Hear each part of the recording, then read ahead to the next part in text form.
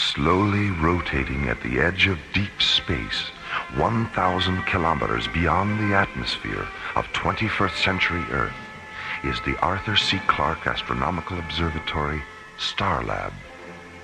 Here, Starlab Research Director Dr. Maura Cassidy and scientists and technicians of the International Space Authority, ISA, watch over the countless stars and planets that fill the silent distances beyond the giant space station. It is November 3rd, 2028, as this week's episode, The Kilohertz War, reminds us how suddenly and mysteriously one man's science fiction can become another man's science fact on the threshold of alien worlds.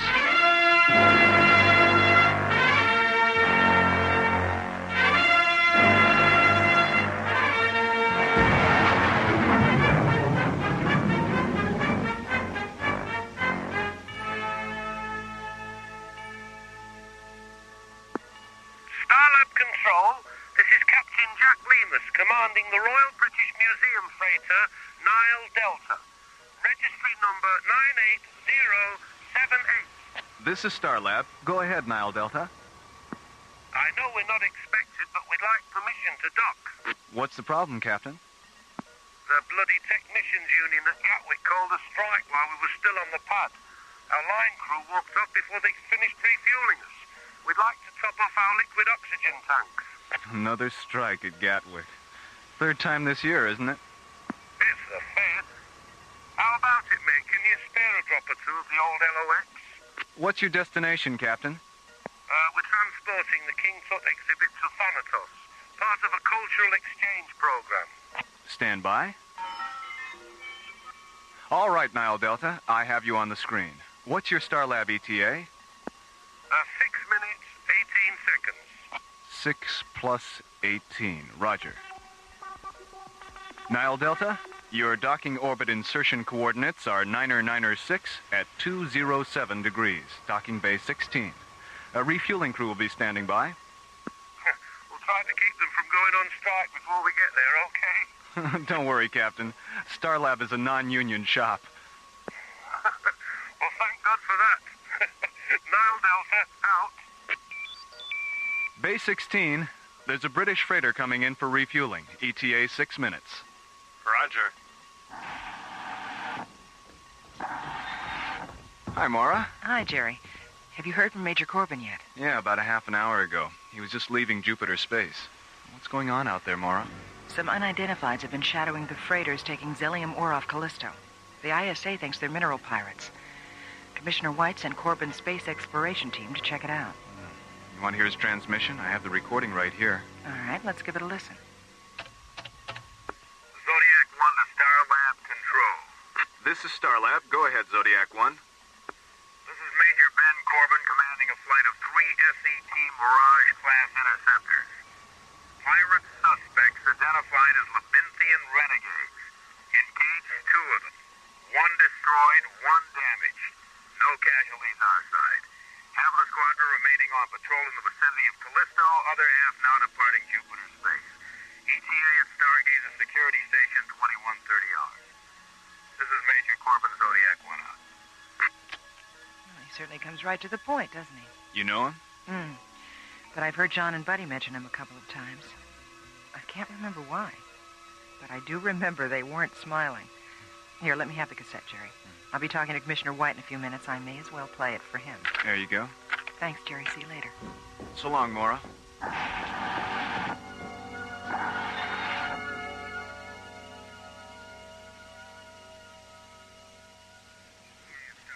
Security Station 2130 hours. This is Major Corbin, Zodiac 1 out. That's it, Commissioner. Well, thanks for getting it to me so fast, Maura. Is there anything else we should talk about? The tape you sent up concerning the Tyrillian military exercises on Mars. I thought Tyrillia was anti-military. Well, she is, Maura, but 2 planets in their system have declared war on each other. And Tyrillia's sitting right in the middle. They're working up a tactical space force to protect themselves. They hate to do it, but they have no choice. Why are they testing on Mars? Well, its atmosphere is Tyrrellian compatible for one thing, and it's uninhabited for another. You see, Tyrrellia is very densely populated. They didn't want to take the chance of hurting any of their people if an experimental weapon malfunctioned or one of their prototype ships crashed. Sounds like they've got a lot of soul as well as a lot of sense. Yes. Well, I'd better sign off now, Maura, and try to get home. There's a lot of wind and snow blowing around outside, and you know what New Chicago's like during a blizzard. All right, Commissioner, bundle up. And beware of little boys chucking snowballs. Starlight Communications, out.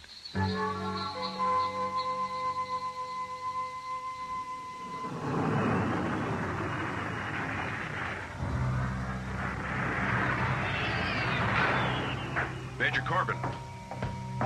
It's coming through on the Earth disaster frequency now, and it just tripped the override on the fail-safe attack circuit. Punch it up in here. Of the vanguard of an invading army from the planet Mars. An emergency. San Diego burned into the explosive military operation. Mars. 2,000 feet. Engine to get after unleashing their deadly assault. This is Captain Lansing of the evacuation. Blackout communication. I told the ISA not to allow those aliens to run loose on Mars. Have you been able to raise Starlab yet? No, sir, and we've been trying for over an hour now. The Tyrrellians probably took out Starlab on their way to Earth. All right, Captain. Flash the pre-combat alert to the other ships. We're going to Mars.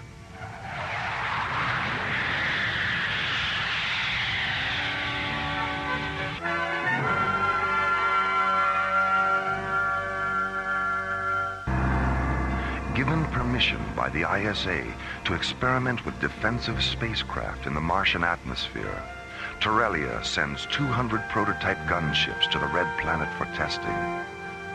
10 days later, 3 Mirage-class SET interceptors receive a powerful radio transmission as they leave Jupiter space. The transmission overrides their Earth disaster frequency and fail-safe attack circuits, and is filled with a confusion of voices describing an attack on Earth from Mars. Yes, the planet. On the planet Mars, between the hours of coloring white, destruction of cities and cars. 5 minutes after the transmission is received, Major Ben Corbin, who commands the interceptors, orders his executive officer to contact Starlab for confirmation of the attack. Have you been able to raise Starlab yet? No, sir, and we've been trying for over an hour now. The Tyrrellians probably took out Starlab on their way to Earth. All right, Captain, flash the pre-combat alert to the other ships. We're going to Mars. Open a close proximity channel. I want to talk to the other ships. Yes, sir. Go ahead, Major. This is Major Corbin. You all know what the situation is, and what our choices are. You also know that it's the responsibility of a commanding officer to decide which choice is best. But these are extraordinary circumstances. So I believe the decision to either continue on to Mars or to return to base should be shared by all of us. So when I finish this transmission, take a vote. Flight crews and officers alike. It's up to you. Zodiac 1 out. You're looking unusually tense, Captain. What's the problem? I'll go see how our crew feels about your pep talk, Major. Pep talk? Is that what it was? I'll be back in a few minutes. Captain O'Neill, Major. We're ready whenever you are. Thanks, Bill. This is Captain Dan Sager. We're with you all the way, Major. I knew I could count on you, Ray.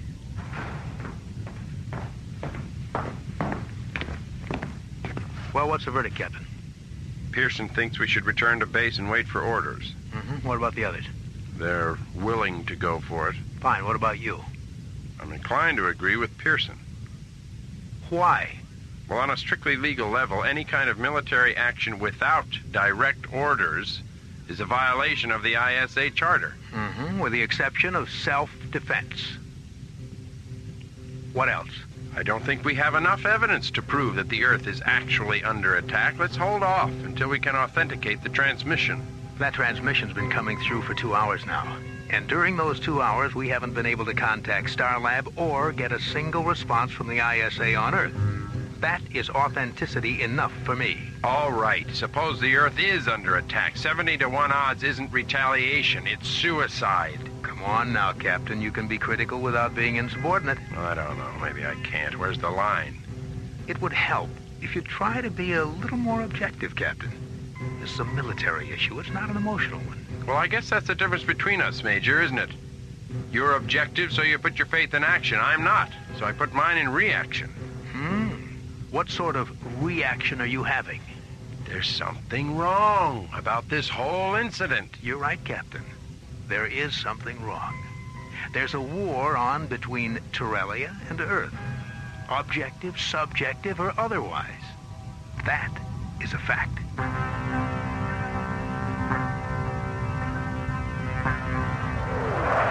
Flying in a tight triangular formation, the tips of their delta-shaped wings nearly touching, the 3 sleek white interceptors of Major Corbin's Zodiac flight execute a 360-degree roll and rocket away toward Mars.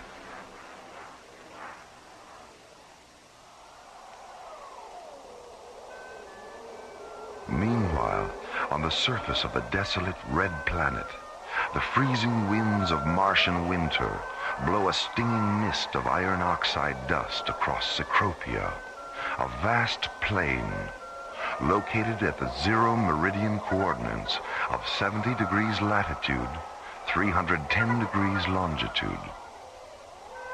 In the middle of the windswept plain lies the Terrellian Command Center, 7 transparent green domes whose faceted emerald surfaces fracture the pink light of the late afternoon sun.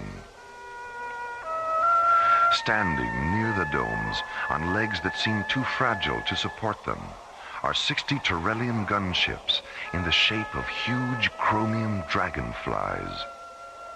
Outside the central Terrellian dome, Commander Arxathos stands looking up at the bleak Martian sky, his long, yellow-pleated cloak swirling around him, his delicate lungs protected from the iron oxide storm by the black filter mask covering his face.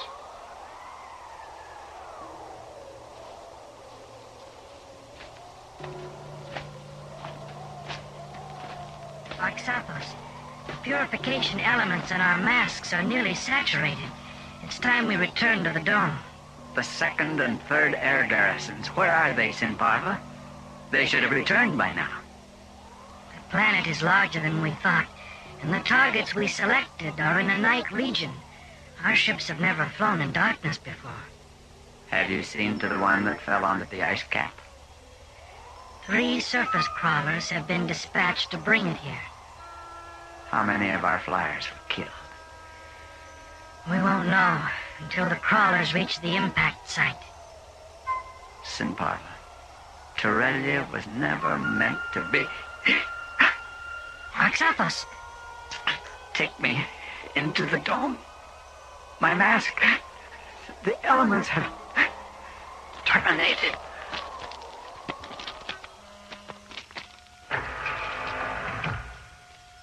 As Sinparva rushes his commander into the protection of the central dome, Major Corbin's SET Zodiac flight enters the Martian atmosphere.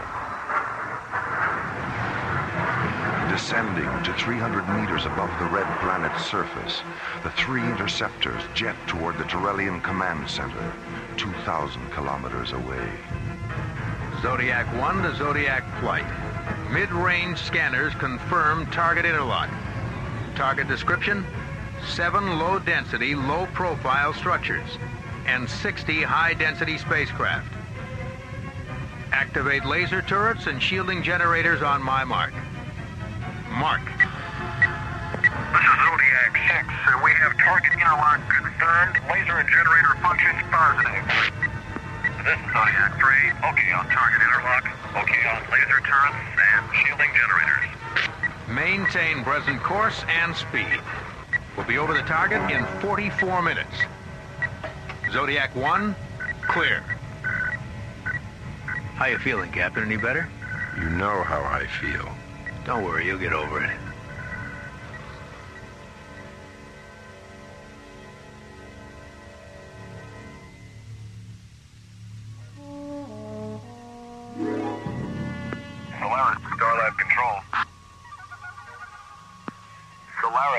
Starlab Control. Oh, come on, Jerry, it's us. Your old pals through thick and thin. SET captains Buddy Griff and John Grayton. Jerry? Go ahead, Solaris. Yeah, Jerry, where you been? Down in engineering. All our communications were knocked out about 3 hours ago. We just got back on the air. What happened? According to Professor Crane, a pulsar somewhere flashed back all the radio signals that it collected in its gravitational field. You should have been here. It was really a buzz. Speaking of buzzes, is Maura there? We've got a present for her. She and Professor Crane are up in data processing, resynchronizing the sidereal time terminals on the computer. Hey, have you got a docking bay open? Our ETA is 9 minutes. Docking bay 23, buddy. Docking orbit insertion coordinates 671 at 208 degrees. Thanks, Jerry. Solaris out.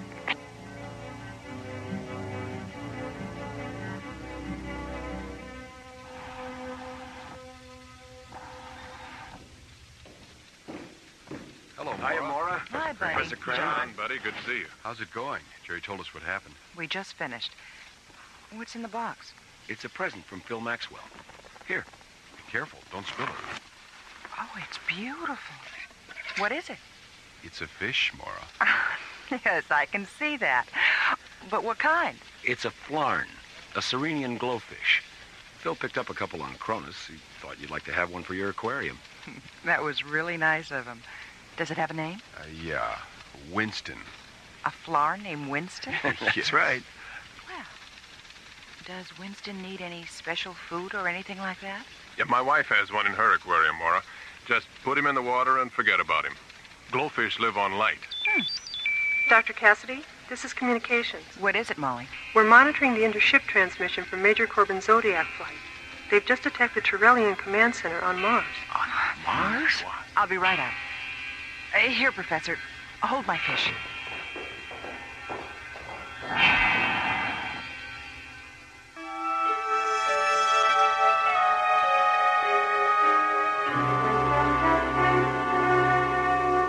A powerful radio transmission has tripped the fail-safe attack systems of 3 SET interceptors.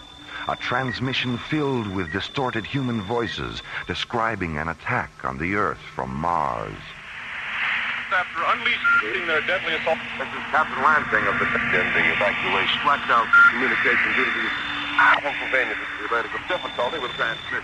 When Starlab and ISA headquarters on Earth failed to acknowledge his calls for confirmation of the attack, Major Ben Corbin reaches a tragic conclusion. The alien assault is real.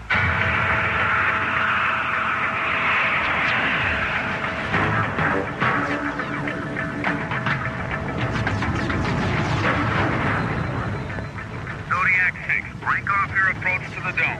We'll take him out later. That's a roger, Zodiac leader. Zodiac 3, hit that ship that's trying to take off.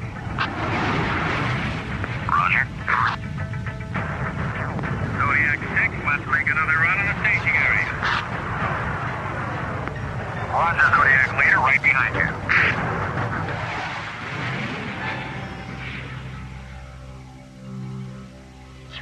Simparva, where did they come from? They were flying too fast for our senses. We had no warning. Have you tried to contact them? They don't respond. Then we have no other choice but to defend ourselves. Open the barrage domes. Inform our gunners that this is a lethal engagement.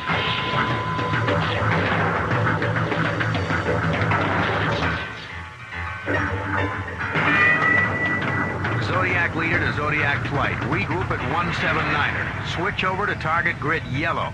And we'll go around again. Starlab to Zodiac 1. Starlab. I knew we should have waited. I knew it. Starlab, this is Zodiac 1. Go ahead. What are you doing, Major? Get out of there now! Captain, check the source of this transmission. Major Corbin, this is Commissioner White. Get your flight back to Stargazer and turn yourself over to security. You've got one hell of a lot of explaining to do. But the attack on Earth, there was a radio transmission. It tripped our fail-safe system. We heard it on the other... Picked up the same transmission here at ISA headquarters, and so did Starlab. Zodiac 6 to Zodiac Leader. Pull up, Major. The Trellians have opened up a gun read dome, and they're tracking you. Major, how much convincing do you need? If you don't give the order to break off this attack, I will. Zodiac Leader to Zodiac Flight. Return to base. Repeat, return to... Direct hit on the starboard thrusters. We've lost the automatic guidance circuits. Switch to manual. Attitude gyros are gone. Co-pilot to crew, get to your crash positions. We're going in.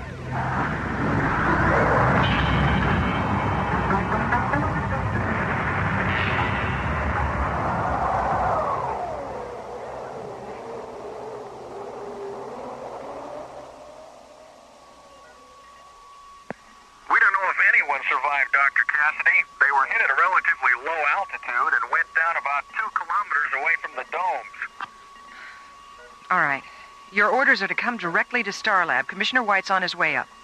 That's Roger, Starlab. Zodiac 6 out. I've finished analyzing the tape Jerry made during the pulsar flash, Mora. The frequency of the predominant voices and the frequency of the fail-safe override are exactly the same.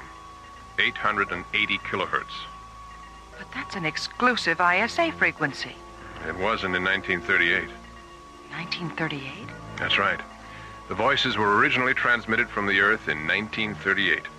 What was there about the voices that caused Major Corbin to do what he did? Come on. I'll play the tape for you.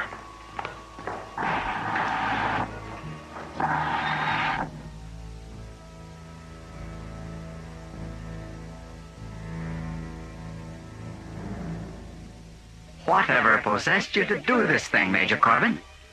3 men killed in the crash of your ship. 9 others seriously harmed. Captain Vogel critically injured. 20 Turellian flyers lost. The transmission. We thought you were attacking the Earth. I did what I thought was right. Did you contact Starlab for confirmation? Did you contact Commissioner White? We couldn't reach them. Then why didn't you contact us? It never occurred to me. Military uniforms are unfortunate things, Major. So very little does occur to the ambitious patriots who wear them. Arxothos. Yes, Sinparva? A transmission from Commissioner White has come through. He wants to talk to you. Sinparva. Your eyes. Is there something else? There was nothing our physicians could do. Captain Vogel just died. Oh, my God. My God. Between the hours of Hillary White, destruction of cities and in the evacuation. Tonight, the Columbia Broadcasting System and its affiliated stations coast to coast has brought you The War of the World by H.G. Wells, featuring Orson Welles and the Mercury Theater on the air. Next week, we present a dramatization of 3 famous short stories. This is the...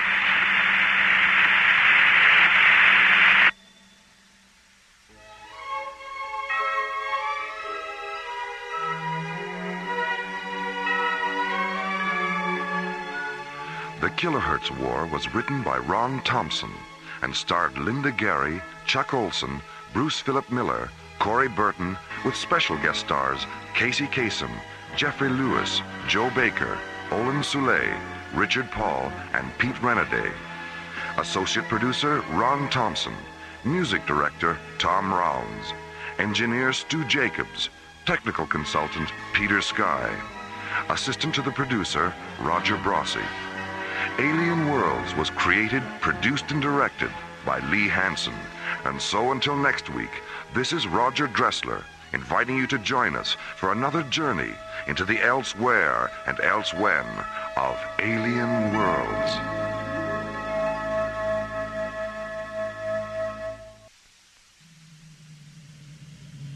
Slowly rotating at the edge of deep space, 1,000 kilometers beyond the atmosphere of 21st century Earth, is the Arthur C. Clarke Astronomical Observatory, Starlab.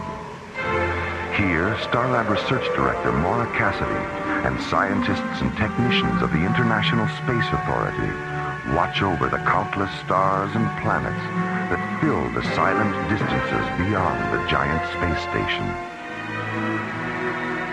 This week, Maura Cassidy and Space Exploration Team Captains John Graydon and Buddy Griff cross the Himalayan parallel and encounter one of mankind's oldest legends on the high plateaus of Tibet, a land whose windswept frontiers guard the extraterrestrial secret of something pale and strange, something which has fallen to Earth during an interstellar journey between alien worlds.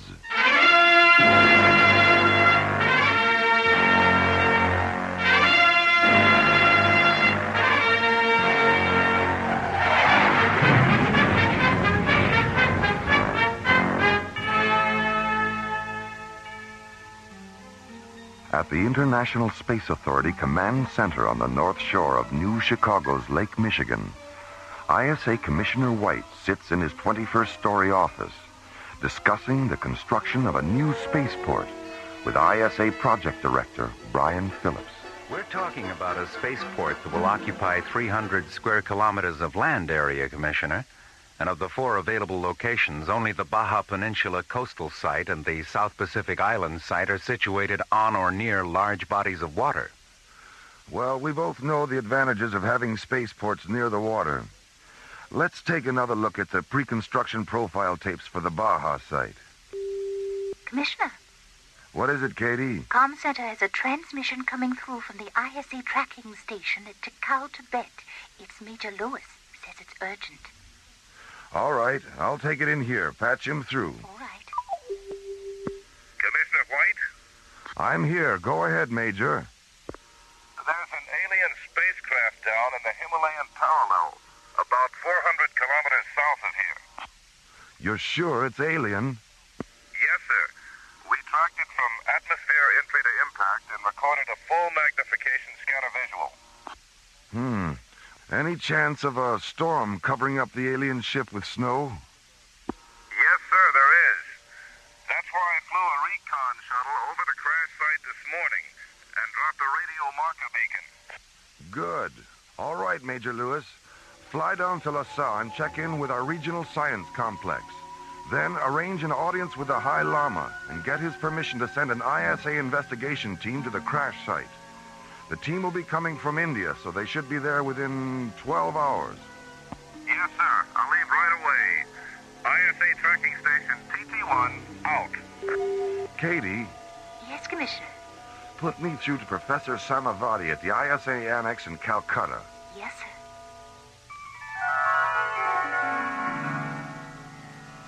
Half an hour after receiving Commissioner White's transmission, Professor Samavati sends an ISA security officer to Calcutta's Royal Hyperion Hotel with a message for Starlab Research Director Maura Cassidy. Who is it? Lieutenant Chapman, ISA Security. Dr. Cassidy? Yes? I have a message from Professor Samavati. Thank you. Well, that's the end of our vacation. Has transportation to Lhasa been arranged? There's an ISA priority shuttle waiting at the Rasalila spaceport. Good. We'll be there in half an hour. Goodbye, Dr. Cassidy. Have a pleasant journey. Thank you. Tibet. We're going to Tibet. Come in. Good morning, Maura. Hey, Maura. Morning, buddy. John. We just passed an ISA security officer in the hall. What's up? We're going to Tibet. ISA orders. To Tibet? An unidentified alien spacecraft crashed in the Himalayan parallel last night. Commissioner White wants us to investigate. Oh, but we're on vacation. I know how you feel, buddy. I had the same reaction. Then I started thinking, this might be the only chance we'll ever have to meet the High Lama. Yeah. And maybe find out how he got so high. Oh, buddy.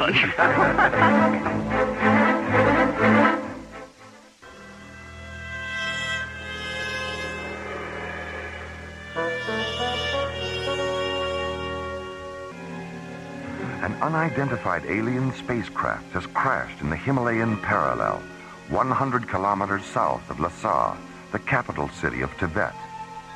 After being notified of the crash by an ISA tracking station, Commissioner White sends a message to Calcutta, ordering Maura Cassidy, John Graydon, and Buddy Griff to interrupt their vacation and investigate the incident.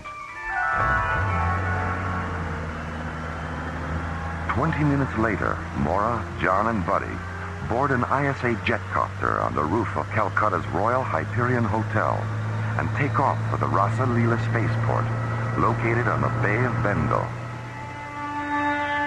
I wish we could have spent more time traveling across India. It's really an amazing country. Yeah. So interesting. You know what I like most about it? What? Well, all the things that are holy.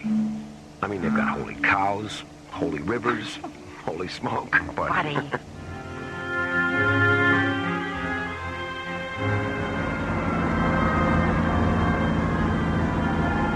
10 minutes later, the jetcopter lands at Calcutta's Rasa Leela spaceport, where Maura, John, and Buddy board ISA Priority Shuttle 19.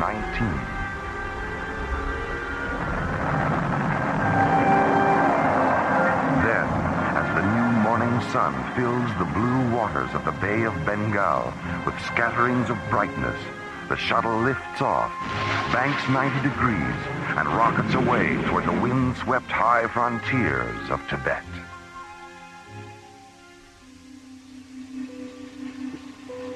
Lhasa Control, this is SCT Captain John Graydon, piloting ISA Priority Shuttle 19. Are you tracking us? Affirmative, Captain. Your landing coordinates are vector 031 at subvector 097. Roger. Come in on auto guidance and stay aboard after you set her down. Major Lewis will pick you up in a snow crawler. Roger. Shuttle 19 out.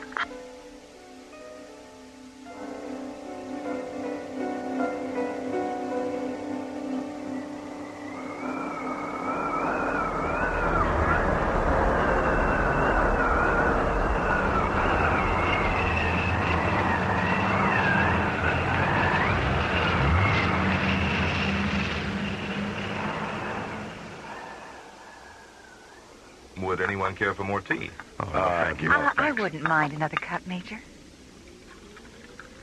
Here you are. Thank you.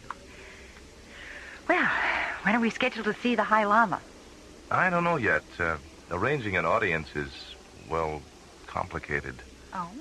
He rarely gets involved with the official business of the material world. An inner circle priest named Chang usually handles that. Well, when can we see Chang?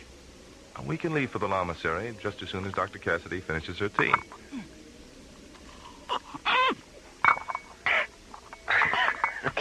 Are you all right, Maura? I think so. You'll have to excuse Dr. Cassidy, Major. Her table manners are usually beyond reproach. Funny.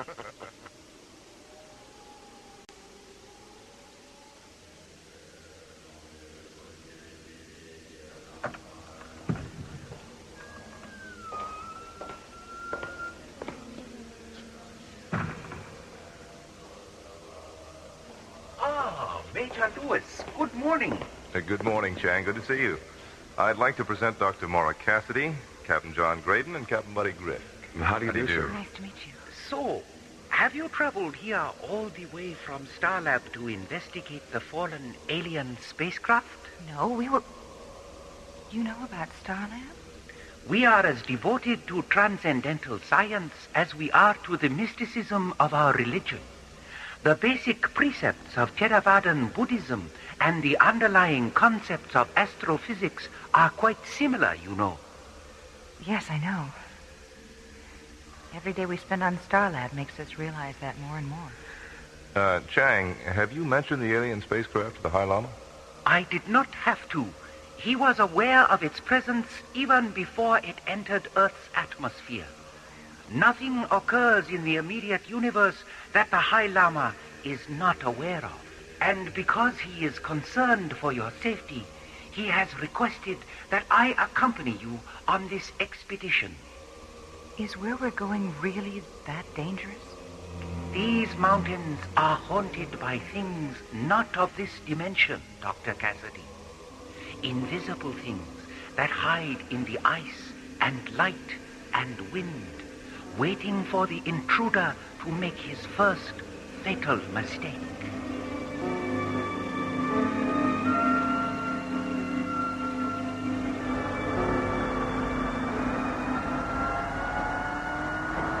Hours later, Priority Shuttle 19 lifts off from the ISA Science Complex near Lhasa.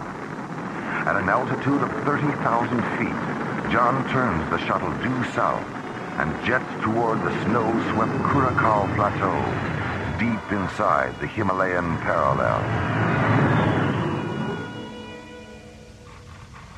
Major, what's the frequency of the marker beacon you dropped near the alien? 94 megahertz. 904. Well, there's the signal. Correct to 109er, Skip. 109er, right. Okay, we're right on the money. Check your seat harnesses, everybody. We'll be landing in 4 minutes.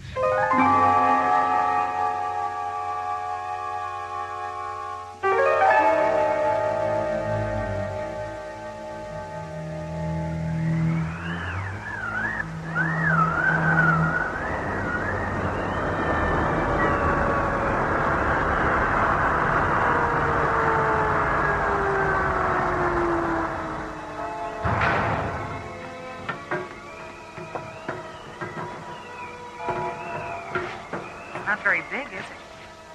No. Buddy, are you thinking what I'm thinking? That it looks more like a multi-atmosphere drone than an interplanetary spacecraft? Yeah. What makes you think it's a drone? The size, for one thing. It's only about 12 meters long, so it couldn't have carried more than 10 or 15 minutes worth of fuel. Yeah. And look at the thruster nozzle. That kind of residue is a byproduct of short-range solid propellant, not long-range liquid. Well, the only way we can be certain is to take a residue sample into the shuttle and analyze it. Okay, I'll get the... What's that? Sound. Did you hear that? It is the voice of the Yeti. The abominable snowman? His cries have echoed through these mountains for centuries.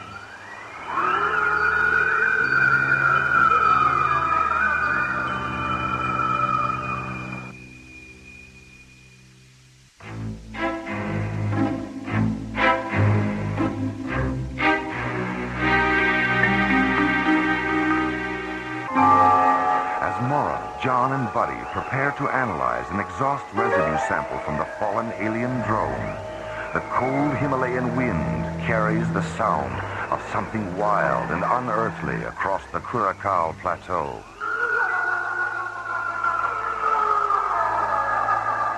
What was that? Sound. Did you hear that? It is the voice of the Yeti. The abominable snowman? His cries have echoed through these mountains for centuries.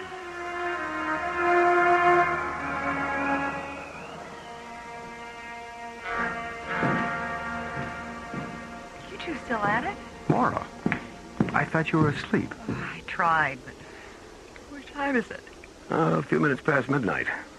What about Chang and Major Lewis? They're back in the starboard cabin. Chang's meditating, and Major Lewis is sound asleep. Ooh, it's freezing in here. Why is the port open?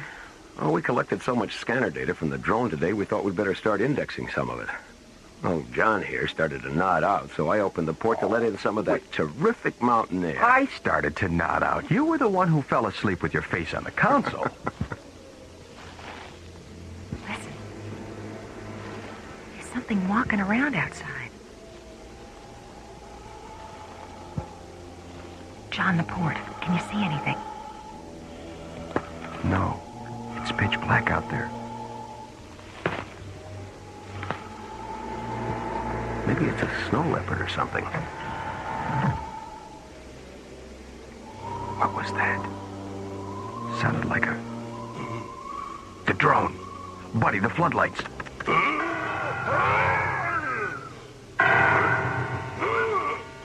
God, it's a Yeti. Let's get out there. Grab a couple of blasters, buddy. Right.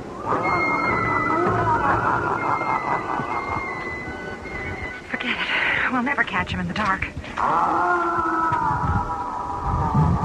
Look at that. He opened a hatch in the drone. We couldn't even find a hatch.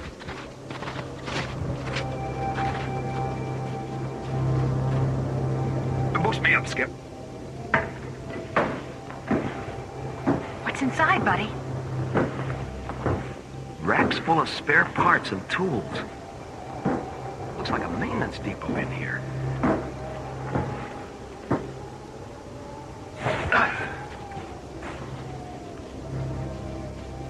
What are you thinking, Mara? Well, it's obvious he wants those spare parts and tools. I'd like to find out why. You're the only one. Let's try and get some rest. We'll track him with a portable lifeform scanner when the sun comes up. The invisible fingers of the universe move across the ebony sky. Night slides away like soot rubbed from glass. The misty gray spaces fill with thick veins of purple, red, and rose. The veins silently rupture, flooding the sky with the dazzling brilliance of this planet's closest star, dawn over the Himalayas.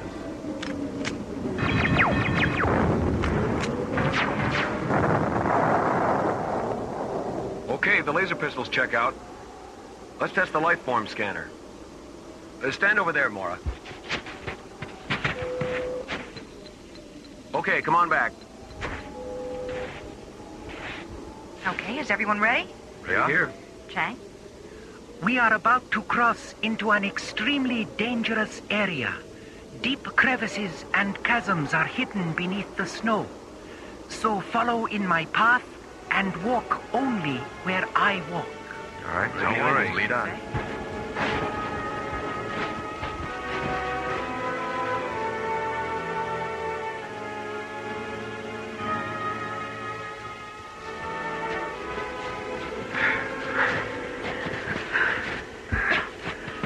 True what they say about long-distance perception, isn't it?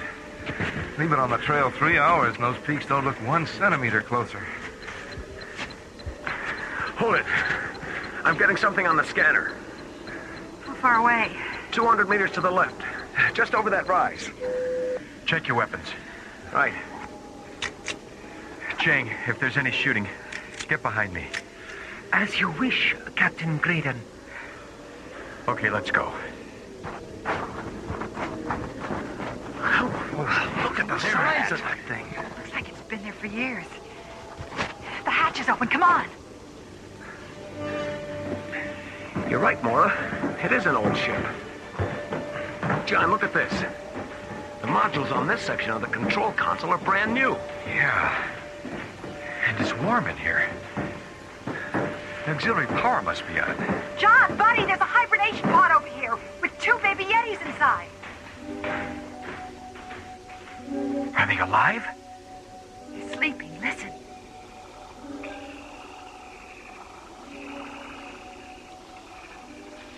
Hold on a minute. There's something outside.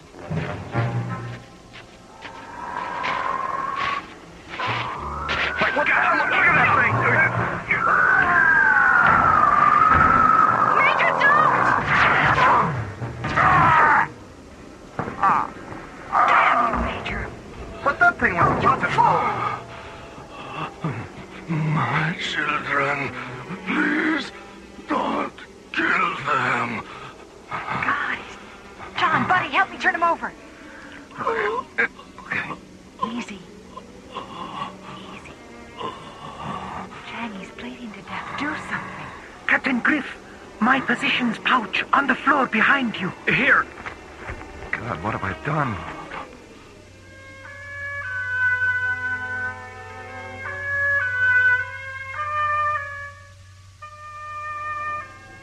There were 50 of us on a journey to a new colony on the far side of your sun. There was an accident. We crashed in these mountains. Mapadani and I were the only survivors. We lived in this ship for over 6 centuries. What became of Mapadani? She died last night after a drone landed. When she saw it, she said she was happy that our children could now return to Nomalaras, our own world. Then her eyes turned to ice. Sariga, why did it take so long for the drone to reach you? So many planets, so many stars, so many possibilities. Stay with him, Chang. I want to see how Buddy and John are coming with the repairs.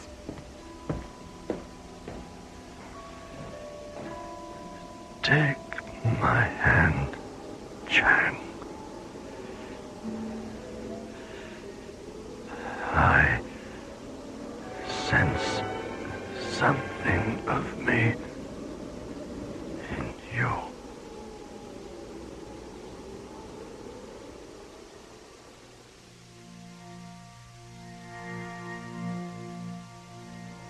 Everything checks out, Mora. We followed Sariga's instructions to the letter. There really wasn't all that much to do. He'd finished most of the repairs himself. What about auto guidance? We cross-checked it 3 times. It's locked on a direct course for Namaloris. And the 2 babies? The hibernation pod's life support system is functioning perfectly. Where's Major Lewis? He's walking around outside. He feels terrible about what happened. He made a mistake, Mora. It could have happened to any one of us. I'd better go talk to him. Good idea. Dr. Cassidy? What is it, Chang? He is dead. He asked that we bury him here. Yes, all right. Set the launch timer for 10 minutes, Buddy. Right. All right. Let's take Sariga away from here.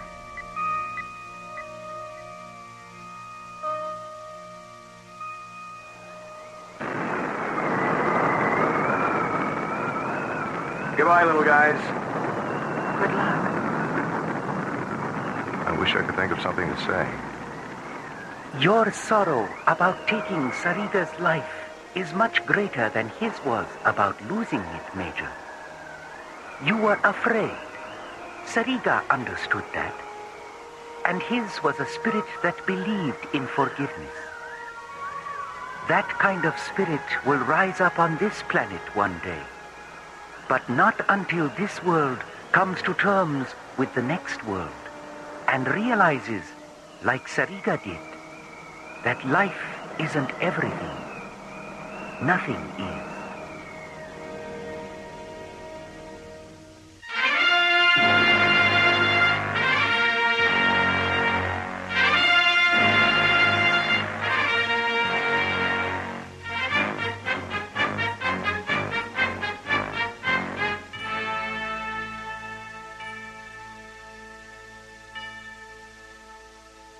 The Himalayan Parallel was written by Ron Thompson and starred Linda Gary, Chuck Olson, Bruce Philip Miller, and the Watermark Players, with special guest stars Philip Clark, Chuck Howerton, and Larry Moss. Associate producer Ron Thompson. Music director Tom Rounds. Engineer Stu Jacobs. Assistant to the producer Jim Cook. Technical consultant Peter Sky. Alien Worlds was created, produced, and directed by Lee Hansen. And so, until next week, this is Roger Dressler, inviting you to join us for our next adventure from the elsewhere and elsewhen of Alien Worlds.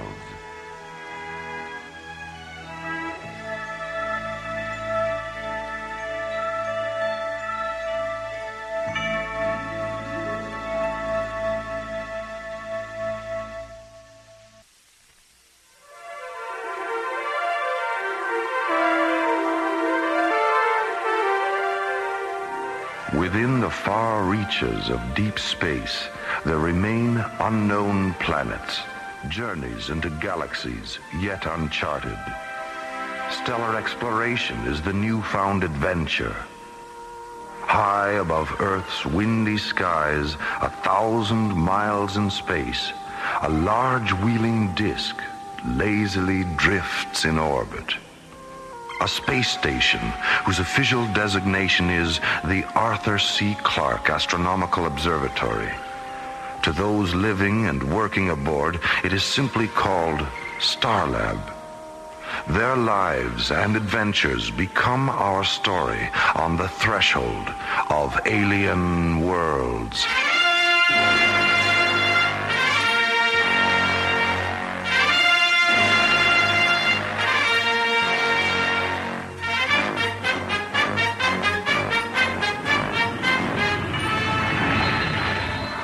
Coordinates bearing 8179er, roger.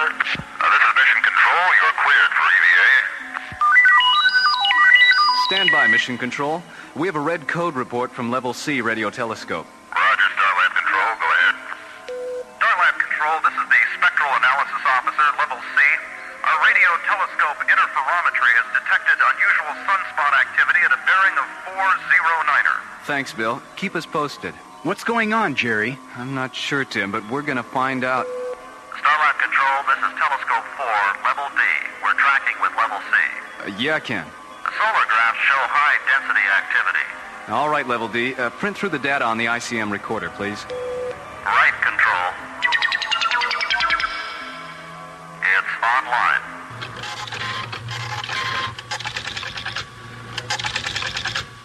Look at this. What? That's more solar activity in the last 2 minutes than we've seen in 2 years. I'd better call Dr. Cassidy. Meanwhile, on Earth, the effect of the sun's strange activity begins. Kansas City, Missouri, 8:05 p.m. Good evening, Mr. Jennings. Good to see you again. Thanks, Ron. Now, would the two of you care for a bottle of wine? Yes, all right. Yeah. I think that's a good idea. Great. The usual, Ron. All right. Well, I'm certain you'll love the food here, Sylvia. It's a very special place. It's been a favorite spot of mine for years. I've known the owner a long time, too. What's that? Huh, that's strange. Probably just a heavy truck going by in the street outside. My God, Roger! It's an earthquake!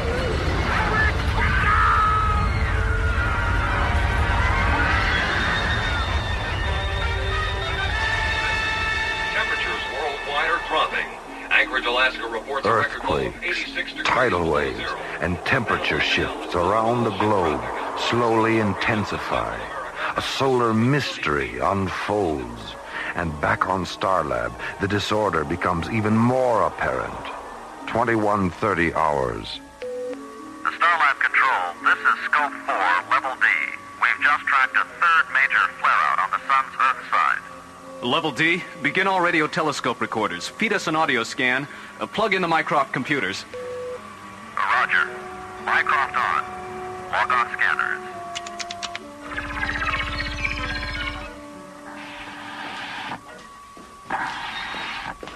Hi, Dr. Cassidy. Thanks for coming up here.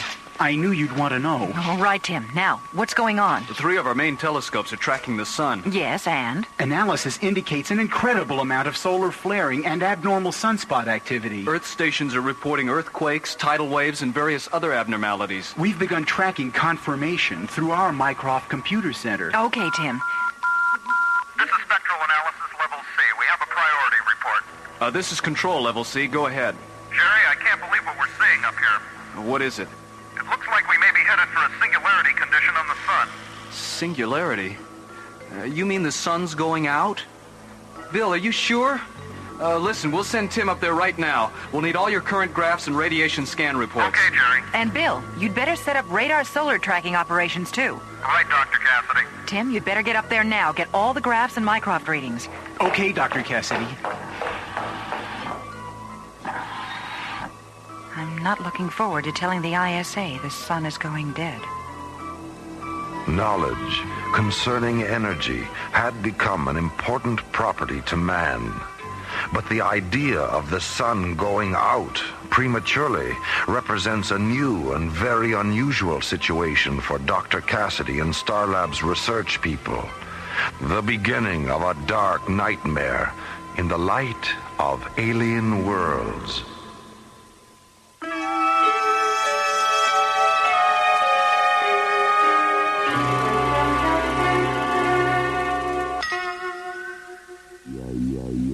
To those aboard Starlab, a shiny rotating observatory high above Earth, the sun seemed to be going dead.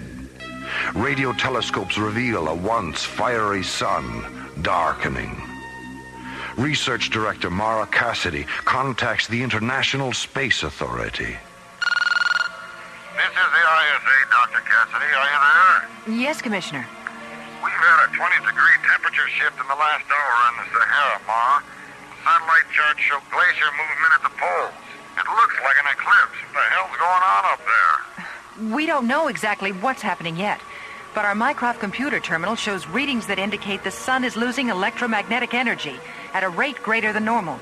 We may be headed for a gravitational collapse. Pardon me, Dr. Cassidy. The mass proximity indicator is registering... Not now, Tim. I've got... Dr. Cassidy, are you setting up solar radiation scanning? What? Solar scanning? Yes, we're working on it, sir. Tim have communications patch Mycroft through to the ISA computers. Right. Commissioner White, I'm having our computer tech supply your office with a duplicate of our current information tapes. You'll have everything we've got shortly. Yes, Doctor. My terminal is receiving it now. Hey, is this right? It can't be. I'm afraid so, Commissioner White. We've got about 60 hours before the sun reaches singularity and Earth freezes solid. What can we do to help? Well, first of all, we need you to send an SCT up here right away. We need to make a house call. Well, the only space exploration team I've got for immediate launch that can handle this is Delta 1. Delta 1? Oh, wait a minute. That's Graydon, right? Captain John Graydon? And Buddy Griff, that's right, Ma. Oh, no, Commissioner. Isn't there anyone else you could send us? I'm sorry, Doctor. That's the team. We'll launch immediately. The ETA is 3 hours, 10 minutes. Keep us informed, Ma. Out. Yes, sir. We'll keep you informed. Out. Dr. Cassidy, what's wrong? I can't believe they're sending Buddy Griff up here. They might as well let the damn sun go out. Delta 1, SCT command. Report to ISA pre-launch immediately. What? Oh, we just got in. Boy, you can't get a spare minute anywhere anymore. Oh, come on, Captain. Let's just finish this hand, huh? Oh, we better pass for now, buddy. We better get down there. Pass? The man's 18 in back of me. I got a hot 21, and he says pass. It's just a game. We can pick it up later. It's just a game. I'll say it's just a game. All right. ISA says jump, and Captain John Graydon jumps. That's how come you're a bloody hero and I'm just a lover. And that's the story of your life, right, buddy? Dr. Cassidy, I just got back from spectral analysis. The mass proximity indicators are registering some kind of solid object near the sun. It's like a planetoid. Oh, Tim, don't be silly. The MPI is probably reading solar flare-off gases. But I think there's something there. Don't worry about it, Tim. Besides, the problem right now is the SCT crew they're sending us. I don't understand. Isn't that the next logical step? Logical step, yes. Logical team, no. Especially with Buddy Griff. Buddy Griff? Captain John Graydon's co-pilot. The Prince of Pomposity. John Graydon. I met him just after he got back from Altair. He's a great pilot. I remember a lecture he gave our academy class in 2010. It's not John who worries me. It's Griff. During the Altair mission, my father was with them. Buddy made a very bad judgment error with a photon laser. It caused my father's death. Oh, Doctor, I'm sorry. I had no idea. Yes. Well, never mind. I'll deal with that later. Well, let's get up to spectral analysis and take a look at this planetoid of yours. I'm really worried about this, Doctor. I have a theory that this object is affecting the sun. Now, don't ask me how the devil it got there. Tim, pull yourself together.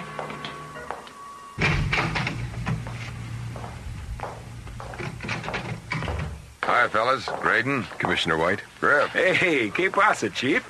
Listen, men, we've got problems with the sun. Heavy solar activity that needs some first-hand observation.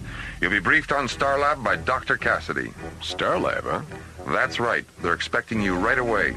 You'd better get over to launch control now. Wait, have I got time to get some cigarettes? Come on, buddy. Let's go.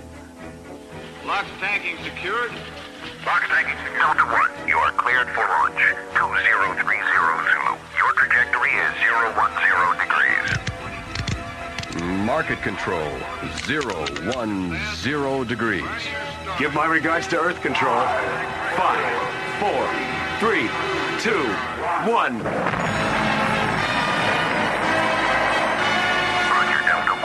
Have liftoff. All systems go. Oh, man, I just love a good rocket ride.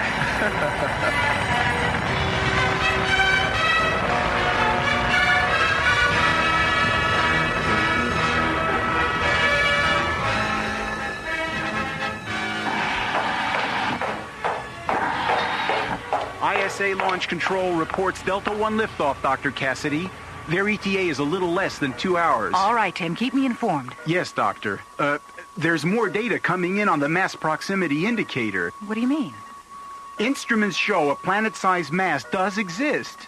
It's roughly on the same plane of the ecliptic, someplace inside the orbit of Venus. A planet? In the orbit of Venus? You're crazy, Tim. I realize it sounds bizarre. Look, Tim, we both checked the radio telescope reports from spectral analysis. There were no visible signs of any planetoid. Well, there must be something wrong with the MPI. Have the technicians CompuScan the circuits. But, Dr. Cassidy... And when Delta 1 docs, bring them to my office. Yes, Doctor. As the sun's unusual activity continues, Starlab researchers work around the clock to unlock the mystery. Tim has found a clue, which Dr. Cassidy believes to be a fluke. Computer error? Maybe. But what Tim may have found could be the first sign of alien worlds.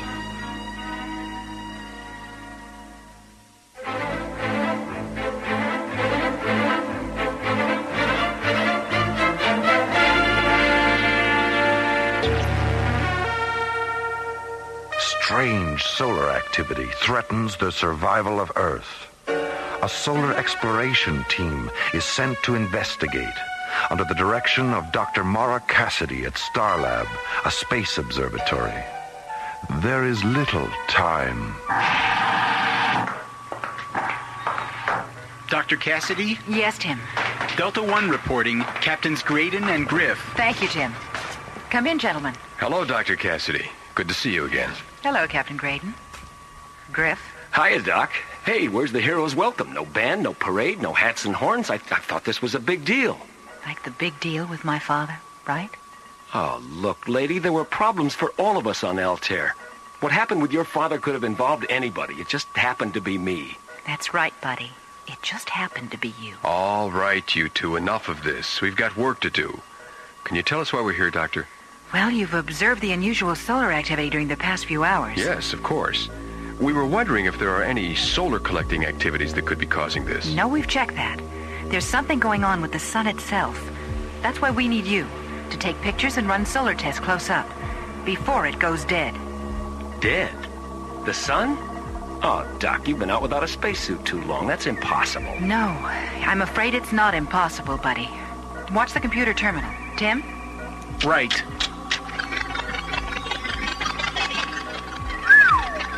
That's frightening. Wow. What's our bottom line? I want you to get as close as you can. We'll have you patched into the Mycroft computer. We can then direct you from that point as to what to do next. Oh, just what I need to end up as barbecued spaceman. We better get rolling. Right. Tim, take Captains Graydon and Griff down to mission control. All right. Good luck, you two. We'll get the story for you, Maura. Yeah, and if you're real good, we'll sell you the rights. Bye. I didn't expect you two at Starlab so quick. Oh, we didn't either, Tim. But we had this tailwind. A tailwind? Right. By the way, Captain Graydon, I feel I should tell you there's something out there by the sun. Oh, really? What do you mean, Tim? I have a theory about all this. Theory? What theory? About what? Well, I'm certain there's a planetoid out there next to the sun, drawing off energy. A planetoid? You think it's alien? Well, let me put it this way. It's not ours.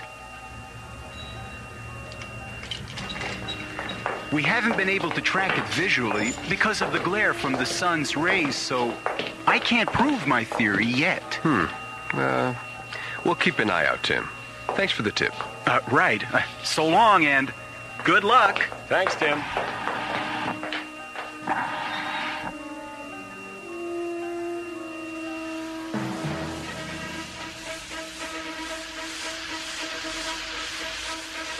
Delta 1, you are at T-minus 30. Launch. Roger, Starlab Control. T-minus 28 and counting. Delta 1, telecom computer lock. 775 megahertz. Our Mycroft data transfer is online. Channel 775 locked. Transfers online. Check. Starlab Control, we're on the grid. 5, 4, 3, 2, 1. Lift away.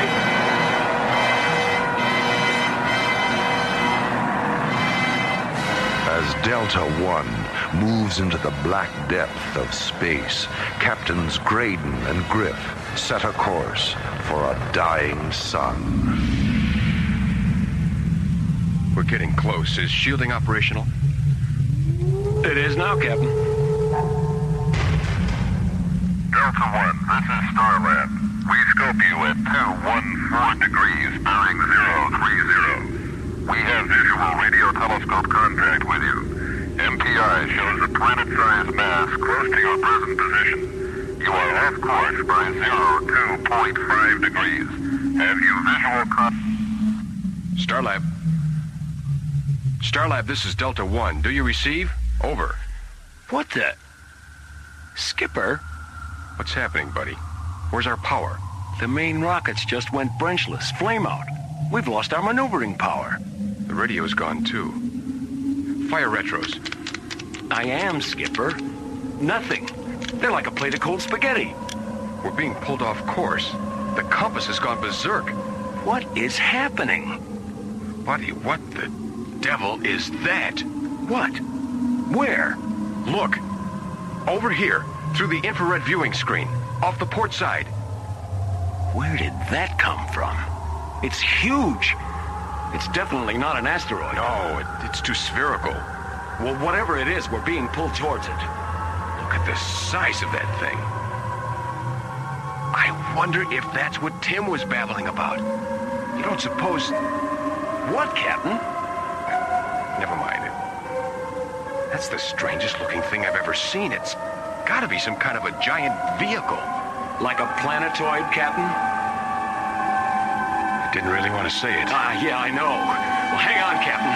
We're on a collision course with it. Dr. Cassidy, look! On the tracking screen, Delta 1. It's gone! What's happened to them? They vanished! Right off the screen, the scopes, the radios, everything. They're gone. I knew it! Keep trying to establish contact. We've got to locate them.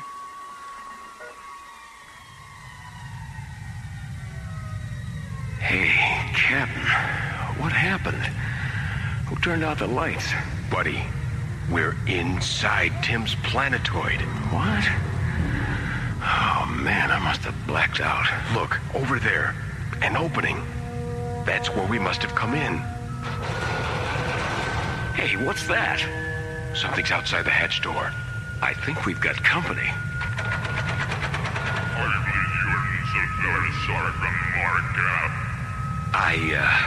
I hope that's the name of the hotel. Disembark your craft. You are under Markup control. Do not resist. Guess we better do as he says, buddy. They look pretty gruesome. Really? Alien beings. We've made contact with aliens. I am Gargon of the Markup Confederacy. Come with us! I'm Captain John Graydon, ISA Terra. Where are you taking us? I always knew I should have taken foreign languages. All right, don't get pushy. Get your claws off me. Boy, are you weird looking. I know of no Marquette Confederacy, at least in this galaxy. Well, me neither, Chief. Wow. This must be the lobby. Commander Konar, we have intruders on Voltar. Intruders? By what reason do you come to Voltar? Well, Doc, you see, we really didn't plan on it. You might say we sort of fell into it, you know what I mean? Why do you approach Voltar sun miners? Sun miners? We're from Terra, Earth. We're not intruders. We're on an emergency mission. Our sun is dying. Captain, we've just stumbled onto the reason. I am Czar Konar, commander of the Marquette Confederacy, 5th Galaxy of Tremion. You are intruders. Look, Commander Konar, we were pulled off our mission by you. You have entered forbidden space. Marquette space. Marquette space? What are you doing to our sun? We collect and store great energy from many suns. Yours is not the first. Yeah? Well, listen, you sun stealers. Earth can't survive without that energy. Then you shall perish. We take suns in many galaxies. It must be so for Marquette existence. Hey, no way, you oversized tin termite. We're not gonna stand for this. Buddy, no, don't. Buddy, are you all right? It's all right, Captain. Run for it. I'll handle these things. Seize them. Run for it, Skip. Get out of here. Buddy, are you crazy? Run, damn it! In here. I'll duck behind the skirter. Okay, now, down this corner. Through here. Oh, which ramp? That one, that's it. There's the ship. Oh, if I could just manage to get... Stop, Tyron! Oh, boy, too close for cover. Oh, all right, I made it. Oh, no. I sure hope that energy field is null. Come on, baby. Come on, fly, Delta One. Fire, damn it. All right, Delta One. Now, let's get the hell out of here. I'm moving. The force field is null. Good. Instruments show me clear. I'm through. I've made it. I can't believe it. Oh, no. Wait a minute. What's that pull? Oh, no. They've got a pressure beam on me. I've got to go FTL. Quick. Okay. I'm out of their orbit. Oh, wait. Buddy. What about Buddy? I've got to get back. I've got to get help. I can't just leave him there. Starlab Control. This is Delta One. Come in, Starlab Control. Starlab Control. Starlab, thank God. This is Delta One. I've been overtaken. We've been in contact with alien beings. Delta One, where have you been? You've been off our scopes for an hour. The planetoid. Tim was right. It does exist. There are aliens. John Graydon uses every faculty to blast free of the Marquette aliens and return to Starlab. Call themselves Marquette. Buddy's still inside. We've got to get him out. Thoughts of what he just experienced race through his mind at laser speed. It is imperative to warn Starlab and Earth. The threat is no longer theory. It is reality. Graydon and Griff have made contact with alien worlds.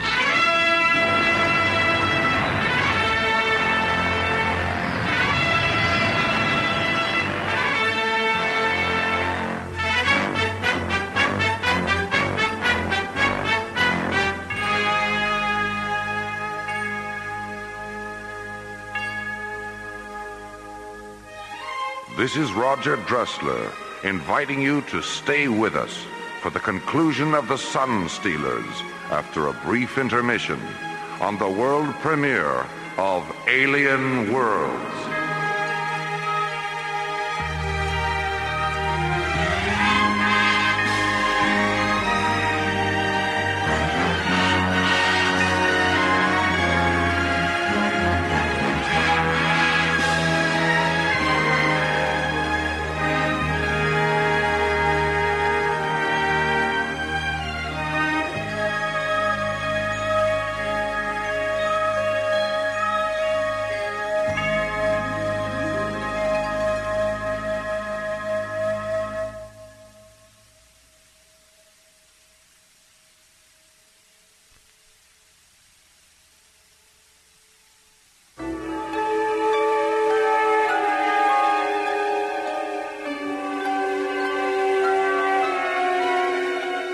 High above Earth's windy skies, 1,000 miles in space, the astronomical space observatory Starlab lazily drifts in orbit. Research teams aboard have detected strange solar activity on Earth's sun. Space exploration team John Graydon and Buddy Griff are sent to investigate and face a bizarre encounter. We're being pulled off course. The compass has gone berserk. Buddy, what the devil is that? Where did that come from? It's huge.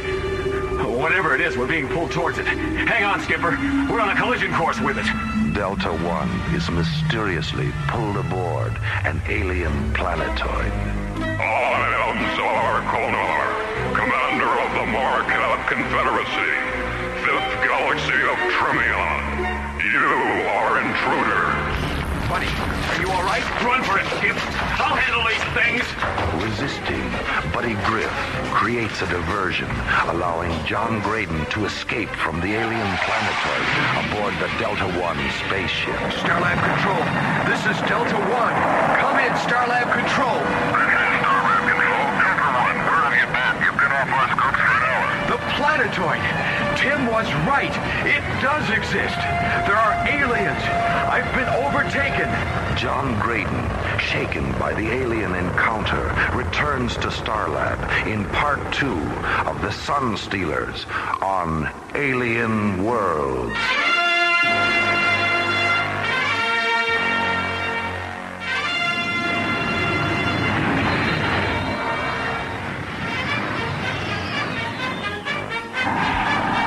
He's here, Dr. Cassidy. They're bringing Captain Graydon in now. Okay, Tim, come on. All levels report. It's pretty strange, isn't it? What, Tim? Well, haven't you heard? I mean, something went wrong. They were overtaken by aliens. Buddy didn't get out. I've only gotten the preliminary report. I'm not sure about any aliens yet. Hi, Mara. Tim. Jerry, where is he? He's in the isolation airlock chamber. How is he? Oh, Doc Benson says he'll be all right. Radiation levels are minor, but there's enough present to leave him in the capsule for at least an hour.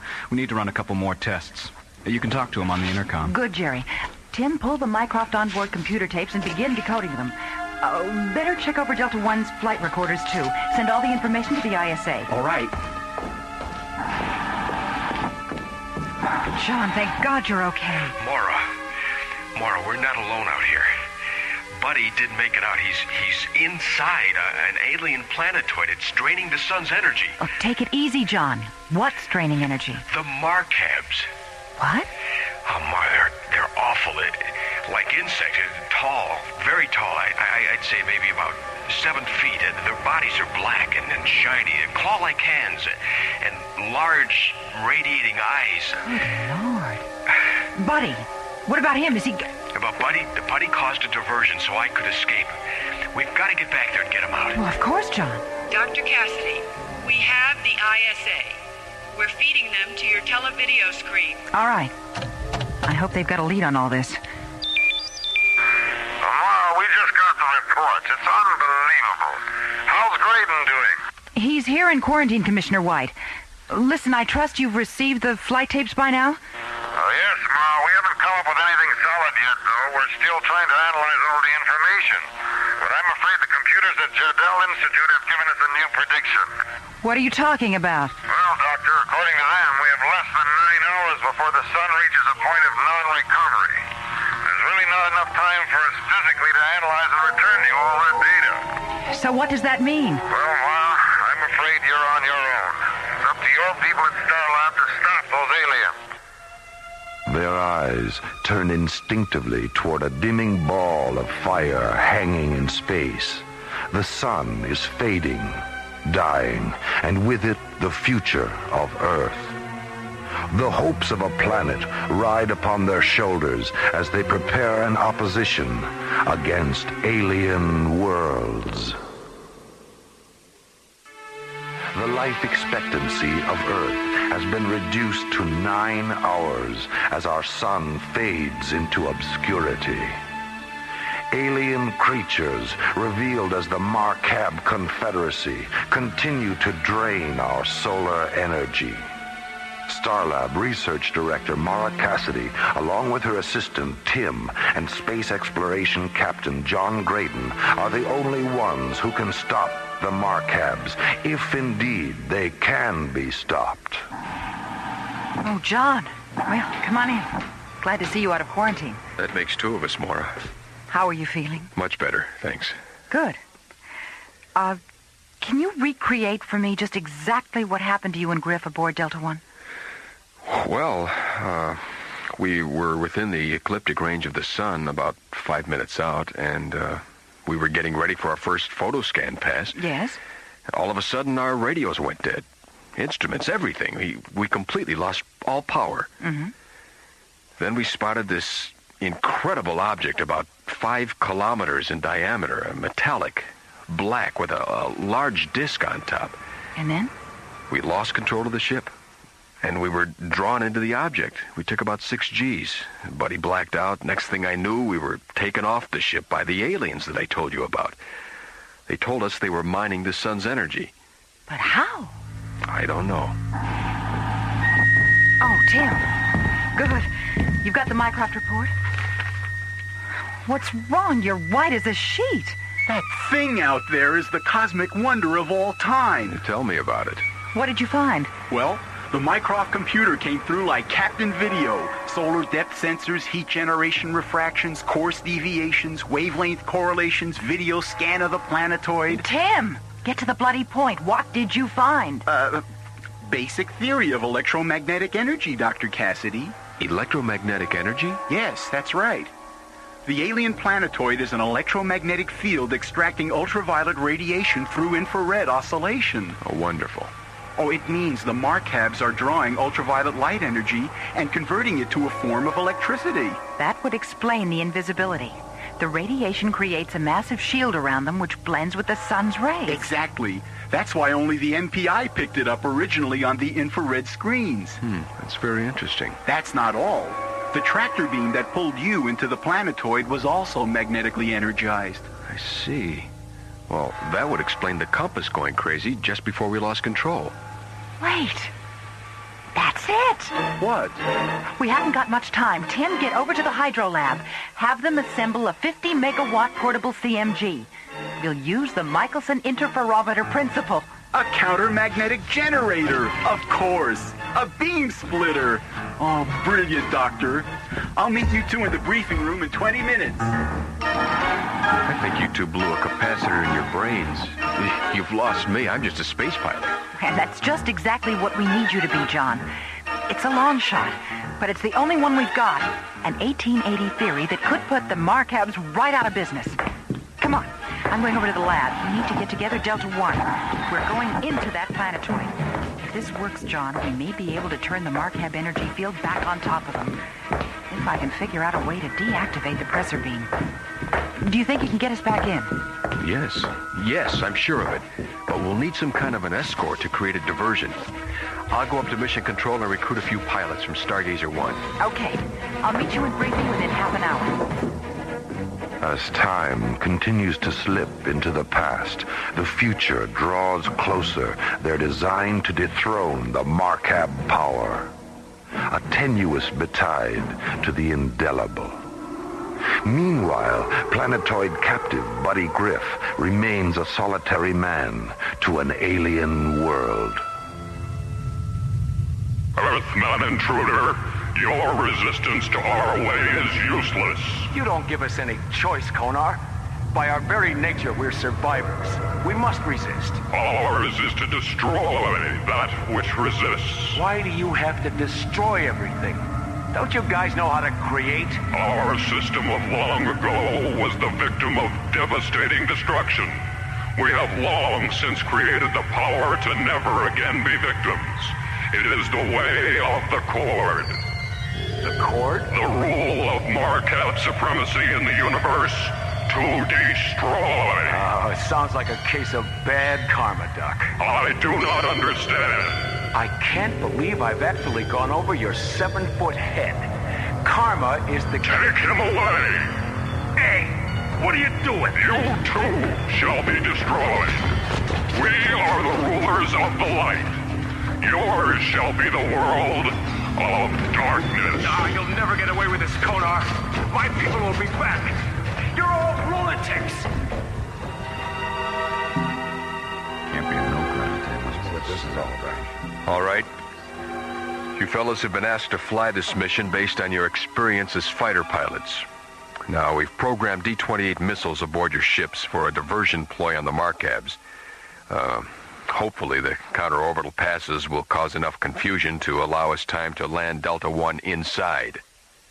Now, if we're not out by the 20-minute limit, you're instructed to launch full Titan Helitrobus missiles into the side of the Markab planetoid, and then return to Starlab. Any questions? Okay. We'll launch in 8 minutes. Synchronized watches, 1,600 hours, 22 minutes, and 15 seconds. Mark. See you guys on the 50-yard line. As Starlab pilots prepare the final assault on the alien encounter, a galaxy clings to the hope of triumph on alien worlds.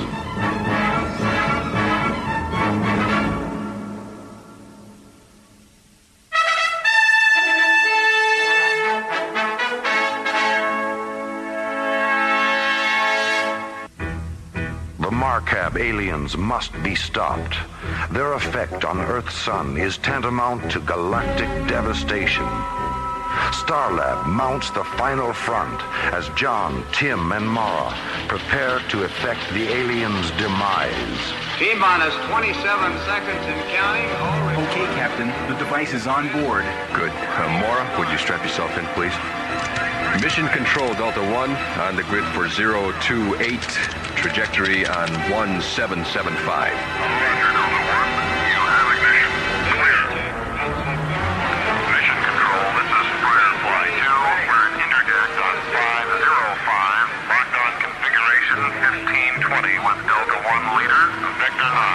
Captain John Graydon prepares the leading assault on the Markab Confederacy. Mara Cassidy and Tim ready themselves for the alien confrontation. All right, Tim, let's go over the mechanics of the CMG beam splitter. I have the timing device set for 18 minutes on the detonator. When it triggers, it'll pull every bit of energy within a radius of 5 kilometers into the magnet center. The energy overload will create a chain reaction. As the alien storage collector beams split, it'll blow them right out of the galaxy. Good. John, during the time the device triggers, we'll lose all magnetically operated instruments. You mean I should be ready to fly Delta One by the seat of my pants, so to speak? Hey, I like that. By the seat of my pants. It's an old term used when flying airplanes without instruments, Tim. You used to fly airplanes? Oh, John's a pilot of many experiences, Tim, including pilot commander for the Jupiter 1 mission. Really? Oh, gee, that must have been some flight. Yeah, Mara remembers that one, don't you, Mara? She was our science officer, and a good one, too. That was my introduction to the ISA, and the last time I saw my father alive. Pardon me for asking, Doctor, but what happened to your father? On Altair, I mean. My father was chief science officer for NASA. They were conducting neutron laser tests in zero gravity. He was setting up the guide path for the beam's target. Buddy Griff pre-detonated the laser's timing mechanism. My father was killed. Mara, listen, it's time you knew. That's not really what happened. It wasn't Buddy's mistake. What are you talking about? The report said that... I know all about the report. It was an accident, that's true. But your father miscalculated the laser's initial impact strength on the beam's path. The device was hot, overheated from testing all day. The heat triggered the premature detonation, not Buddy. How do you know all this? From Dr. Solomon, the project coordinator. He told me the whole story shortly after it happened. But he never said a word about it to anyone, including me. But it wasn't in the report. Why? Because Buddy wouldn't allow it in the report. Since your dad was a notable scientist, Buddy took full responsibility for his mistake, to clear his record. Why didn't Buddy tell me the truth? He's a strange guy. Buddy's a rebel, but he's also guided by a strong sense of honor. I see. All right, if you two are ready, I've got to get our act together before our Marcab madmen discover we're here.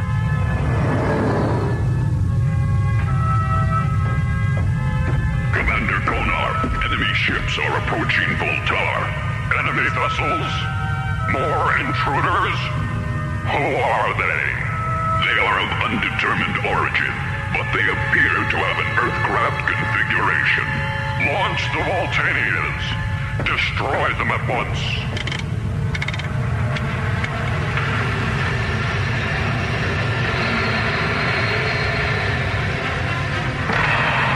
Interceptors launched on enemy targets. Closing. Captain, on the probe screen. Good eye, Tim. The Marcabs have obviously spotted us. This is Delta 1 leader to strike force. Okay, you guys. Looks like this is the 50-yard line. Execute ZK-15s now. Got him, Captain. Got you covered. Now fly that rascal right down their throats. This is Firefly 2, on the lead.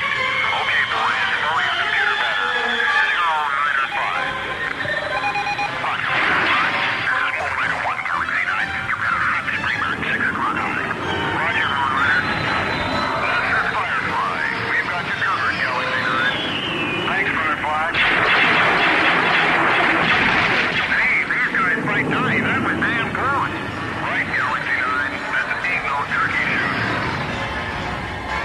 Well, looks like you've got your diversion, Captain. Right.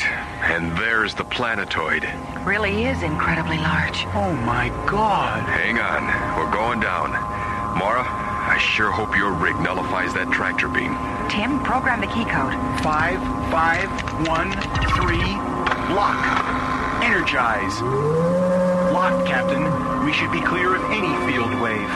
Good. So much for part one. Now all we gotta do is find the right place to sit down. There's the opening. Radar configurations check out. Here's the coordinates given on the open side. Mycroft's computations are correct. I love you, Mycroft. Not bad for an expensive adding machine. Mycroft's a lot more than that, Captain. Just kidding, Tim. Hang on. We're setting Delta 1 right in that pigeonhole.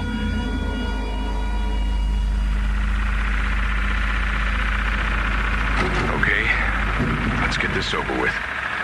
Here, help me with the CMG.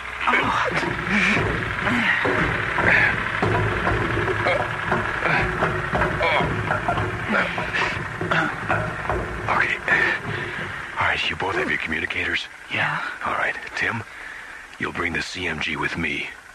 Mora, you guard Delta 1. And if you run into any trouble, you call us. You've got your lasertron, right? Right. All right, don't be afraid to use it if you have to. I'm ready, Captain. We'll set up the jamming device. Then I'm going to try and find Buddy. Okay, Tim, let's go. Good luck. Good grief. Did they have to make this thing so heavy? Oh, God, it's cold in here. This place is amazing. I've got to get some pictures of this interior.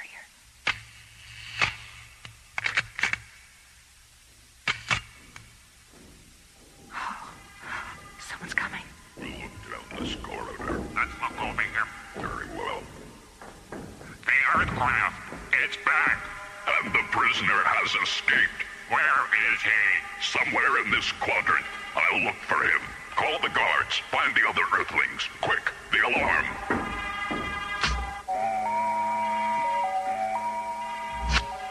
Captain Graydon.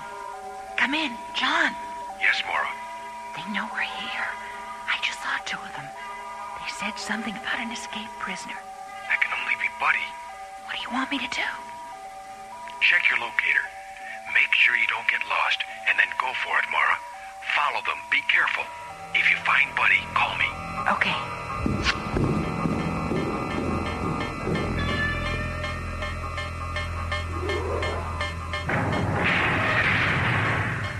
Earthman, so you think you can escape? You cannot hide from Gargon. Oh, hey, are you cheap? Hide me? Nah. I was just giving you a little exercise, you know? It's sort of keeping you on your toes. Your spacecraft has returned. Returned? Delta One? What do you mean?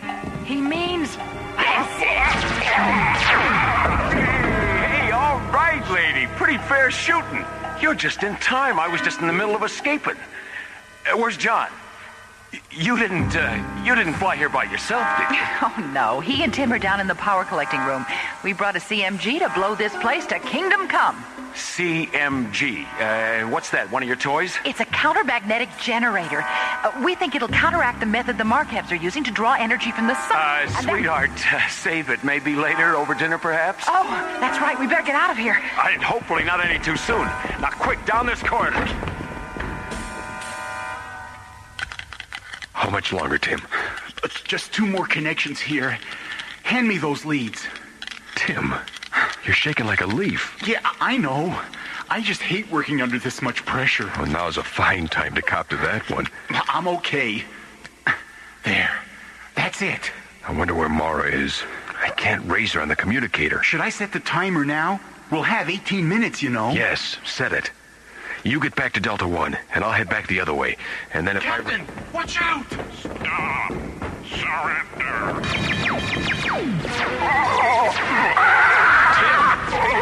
I never knew you had it in you. I can't believe I did that!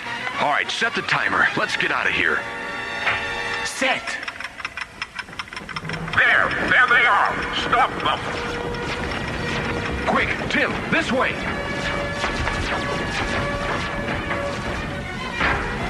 John and Tim find themselves trapped by the Markabs. The CMG timer has been set. Only precious moments remain before a deadly explosion. Look! There's Buddy! Hey, all right, John! Buddy! Thank God. Where's Mara? Back at Delta One. We've only got 2 minutes. Hurry! Get on board, Mara.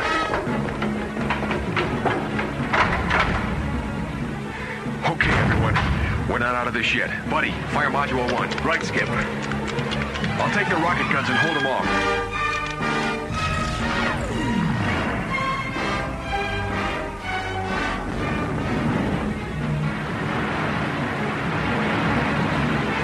Lift. We have main ignition. Clearing the planetoid. Oh, yeah! CMG detonation, 15 seconds. Telemetry 4+4. Stand by to hit faster than light speed. Check. FTL, primary ignition. 10 seconds to detonation. FTL, main power. Now! We're clear! We've made it! Oh, thank God! CMG detonation, 5, 4, 3, 2, 1. There they go. It worked! Of course it worked! And so we bid farewell to the gruesome meanies as they and their planetoid sink slowly into the west, and the east, and the north. Together, a small group of people with tremendous courage and confidence have saved Earth from the threat of eternal darkness. The Markab sun miners have been destroyed soon enough to allow the sun's own energy to regain its mighty power. The heroism of Delta One's mission has relieved the galaxy from the peril of alien worlds.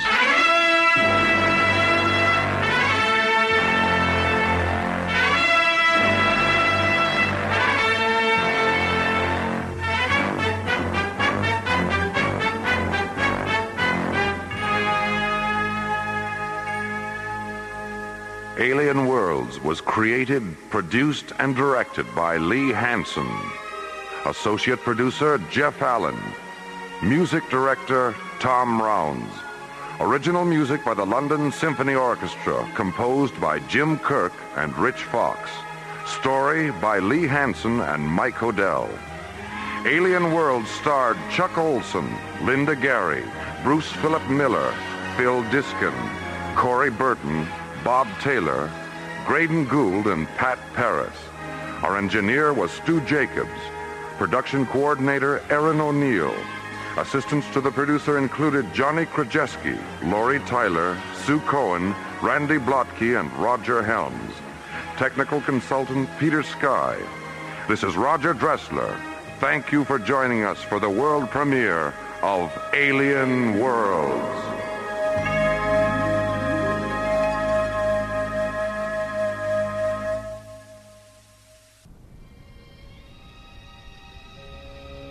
High above the Earth, slowly rotating through the silent voids of space, is the Arthur C. Clarke Astronomical Observatory, Starlab. Here, the International Space Authority, ISA, watches over an eternity of uncharted galaxies and the countless planets orbiting within their starlit borders. For 6 days and nights, 2 drone laboratory pods, the Osiris and the Anubis, have been floating in a safety orbit 1,500 kilometers beyond Starlab. Aboard the Anubis, physicist Paul Kramer is completing a dangerous hydrogen plasma experiment. 200 meters away aboard the Osiris, Starlab Research Director Maura Cassidy is monitoring the experiment's data and relaying it to the Mycroft computer aboard Starlab.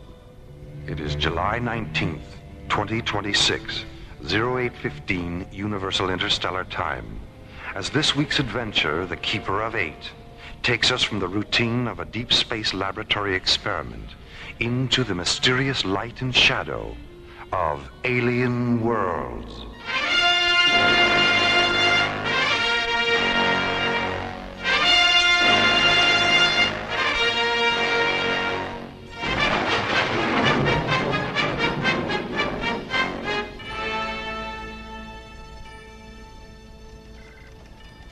Paul, check the plasma chamber seals again. I'm still getting a red light on number 4.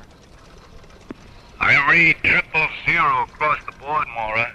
There must be an indicator malfunction on your end. Let's cross-check it. Osiris to Starlab. You there, Valerie? Valerie? Oh, Dr. Reed, good morning. Oh, sorry, Maura. You caught me with a mouthful of toast. Anyway, Paul's right. Mycroft also reads 000. Oh, you mean I've got a short circuit? Oh, how embarrassing. Well, do you think you could stop blushing long enough to spacewalk on over here? Just as soon as I get my helmet on. Why, what's the problem? The valence analyzer I brought up from Tara was a gift from the Institute, and I sure don't want to leave it behind. Maura, I'm going to need your help taking it apart so we can get through the airlock. Okay, shoot the umbilical over and I'll show you why I almost ran away with the circus to be a tightrope walker. Here it comes. Umbilical secure. I'm on my way.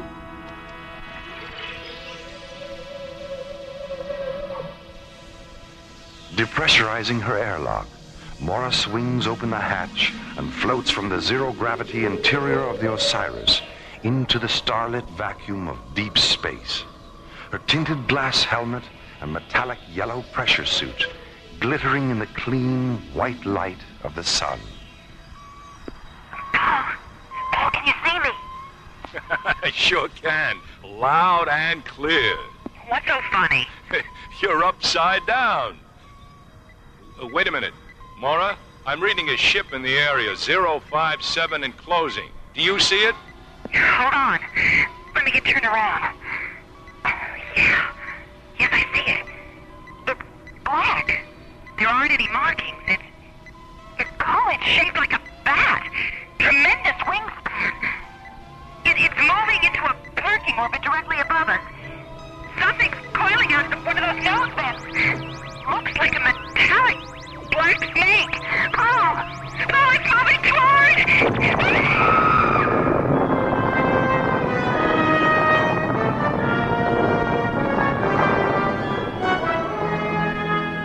Meanwhile, at the nearby Stargazer security station, Captains John Graydon and Buddy Griff, unaware of what has happened at Vector 448, inspect the new ISA Deep Space Interceptor, Solaris. 4 Alpha Sunburst engines, primary and secondary energy absorbent field generators, high-density particle deflectors. Hey, this baby's really loaded. Yeah, hard beam photon shielding, 5 dual laser turrets, and a modified Starsmith parsec accelerator. Now tell me, buddy, what more could you ask for in a ship? How about a Michelle and a Mitzi? A what? A Michelle and a Mitzi. Is that some kind of top-secret equipment I haven't heard about? Not exactly, Skipper. Michelle and Mitzi are those 2 terrific-looking inspectors standing over there. No. And from where I stand, their equipment is anything but secret. Buddy, just between you and me, have you ever been accused of having sexist leanings? Let me put it this way, Skipper. Attention all paramedic search vessels. This is an emergency rescue alert. Pilots and crews report to the information office in your sector. Captains Graydon and Griff, please contact the bridge. Come on, buddy. Let's use the radio aboard the Solaris. Right.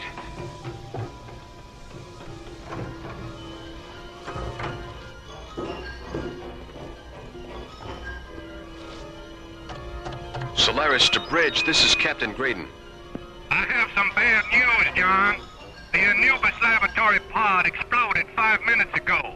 Dr. Kramer was inside. Exploded? Dr. Kramer? What about the Osiris? What about Dr. Cassidy? Is she all right? We don't know, John. She was EVA when the Anubis blew up. Well, for God's sake, what happened? We don't know that either, buddy.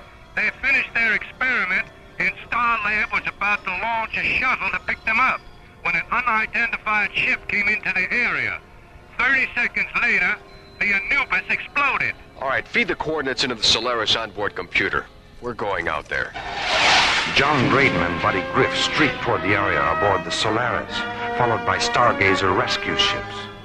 Meanwhile, the mysterious Batwing alien vessel moves into a parking orbit behind the moon.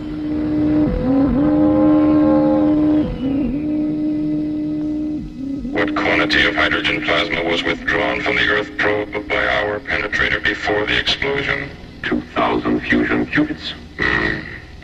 Enough to fill the planet generators of every ship in the Armada.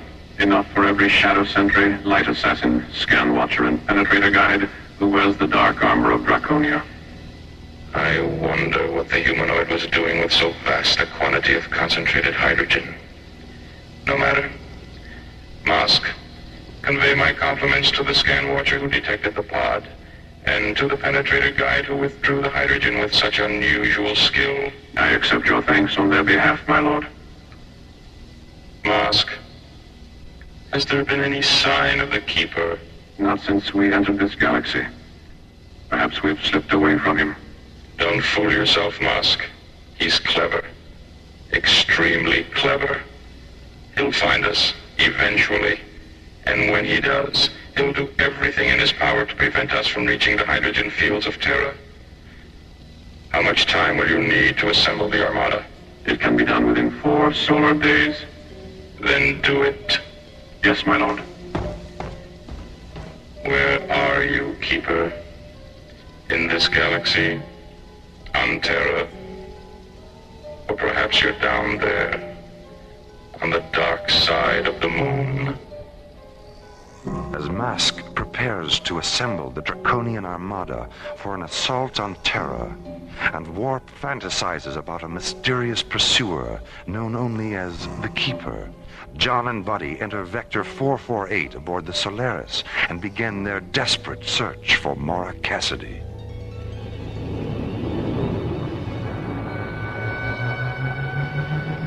Buddy, what's that on screen 6? Take it easy, Skipper. Let's magnify it and have a look. It's the plasma chamber from the Anubis. Damn it. Wait, something's not quite right here, Skipper. What do you mean? The chamber's still intact. If the hydrogen plasma didn't explode, what did? I'll tell you what. I'll stay here and watch the lifeform scanner screen. You get down to the recovery bay and take the chamber aboard with the grapplers. We'll turn it over to the spectrograph on Starlab. They can analyze it. Maybe they can tell us what happened. That's good. John, about Maura. She's alive until we prove otherwise, okay? Of course. I'll talk to you from recovery. Starlab to Solaris. Solaris, go ahead, Starlab. John, it's Valerie. Anything? We found the plasma chamber from the Anubis. It's completely intact, isn't it? Yes, it is. How did you know? I've been scanning the area on the elemental spectrum analyzers. There isn't a trace of hydrogen plasma residue. Then what caused the explosion? Skipper, get down here. What is it, buddy? The plasma chamber. There's a hole in it about the size of my fist. And so help me God, I can hear someone breathing.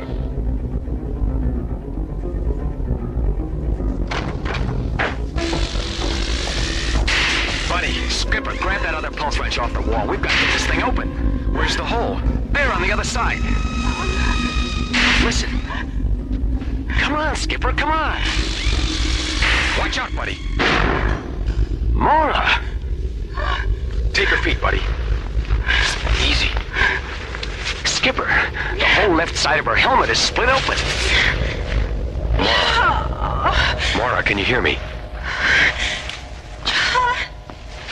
Get her gloves off and check her fingernails.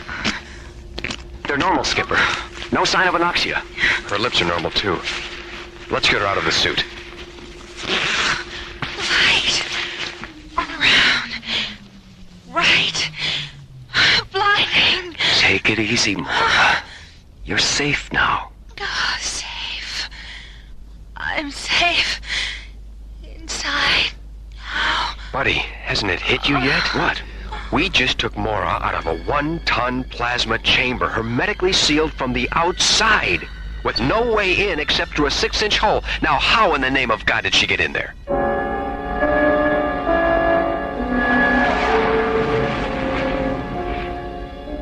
I don't know. And Mora doesn't know either. She keeps talking about how some kind of vampire ship came up on them and did something to the Anubis that made it explode. Then there was a brilliant white light all around her, and that's all she remembers. You're sure she's all right? Positive. The body scan John did on her in the medical chamber showed that everything was perfectly normal. Well, Dr. Rossiter wants to examine her anyway, so take her directly to sickbay when you dock. Roger, Starlab. Solaris, out.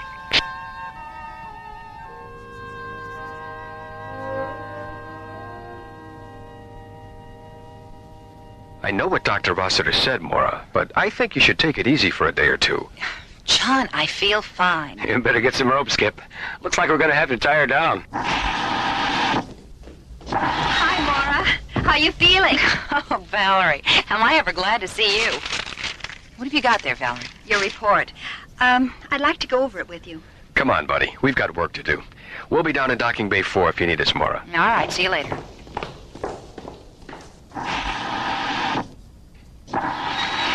You look more serious than usual, Valerie. What's on your mind? How you got inside the plasma chamber.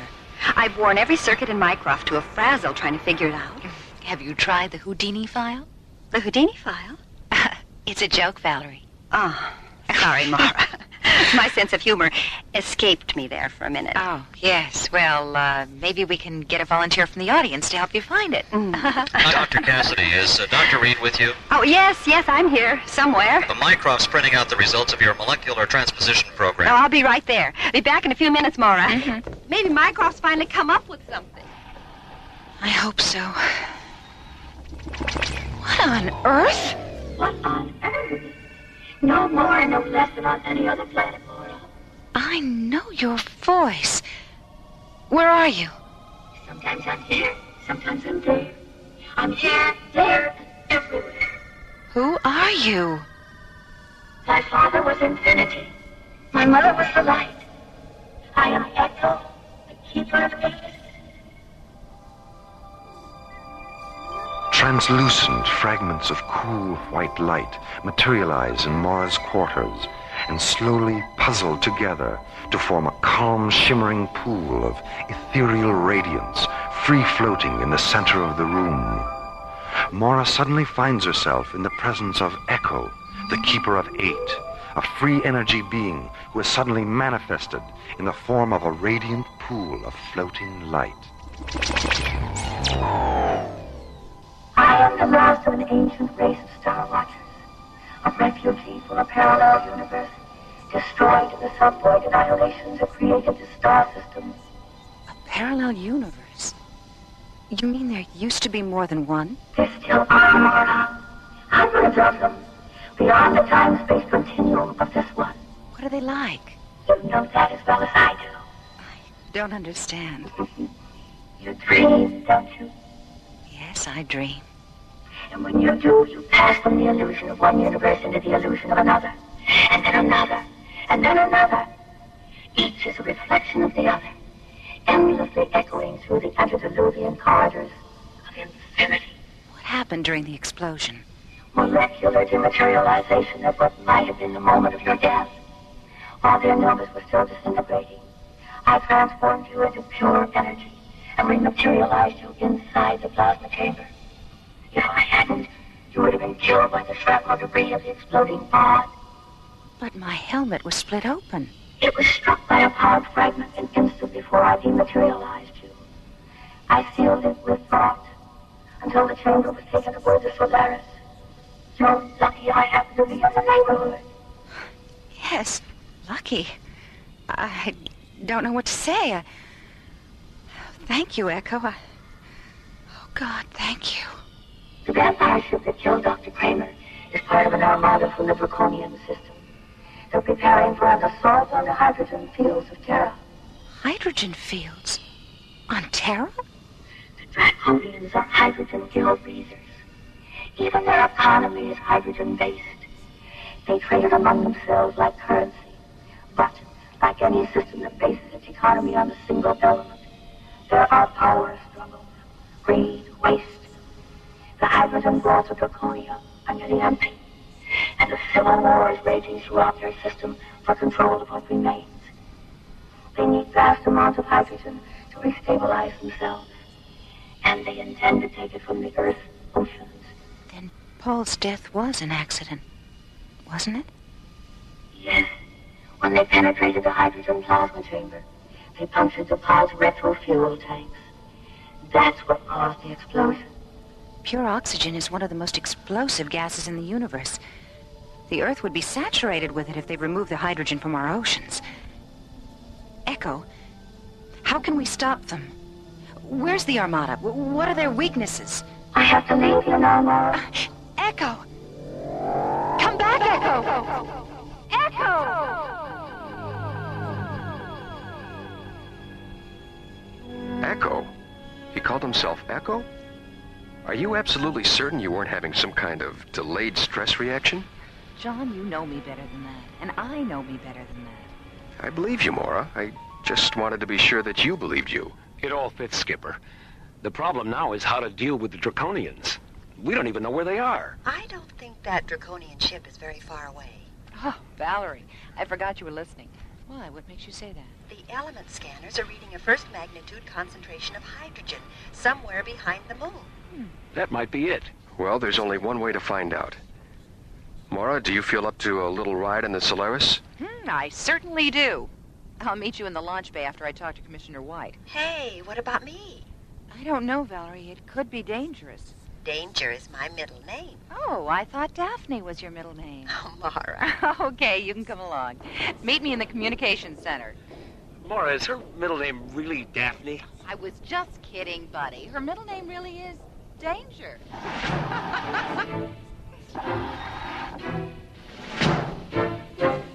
As Mara hurries toward the communications center, John and Buddy enter a pneumatic lift and descend to the launch bay complex located in Starlab's huge central hub. Meanwhile, 250,000 miles away, the Draconian vampire ship continues to drift in a parking orbit 1,000 kilometers above the dark side of the moon.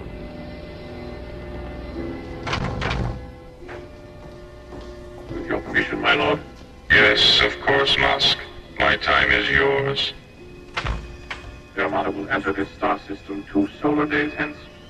It will consist of 200 multi-atmosphere assault cruisers, a flight of 1,800 siege raiders, 600 defense penetrators, and 1,000 armed tankers.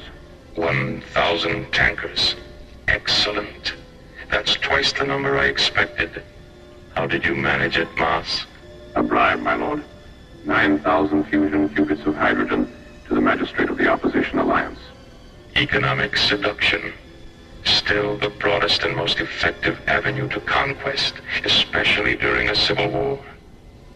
9,000 fusion qubits. A small price to pay for 500 tankers the magistrate will never see again. My assumption is correct, isn't it, Musk? Yes, my lord. Our shadow sentries boarded the opposition tankers and neutralized the crews as the Armada was passing through the Twilight Meridian. Of course. The Twilight Meridian.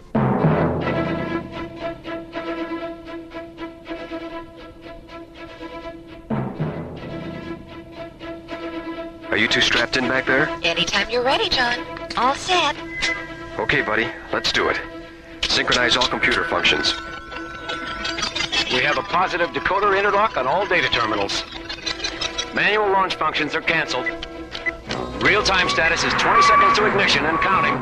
Buddy, you know we don't know what the Draconians are going to do when they see us. So as soon as we get a fix on their ship, lock in our photon shielding and energy-absorbent field generators, and activate all laser turrets. Okay, Skipper. Come on, Solaris.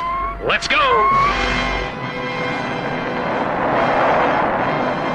Behind the moon, a Draconian command ship floats in orbit, waiting for the Armada it will lead in a vampire assault against the hydrogen-rich oceans of the Earth. Aboard the Solaris, Buddy, John, Mora, and Dr. Valerie Reed, jetting toward the moon to investigate the bat-winged alien vessel from what they hope will be a safe distance. Solaris to Starlab. Starlab, go ahead, John. Our scanners have just locked onto the Draconian ship.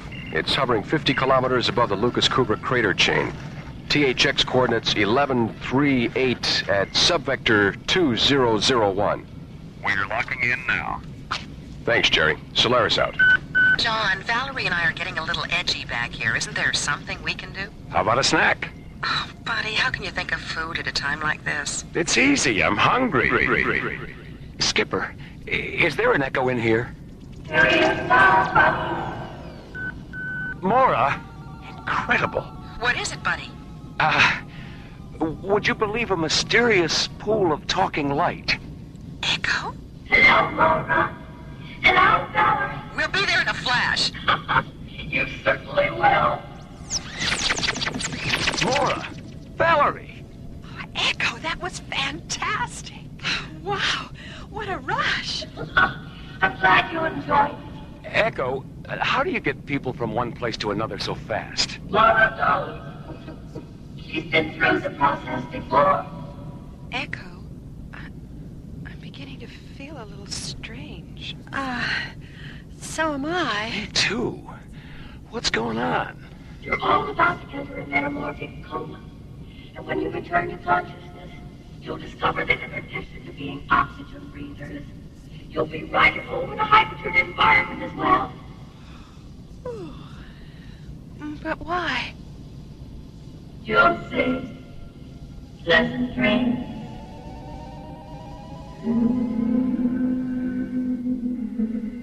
In The Rime of the Ancient Mariner, Samuel Coleridge writes, "O sleep, it is a gentle thing, beloved from pole to pole.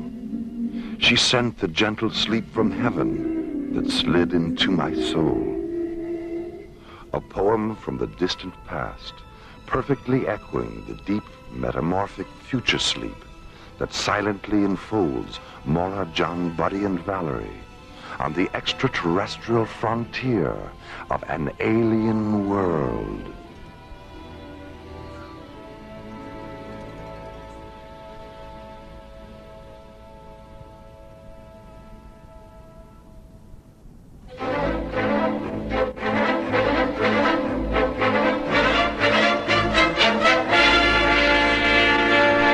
Alien Worlds continues.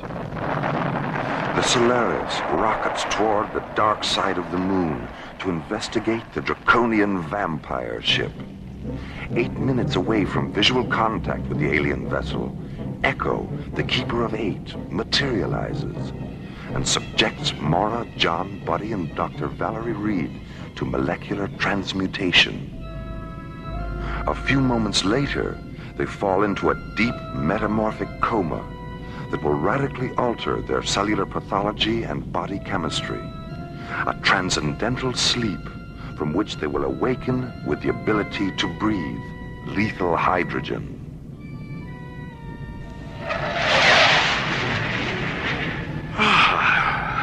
year is it? It's still 2026, buddy. How do you feel? Well, that's the best news I've ever had. Echo, why have you made it possible for us to breathe hydrogen? So you can survive aboard the draconian vampire ship. Oh, yeah? And me without my wooden stake. And me without my Christopher Lee outfit. Echo, what do you want us to do? The very thing you all want to do. Go aboard their vessel and meet them face to face. Well, that sounds very dangerous. The Draconians had planned to withdraw all the hydrogen from the oceans of Earth. It's a final, desperate attempt at survival. They're not an aggressive race. They only use their armada as a bluff toward hostile intruders. If their system weren't so divided by the reactionary pressures of civil war, Warp, Mosk, and Vina wouldn't be acting so silly.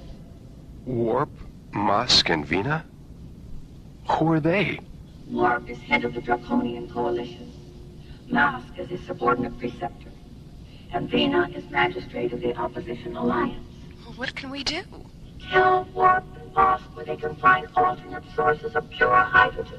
How are we going to do that? I know where the sources are, Mora. And I'll tell you where they are before you see Warp and Mosk. Well, wouldn't it be easier if you just told them yourself? Yes, it would. But if I did, Draconia and Earth would still be strangers to each other. You see, I arrange circumstances wherein strangers become friends.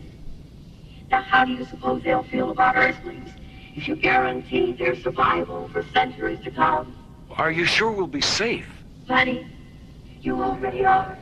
Right, we already are. You're intruding into a Draconian defense perimeter. I believe there's a call for you, John. Yeah.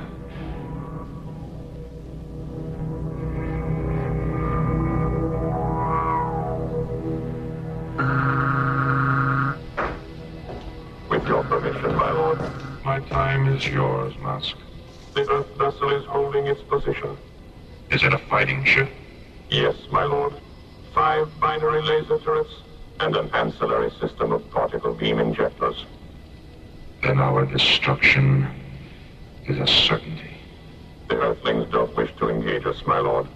They've asked permission to come aboard. For what reason?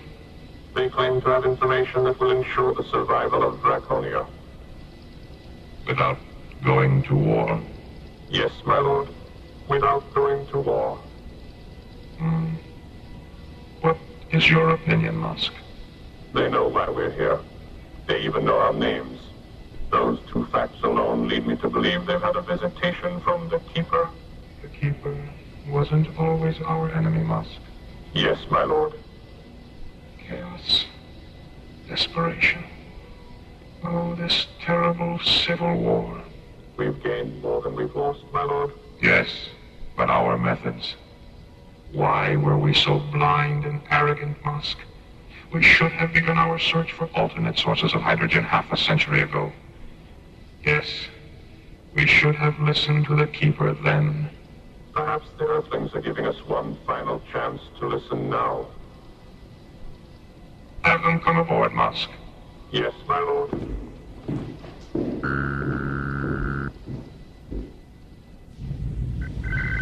They're certainly taking their time about it, aren't they? Take it easy, Valerie. Echo wouldn't have left us alone out here if it wasn't safe. Attention, Solaris. You have been granted permission to come aboard. Guide your vessel under ours and enter through the illuminated docking bay. Will you require survival costumes? No, we're able to survive in your atmosphere. Proceed.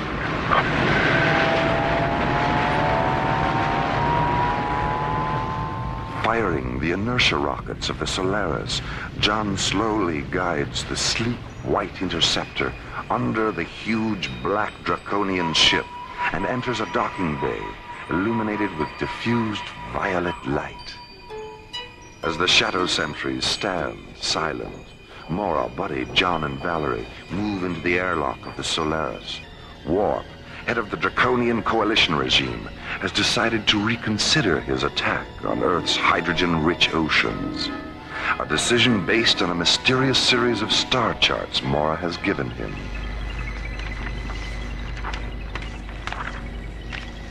Forgive my skepticism, Mora. Are you absolutely certain these star charts are accurate? I'm positive, Warp. Well, we'll know soon enough. I didn't realize there were so many sources of hydrogen within our own galaxy.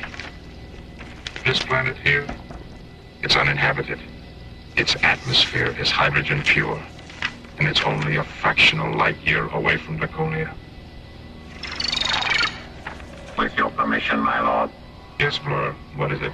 I've just received a report from our equatorial observatory. The 3 planets are there, just as the star charts indicate. Thank you, Blur. Why didn't we notice them before?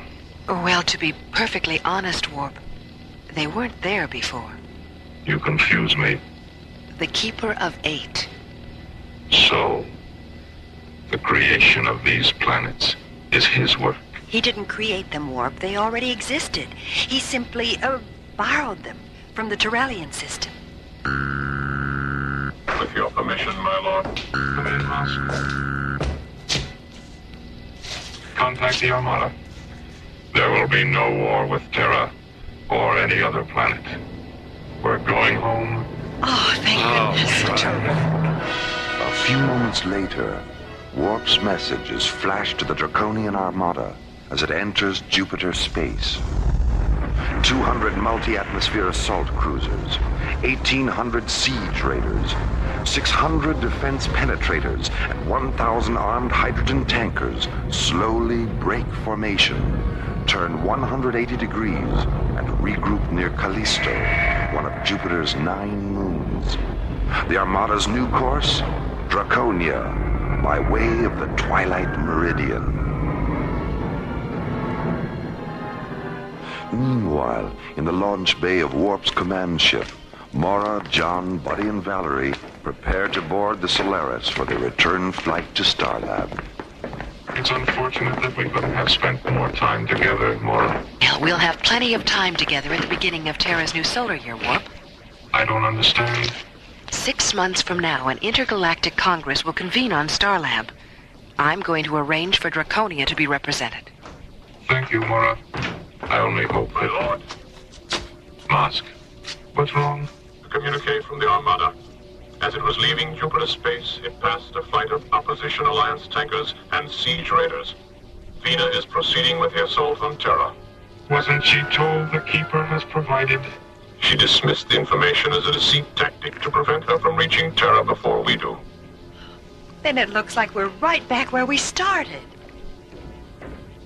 Buddy, where are you going? To use the radio in the Solaris. Somebody has to tell Stargazer to scramble those interceptors. That's my boy. Pilots and crews, attention. This is a priority combat alert. Launch factor, red. Rendezvous with Solaris at THX coordinates 1138, subvector 2001.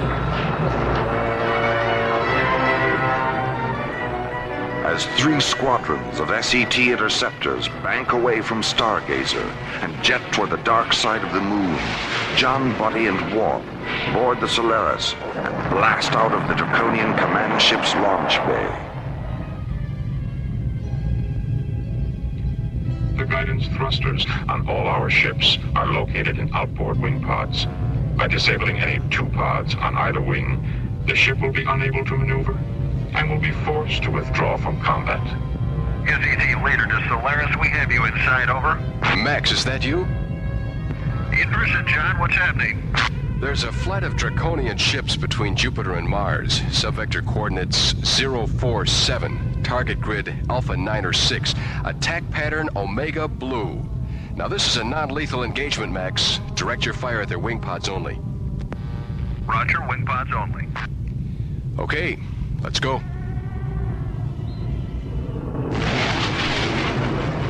There they are, Skipper. John, before you commence the attack, I'd like to try to reason with Vina. Open a close proximity channel, buddy. Okay, Warp. Go ahead. Vina, can you hear me? I hear you, Warp. The Keeper has placed infinite sources of hydrogen in our galaxy. You believe me before, Warp. Vina, this is Captain John Graydon, commander of Earth ship Solaris. Warp is telling you the truth. Have you formed an alliance with Warp, Captain? Not just with Warp, with all Draconians. Warp doesn't represent all Draconians. I'm leading my ship to Terra. Solaris to SCT leader, over. Go ahead, Solaris. Take Blue Squadron in over the tankers. Will do, John. Skip, we got a bogey at 2 o'clock. Yellow Squadron, circle the perimeter of the tanker formation and watch for targets of opportunity. Roger. Red Squadron, behind us, 2 by 2. Roger. Remember, wing pods only. Let's go.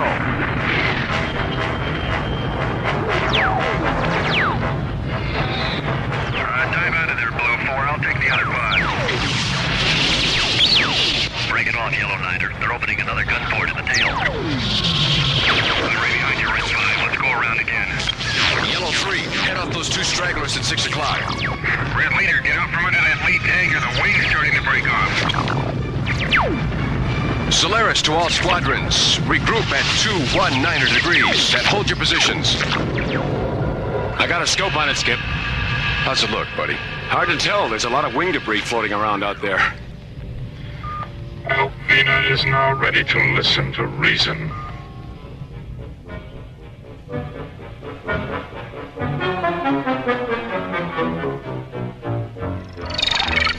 Vox, have you a casualty report? There are no casualties, Vina. Neither death nor injury. It appears that the attack objective was to disable our ships, not take lives. I don't understand. You haven't understood for a long time, Vina. Echo. Vina. Vina, Vina, whatever am I going to do with you? You're such a fool. Am I? Yes. And stubborn one at that. The Earthship attack wasn't calculated to destroy you. Only your belief in armed force and your conceit that you are right and Warp is wrong.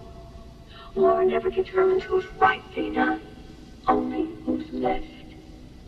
Now, if you really care about the future of Draconia, you'll return to Warp ship with Captain Grayson and stay there until you and Warp resolve your differences. I'll go, Echo, but No buts about it, Vina. Remember, those 3 hydrogen planets are a gift. And what the Keeper giveth, the Keeper can darn well remove it.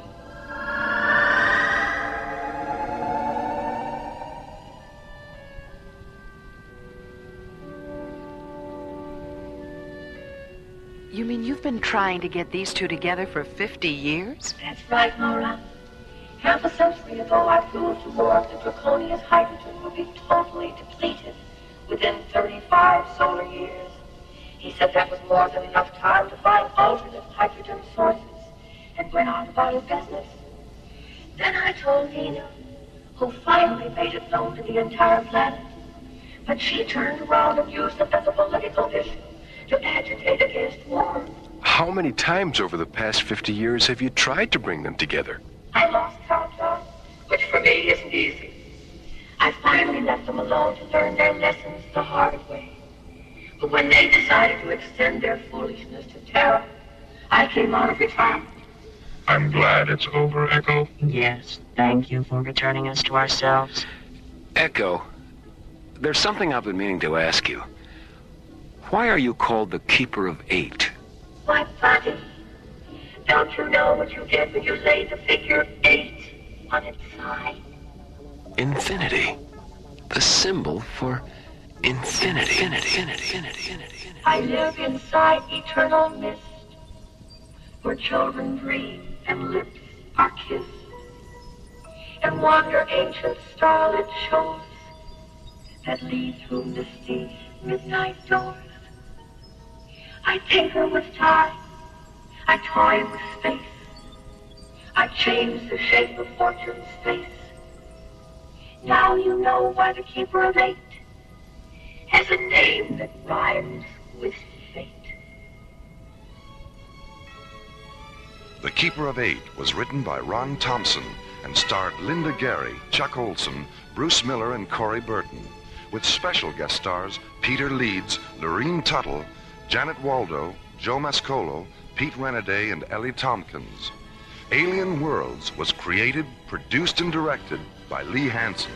This is Roger Dressler, inviting you to join us for another adventure on Alien Worlds.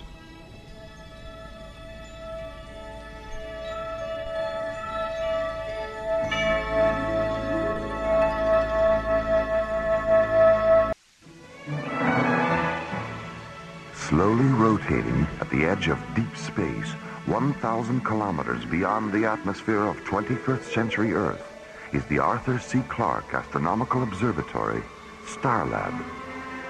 Here, Starlab Research Director Maura Cassidy, along with the scientists and technicians of the International Space Authority, watch over the countless stars and planets that fill the silent distances beyond the giant space station. This week, the men and women of Starlab encounter the terrifying dissonance of death song on Alien Worlds.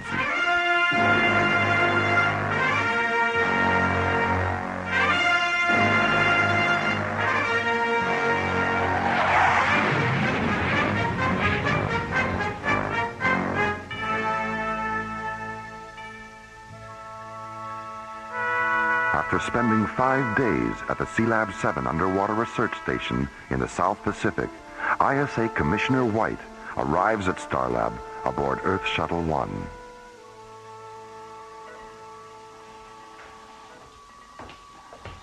Hello, Maura. Jerry. Hi, Commissioner. Hello, Commissioner. How are John and Buddy doing with their aquanaut training? They'll be in Sealab 7 until Friday. Then they move to the Baltic for 10 days in the Soviet Aqualab complex at Chilenka. They like being underwater so much you'll probably have to keep them in your aquarium when they get back. Figures. Starlab, can you hear me? This is Starlab. Please identify yourself.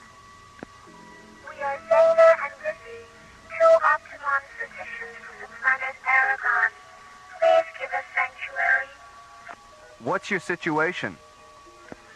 We are being pursued by a hostile renegade spacecraft, which has already damaged our ship. If you don't give us sanctuary, the renegade will destroy us. Get a visual scan on them, Jerry. Right. There it is. My God, it's enormous. Starlab, this is Whitney again. Did you understand our last transmission? Be careful, Jerry. That ship doesn't look damaged to me. Withy, we have your spacecraft on visual as a large corrugated black disk with red, yellow, and green markings. And we see no sign of damage. That's not us, Starlab. That's the renegade. Our ship is bell-shaped and silver. There it is. Lower left-hand corner of the screen. It's so small. No wonder we didn't see it. Magnify it, Jerry. Jeez, look at that. The hull's full of cracks all the way down to the tail fins. Open the emergency docking bay, Jerry. Right. Withy, guide your ship toward the docking bay that's surrounded with flashing red lights, and we'll take you aboard. Thank you, Starlab. Thank you. Starlab, you will soon regret having given them sanctuary. Who are you? Identify yourself. I am Helon, Willie and Zena's pursuer. Is it true that you intend to kill them? Of course it's true. But why? What have they done? It isn't a question of what they've done, Starlab. It's what they haven't done.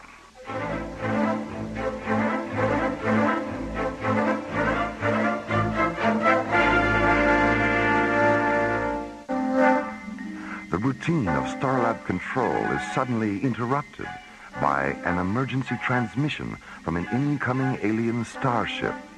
Aboard the ship, Withy and Zena, two Octagon physicians from the planet Aragon. We are being pursued by a hostile renegade spacecraft, which has already damaged our ship. If you don't give us sanctuary, the renegade will destroy us. As the bell-shaped Aragonian starship moves into visual scanner range, Maura, Jerry, and Commissioner White see another spacecraft. Huge, black, and disc-shaped. I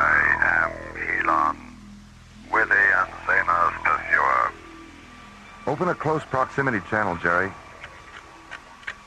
Go ahead, Commissioner.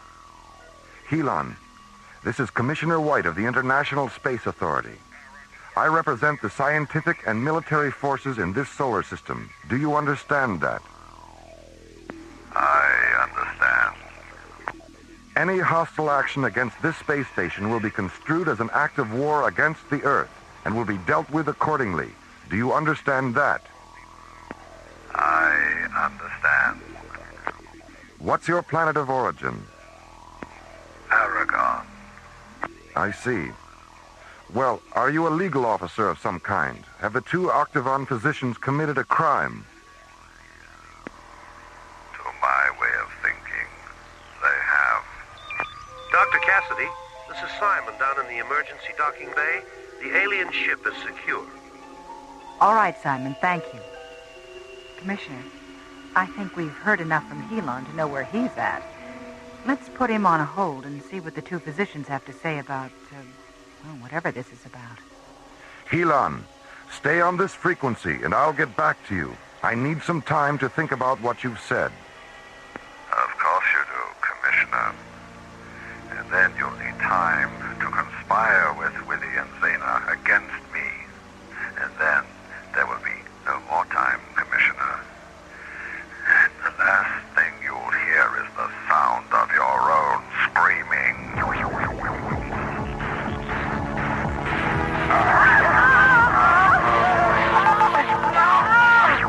Surrender the two physicians within the hour, or I'll unleash a symphony of such terrible power that your star lab will shatter like delicate crystal.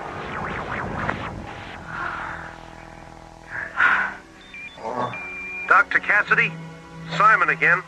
The two aliens have come out of their ship. Bring them to my quarters right away, Simon. Let's go, Commissioner.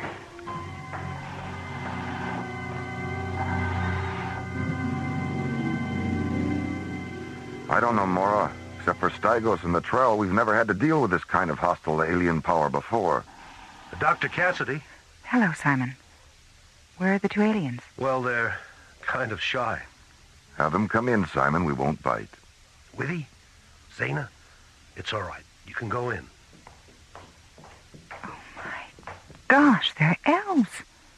Little blue elves. It's obvious what a surprise we are. All because of the size we are. But just because you're tall and pink and we are short and blue. The fact is you are as strange to us as the two of us are to you. The two of us are to you.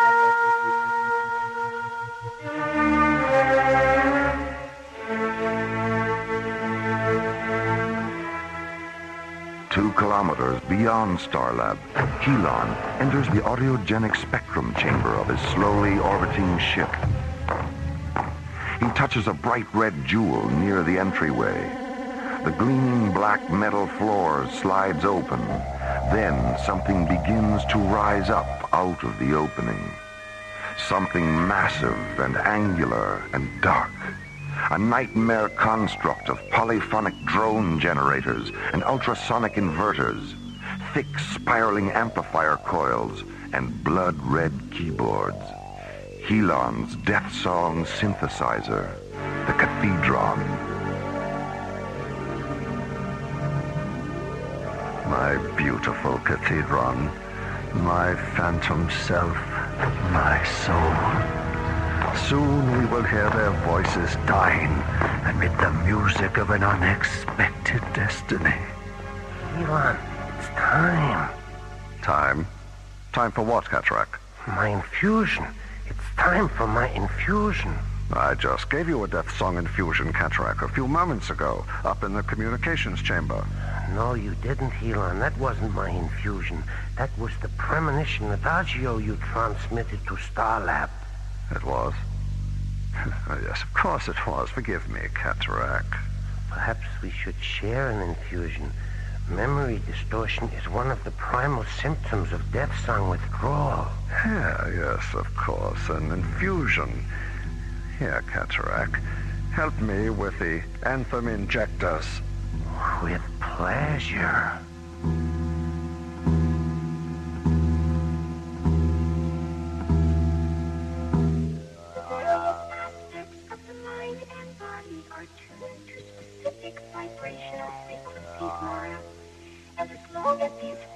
frequencies are maintained, the mind and body remain in perfect harmony. Illness occurs when certain vibrational frequencies shift out of phase. When that happens, we use these octavons to reharmonize the retrograde frequencies. This restores the mind and body to their proper balance. We don't treat the disease that has no body. We treat the body that has the disease. I wish Dr. Rossiter were back from Kronos. She'd love this. Zaina, you said that Helon was once an octagon physician. What changed him? There was a thermal accident at one of our laboratory outposts. Helon was sent to treat the injured. His sky machine malfunctioned and crashed in an ice forest on the edge of Aragon's polar frontier. He succumbed to the lethal temperature and fell into a pre-death trance. Before the trance paralyzed him, he set the infusion level on his octagon at maximum. But as a result of being subjected to maximum infusion for 2 days, the frequencies of Helon's mind and body became terribly distorted. When the rescue expedition reached him, he was in a state of total vibrational mutation. We attempted to reharmonize him at the Octagon Laboratory, but we were too late. He was completely addicted to his hyper-vibrational condition. One night, he forced his way into the Octagon vault and took all but 2 of the instruments. Then he went to one of our spacecraft installations, abducted a technician named Cataract, stole a deep space laboratory ship, and disappeared.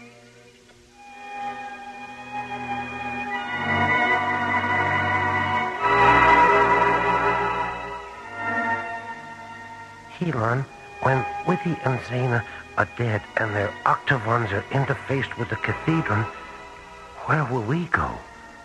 What will we do? We will wander from galaxy to galaxy, exploding the stars with death song. I see crescendos of light and sound will sweep to the far corners of the universe. Death song. Bright comets will swirl and dance against the fiery coronas of eclipsing suns. Death song. Planets will vanish in screaming disintegration. Death songs raging through the silence, transforming it into deafening articulations of infinite majesty. Death song. Death song. Death song.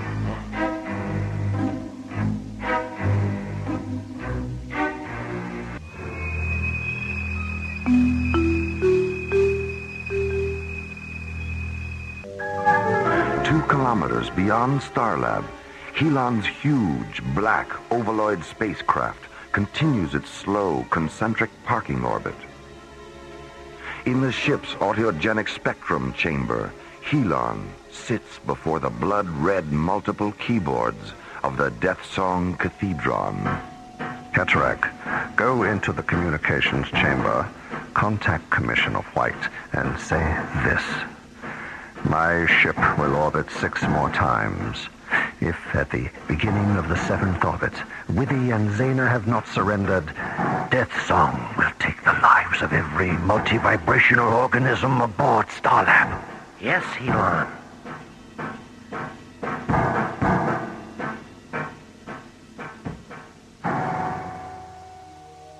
And because there had never been more than 12 octagons in existence at one time, there have never been more than 12 octagon physicians.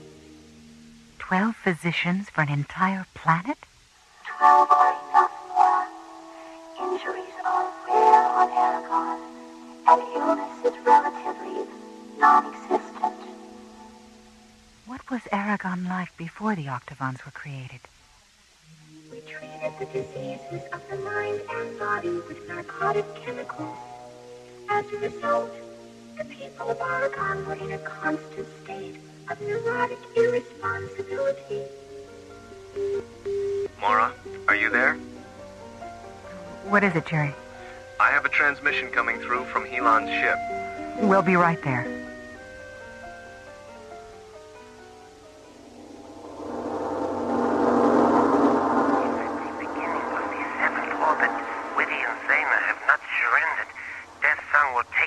Of every multi-vibrational organism aboard Starlab.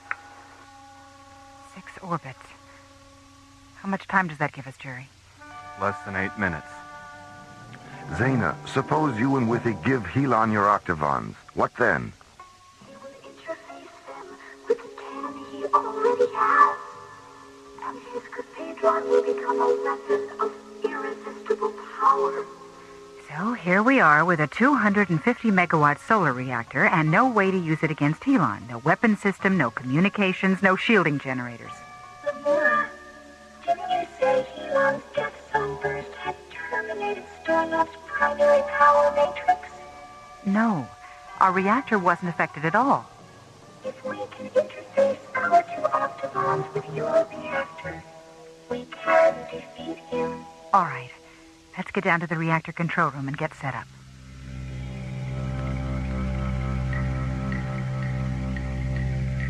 How much time do we have, Jerry? 1 minute, 30 seconds. Helon just started his 5th orbit. Withy, what effect will this have on Helon? He will die. Die? But you said you wanted to help him. Taking his life is the only way that we can recall him to life, Mora. Our Octavons will terminate him and then infuse him with the frequencies of his earlier life.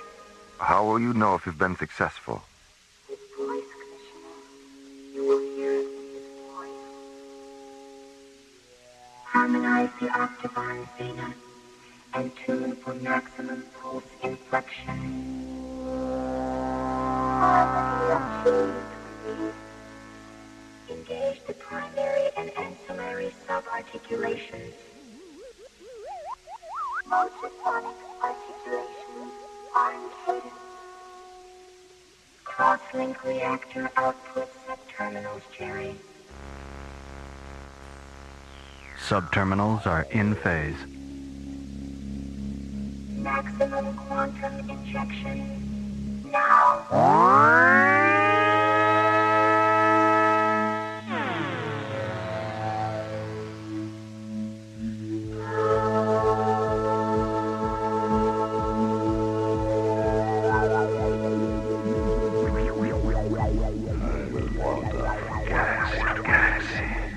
Exploding the stars with death song.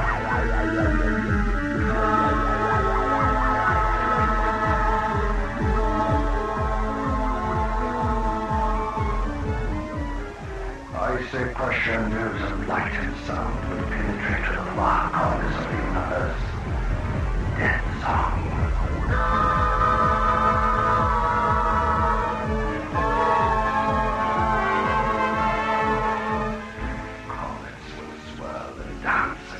By the coronas of eclipsing suns.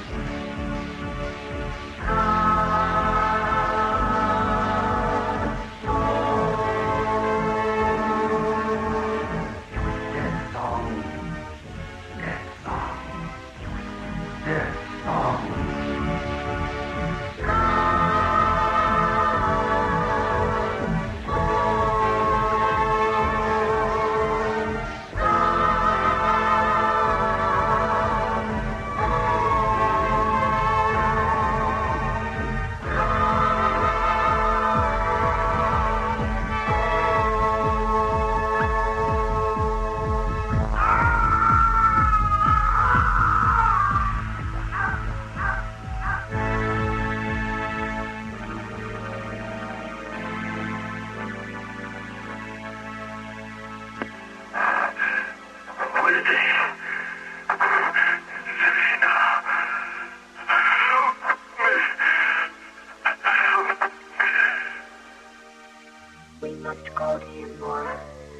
the short-range vehicle hangar, Jerry.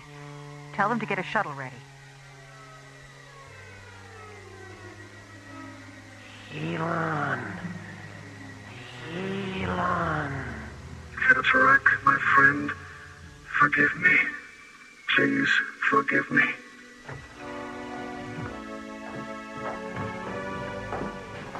Willie, Zena, Cataract is dying. Attend to him, Zena. Don't try to stand, Elon. Lie still. Rest. Cataract will live with you. But we must reharmonize him quickly. Is there anything we can do, Zena? Go to the shuttle and get our octagons. Come on, Mora. I'll give you a hand. Willie, Zena, thank you for calling me from the darkness. We are your brothers, Elon. We are your friends.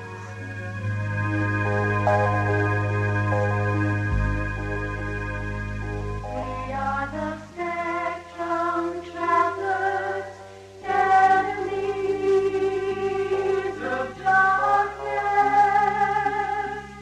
seeking ourselves in the many colored mists that lies between the twilight and the wind.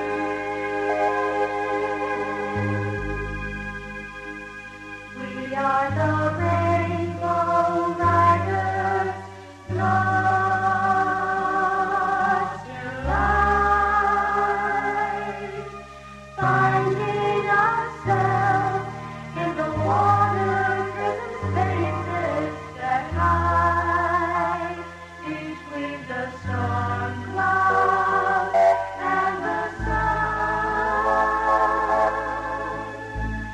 We are chromatic dreamers asleep in the future, losing ourselves in the mythical freedom that lies between the candles and the sun.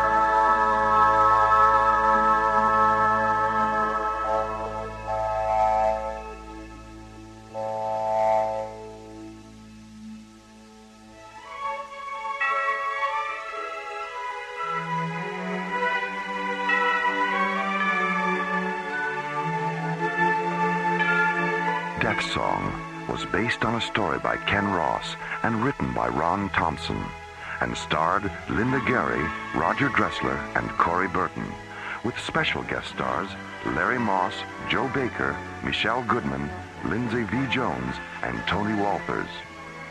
Music director Tom Rounds, with special music effects composed and performed by Rick Kellis. Associate producer and song lyrics by Ron Thompson. Engineer Stu Jacobs. Assistant to the producer Jim Cook. Technical consultant Peter Sky. Alien Worlds was created, produced, and directed by Lee Hansen. And so until next week, this is Roger Dressler inviting you to join us for our next adventure, The Infinity Factor, from the elsewhere and elsewhen of Alien Worlds.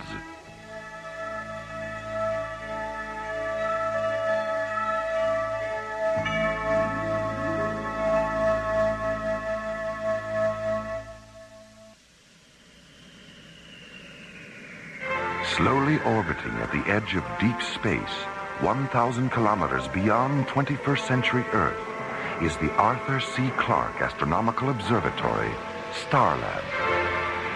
Here, Starlab Research Director Maura Cassidy and scientists and technicians of the International Space Authority watch over the countless star systems that fill the universe.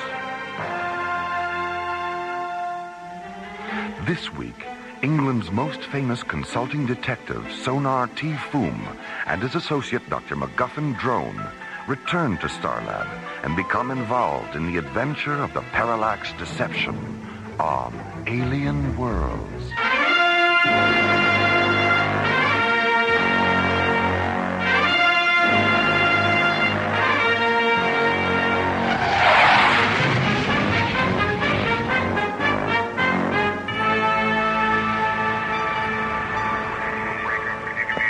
Priority Shuttle 1 to Starlab Control. This is Starlab. Go ahead, Shuttle 1. Please stand by for Commissioner White. Jerry, is Mara still on Cronus with Buddy and John? Mora got back this morning, Commissioner. Buddy and John are still there. All right. Well, tell Mora I'm on my way in from Timian 3 with an old friend of hers, Professor Madeline Stoner. Will do. Thanks, Jerry. Here's Captain Lester again. Okay, Starlab. I'm ready to receive docking orbit insertion coordinates. We are 800 kilometers out on approach meridian 690, and our ETA is 7 minutes, 10 seconds.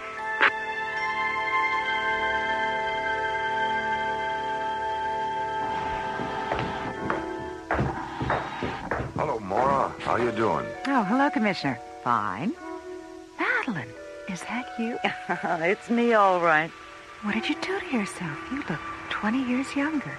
She is 20 years younger, Mora. But how? Solamine yellow, an age reversal serum I've been experimenting with at the Latham Institute. How long have you been experimenting on yourself? 5 weeks. You've lost 20 years in just 5 weeks? Mm-hmm. If this isn't some kind of miracle, I don't know what is. Well, there's still a lot of work to be done, Mora. Control group studies, long-term side effects, things like that. I'm leaving for England tomorrow to work with an old friend of mine. Maybe you've heard of her. Dr. Vivian Stanchel? Sure, I know her work. Well, she owns a private research lab near London, so we're going to start conducting some advanced experiments with the serum. How many people know about Solamine yellow, besides Oliver Latham and Dr. Stanchel? The 5 ISA charter scientists we met with yesterday on Timian 3, and England's most famous consulting detective, Sonar T. Foom. Why is Mr. Foom involved? Well, since half the universe would beat a path to Madeline's door if they knew about the serum, the project's top secret. And since Foom knows everything there is to know about keeping a secret... The ISA has engaged him to work out the security arrangements for Dr. Stanchel's laboratory. Right. Foom and Dr. Drone will be here in the morning.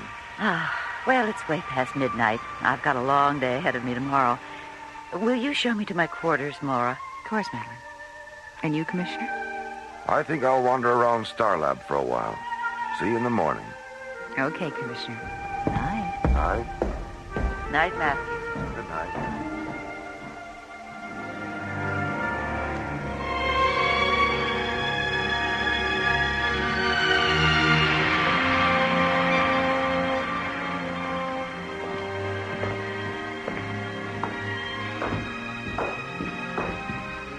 Well, I'll see if Madeline's ready, Commissioner. See you in a few minutes.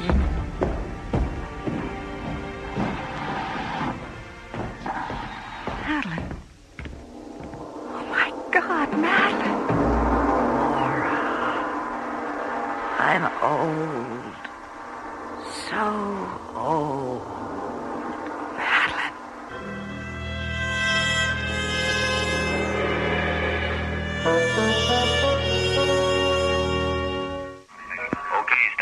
I'm ready to receive docking orbit insertion coordinates.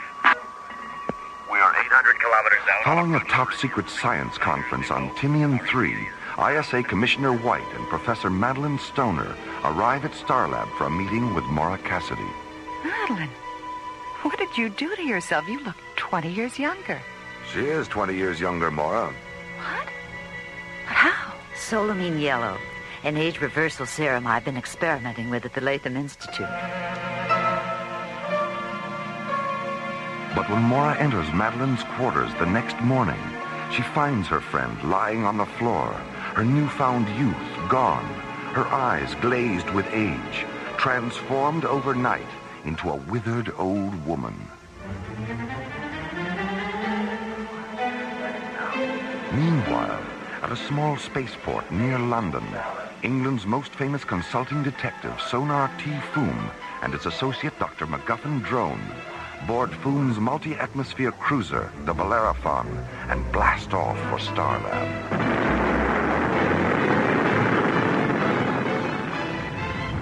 All right, drone.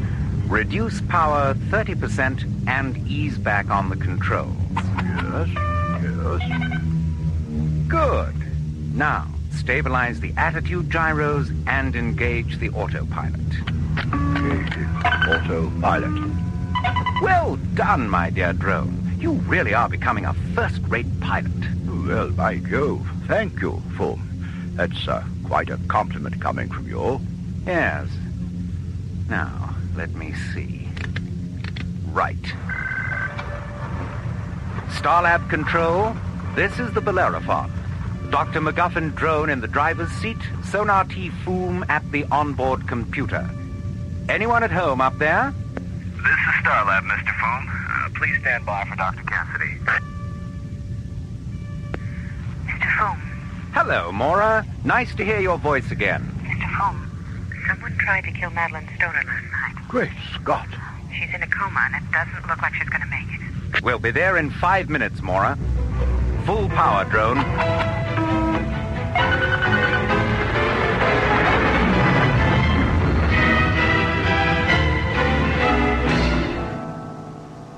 We thought at first she'd had some kind of reaction to the serum.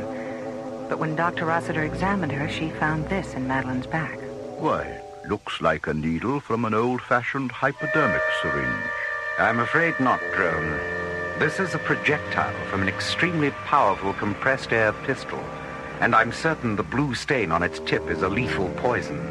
The weapon that fired this is used exclusively by the Zil assassination regiments on Shakandra. Why would a Zil assassin want to kill Madeline anyway?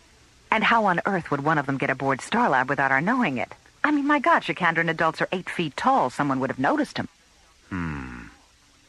Where in Professor Stoner's body was this projectile found? In her back, about 3 inches below the base of her skull. The point was embedded in the first cervical vertebrae. It's fortunate the bone prevented it from entering her body completely. Oh? Why do you say that, Foom? This projectile is made of a synthetic metal that is 100% chromic. Chromic? What do you mean? A chromic substance is one that dissolves in the body without a trace, Commissioner. If that projectile had penetrated completely, we'd still be operating under the delusion that Professor Stoner did, in fact, experience a negative solamine yellow reaction. That probably is what the would-be assassin wanted us to think. Yes. Commissioner, do you have a sample of the serum with you? There's a small vial in Madeline's bag. Good. I'll need some laboratory facilities, Maura. Starlab is at your disposal, Mr. Foom. All right, then let's get on with it. We have a lot of work to do.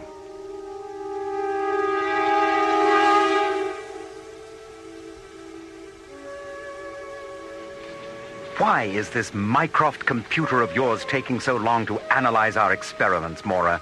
Seems like we've been staring at this blank screen for days. Here's our data now. Projectile 100% chromic, tip substance 30% verthiolate, 70% unknown. Properties of the unknown element. Interacts exclusively with solamine yellow, converting it to an age acceleration agent by a factor of 18.6. Well, that's it, isn't it? Whoever tried to kill Madeline had to know about solamine yellow and what it took to reverse the process. That considerably narrows our list of possible suspects, doesn't it, Foom? Yes. Oliver Latham, Dr. Vivian Stanshaw, and the 5 ISA scientists on Timian 3. If you think it'll do any good, I'll go back to Timian 3 and investigate the possibility of a security leak. Excellent. Now, what about Dr. Stanshaw? No. Madeline said they were so close they could practically read each other's minds. They were like sisters. All right, that's good enough for me. Does Oliver Latham know what's happened? Yes, I radioed the Institute just before you docked. Radio him again, Maura, and tell him we're on our way down to have a chat. Okay. Oh, one more thing, Maura. Have Jerry pull the visual scanner tapes of every docking procedure that's occurred here within the past 48 hours. This fiend had to arrive by ship and leave the same way. Perhaps the tapes will disclose something.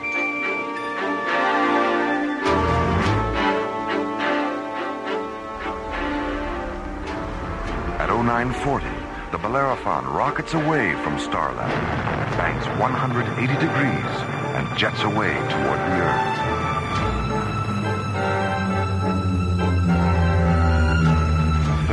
Later, Foom's powerful ship enters Earth's atmosphere and approaches the Latham Institute, a complex of pearlescent blue domes situated on the Gold Coast of New California. Meanwhile, behind the locked doors of the Institute's executive suite, Oliver Latham sits behind his desk, staring up at the white skeleton-like face of the 8-foot-tall, black-cloaked alien who stands before him. It's the judgment of the Shikandran War Council that you've overextended yourself, Latham. I don't care what your War Council thinks, Brack. I'm doing the Council's ultimatum is this. If you cannot deliver the Etrusine you promised, they will terminate the flow of wealth you so desperately need to maintain this complex of yours. You have 10 days. 10 days? There's no way in the world that I can produce 200,000 liters of Etrusine in 10 days. And why not? You produced 200,000 liters of solamine yellow in only 6 days. Well, producing solamine yellow in quantity was easy. It was already developed. Etrusine is still in the experimental stage.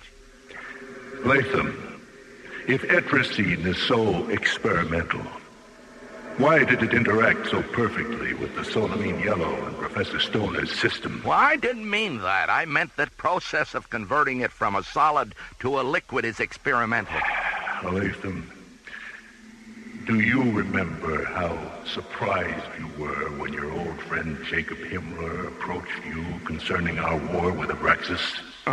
I was more than surprised. I was astonished. I had no idea he was involved with your... Astonished, yes. Now, multiply that astonishment by a factor of 10, and you will know how much you astonish me. Astonish you? How? By the way you confuse an issue in the hope of gaining an advantage. You said Etrusine was experimental. Now you say the conversion process is experimental. Which of the two is it? The process. It's the process. The way your mind works is an embarrassment, Latham. Oh, I see. And the fact that your planet intends to age Abraxas into extinction, I suppose that's logical. Their culture is passive, Latham. Mr. Latham, Dr. Cassidy, Mr. Foom, and Dr. Drone are here. Oh, all right. Give me a half a minute. This man Foom could be trouble, Brack. I'll be the judge of that. Let them in. I'll wait in the next room. All right, Miss Fuller. Send them in.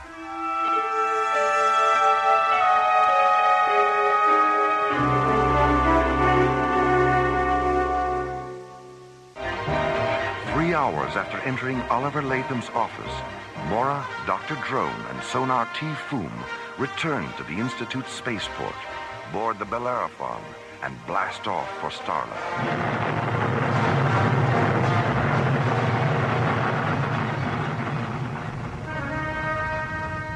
Foom, when you dropped your pipe in Latham's office and then bent down to retrieve it, I noticed you picked something out of the carpet. What was it? Evidence, my dear Drone. Evidence that will send Oliver Latham straight into Jastrow prison for the attempted murder of Madeline Stoner. I don't believe it. Come now, Foom. You're pulling my leg. I've never been more serious in my life. But what possible motive could he have? Unimaginable wealth, Mora. A fortune in capricite gemstones, the currency of Shikandra. What makes you think Shikandra has anything to do with this? Elementary, my dear Drone. The faint, lingering fragrance of night blossom perfume in Latham's office. Perfume? Yes. The Zil assassins on Shikandra anoint themselves with it as part of a self-purification ritual. All right, let's assume Latham is responsible. How did he get aboard Starlab? And what about the fact that he was in his office from 7 last night until 7 this morning? His door was open. A dozen people saw him. Oh, they saw him all right. The bandage on the palm of his left hand proves that. Bandage? Yes. Full speed ahead, drone. I'm anxious to peruse Jerry's docking bay tapes.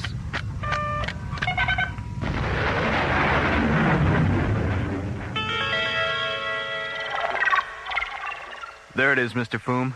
Lunar Shuttle 135. It came in late last night after the pilot radioed he was having trouble with the life support system. A perfect excuse to get out of the shuttle wearing the perfect disguise. A pressure suit and helmet. What else, Jerry? The stripes on the tail fin. Now, it should be a red stripe, then a stripe of yellow and black checkerboard, then a blue stripe.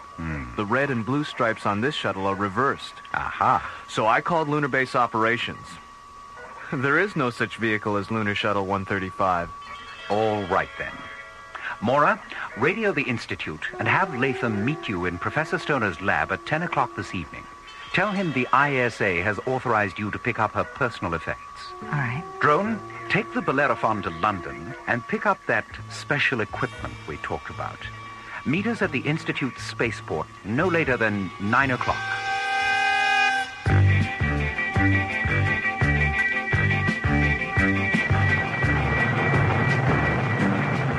As Dr. Drone banks away from Starlab aboard the Bellerophon, Mora and Foom rocket out of Launch Bay 9 aboard the ISA Interceptor Atlantis and jet toward the Gold Coast of New California.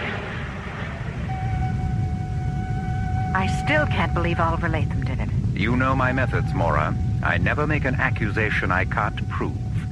And before this night is out, my own evidence will be vindicated by an admission of guilt from Latham himself. Isn't that your scanner alarm, Mora? Yes, we have an unidentified spacecraft at 205. That blue button, Mr. Foom. Let's get a visual. Well, a Shikandran sky raider. The plot thickens, eh, Mora? It certainly does. Activate the laser turrets, Mr. Foom. Those red switches. Tally-ho, Mora. Close, but no cigar. Oops, here he comes again. Not a very good shot, is he? What time is it? 8:30. Oh, gee, it's getting late, isn't it? Well, I better get this over with. Nice shooting, Mora. That's one you owe me, Mr. Fool. One what? One cigar.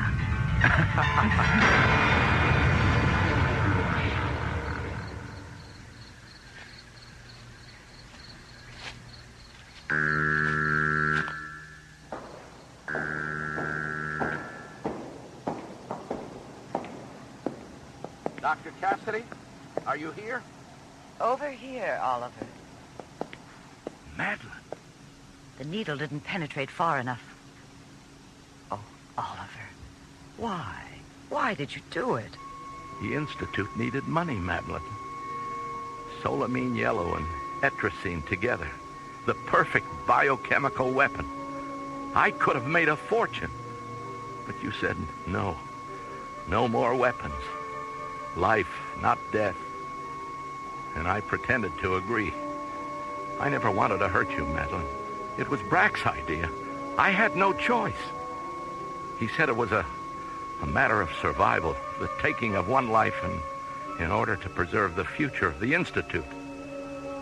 I'm sorry, Madeline, but I'm afraid that equation for survival still stands. You can't kill me again, Oliver. I don't exist. Madeline? Madeline, come back! She can't come back, Latham. She was never here. She died half an hour ago. No, she can't be. She's alive. She was standing over there. You've been tricked, Latham. The same way you tricked everyone into thinking you were in your office the night you shot her. What? You've been talking to a hologram, Latham. What? Vanessa? Madeline? Sorry to disappoint you, Latham, but this happens to be Miss Vanessa Lockwood, one of the Royal Shakespeare Company's most versatile and talented actresses. Mr. Latham? Vanessa has been good enough to play the role of Madeline Stoner in the next room, while we projected her holographic image into this room. Major, get him out of here. Come with us, Mr. Latham. You're under arrest. The Institute needed money.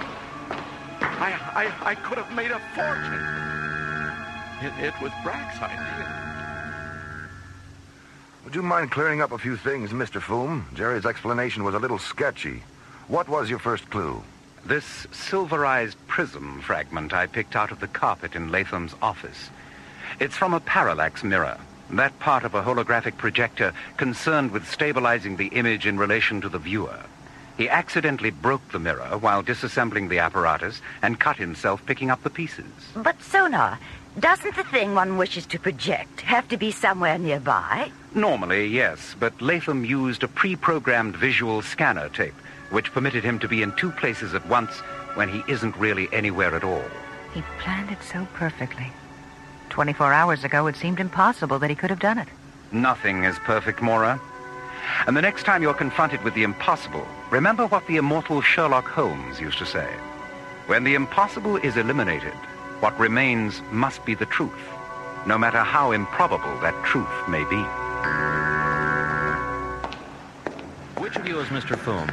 I am. I'm Abernathy, Institute Communications. This message just came for you from London by way of Starlab.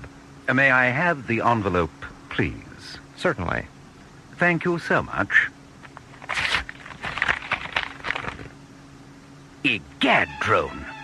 The historical television archives of the BBC have been ransacked, and every single episode of Monty Python's Flying Circus has been purloined. Why, this is monstrous. Yes, we must recover those episodes, drone. Come along. The game is afoot, and a new adventure is at hand.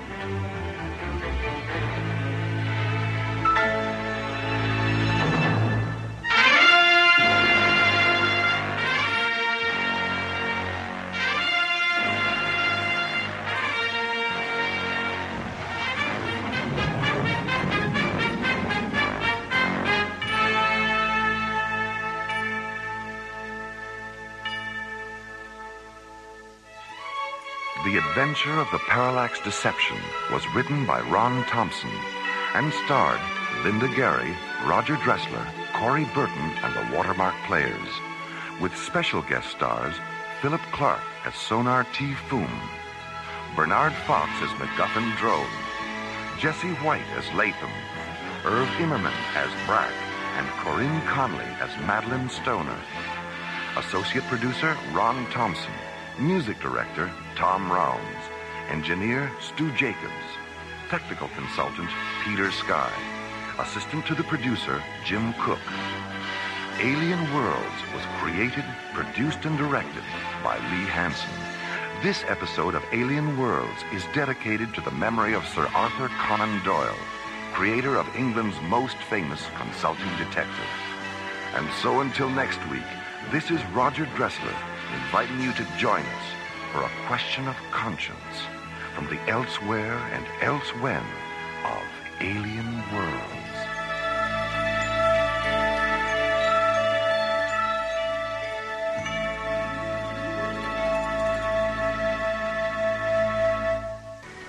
Stellar exploration is the newfound adventure.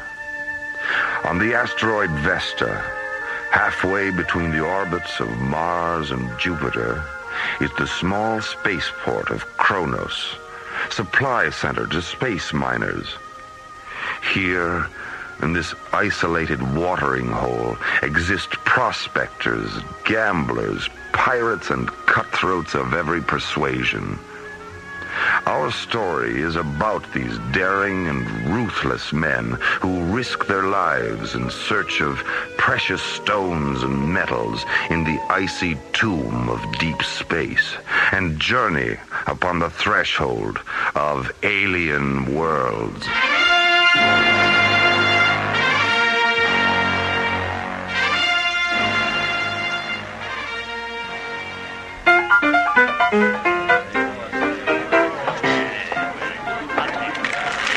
Spaceport Kronos, the Rising Star Saloon, Saturday night. Braze, 300. I'm out. Oh, me too. Well, that leaves just you and me, dude.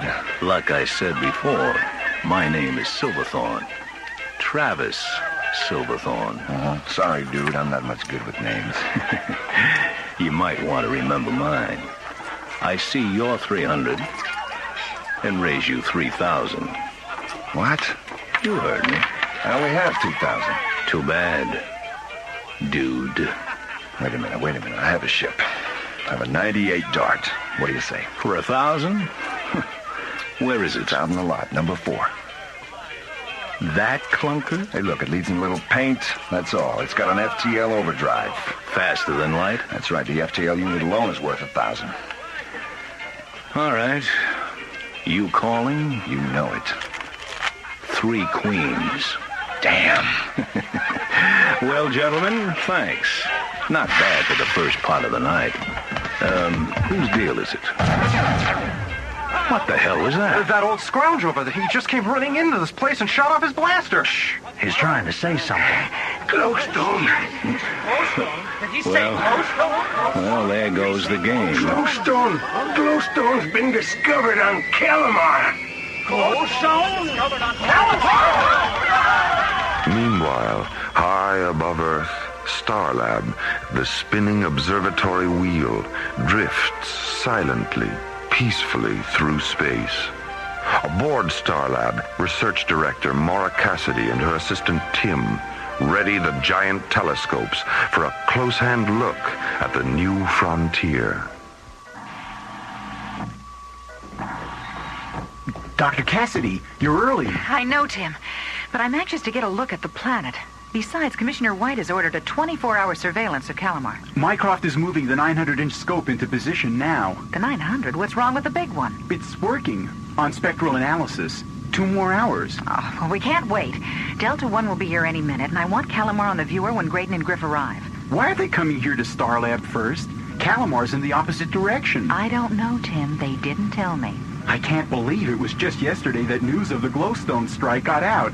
It seems like everybody's going to Calamar. Well, I wouldn't mind going there myself. What for, Dr. Cassidy? Well, for one thing, I've never even seen a grain of glowstone, much less the rocks rumored to exist on Calamar. Will you settle for a good look right now? The scope's ready. Well, then turn on the viewer, Tim. Let's see this new frontier. Right, Dr. Cassidy. Viewer on. Ooh.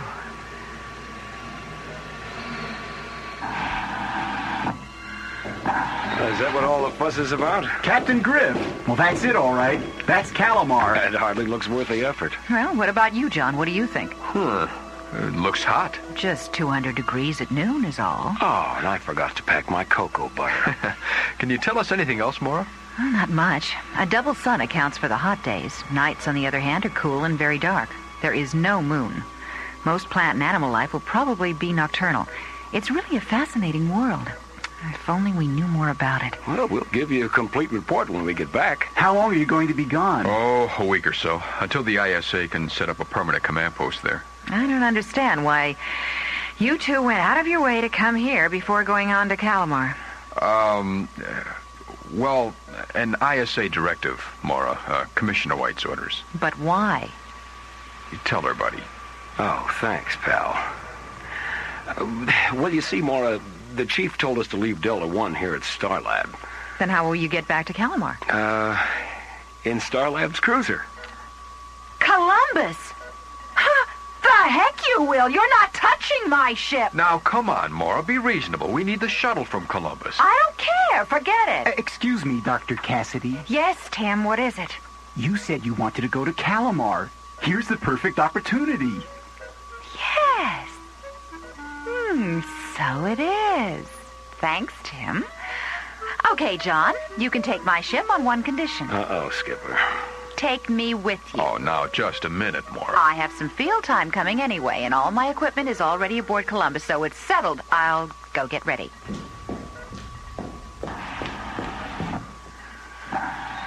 Hey, Skipper.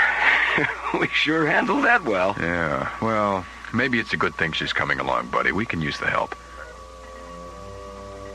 As Graydon and Griff prepare to disembark Starlab for Calamar, early prospector arrivals begin on the small planet. Mark Robbins and Lee Johnson are among the first.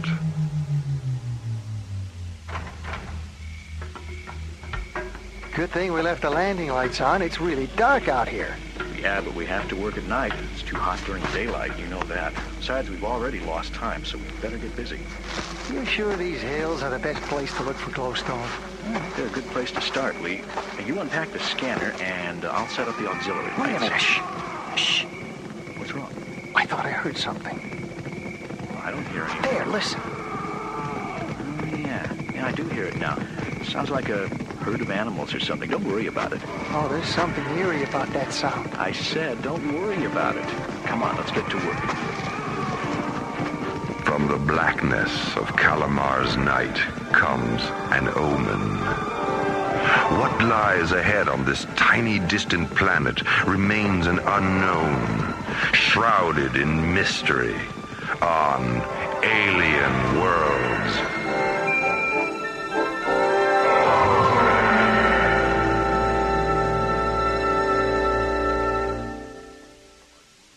A wave of unruly space prospectors, a chaotic infiltration of the planet Calamar. Anticipating the outbreak of lawlessness, the International Space Authority intervenes. Acting on ISA orders, a space exploration team is sent to Calamar to begin preparations for the arrival of an ISA security fleet and the establishment of a permanent command post. Starlab's interstellar cruiser Columbus is en route. SET commanders John Graydon and Buddy Griff, along with Starlab research director Maura Cassidy, are on board. Skipper, we're getting a distress signal, heading 049er. Open channel 8, buddy. ISA cruiser Columbus calling vessel at 049er. We read your flag. Open communications on channel 8. Over. What's going on? Oh, some idiot probably ran out of photons. Thank God you guys showed up. I'll bet 50 ships passed me by without even slowing down. I'm sorry, pal, but we'll be doing the same. What? Oh, come on, you can't leave me. Hey, Skipper, I think I know that guy. Do you mind? Okay, buddy, go ahead, but I'm not stopping. Hello, Travis. Travis Silverthorne, is that you? Yeah, who are you? It's me, Buddy. Buddy, you fool. Stop that ship right now and pick me up. Hey, Skipper, what do you say? I already said, buddy. But Travis is like a brother. I don't care, buddy. We don't have the time. Skipper, he saved my life when we were kids. Oh, damn it, buddy. Thanks, Skipper. Hello, Travis. Hold on, we're coming alongside. As Captain Griff aids a distressed friend, Dr. Cassidy receives an emergency call from Starlab. That's right, Dr. Cassidy. Spectral analysis indicates a little flare-up on Calamar's double sun. How intense, Tim? Strong enough to knock out any and all radio communication within 19 parsecs of Calamar. Okay, thanks for the report, Tim. I'll be in touch. Great, huh? You heard. Yeah. Without any radio communication on Calamar, things could get sticky.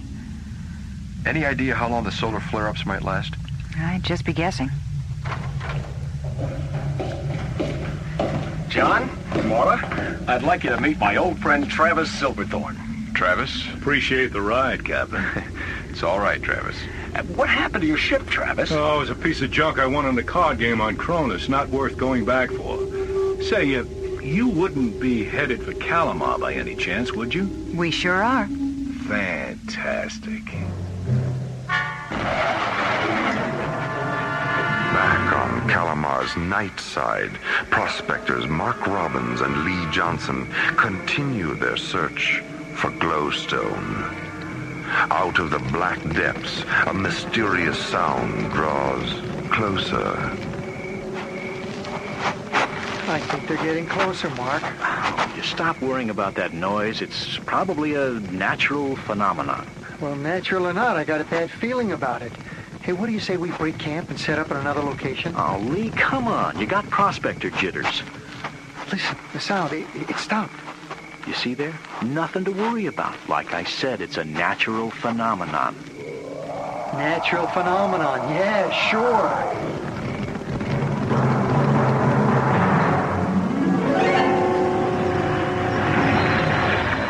Well, that's it. We've entered the area affected by Calamar's sun. We no longer have any radio communication with anyone. We'll need to keep a monitor on the radio at all times. Hey, Skip, me and Travis are throwing a party to celebrate our reunion. You want to join us? Oh, no thanks, buddy. But go ahead, just don't overdo it, huh? Right, Skip. How about you, Maura? Would you like to have a drink with us? Well, Oh, go ahead, Maura. We have time before we get to Calamar. okay, why not? All right, we'll be in the galley, Skipper. Well, tell me, Mr. Silverthorne, Please, Maura, call me Travis. Okay, Travis. What draws you to Calamar? Plan on doing any prospecting? Well, in a manner of speaking, I guess you could. If I know Travis, he'll be mining the miners. And that means? I will be playing cards. Ah. Okay, here we are. Martian fizzes okay? Sure, fine. Okay by me. You know, I've never seen glowstone. No kidding? I just happen to have a piece with me. Really? Oh, I'd love to see it. It's just a speck, but it's enough to see the value. To get the full effect of glowstone, you have to see it in the dark. Oh, buddy, will you please turn off the lights? Sure. Oh, it's beautiful. I've never seen such rich colors before, so bright, pure, and warm. Think she likes it, buddy? I don't know. It's hard to tell. The glowstone is supposedly an aphrodisiac, too, you know. No, I didn't, but I'm not surprised. Oh, wow, you two want to be left alone? Buddy. Of course, that's not the reason it's so valuable. That's right. That much I do know. Glowstone is a perfect energy source. Small, clean, safe. Doesn't get hot, and yet the energy it releases can be put to thousands of uses. And on top of all of that, it's one of the rarest minerals in the universe. This little speck of mine is worth close to 100,000. I've met men who are willing to kill for a piece half this size, and almost as many who are willing to die for it. The value of glowstone cannot be denied, but neither can the dangers of mining it, as two young prospectors draw closer to a confrontation with the unknown on Calamar. It's been a half hour, Lee, and no more howls. If anything was there, it's gone now. No, I don't think so, Mark. They're out there, all around us. I can feel them. Maybe we should just get back to work, Are you kidding? That's just what they're waiting for. Well, we can't sit here all night. Besides, I've scanned the whole place. There is nothing here to fear. But, Mark... But nothing. Now, give me that blaster and wait here. Where are you going? I'm going to prove my point. I'll fire the blaster a couple of times over by that rock. If nothing happens, then maybe we can get back to work, okay? And if something does happen? Well, then you're going to have a front row seat. But nothing will happen. Now watch. Hey, what happened to the lights? Mark? Mark! What in the name of God is that? Mark, where are you? Lee? Lee! Help me!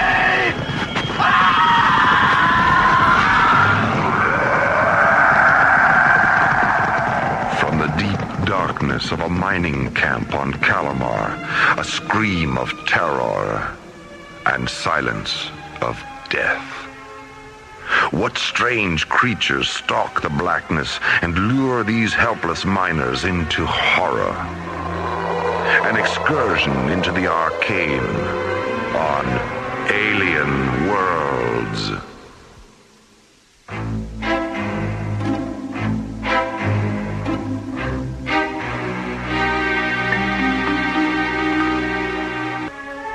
Mysterious, hostile creatures attack a prospector camp on Calamar. A search for glowstone ends in terror. Lawless disorder sweeps the planet as prospectors and pirates arrive in search of the precious stone. A space exploration team enters Calamar's orbit, sent by the International Space Authority to subdue the madness. Over how hot it looks down there, Maura. At least the nights are pleasant, John. I'm sure most of the miners do their work at night. What about solar screens during the day? Even under a solar screen, it would still be 120 degrees or so. A little hot to be doing hard labor. Yeah, I'll say. You know, I never liked the desert, even on Earth. I think I'll stay up here and let the rest of you take the first EVA. So now all I have to do is find Buddy and Travis. I think they went up to the launch deck. In just a minute, I'll go with you. Okay. You know, Travis, seeing you again reminds me of the first time we left Earth together, remember? Oh, how could I forget? I can't believe we ever got past the moon and that old government surplus. A wombat, wasn't it? It was a wombat, all right. That old fossil fueler. I'll bet they're still talking about our last night on Mars. Well, I know I am. Excuse us, you two. If you're looking for a shuttle crew, we're ready. Good, because we're going down. Oh, right. But wait, Skipper. Someone has to stay. Yeah, I'll stay, buddy. The three of you can go. Right. Well, come on. Buddy? Yeah? Listen, whatever you do, don't land. Why not? With the radios out, I just don't want to take any chances, that's all. Just look around and then report back here after your EVA. Okay, Skip. Boy, you sure know how to take the fun out of an EVA. As the EVA crew prepares to descend from the cruiser Columbus, other preparations are underway on Earth. An ISA security fleet, commanded by Captain Richard Baker, prepares to depart for Calamar and set up a permanent command post. Captain Baker. Yes, Lieutenant. What is it? I have that recording of the last transmission from Calamar, sir. Just before the signal faded completely. Good, Lieutenant. Let's hear it. Mayday, Mayday. Coordinates 1906. We're under attack. They're coming out of nowhere. Weapons aren't effective. The light. It's the light. It's the light. That's where it ends, sir. Was he saying light? Apparently. But we can't figure out why. The coordinates are from Calamar's dark side.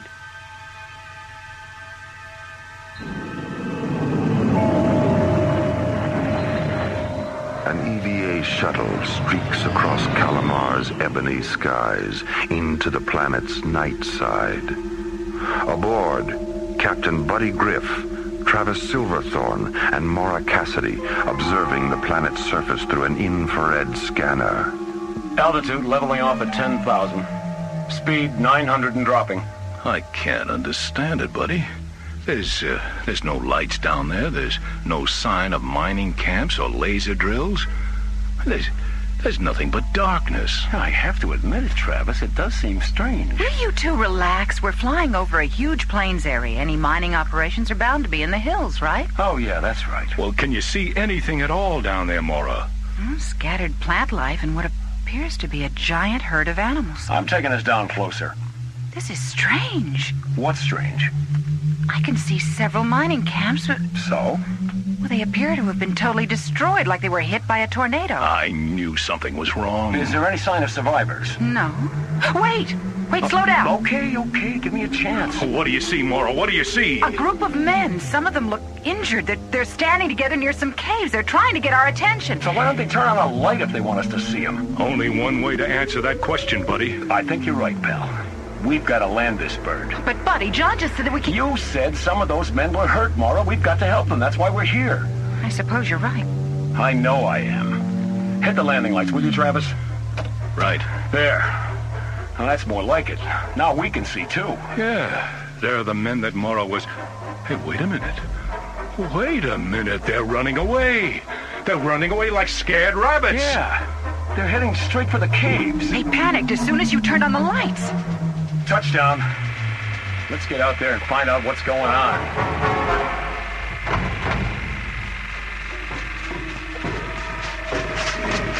Turn off your lights. The creatures are coming. Who are you? What are you talking about? You're in great danger.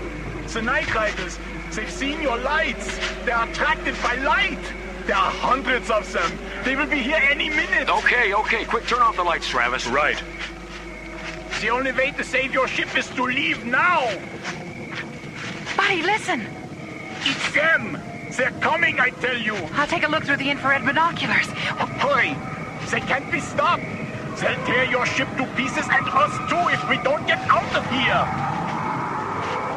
What is that? It's the Night Riders. Night Riders? Maura, can you see anything through the binoculars? Can I ever? They're coming this way, all right. There must be several hundred of them. Several hundred what? Strange creatures, reptilian, I think, but huge. They're riding on the backs of those animals I saw earlier. My God, I don't believe it. What is it? What is it? They don't have any eyes. But how can they... Please, there isn't much time. You must leave. He's right. They've already reached the foothills. Okay, let's go. Everyone in the shuttle. You too, mister. Thank you. Thank you.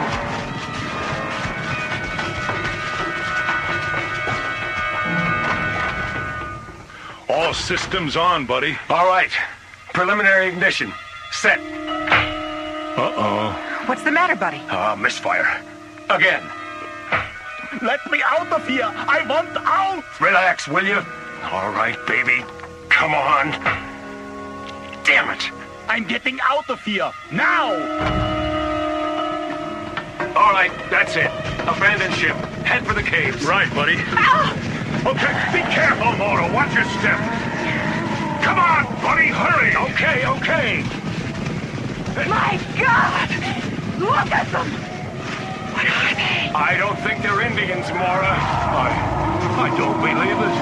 Look, they're tearing the shuttle apart. What are we gonna do, buddy? How are we gonna contact John now? Let's worry about that later. Quick, let's get under cover. In here, in the caves. Buddy, Mora, and Travis find themselves trapped, overrun by strange, sightless alien creatures. Unable to contact John Graydon high above them, aboard Columbus, they appear to be hopelessly stranded in darkness. Their shuttle has been torn to pieces by the Night Riders of Calamar. Indeed, a phantasm of consternation on alien worlds.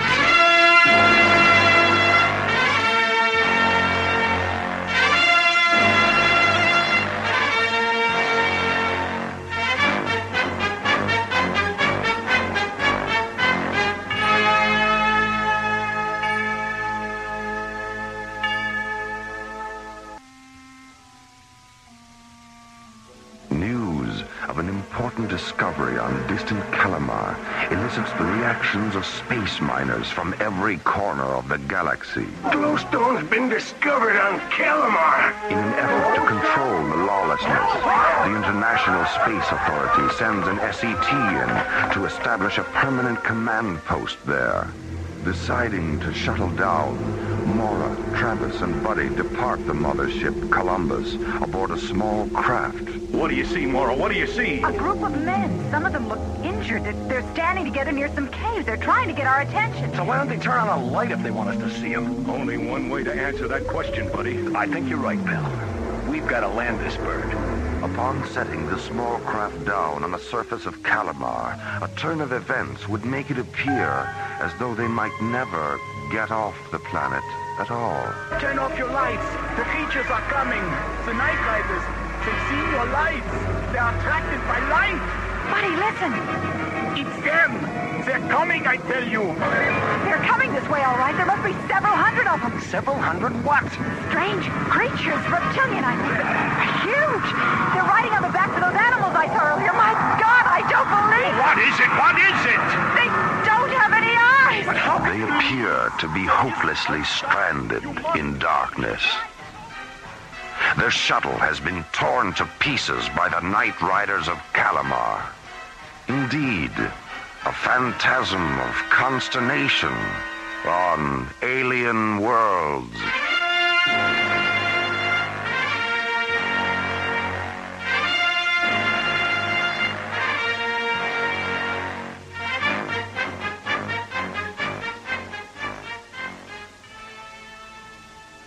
As the charging hoofbeats of the Night Riders fade into the depths, Buddy, Mora, Travis, and the miners seek refuge in a Calamar cave.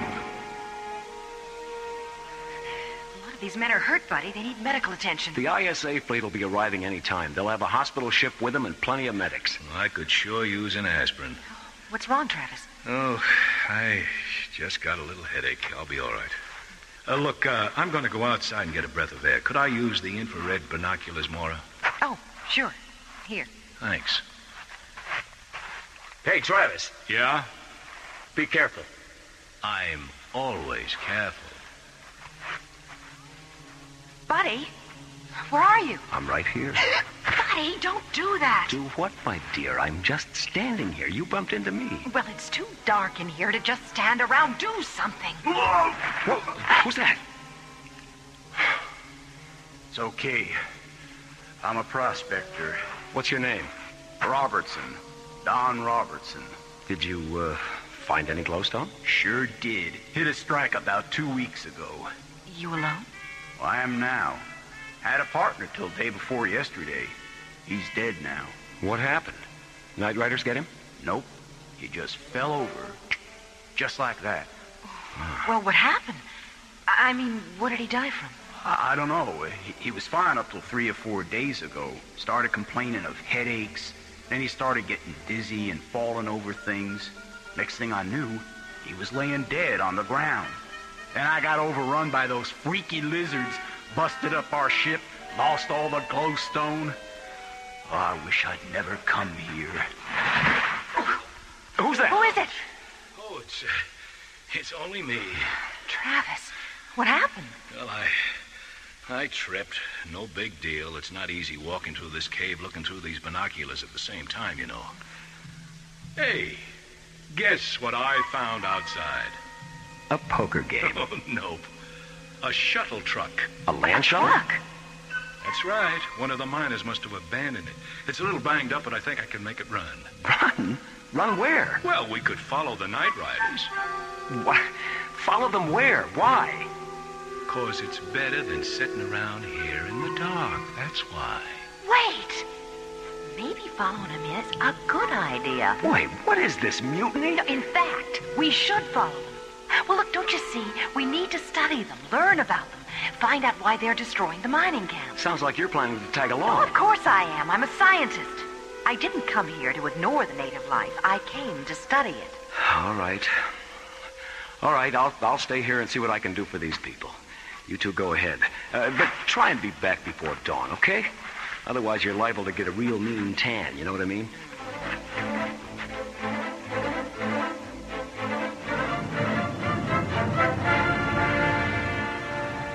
Meanwhile, back aboard Columbus, John Graydon sits quietly in solitude. It's been nearly 5 hours. Where could they be? Something's happened, and I sit here doing nothing. Well, no more. I'll land this monster by myself. Carefully.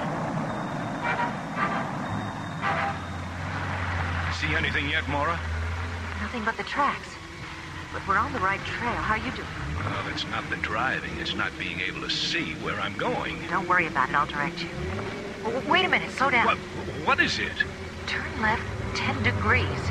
We're coming up on a cliff or a crevice or something. Wait, no. It's a crater. The animal tracks lead into it. Ow!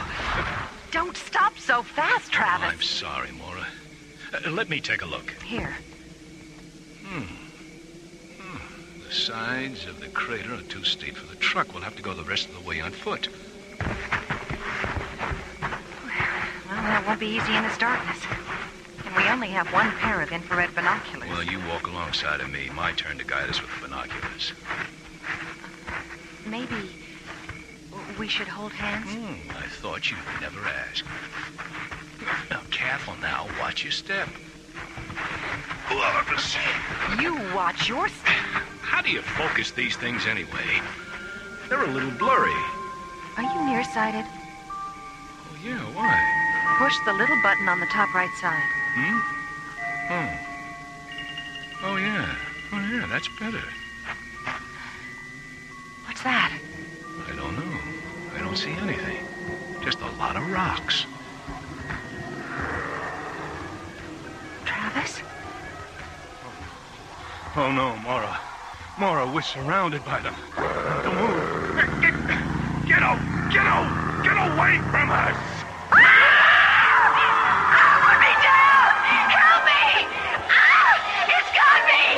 Travis!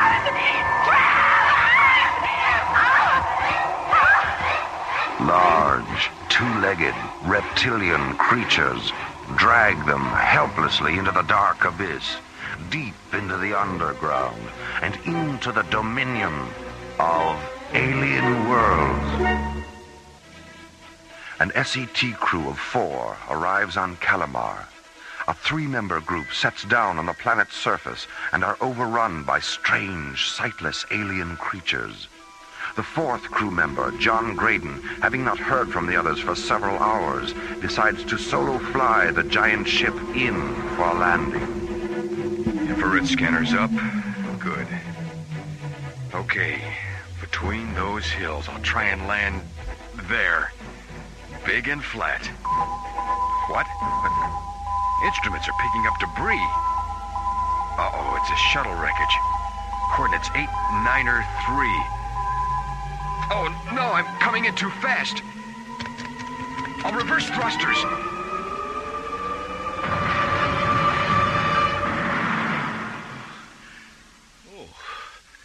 Oh, my head. Travis, are you all right? Oh, Mora. What happened? Where are we? We've been captured by the Night Riders. I wasn't sure if you were going to come too or not. How long have I been out? A few hours, maybe. I've lost track of time down here. Down here? Down where? Where are we? Deep underground in a cavern. The creatures have us sealed off in this room. We're trapped. Travis, move over here with me, please. I can't move, Mora. I seem to be paralyzed. They go! I can't breathe!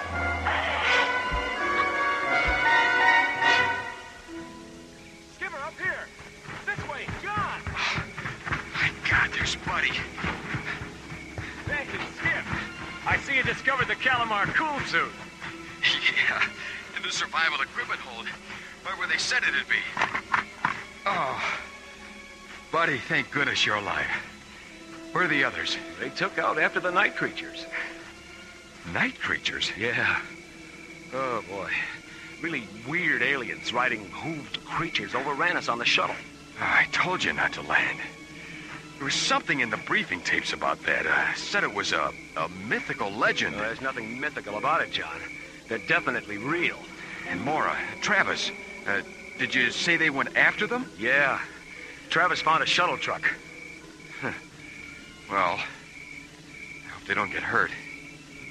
Look, I'll go back to the Columbus and get the other Solitarian spacesuits. And then you can help me get what medical supplies we've got up there to help the rest. Okay, but hurry back. Right. Put the Earth people down, Cardos. Oh, my head. My head hurts. Mora. Mora, he talked. Mora? Mora, are you there? Yes. Yeah, I'm here. I'm just trying to get my breath back. Quiet. Do not move, or we will kill you. Oh, don't worry, pal. Don't worry. We're not going anywhere. I can't see a thing in here. See? Ah, yes. Earthlings can see. A most bizarre ability. We've come to learn about you. You've come to destroy us. No! No, we've no intentions of harming you. I am Cregan, leader of Corbin. We are of this world, not you. You speak English. How? Our translatory linguistic ability is of your galaxy. You are not the first of your kind to enter our world. Why have you attacked our people? You bring the great pain. Whose pain you talking about, pal? What you call light, to us is pain. It is the poison of our wavelength. But how do you perceive light if you're blind? Blindness is relative only to your spectrum of perception. We are of telepathic senses. You are disrupting our wavelength, altering our sensibilities. You must leave Calamar. But what about sunlight, a glowstone? Enough talk. Wait, you don't understand. We represent the... You are an invasion are not compatible. What do you plan on doing with us? We will display your death to your people without mercy. Then they will know our power, and they will leave. Oh, come on, pal. You don't want to do that. I've got too many poker games left. Besides, the miners won't leave. They could care less about us, believe me. Silence. It is done. We ride when nighttime is again full. A terminus planned by the leader of the Troman promises the doom of Mora and Travis at sundown. An exhibition in death by the Night Riders of Calamar as darkness slowly overcasts this alien world.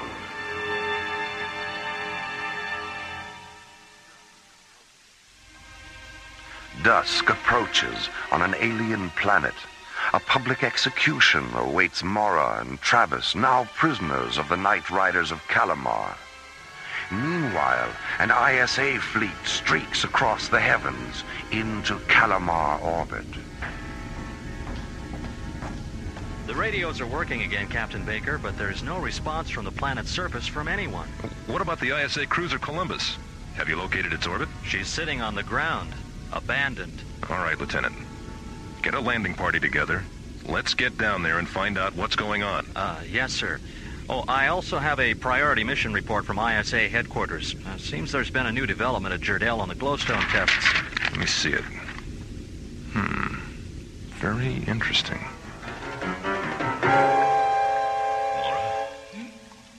Mora, I just had a realization. About what? Glowstone. What? I'm going to reveal it to the Night Riders. I have a feeling glowstone is different from other forms of light energy. It's true. We know it's in a spectrum of super high ultraviolet energy, much higher than synthetic light. That's right. It could affect them totally different. Go ahead. It could save our skins. Here they come. And here goes. Put the glowstone away, Earthman. What? What do you mean? I said, put the glowstone away, out of exposure. It is very dangerous to us. We will die in minutes. I've got a full hand, pal. I'll put it away when you ensure me you'll listen to what we've got to say. Go on, it's your deal. All right, Earthling. As you wish. We will listen. Hey, Mora.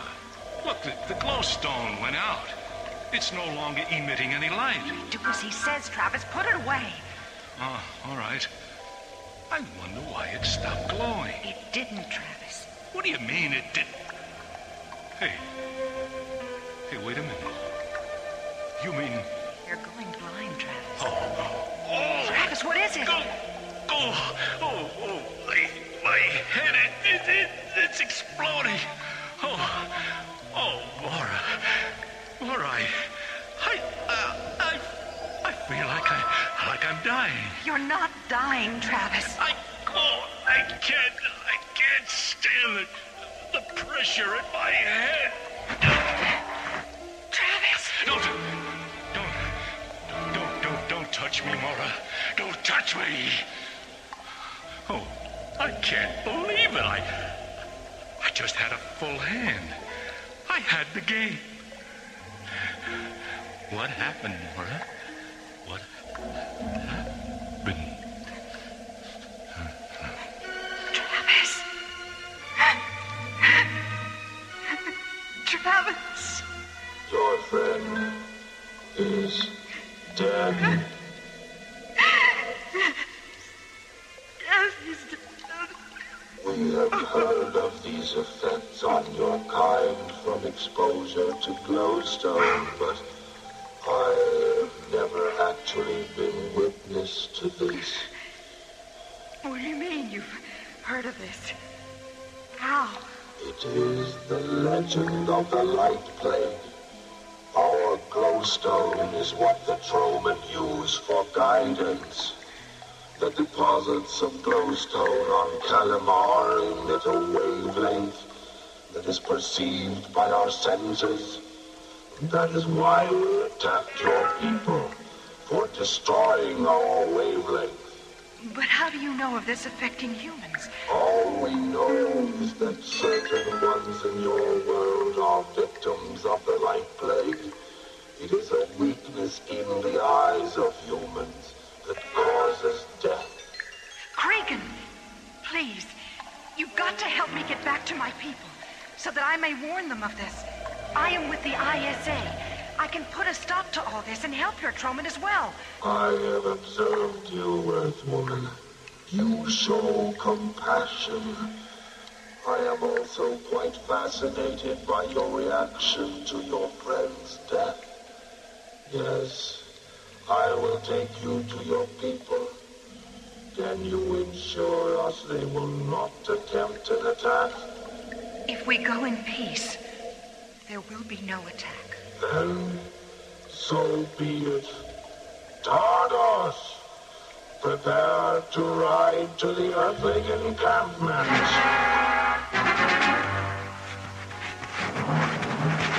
Captain Baker, SCT Commanders John Graydon and Buddy Griff. Thank you, Lieutenant. Welcome to ISA Security Command, gentlemen. Thank you, Captain Baker. We've just received a special report on glowstone from the Jardel Institute. I think you should be made aware of it. Oh, yeah? What did the boys in the lab come up with now? Well, it seems that since the discovery of glowstone on Calamar 6 weeks ago, 3 of the 10 scientists involved with the experiments have died. From what? The glowstone? The cause of death was diagnosed as a brain hemorrhage. Just exactly how the glowstone causes this remains a mystery. We're expecting further information shortly. Then glowstone is harmful to humans? Not all humans. The other 7 scientists were unaffected. Captain! Captain! They're here! The Night Riders are approaching from the southeast quadrant, sir! Let me have those glasses, Lieutenant. There are several hundred of them. Wait! In the lead formation. I don't believe it. One of the creatures has a woman with it. Mora? Let me see, Captain. Holy Jupiter, it is Mora. But where's Travis?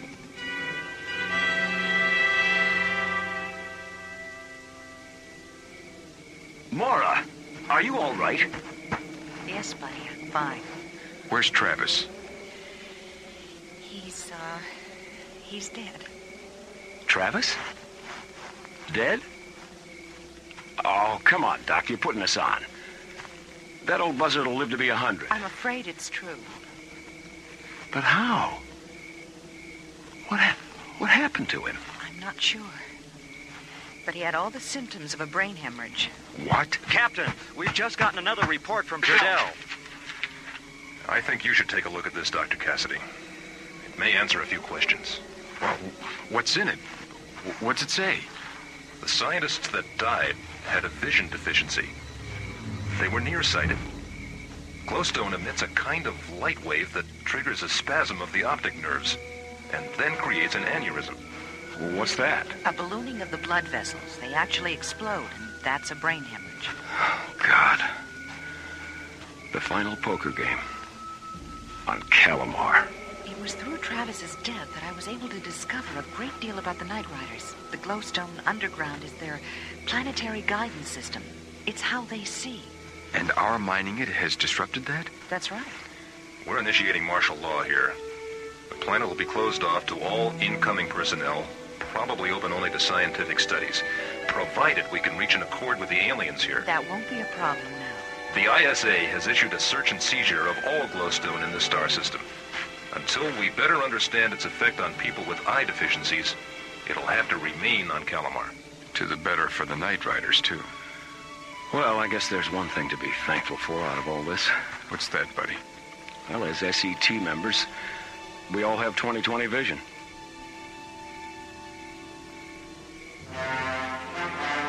As the SET prepares to disembark Calamar, a galaxy has been spared an outbreak of the light plague. The dangers of glowstone have now become true and apparent.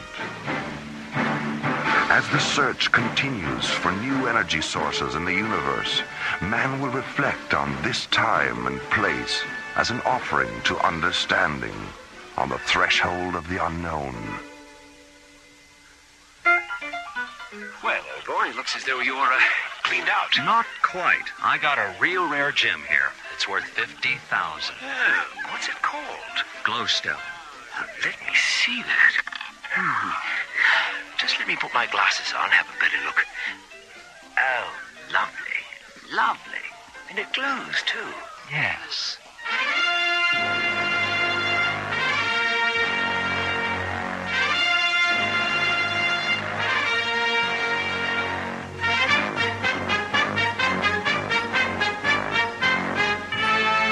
The Night Riders of Calamar was written by Dudley Brown and Lee Hansen and starred Linda Gary, Chuck Olson, Bruce Miller, Phil Diskin, and Corey Burton, with special guest Peter Leeds.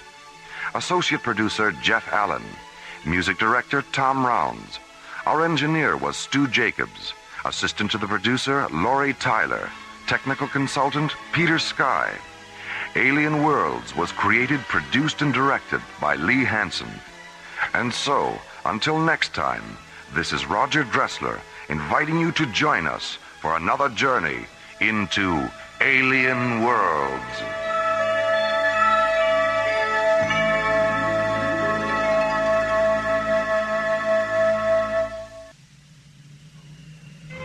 Slowly orbiting at the edge of deep space, 1,000 kilometers beyond 21st century Earth, is the Arthur C. Clarke Astronomical Observatory, Starlab.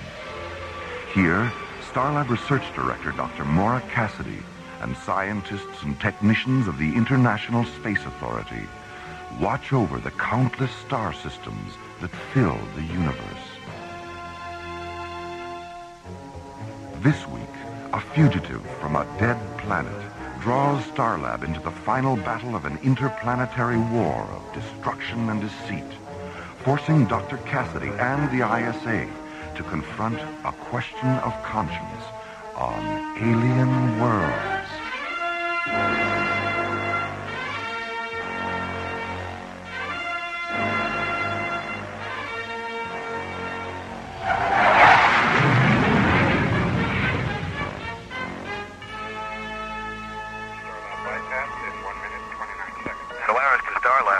This is Starlab. Go ahead, Solaris.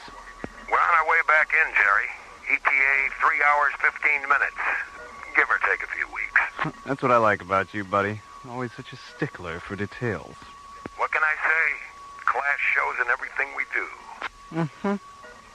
So, how about that freighter bound for Thanatos? Did you ever find out what the problem was? The captain sounded a bit vague. Well, it seems the captain sent out a crew of Semenians. So? So, Malakara, the holiest of all the Semenian sacred days, just happened to fall today. And Jerry, the Semenians consider it sacrilegious to work during Malakara. You mean they just stopped working right in the middle of the flight? You got it. So it was up to us to tow the ship to the nearest spaceport. There the captain can wait out Malakara. After all, we wouldn't want them falling into the sun or ramming the moon or something. It just ruins the view. I see. Well, as long as you're in such a charitable mood, perhaps you could do me a favor and make one more stop on your way in? Don't tell me. Let me guess. A corned beef on rye from the Delphi 5 floating delicatessen. Not exactly. I've been picking up some erratic Sigma-class radio signals from Sector 9 or 5. I'd like you guys to check it out. Consider it done, Jerry. We'll let you know if we find anything interesting. Great. Oh, and before I forget, there is just one last little thing. What's that? That corned beef sandwich sounds really good. If it wouldn't be too much trouble, you think you Sorry, Jerry. Malakara, remember? This is our day off. Maybe next time. Solaris clear. Starlab clear. Funny, they don't look Semenian.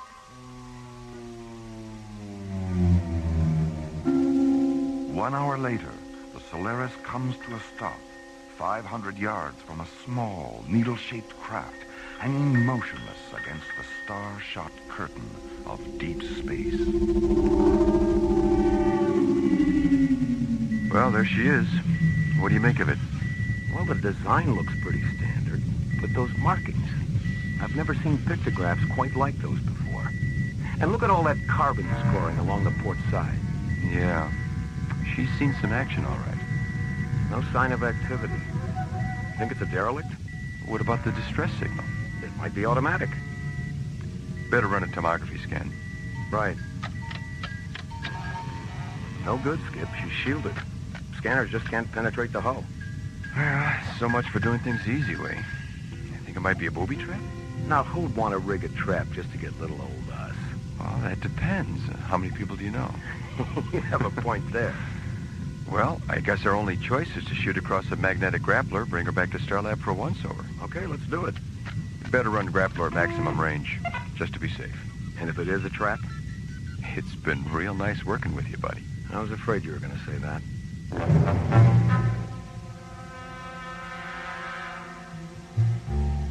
2 hours later, the battle-scarred alien spacecraft is maneuvered into the outboard airlock of Isolab 7, where it's carefully lowered onto a brilliantly illuminated observation pad, located beneath a circular gallery of smoke-colored windows. Well, there it is, Phil. Your very first encounter with a genuine UFO. What do you think? It's different. The Academy certainly doesn't prepare you for anything quite like this. That's why you're here, remember? You mean this isn't a transport bound for the Passion Planet?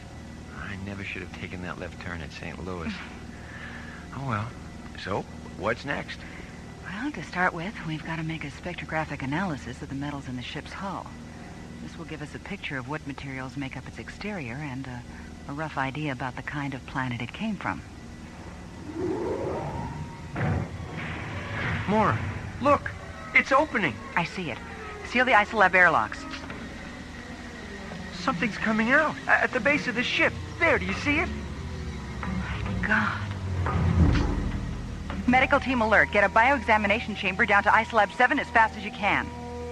I've never seen anything like it before. A large reptilian alien rises to its feet, its scaled turquoise skin glimmering against the dull gray of the spacecraft.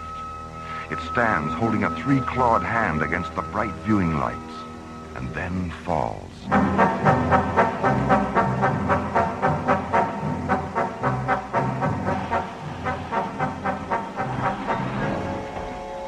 How is he, Maura? Well, according to the report, he's been in a state of extreme oxygen deprivation for several weeks. They could only find scattered traces of oxygen in his entire bloodstream. How did he manage to survive? Probably by going into a kind of hibernation. As you can see, he's still in something of a comatose state. Now, Dr. Cassidy, the time of non-life is over. You can understand us. Your language is not unknown in the universe. I am called Isu of Nakaresh. Nakaresh? I don't think I'm familiar with that system. And with good reason. For there are none left, save myself to speak of it. There was a war, a terrible war, between my planet and another. The reasons are no longer important. Both our worlds shared the same last breath, and now live no more. You mean the war left everyone on both sides dead? All save two, yes. For as I survived, by chance, so too did the last enemy battleship Urcus, which to this day pursues me. But what can they hope to accomplish? Nothing. Everything.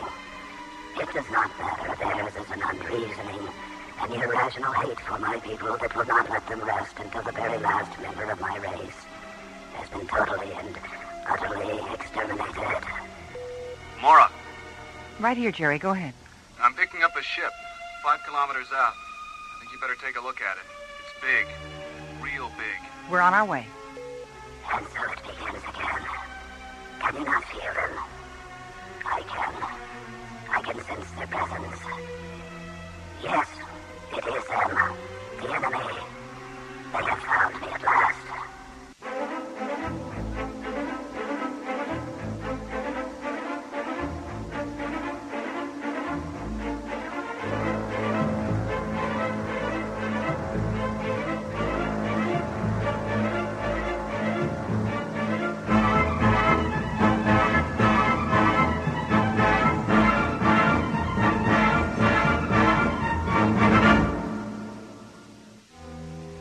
While investigating a distant distress signal, John and Buddy discover a battle-scarred alien spacecraft.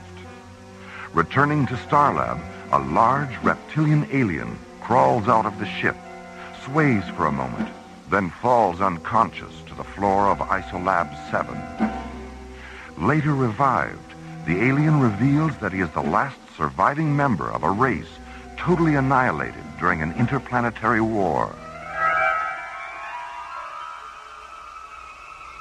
Suddenly, a second vessel, a giant crimson-colored battle cruiser, appears near Starlab. And so it begins again. Can you not feel them? I can. Yes, it is them. The enemy. They have found me at last.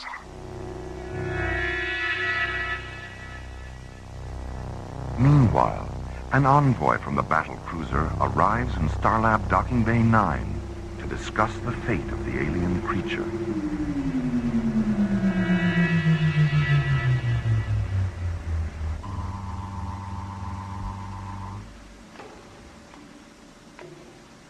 Well, would you look at that? Did you say something, Mora? Huh? Oh, no, I just meant I didn't expect him to be so... Handsome? Good looking? I meant tall, Phil. Just trying to help. Welcome to Starlab. Who's in charge here? I am. I'm Dr. Mara Cassidy. My name is Andrus of Belshazzar. I wish to thank you for capturing the creature Isu. It's comforting to know that there are others in the universe that recognize the depravity of his crime and will assist in the administration of justice. Now, if you will please, turn him over to us. Wait a minute, back up. I'm afraid we don't know anything about any crimes. The one you want, Isu, claims to be the sole survivor of a great war, and as such has requested sanctuary. Sanctuary? From a war that never was? I'm not sure I understand. Isu had isolated a plague bacteria against which our people had no defense. He used the threat of unleashing this disease as a form of blackmail in order to further his own twisted dreams of power. But my people refused his demands, and they died within the day. But if what you say is true, then why are you and your crew still alive? We were on a deep space probe when the plague was unleashed. And by the time we returned, all life on our planet was gone. At that moment, we vowed to bring this murderer to justice. That's where we run into a problem. Both you and Isu tell different stories, while each claiming to be the last of his kind, leaving no one to verify either story. You don't seriously mean to say that you equate my credibility with his lies? My job here is to find out the truth. Isu has requested sanctuary, and I am obliged to give him that until his guilt in this crime, or at least the crime itself, can be established. And how long will this take? A few days. A few days? That's impossible. Well, I'm sorry, but we do have certain procedures for dealing with this sort of thing. We are not interested in your procedures. Every moment that he lives further increases his chances of escaping us. My response to your suggestion is simple. You have 5 of your hours in which to turn him over to us. That sounds a little like a threat. It's a very disagreeable term. Let us instead call it a strongly voiced suggestion. Oh, but you can't expect us... I repeat, 5 hours. This discussion is concluded.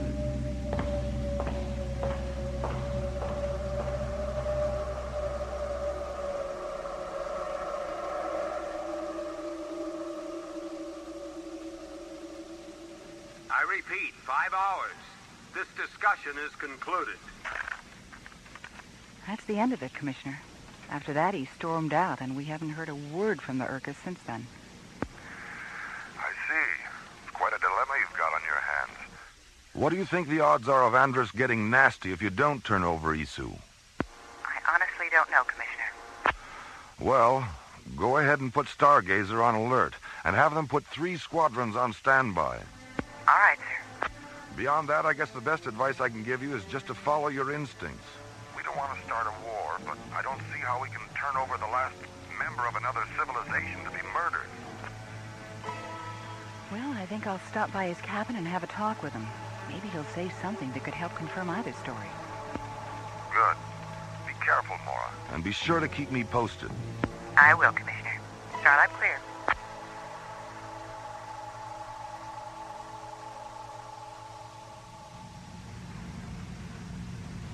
How long, Andrus? How long until Isu is ours? Soon, Meshach. Soon. We've come too far and searched too long to let him slip away. But how can you be certain they'll release him? They're a reasonably intelligent race. I believe they'll see matters our way. And if they still refuse? Then we shall simply take him from them, in whatever way we have to.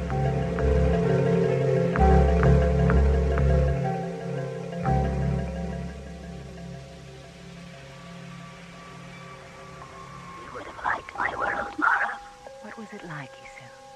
Oh, it was beautiful. Crystalline flowers that reflected the emerald sunlight into 1,000 dazzling patterns. Cool, quiet forests. And sleek silver birds with soft golden eyes. Then the war began. My task was to seed the space between our two planets with antimatter modules which would detonate whenever an enemy cruiser approached.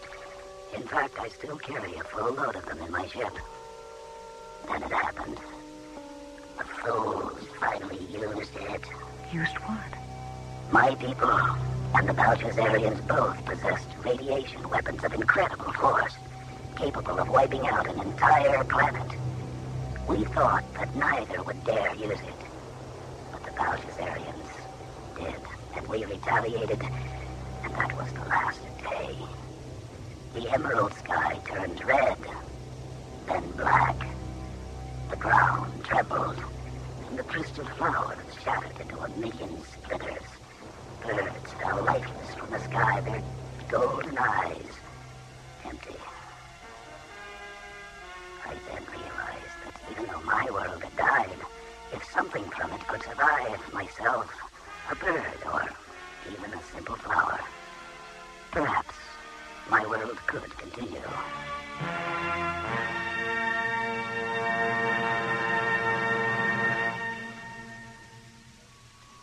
I don't know, Jerry. I just don't know who to believe. I gather your meeting with Isu didn't help to clarify matters very much. No. But even though he can't prove his story, everything he says seems to ring true. I had the same feeling about Andrus. Urcus to Starlab. I wondered when we'd hear from them again. It's been 2 hours. This is Starlab. Go ahead, Urcus.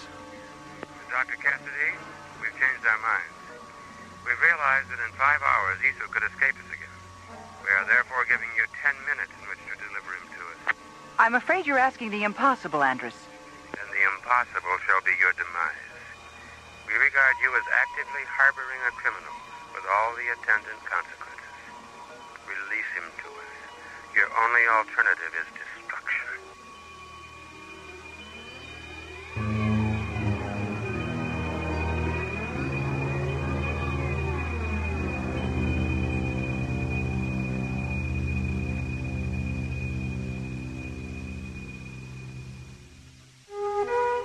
Following the rescue of the reptilian alien Isu, who claims to be the sole survivor of an interplanetary holocaust, Andrus, Isu's pursuer, contacts Starlab.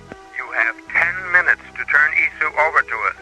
Your only alternative is destruction.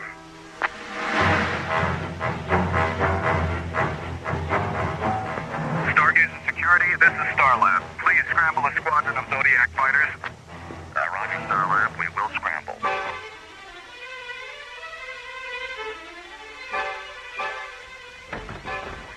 All interceptors, this is a priority 1 alert. Scramble all Stargazer fighters immediately.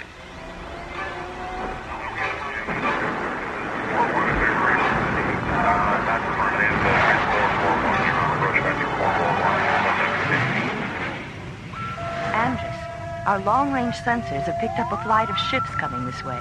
They look to be fighters. Oh, they've made the decision. Very well, then.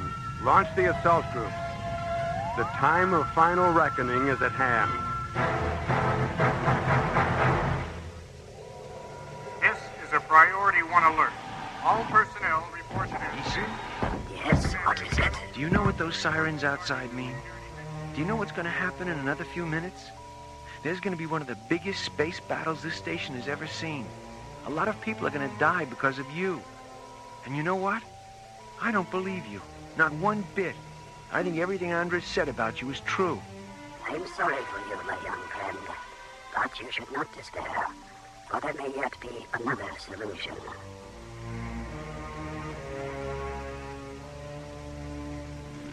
Meanwhile, 10 kilometers beyond Starlab, ISA Zodiac Squadrons 1, 3, and 6 rocket into battle against 5 flights of Belshazzarian fighters. Zodiac 1 to Zodiac Squadron leaders, target sighted. Approximately 4 squadrons, type of weaponry unknown. Activate laser turrets and shielding generators on my mark. Mark. This is Zodiac 3, laser and shield functions confirmed. Zodiac 6 here, laser turrets and shields all go. All right, let's go in.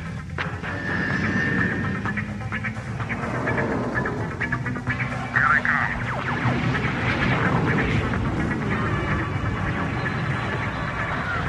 They're breaking through.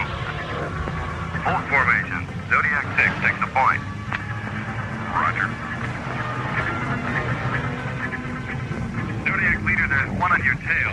Hang on, I've got him.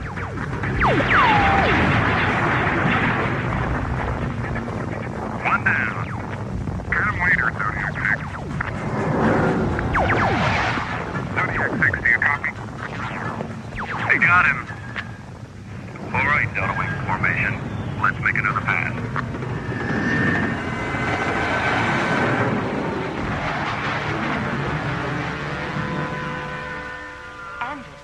Craft is approaching from Starlab. What type? I can't tell. It's shielded. Wait, there's a signal coming in. It's Isu. He requests permission to come aboard. Permission granted. Well, it seems we've won the war before we've even finished the battle. Call off the attack, Meshach. Yes, Andres.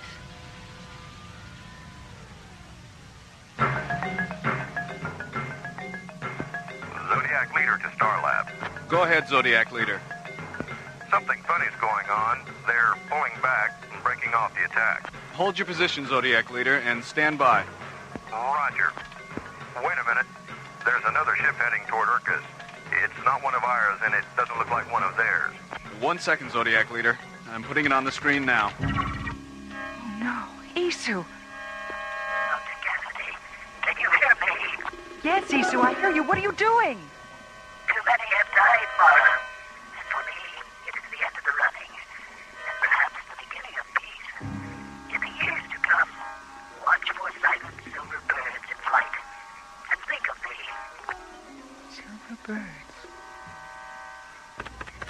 Starlab to Zodiac leader. Get those ships out of there fast. Roger, Starlab. Mara, what's happening? My God, Jerry, I know what he's planning to do. Remember me, Dr. Cassidy. Remember me. The Urkus! It's gone up like a Roman candle. Or like someone set off a shipload full of antimatter modules inside of it.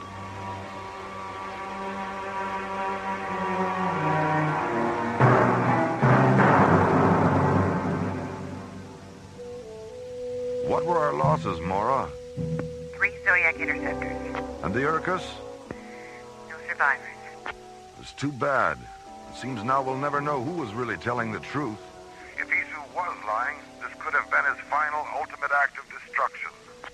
Then there's always the possibility that he was telling us the truth after all. There's always that, yes. Well, I suppose I'd better file my own report on all this. I'll see you in a few days, Mara. All right, see you soon, Commissioner. Starlab out. Mara? Yes, Phil, what is it? I found these in Isu's cabin. A cassette tape and this flower. They're for you. The tape will explain it. Dr. Cassidy, this crystalline seedling is the last thing left to me, and I leave it in your care. When the time comes, you will know what to do with it. When the time comes. Do you know what he was talking about, Mora? Yes, Phil, I think I do. The crystalline flower seedling. Someday we'll find a planet with an emerald sky and still silver birds. And when we do, I'll know what to do with this. And I will remember.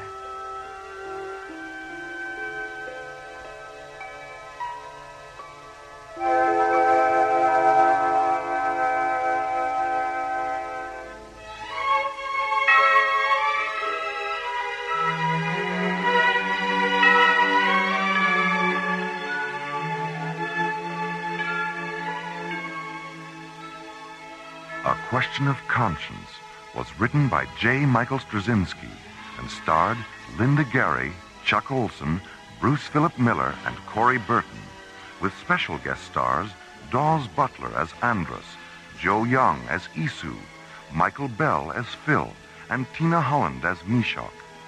Associate producer, Ron Thompson. Music director, Tom Rounds.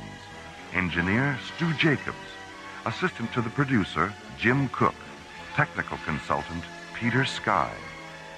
Alien Worlds was created, produced, and directed by Lee Hansen. And so until next week, this is Roger Dressler, inviting you to join us for our next adventure from the elsewhere and elsewhen of Alien Worlds.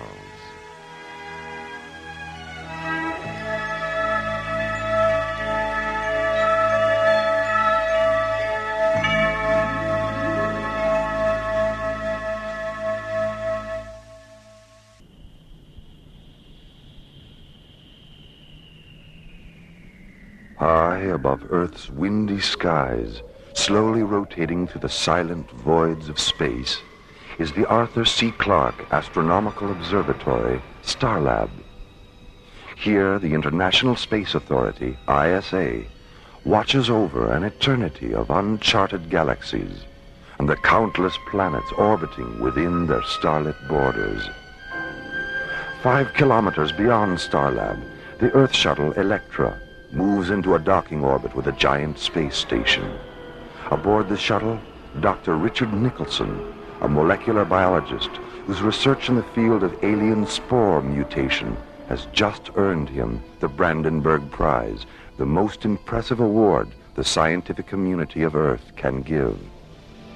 Aboard Starlab, Dr. Nicholson's wife, Anne, awaits the arrival of the Electra.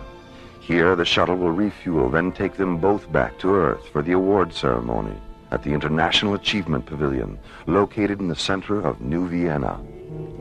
It is April 28th, 2026, a day no one on Starlab will ever forget, as this week's adventure, the Resurrectionists of Lethe, removes us from the ordinary and takes us into the mysterious light and shadow of Alien Worlds.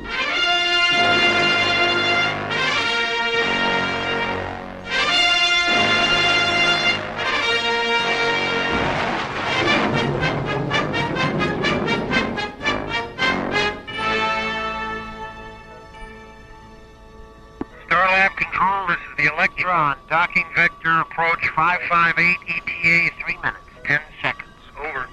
Roger, Electra. You're cleared for entry into Shuttle Bay 5. The doors are open and the refueling crew is standing by. Roger, Starlab. And send the systems technician down after we dock. I've been having a little trouble with the NO3 feeder line, the number 4 retro thruster. Nothing serious, but it wouldn't hurt to check it out. Will do, Electra.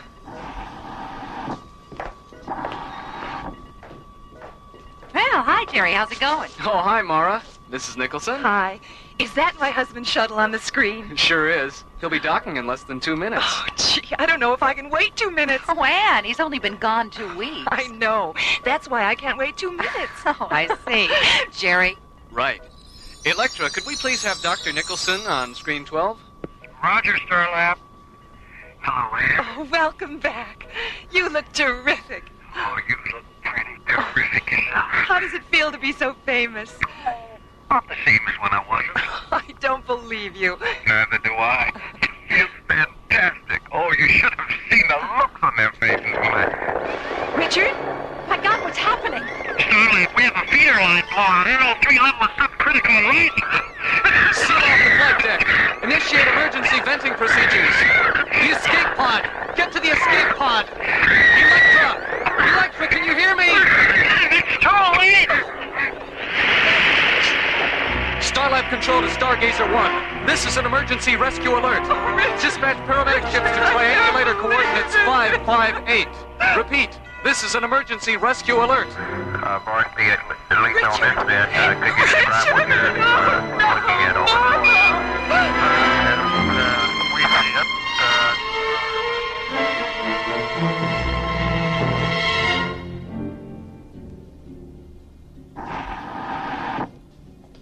Dr. Cassidy? Come in, Carl.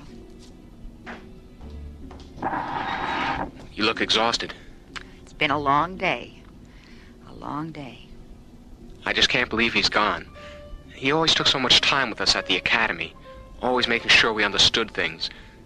There were times when I was ready to quit, and I would have if he hadn't talked me out of it. I know. He was understanding with all of us. Is that the accident report? Yes, I just finished it.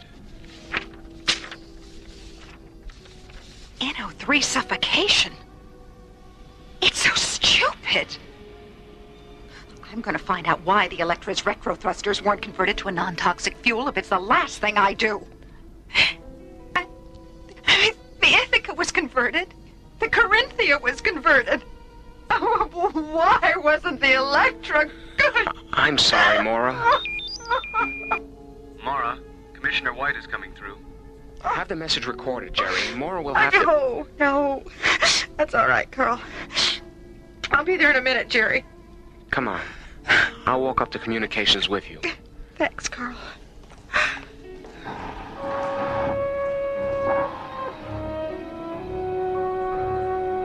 Yes, Commissioner, that's all been taken care of.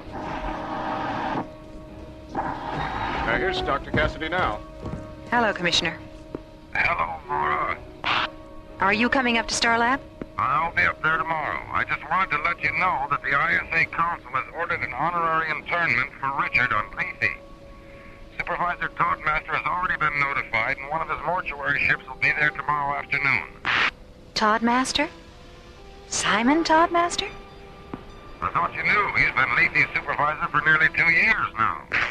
How did a man like that ever end up on a satellite for the dead? Meanwhile, preparations are underway to transfer the body of Dr. Nicholson to Lethe, an artificial burial satellite 1,000 kilometers in diameter, created for the internment of Earth's honored dead. The casket's just arrived, Master. Good, Berkey. Very good. Let's get on with it. Lethe's supervisor, Simon Toddmaster, a man from Mara Cassidy's past, a master of the dead to whom no undertaking is insignificant. Number 6, Professor Joseph Digby Allen. Number 7, General Arnold Boom Boom Bernstein. Number 8, Prime Minister Ichiro Suzuki. My, what expensive caskets. Is this the entire manifest, Berkey? All except this one, Master. Oh, it's an interesting casket. Who's inside? Richard M. Nixon. Well, I thought he'd never pass on. Neither did anyone else. And did he leave any incriminating documents? Only an 18-minute last will and testament tape. What was on it? We'll never know, Master. There's nothing on it. I'm not at all surprised. Well, come on, Berkey. We have work to do. That is an affirmative, Master. A simple yes will do, Berkey. If you knew how I loathed affirmative, you'd be quaking in your boots. Or whatever it is you call those things on your feet. My apologies, Master. Accepted. Now, you mentioned an ISA communique. It's on the teleprinter in the control room. Shall we? After you, Master.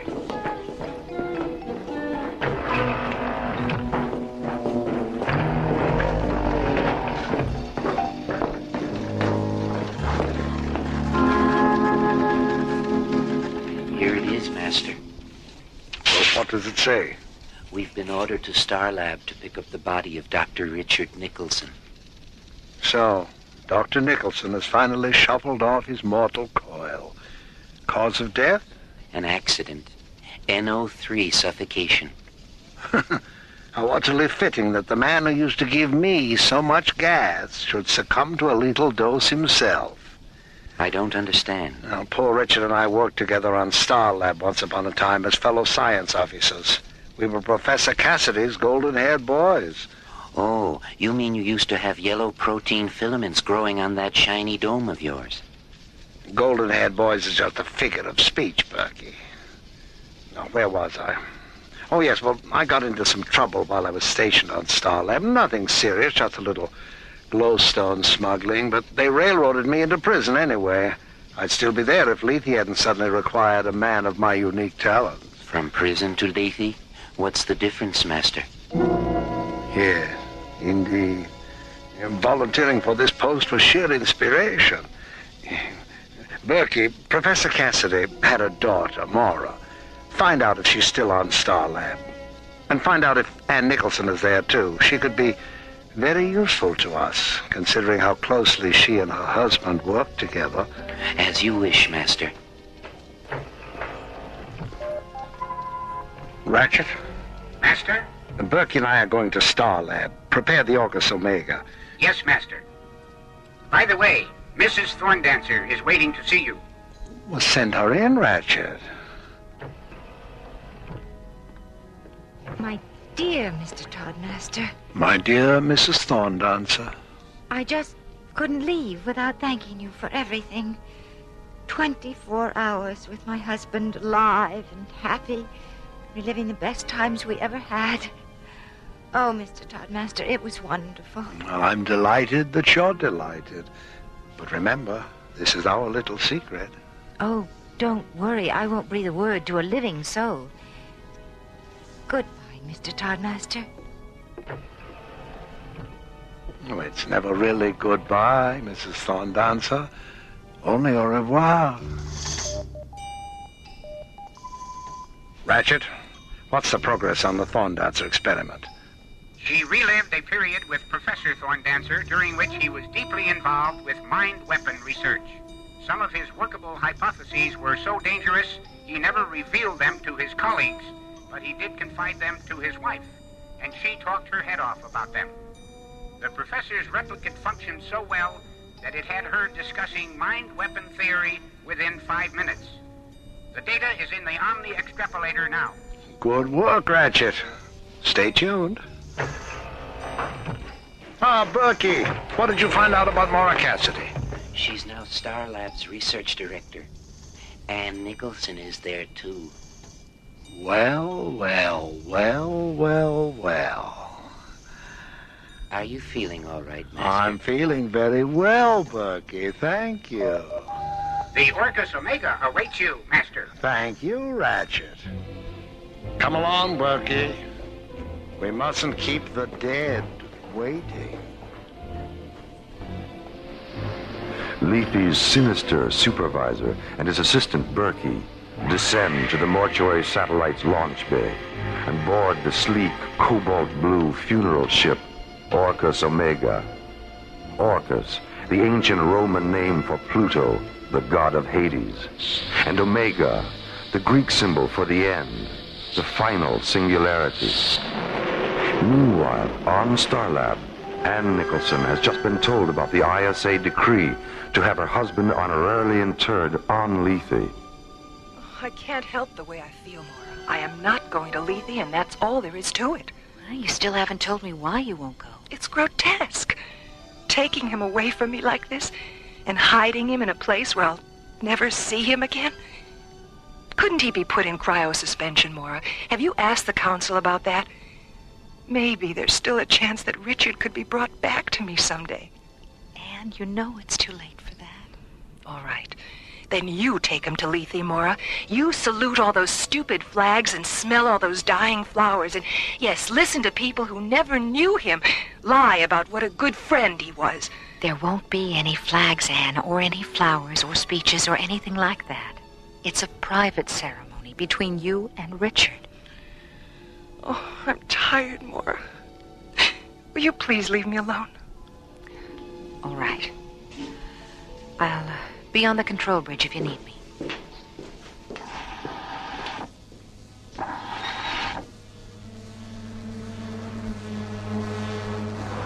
Roger, Orcus Omega. Your TV coordinates are 068 at 204. And you're clear for entry into Level C Docking Bay 19er. Thank you, Starlab. Orcus Omega, out. How long will we be on Starlab, Master? Just long enough for you to load the late Dr. Nicholson, and for me to have a few words with my past. Starlab. I'm looking forward to seeing what goes on inside. Well, I'm sorry, Berkey, but I'm afraid you'll have to stay aboard the ship. Not again. Berkey, how often do I have to remind you that you are an image infusion android, an illusion? That you only have substance when the light is right, that you'll vanish if the light should change. I'm sorry, but if someone sees you 1 minute and then doesn't see you the next, they'll know that I'm in control of an illegal procedure. You don't want me sent back to prison, do you? Berkey? Oh, don't rush me, Master. I'm thinking. The Orcus Omega maneuvers into a docking orbit with Starlab. On board, Leafy's tall, black-cloaked supervisor, Simon Toddmaster, and his assistant, Berkey. A former assistant to Maura Cassidy's father, Toddmaster is no stranger to Starlab. Hello, Maura. It's wonderful to see you. Simon, you're the last person I ever expected to see on Starlab. I'm sorry, I mean, I didn't mean that personally. Well, you know what I mean. It's all right, Maura. I understand. Are those flowers for me? The roses are here. Thank you, Simon. Who are the other ones for? Mrs. Nicholson. We always give a bouquet of twilight blossoms to the widow. I doubt if you'll have a chance to present them. Anne doesn't want to go to Lethe. I see. Well, perhaps if I spoke to her, I do have a way of making people understand the importance of being present at the final interment. Well, if you think your talking to her will do any good, I'll take you to her quarters. Maura, is Mr. Toddmaster there? Yes, he is. Dr. Nicholson's body has been taken aboard the Orcus Omega, Mr. Toddmaster. Thank you. Oh, would you mind telling my assistant that I'll be there in a few minutes? Will do. And now, Maura, if you will show me to Mrs. Nicholson's quarters.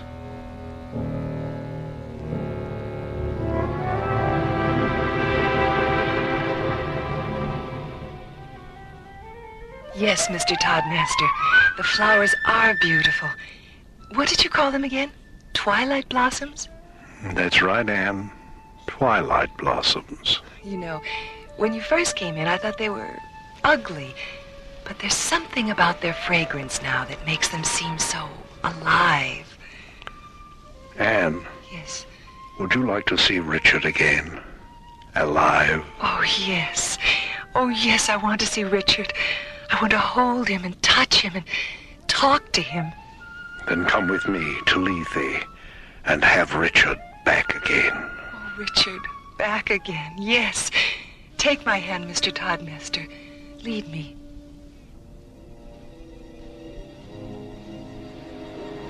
We've just got confirmation on it, Maura. Toddmaster's in control of image infusion, and he's using it to create the illusion of bringing the dead back to life. The dead? But why? So he can extract classified military and scientific information from those who were at one time associated with the men and women now interred on Lethe. In some cases, it's a husband and wife would work together. In other cases, colleagues or fellow officers. I still don't understand, Commissioner. What exactly does he do? Well, he creates an image infusion replicate of the man or woman whose secrets he wants.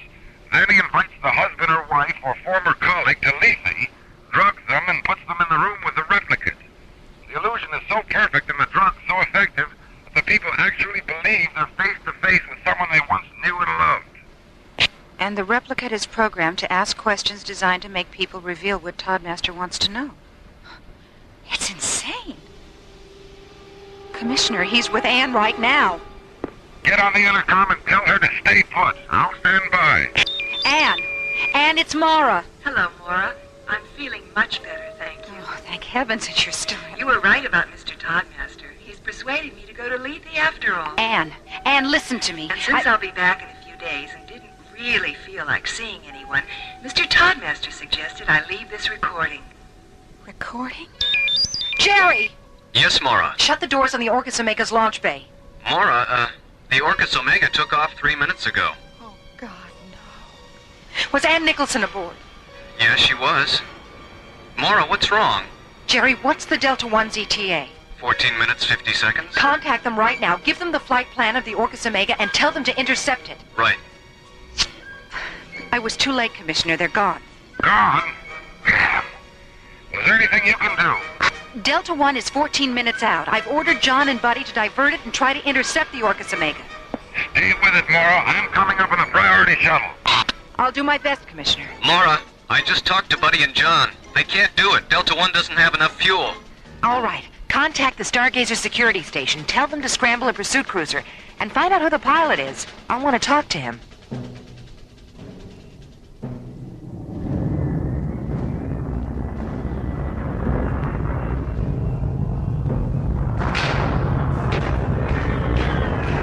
Mrs. Nicholson is asleep, Master. To sleep. A chance to dream, eh, Bertie? Dream? What's a dream, Master? An expedition to the interior of the subconscious. Something humans do when they sleep. What's the subconscious, Master? A place where secrets live. In Mrs. Thorndance's case, thought weapon secrets. In Anne's case, bacteriological warfare secrets. Disease weapons based on Richard's alien spore mutation research. Weapons so terrible, he hid the data tapes for them, and only Anne knows where they are. Amazing, isn't it, Berkey? The way a Twilight Blossom trance can bring out the best possible secrets about the worst possible things. Did she tell you where the tapes are? Not yet, but she will, when her dead husband rises from the grave and takes her in his arms again. Oh.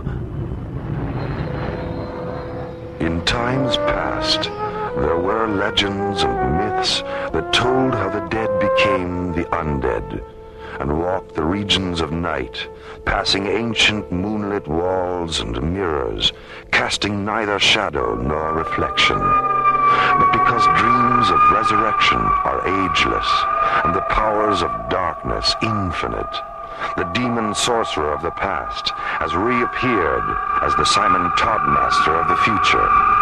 Simon Toddmaster, the resurrectionist of Lethe, a man walking the regions of night beneath the cold, moonlit skies of alien worlds.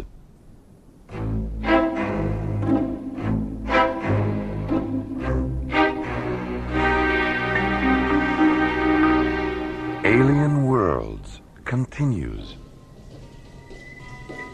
Hi, Mora. Hi, how you doing? Oh, am I glad to see you two. What's been going on around here? Everyone looks so depressed. Well, losing Richard like that is part of it. Well, what's the other part? Anne's been kidnapped. Kidnapped? What? By who? It's a long story.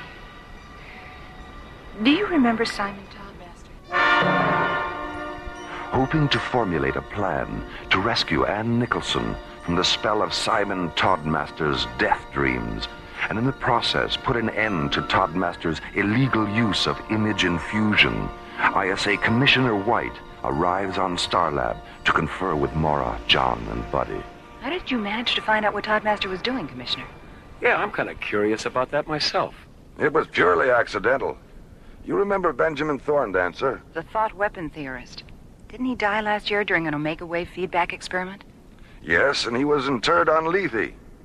Well, his wife went up there 3 days ago to visit the crypt. On her way back, she had a serious heart attack.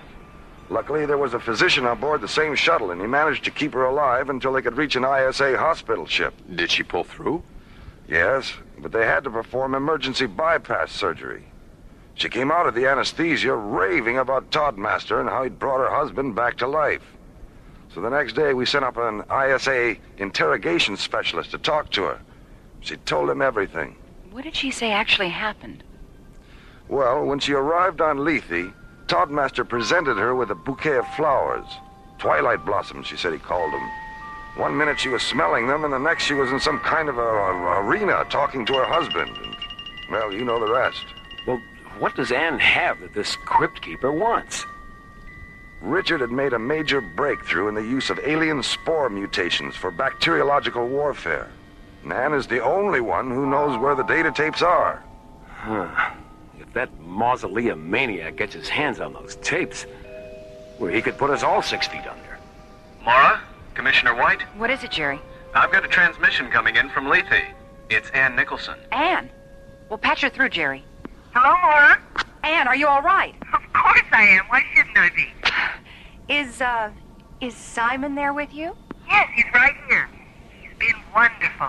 I don't think I've ever met such a kind and sympathetic man. Laura, I want you to come up to Lethe. Simon said he didn't get a chance to spend very much time with you on Starlab. He thought it would be nice if we could all have dinner together before I leave. How does that sound? Why, that sounds wonderful, Anne. When? Tomorrow night. Just the three of us, okay? All right, Anne. Just the three of us. See you tomorrow. Bye. Just the three of us, huh? John, Buddy, what do you say we make it dinner for 5? Well, I hope it's not formal. My electric tie and tails are still at the cleaners. You realize he's setting a trap. I know, but he doesn't know that I know. And if we're careful, we just might be able to get Anne away from that lunatic before something happens to her.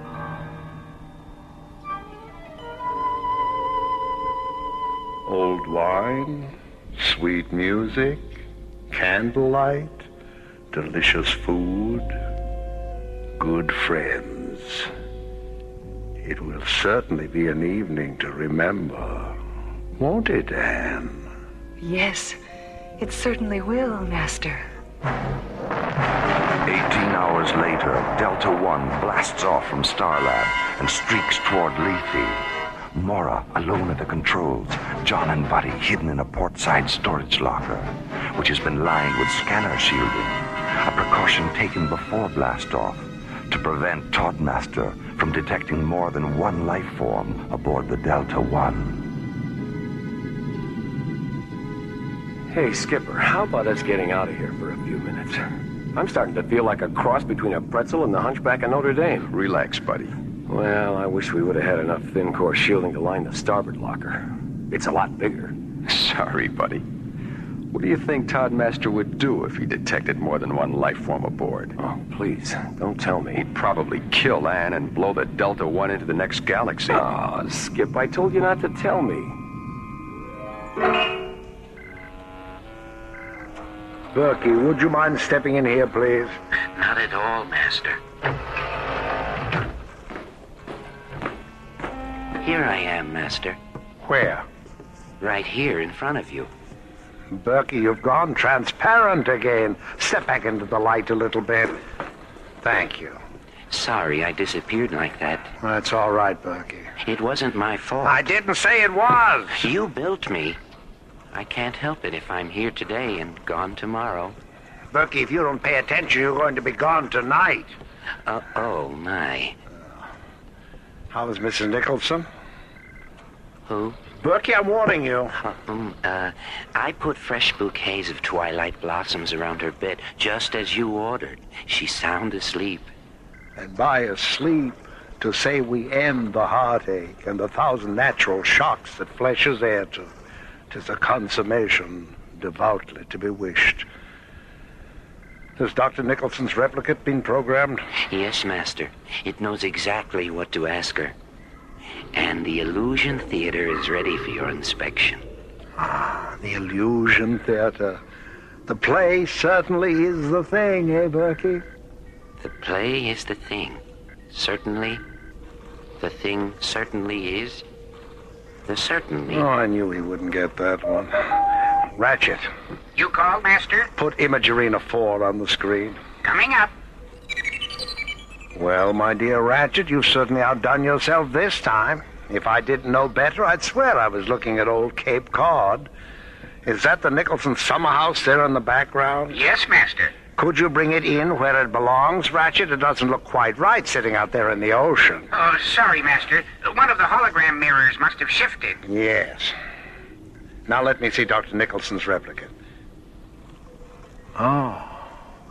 Richard, are you excited about seeing Anne? Yes, Simon. I am excited. Thank you, Richard. Ratchet, he doesn't seem all that thrilled. Can you pep him up a little? I'll give it my best, Master. I'll see that you do. And by the way, how is our replicate of Maura Cassidy's father coming along? It will be ready for programming by morning. Well, thank you, Ratchet. Keep up the good work. Delta One has entered Lethe control, Master. ETA 5 minutes. Very well. Prepare to guide Mora Cassidy down. Berkey, scan the ship and make certain she's alone.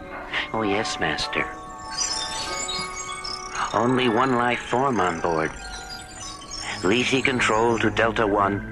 Retro to descent. Mora orbits the Delta 1 into a descent vector above Lethe. John and Buddy hidden in a shielded storage locker to prevent detection by Lethe's life form scanners. Their safe arrival, the first stage of a plan to rescue Ann Nicholson from Lethe's mysterious mortician, Simon Todmaster. An undertaking which will soon continue with a quiet dinner between Mora, Ann, and Todmaster, and hopefully end with Todmaster getting his just desserts. Roger, Lethe Control. I'm on the pad. Stay where you are, Dr. Cassidy. I'll be right over to pick you up. Delta 1, out.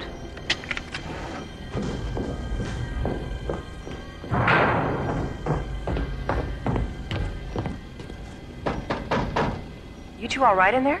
I keep telling you, Sheriff, this locker just ain't big enough for the both of us. We're fine, Mora. I've already switched on the beep sender Carl concealed in Richard's metal, and I'll give it to Ann the minute I see her. Your micro receivers are on the console. One of them is tuned to Ann's beeper. The other one is tuned to my button transmitter. Dr. Cassidy. For God's sakes, don't lose track of us. Coming.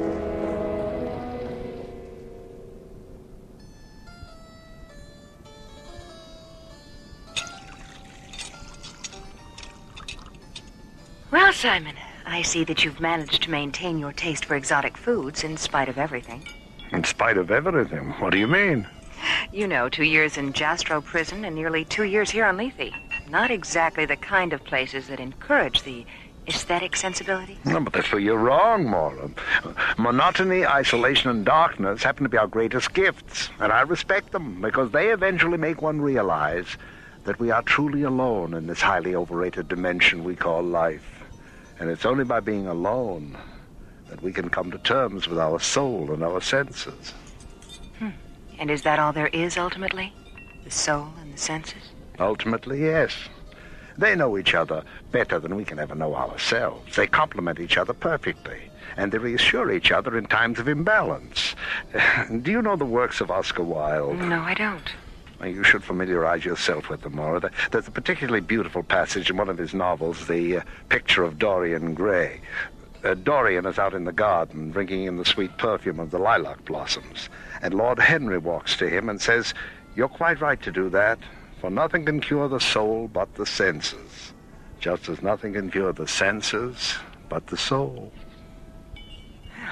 You've been very quiet this evening, Anne. Yes, I know. I'm sorry. I'm very tired. Well, if you'll please excuse me, I want to spend some time in the chapel before I go to bed. Don't forget Richard's medal, Anne. What? Oh, yes, Richard's medal. Thank you for bringing it to me, Mora. Good night. Good night. Good night.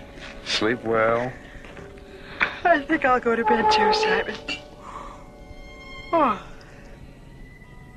Well, thank you for a marvelous evening. I'll see you in the morning. Good night, Mora. Good night. Pleasant dreams. Oh, I'll pleasant dream, that lousy crypt keeper. Hold it down, buddy. Come on, let's get to the chapel. Lead on, Skipper. This corridor has more turns than a labyrinth. I don't remember where the chapel was. I do. It's right over there. Get back, Skipper. Someone's coming. It's Anne. Shut off the beeper. She'll hear him. Okay, let's... It's Todmaster.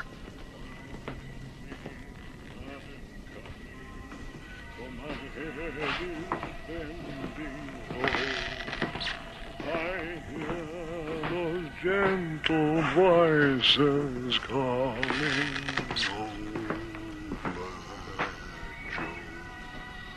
He was a little off key, wasn't he?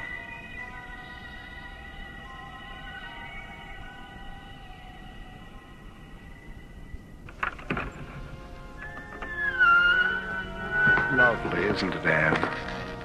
The way the candlelight transforms the flowers into living shadows. Oh, yes. Beautiful. Richard is waiting. Oh, Richard.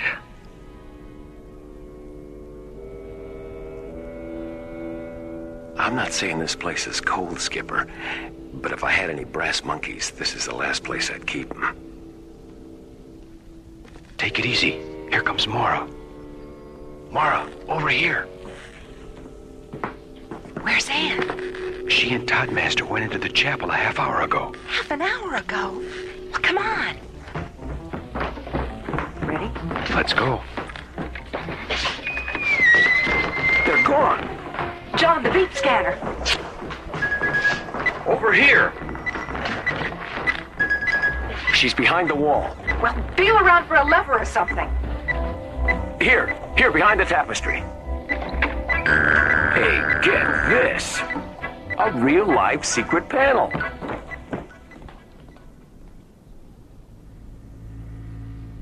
Now, Anne, if you'll just sit here. That's right. Berkey, bring up the lights in the arena. Yes, Master. Richard. Anne!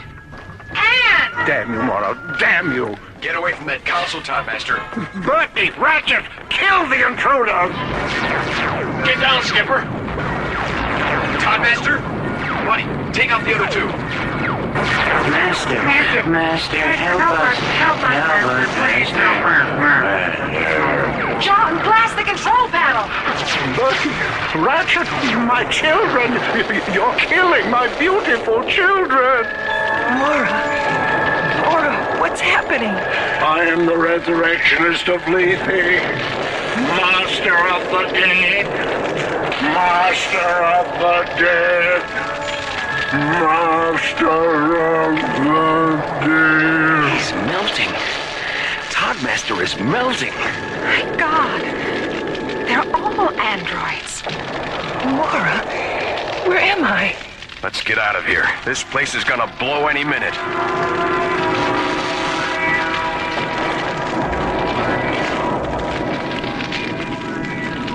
For Ann Nicholson, a narrow escape from the machineries of deception and death.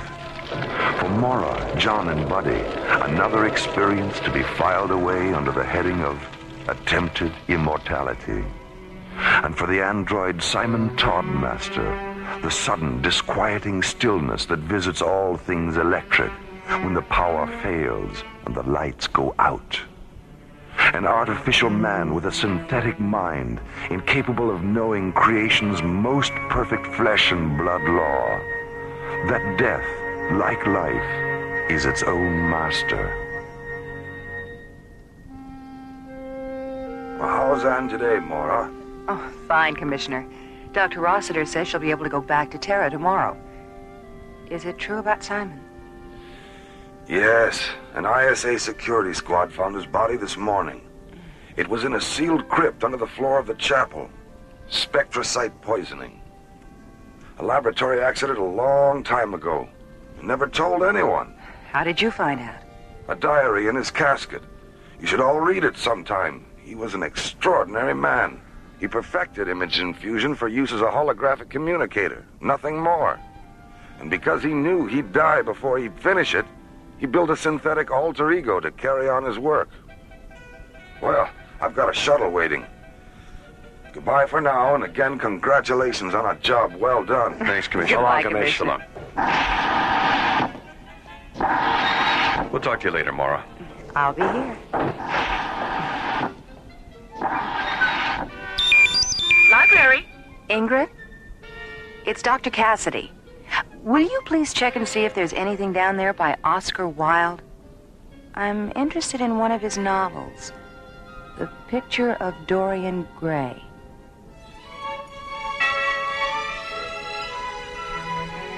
The Resurrectionists of Lethe starred Chuck Olson, Linda Gary, Bruce Philip Miller, and Corey Burton, with guest stars Hans Conried, Susan Brown, George DiCenzo, Cliff Norton, Jack Lukes, Joseph Sakari, and Sally Smaller. Alien Worlds was created, produced, and directed by Lee Hansen.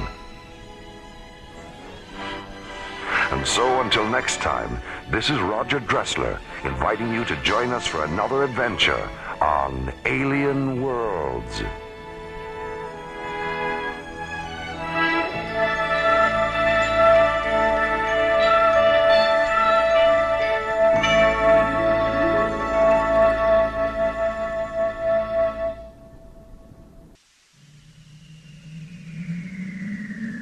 Peacefully orbiting at the edge of deep space, 1,000 kilometers beyond 21st century Earth, is the Arthur C. Clarke Astronomical Observatory, Starlab. Here, Starlab Research Director Maura Cassidy and scientists and technicians of the International Space Authority watch over the countless star systems that fill the universe. This week, Maura Cassidy and Space Exploration Team Captains John Graydon and Buddy Griff encounter the phantoms of Tamerlane and experience a dream within a dream on Alien Worlds.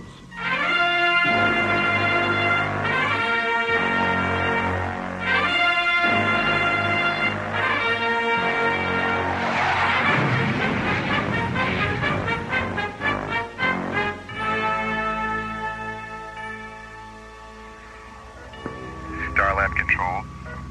This is the Galileo. Do you read me?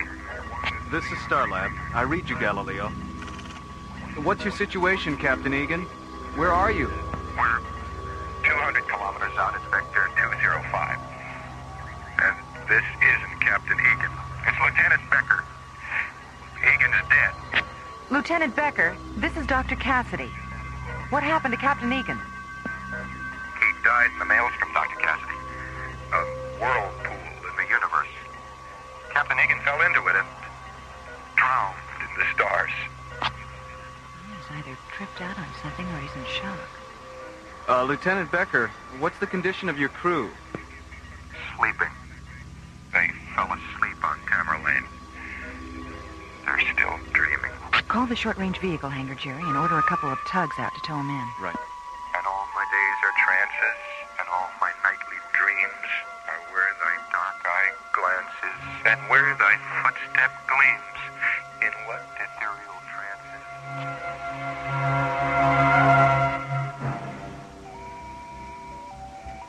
Attention all SRV personnel. This is a priority rescue alert. Prepare 3 Magnum-class tugs for immediate launch. Utility pilots Haskell, Shaw, and Henning. Please report to the SRV operations officer. Leader, Vector 9. Roger, Firefly. Vector 9. Check. You have it there. Mission Control, Galaxy 9. Roger, Starlab. We have the Galileo inside and she is damaged. Looks like the starboard thruster housing's ripped open and she's leaking fuel. Tug 17. 17, go ahead, Lee. Yeah, Jimmy, see if you can check out that fuel leak, will you? Roger.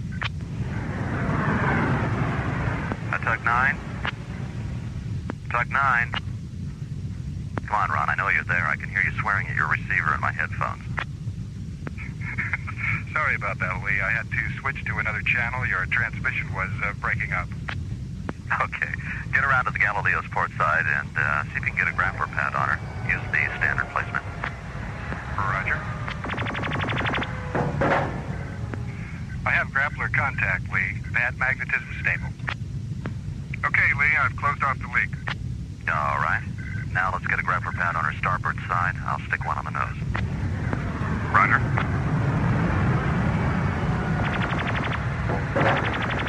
Okay, you guys, let's haul her in.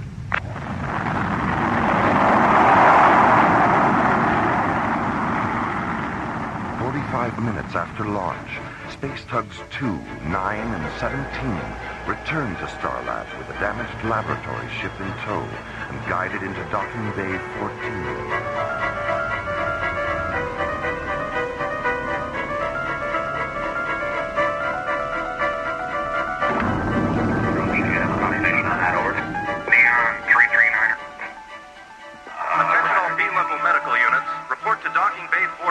Stand by for incoming casualties.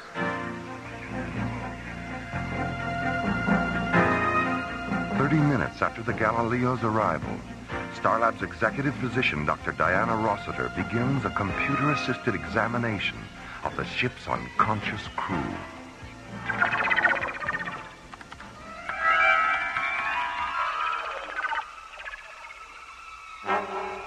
Three hours later, Starlab's Mycroft computer completes its analysis of the examination. Look at the waveform patterns here on screen 3. These are the electroencephalograms of the Galileo's crew. You notice anything unusual? Looks like the same EEG repeated 10 times. That's right. And not only are their EEGs identical, they all have the same pulse rate, temperature, respiration, and dream state eye rhythms. Really? I don't know what happened to them, Maura. But they're all dreaming the same dream.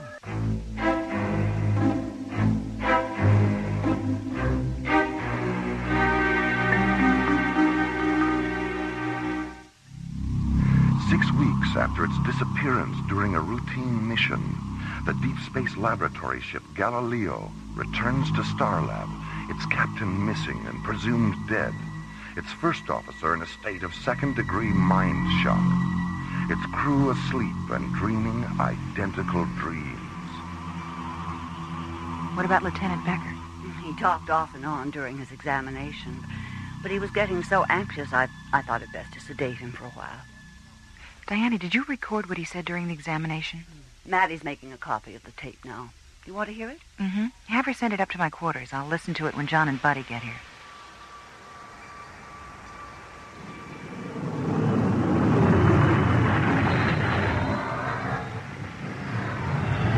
Solaris to Starlab Control. This is Starlab. Go ahead, Solaris. We've picked up some time, Jerry. Our revised ETA is 4 minutes, 13 seconds. 4 plus 13, roger. Okay, John, your revised docking orbit insertion coordinates are 196 degrees at subvector 20 alpha, docking bay 9. See you in a few minutes, Jerry. Solaris out. Starlab clear on ITS channel 096. You have that look on your face, buddy. What are you thinking? Remember what Maura said about Lieutenant Becker? You know, that verse he quoted when she asked what happened to Frank? Yeah? What about it? Well, it's part of a poem by Thackeray or Tennyson, one of those guys. It's from that period, anyway. I know I've either heard it or read it. Wait a minute. Ingrid read it to me. Solaris to Starlab Control. This is Starlab. Stand by. Go ahead, Solaris. Jerry, patch me through to the library. I have to talk to Ingrid. Roger. Stand by.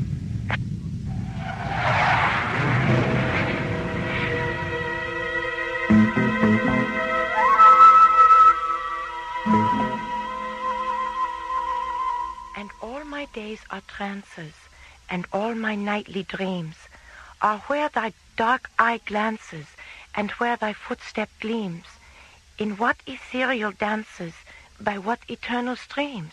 That's it. What's it from, Ingrid? It's the last verse of a poem called To One in Paradise by Edgar Allan Poe. And that isn't Lieutenant Becker's only reference to Poe. Buddy, play back the last part of Dr. Rossiter's tape again. Okay. They're almost finished, Lieutenant. Now, look into the light. No, it was dark. It was always dark. Mm-hmm. Then Captain Egan wanted to explore, so we went out in the crawler. I see. Now, the other eye, Lieutenant. The whirlpool started. I got scared and I jumped out of the crawler, and it was swallowed up in the maelstrom.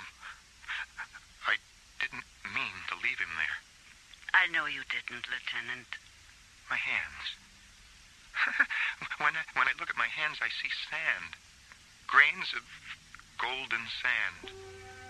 How few, yet how they creep through my fingers to the deep. While I weep. While I weep. No, lie down, Lieutenant. Come, that's right. Now, I'm going to give you something to make you feel better. Well, anyway, the whirlpool he mentioned coincides with one of Poe's short stories, A Descent into the Maelstrom. And the reference to grains of golden sand? A poem Poe wrote in 1847 after his wife died. A dream within a dream. Maura. What is it, Jerry? You better get up here. I have a transmission coming through on the Mayday frequency. It's Captain Egan. Egan? How can that be? We're on our way, Jerry.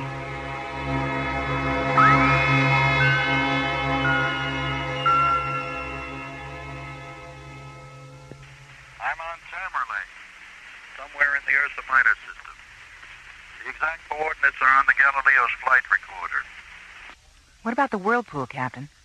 An illusion, a dream. Like everything else around here. What's your situation now, Frank? Well, the batteries here in the crawler are about gone. So this will have to be my last transmission. And I have rations for 2, maybe 3 days. Get me out of here, buddy. I don't think I can... Captain Egan? Captain Egan? That's it. We've lost him. Ingrid, is Tamerlane connected to Poe? It's one of his most famous poems. What's it about?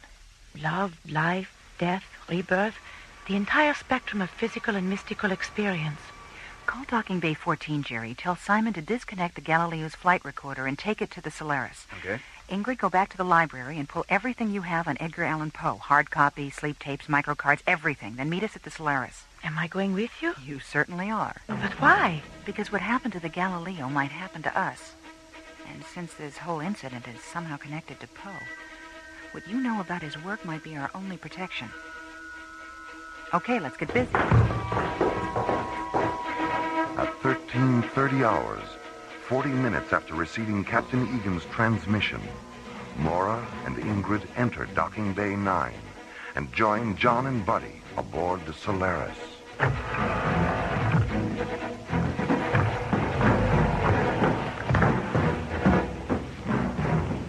Is everything programmed and ready? We're all set, Mora. Good. Better strap yourselves in. We're due to launch in 90 seconds. Ready? Let's go. Okay, buddy, let's run it down. Exterior hatches and fuel bay doors. Pressurized and locked. Environmental control systems. Green across the board. ECS backup terminals. In phase and programmed for zero-time emergency interlock.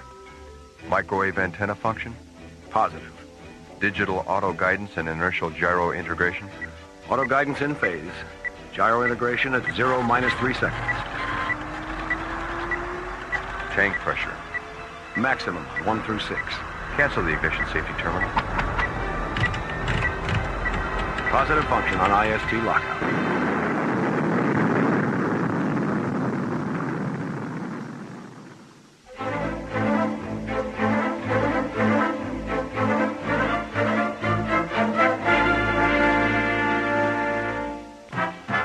48 hours after launching from Starlab, the Solaris penetrates the Ursa Minor star system, a constellation filled with glowing stellar dust and brilliant star clusters, a constellation dominated by the second magnitude binary star, Polaris. 3 hours later, guided by the navigation coordinates from the Galileo's flight recorder, the sleek white SET interceptor lands on the dark, mist-shrouded planetoid of Tamerlane.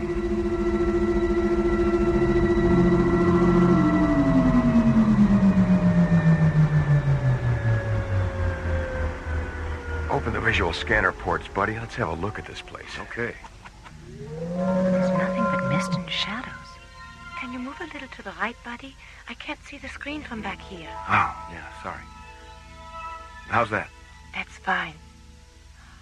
It looks like the landscape in the fall of the House of Usher. Wait a minute. What's that in the corner of the screen? It's a cat. Yeah. A black cat. It's... Wait a minute. What happened? Where'd it go? It's gone. Was it really there? It's gone. Maybe it wasn't really there. It had to be there. Oh, Buddy, I'm so sleepy. We all saw it, didn't we? Where's Frank? Oh, we have to find Frank. Go to sleep. Do go to sleep. We can't go to sleep. Don't go to sleep.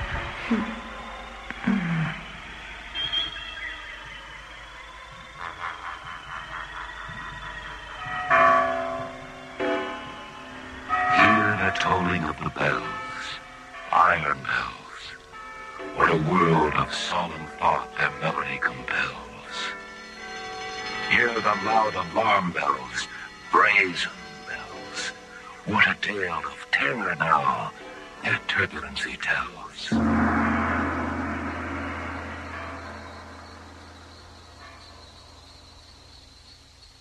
in there, Fortunato.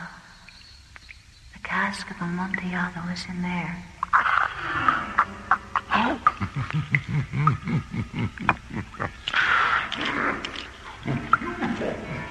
For the love of God! I forced the last stone into position and plastered it up. Against the new masonry, I re-erected the old rampart of bones. For half a century, no mortal has disturbed them. Rest in peace, Fortunato.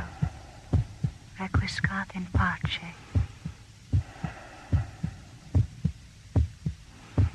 Under the floor. He's hidden the old man's body under the floor. Louder. Louder. I admit it. Tear up the planks. Stop the beating of his hideous heart.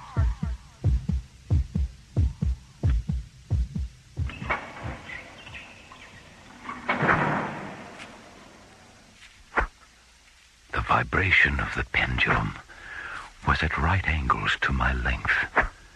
It slowly descended, hissing back and forth, repeating its arc again and again. As the shades of evening drew on, within view of the melancholy house of Usher.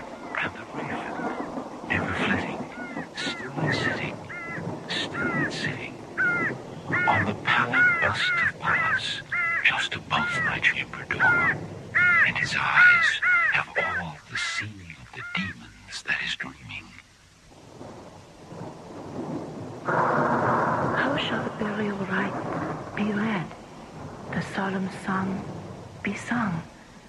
The requiem for the loveliest dead that ever died so young. All that we see or seem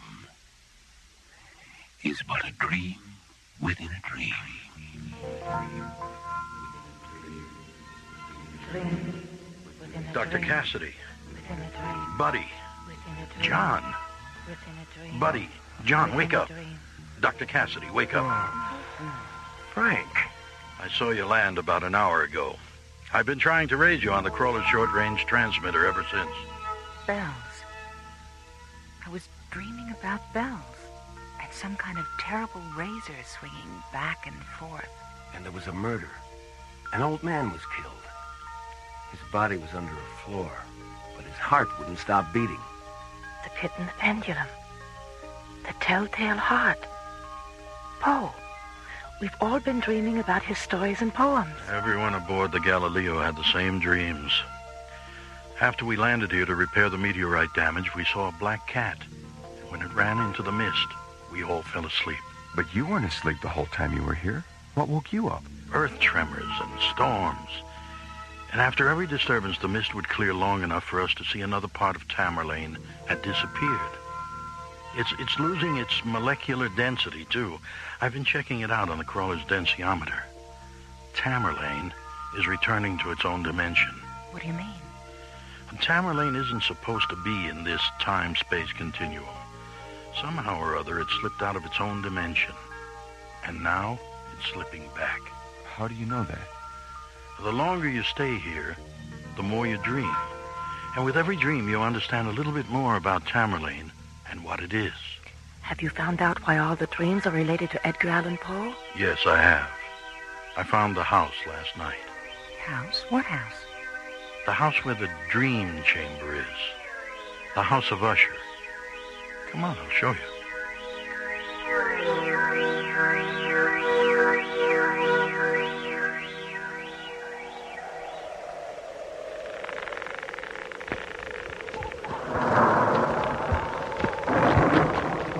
The house of Usher.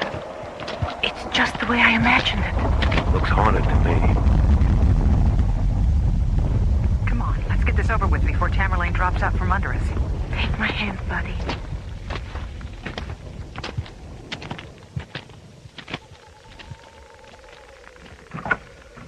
Where to, Frank? Up the stairs, then turn left.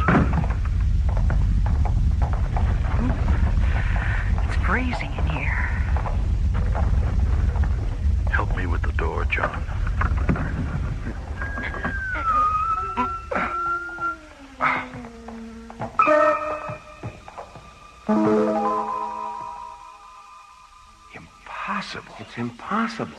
It's not a room at all. Space. Oh, it's beautiful. We're in space. The Dream Chamber, an opening in a time-space continuum. A place enclosed not by walls, but by the golden light and phantom shadows of a parallel universe. A void filled with glittering star fields and an eternity of stellar mists, tinted with all the colors of creation. And in the center of the Dream Chamber, a bed made of interlocking beams of light, and lying on the bed, forever asleep and forever dreaming. It's him. It's Paul. Is he alive? He's a dream, buddy.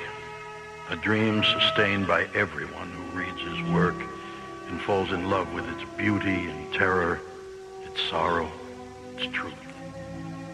Are we looking at eternity? Well, we're looking at Poe's eternity. It's fading. Everything's fading. Let's get back to the ship before we get caught in this. Look, he's standing up. Ingrid, what's wrong with you? He's not standing up. He's afraid. He's running away. Ingrid. Buddy, help me.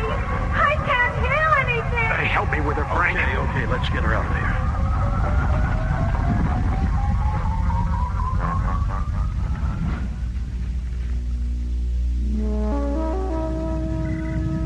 All right, Mara. Thanks for letting me know. I'll notify Starlab and tell them you're on your way in. Thanks, Commissioner. Oh, by the way, I heard from Dr. Rossiter. Lieutenant Becker's all right, and so's the Galileo's crew. They woke up about a half an hour ago. All right, Commissioner. Thank you. See you tomorrow. ISA comm center clear. Half hour ago. That means they woke up the instant Tamerlane disappeared. What are you doing, Ingrid? The hallucination I had in the dream chamber and that terrible stillness afterwards. I know it's related to one of Poe's stories. I remember something... I remember. Here it is. Silence. A fable. And mine eyes fell upon the countenance of the man. And he was afraid. He raised his head and listened. But there was no voice throughout the vast, illimitable void. Only silence. And the man turned his face away and fled into the distance. And I beheld him no more.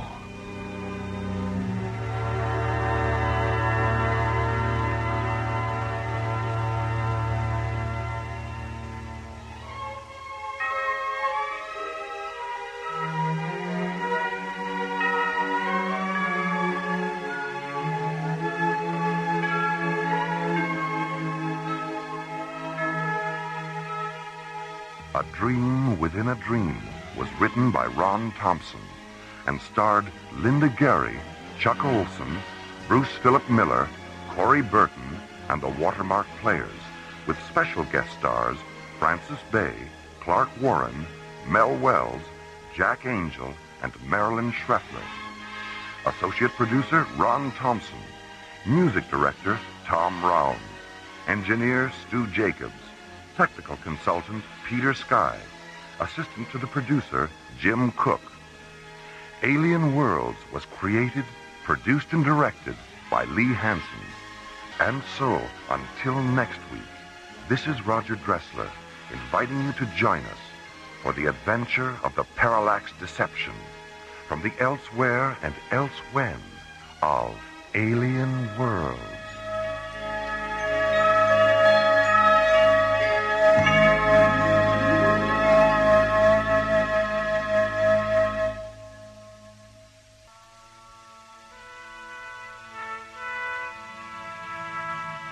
Slowly rotating at the edge of deep space, 1,000 kilometers beyond the atmosphere of 21st century Earth, is the Arthur C. Clarke Astronomical Observatory, Starlab.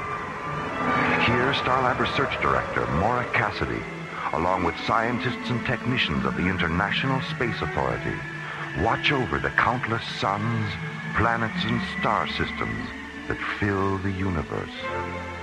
This week, Space Exploration Team Captains John Graydon and Buddy Griff are hurled from the outer boundaries of space into the subatomic light and shadow of a world within a world, as the Infinity Factor Part 1 embraces the threshold of the unknown on Alien World.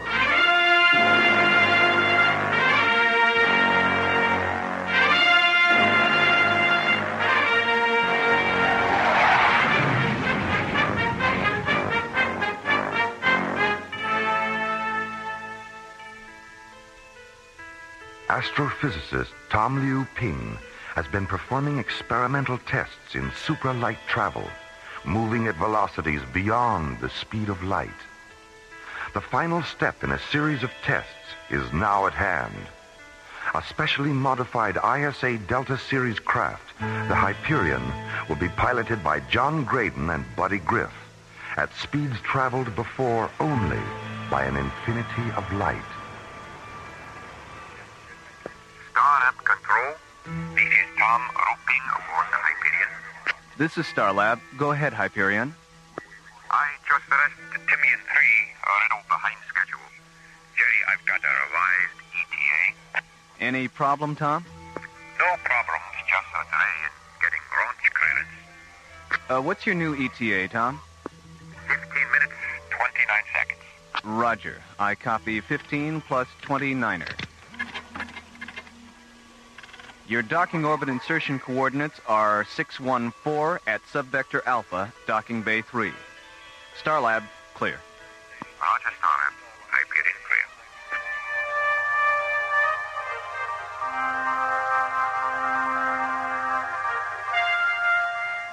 clear. When did Tom Liu Ping arrive, Maura? He got in at 0300, John. He was late leaving Timmy and 3. That's why we rescheduled the briefing. Here's his room. He should be ready by now. Oh, Tom, excuse us. I really didn't realize that you... It's okay. Come on in, Maura. I was just finishing my Tai Chi exercises. Oh. Captain Graydon. So good to meet you in person after all the visual communication. Yes, hello, Tom. Nice to see you. Tai Chi, huh? Mm-hmm. Sort of looks like slow-motion karate. Yes. Actually, it's more meditation than martial art. Well, keeping in shape out here is a good idea. I do a little hatha yoga myself. Oh, very good, Maura. Very good. Well, what's our program? I understand the briefing was rescheduled? Yes, we're meeting at 1300 hours in room 2 on Level A Conference Center. All right.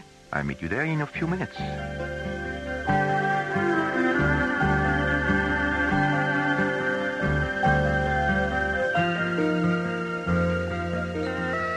Now this diagram on screen 6 shows the final modifications we've made on the Hyperion's drive system. Well, it looks like you've practically rebuilt the entire Delta Series propulsion system. Yes, that's right, buddy. But the key to super right veracity is the ion drive we've installed just behind the Star-Smith Parsec accelerator.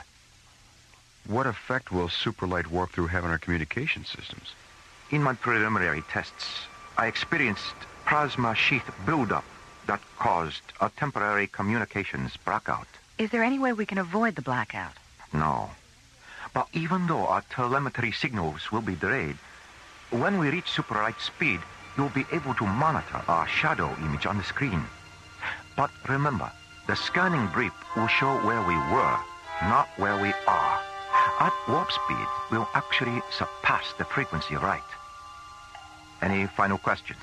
No, let's go. Okay. Buddy, John, let's get our gear and prepare to launch.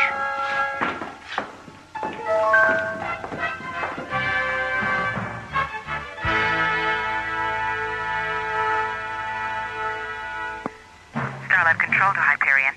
This is the Hyperion. Go ahead, Maura. Microwave confirms your calculation for reaching supralight critical at vector 098. 098. Roger. Thanks, Maura. Good luck with the test, and try not to lose touch. Don't worry, we won't, Maura. Okay, buddy, let's do it. Interface all computer functions. We have a positive decoder interlock on all data terminals. Manual launch functions are canceled. Real-time launch status, 15 seconds and counting. Okay, Hyperion, you're cleared for launch. Roger, Starlab. Okay, let's see what this baby can do.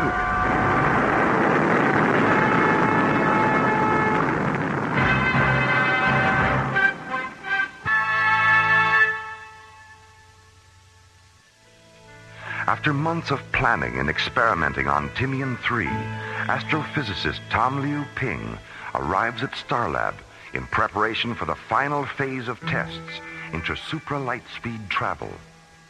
Assisting in the tests and piloting the modified Delta Series spacecraft Hyperion are Captains John Graydon and Buddy Griff. As the experimental vessel jets away from Starlab, Research Director Maura Cassidy prepares the monitoring procedure that will track the Hyperion's telemetry and progress during the multiple light-speed flight.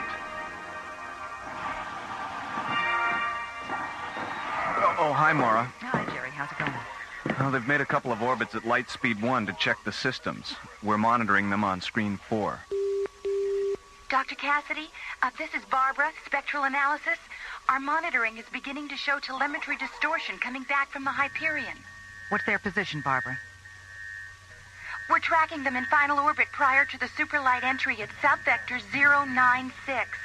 Okay, thanks, Barbara. Jerry, open a channel to the Hyperion.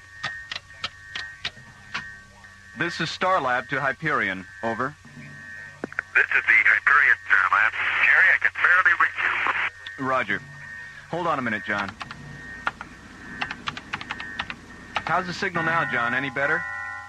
No, you're still breaking up, Jerry. Tom, how's the ion drive functioning? He's fine, boy. In fact, he's more effective than I thought it would be in 3 warps. We're going to make a course directly, which should create a we'll recheck the monitors before we go super right. Jerry, can't you do anything about the transmission? I don't know where all the hash is coming from, but there's some kind of interference. But the best we can do is keep the shadow blip on the screen. All right.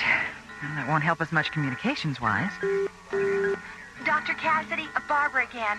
The mass proximity indicator registers a radical shift in the molecular density level of the Hyperion's hull. Start an MPI printout recording, Barbara. Maura, the Hyperion shadow blip has just disappeared from the screen. And they've vanished from all our tracking instruments.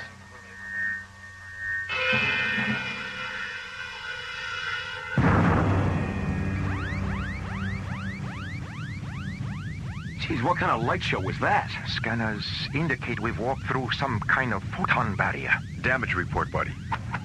Well, the surge buffers between the ion drive and the parsec accelerator have shifted 110 degrees out of phase. And we've got heavy vibration and thermal overload on engine number 2. Reduce power, buddy. Correct to a pitch of 312. And fire yaw thruster with a 0.5 vertical correction. Let's see if we can stabilize. Right, Skip. She's coming around, Skip. Where the devil are we? Let me check the translocator beacon. That's pretty strange. What is it, buddy? The beacon draws a blank.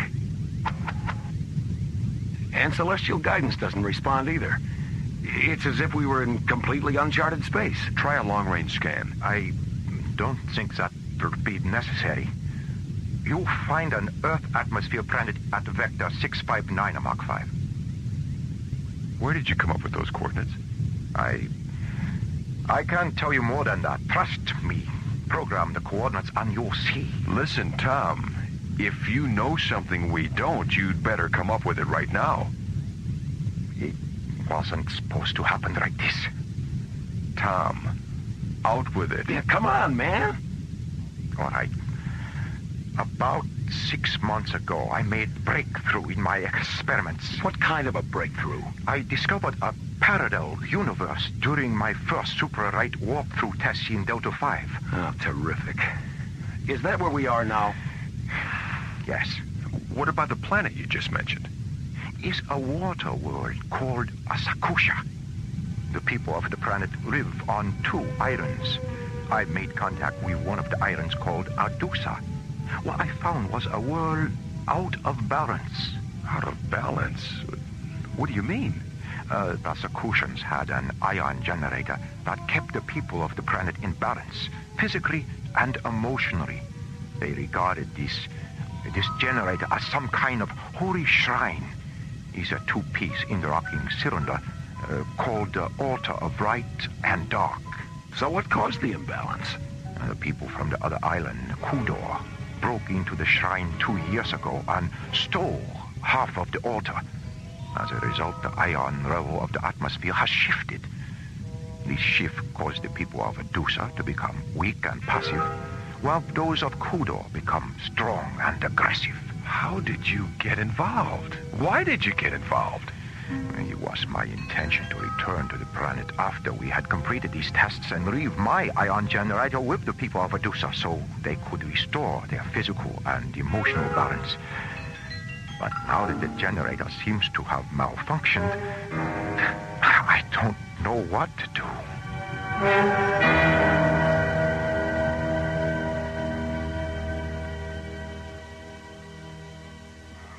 Jerry, start cross-checking the Hyperion's last known coordinates from the MPI graph. Okay, Mara. Starlab, this is Echo Leader. Roger, Echo Leader. Go ahead. We've completed our Phase 2 search and reconnaissance. There's not a trace of the Hyperion anywhere. No debris? No sign of wreckage? No, apparently she didn't break up. There's nothing here. All right, Echo Leader, thanks. Return to base. Roger, Starlab, Echo Leader on the return. Out. Starlab, clear. What could have happened to them? Even at light speed, spacecraft don't just disappear.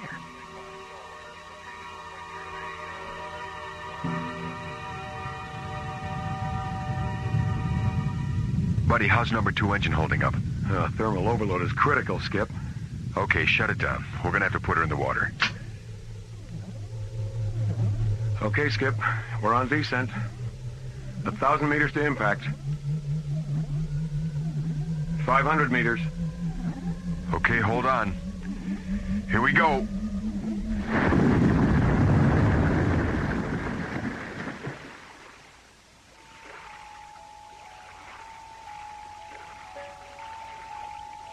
Oh, my head.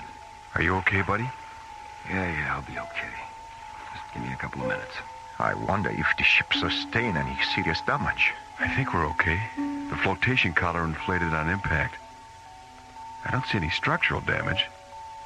Open the hatch, Tom. Let's see where we are. See anything? Yes. A small boat approaching. It's ready Kami and Rod Goncho. Friendlies, I hope. Yes, they're the ones from Medusa I told you about. Ready Kami. You did come back.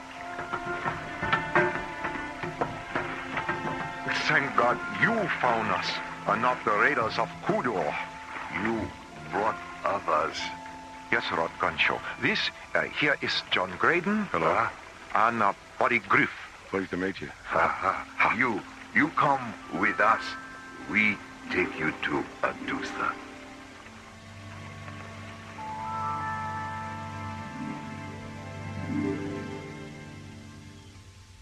Why did the people from Kodor steal the beacon device from the sacred altar?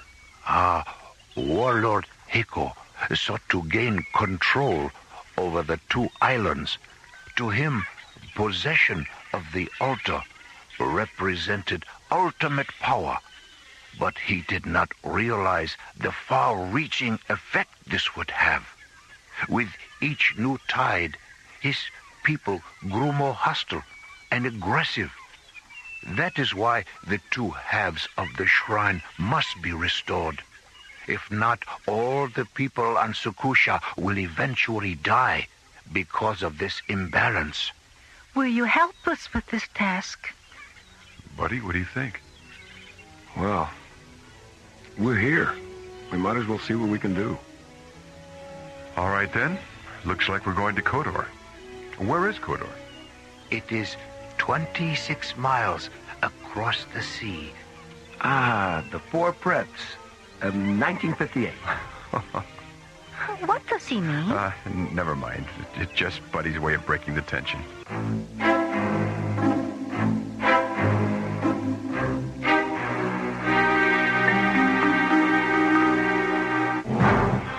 Orbiting above the emerald green water world of Sakusha, the Hyperion develops an engine malfunction, forcing John Graydon to ditch the ship in the sea. 10 minutes later, John, Buddy, and Tommy Lou Ping are rescued and taken to the nearby island of Adusa. Here, Lady Cami and Lord Gunshow convince them to help Adusa recover a sacred altar from the nearby enemy island of Kodor. Meanwhile, on Kodor, Fleet Officer Sora enters the Imperial throne room with a message for Heiko, Kodor's ruling warlord.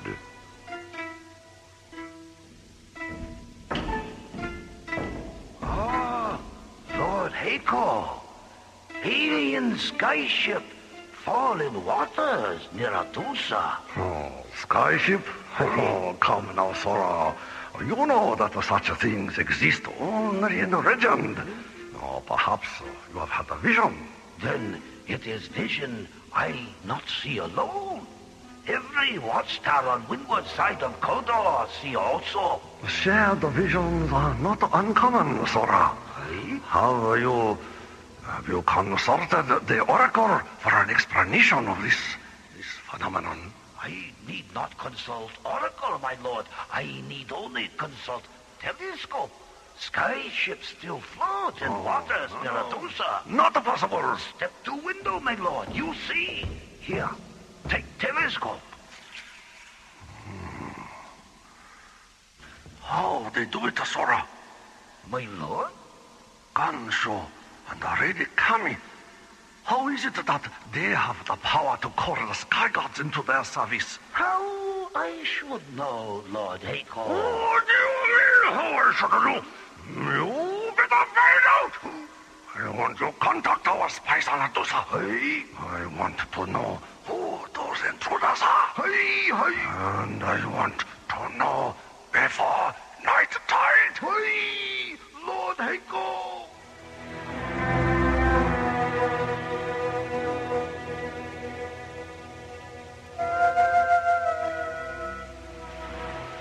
Mora must be going crazy wondering what's happened to us. Yeah. Dear Mora, we're somewhere in a parallel universe. The weather is overcast, and so are we. Your pals, Buddy and John. P.S. Help. Where's the post office, Gunshaw? I want to get this off right away. What is your friend talking about, Tom? He's expressing dissatisfaction with our circumstances. Can you blame him? No, I suppose not. Look, Tom, we know that you should have told us about all this before the Hyperion took off. So we're not going to get too upset right now. But when we get back to Starlab, if we ever do, you'd better be prepared to run for your life. All right? All right. And thanks. Our ship is ready, my lord Gansho. Wait a minute.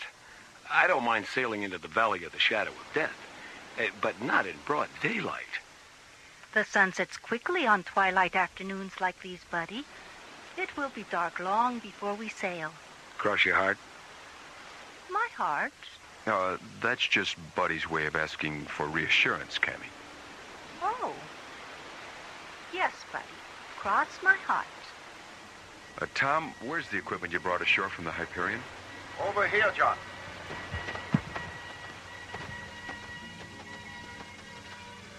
Let's see. 2 laser rifles, 2 hard beam photon pistols, 5 night vision helmets, a tool pack, and a hospital kit. Okay, pass out the helmets, buddy. Right, Skip. Of what use are these helmets, John? The lens on top projects a type of light that can be seen only if you look through the helmet's faceplate. Then, when we get to Kodor, we will be able to see in the dark without those in the dark seeing us. Yes? Yes. That's right. Another miracle of rare device. You have so many. Are they endless? I hope not, Gunshow. We're going to need every miracle we can get our hands on before this is over. The night tide cycle is beginning, my lord Gansho. Yes. Yes, it is time we sailed. have you told Kiatsu where we are going? Yes, he's been aboard the ship all afternoon charting our course. Who is Kiatsu? He is our helmsman and navigator, Tom. He knows these waters better than anyone on Adusa. Okay, let's get going.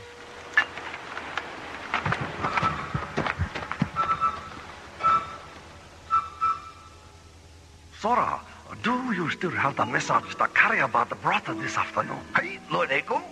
Read it to me again. But Lord Eiko, I already read to you dozen times. Please, Sora, if you wish to remain in the good graces of your imperial warlord, you will indulge him, not question him.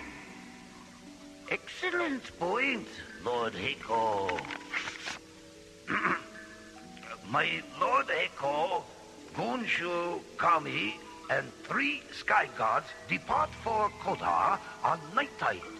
Course I have charted will take ship within 100 leagues of Pagoda Tower, between islands. Your faithful servant, Kiatsu. Good old Kiatsu. He certainly does epitomize the word spy, doesn't he? He does indeed, my lord.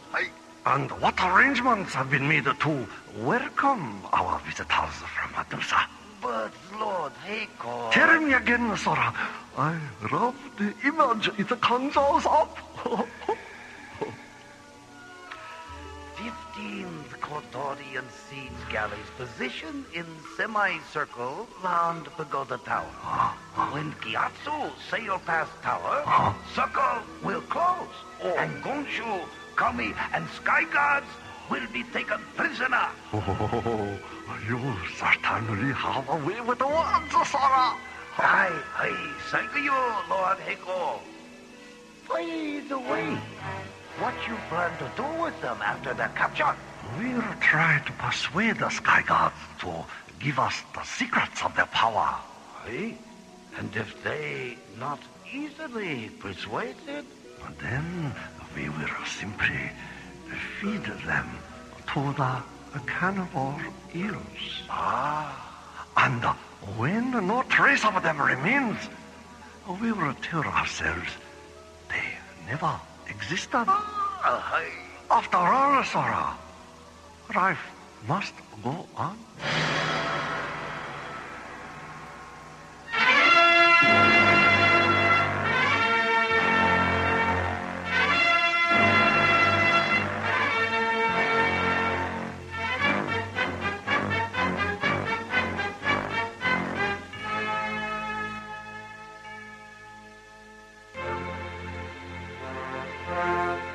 Last week's episode, astrophysicist Tom Liu Ping arrived at Starlab for a final phase of tests in the development of supralight travel. Piloting the modified Delta Series spacecraft Hyperion and assisting in the tests are space exploration team captains John Graydon and Buddy Griff. As the experimental vessel jets away from Starlab, Mora monitors the progress of the multiple light speed flight. Dr. Cassidy, the mass proximity indicator registers a radical shift in the molecular density level of the Hyperion's hull. Start an MPI printout recording, Barbara. Mora, the Hyperion shadow blip has just disappeared from the screen. And they've vanished from all our tracking instruments.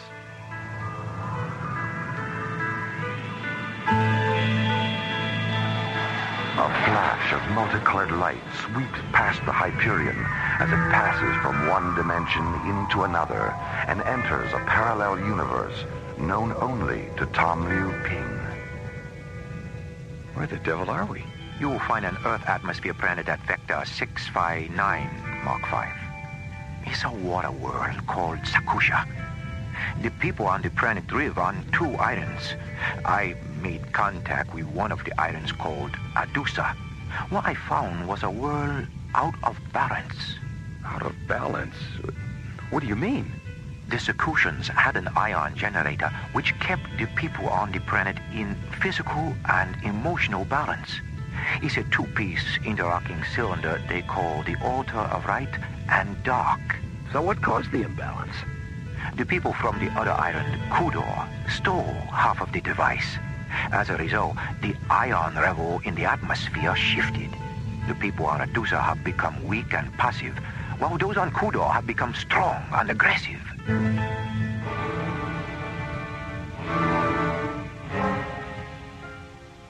Orbiting above the emerald green water world of Sakusha, the Hyperion suddenly develops an engine malfunction and is forced to ditch in the sea.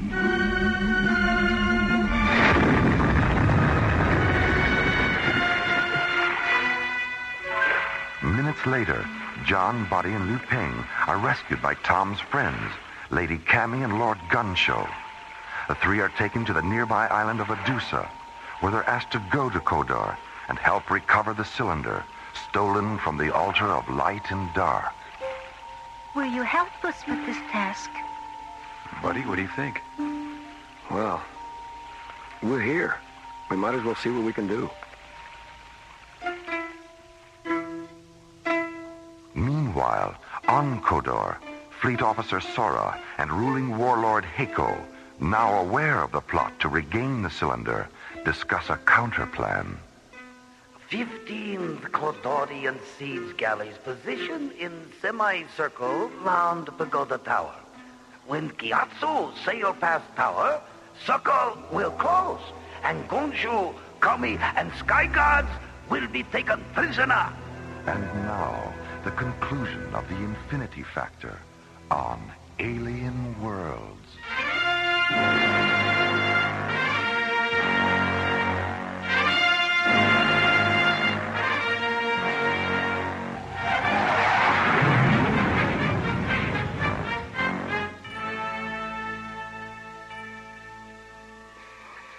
Jerry, let me see the last telemetry printout on Hyperion.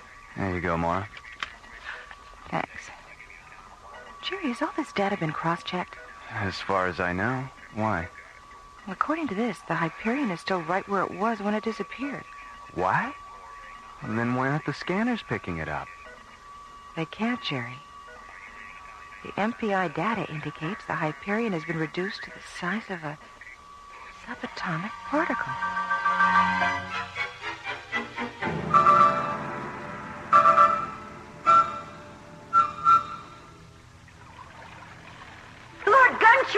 Kodorian siege galleys. They're all around us. I see no Kodorian vessels, my lord. Perhaps that helmet causes her to see things that are not there. No, Gyatso. The helmets allow her to see through darkness. Lord Gunshow. Let me light this lantern so I might see. Gyatso, what are you doing? Skipper, he's signaling those ships. Stop it. I can see many boats closing in on us. What are we going to do? We're going to take them out, that's what. Skip? Right, buddy. Fire!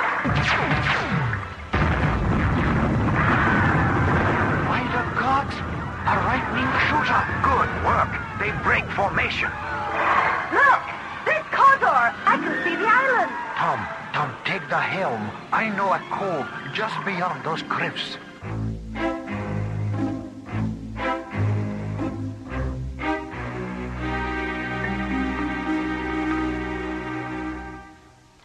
As the ship carrying John, Buddy, Tom, Lord Gunshow, and Lady Cammy approaches the pagoda tower between Adusa and Kodor, Gyatso, the ship's helmsman, signals to the fleet of Kodorian siege galleys waiting in the darkness. Stop, Gyatso! Skipper, he's signaling those ships. Stop it! Suddenly realizing that Gyatso is a Kodorian spy, John and Buddy knock the traitorous helmsman unconscious and engage the enemy warships with laser rifles.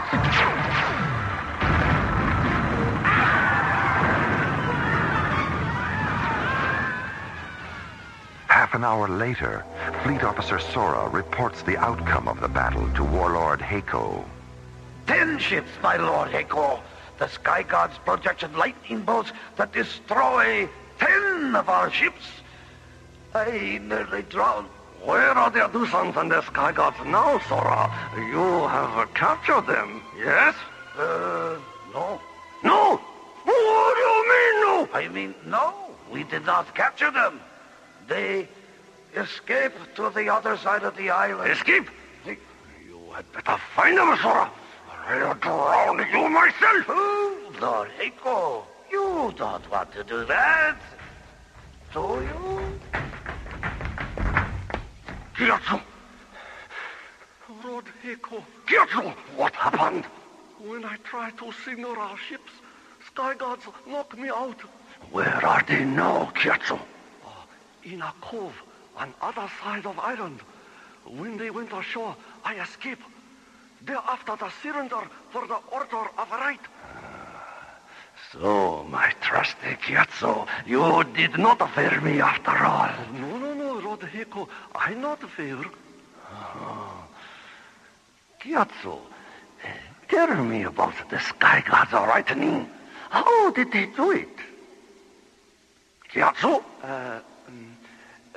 How I should know, my lord? I out cold during battle. You missed the whole thing! That will be all, Gyatso. Yes, Lord Eiko. Sora, you were there. You tell me about the lightning. Was it wonderful? Oh, Lord Eiko, it was so terrible. And yet, it was beautiful, too. Everywhere there was lightning, red, orange, and purple. There was fire and smoke and the clack of wooden masts splitting, rolling and burning. It was as if the night itself had turned to fire. Oh, Sora, such a way with the words you have.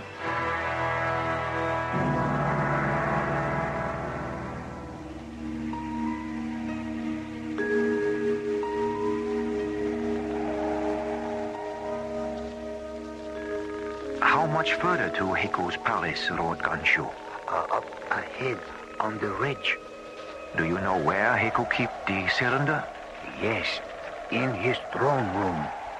Do you remember how to get into the palace, Lord Gunshaw? Yes, lady. I remember. How long's it been?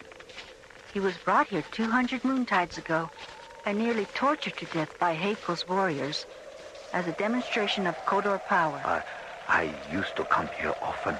Kodor was once the trade center for the two islands. Of course, that was before Lord Heiko became so obsessed. Yes. But we do have one advantage. Heiko must certainly know by now that we are in the company of sky gods. Everyone on Sakusha fears the sky god legends, even Heiko. Oh, I'm sure we can make that work for us. What do you mean, buddy? We'll use our lasers to make them dance a little. I mean, we don't want to hurt them. It is good you do not wish to harm anyone. We also believe this to be right. To hear you speak makes me fear for the first time since the theft of the cylinder that all is not lost. Don't worry, Gansho. We'll get your cylinder back. And I will do my best to understand the manner in which to restore the altar. But I will need your help, Lord Gansho. Yes, Tom. Can you tell me if there are any insignias, markings, colors, or anything like that which connect the two halves of the altar? Yes. The markings on the two halves of each disc fit together to form the law of the word symbol. Stop a moment, huh? Just a moment. Please show me the symbol. Here, draw it for me on the ground. Oh, yes. A circle. Of course. The infinity factor.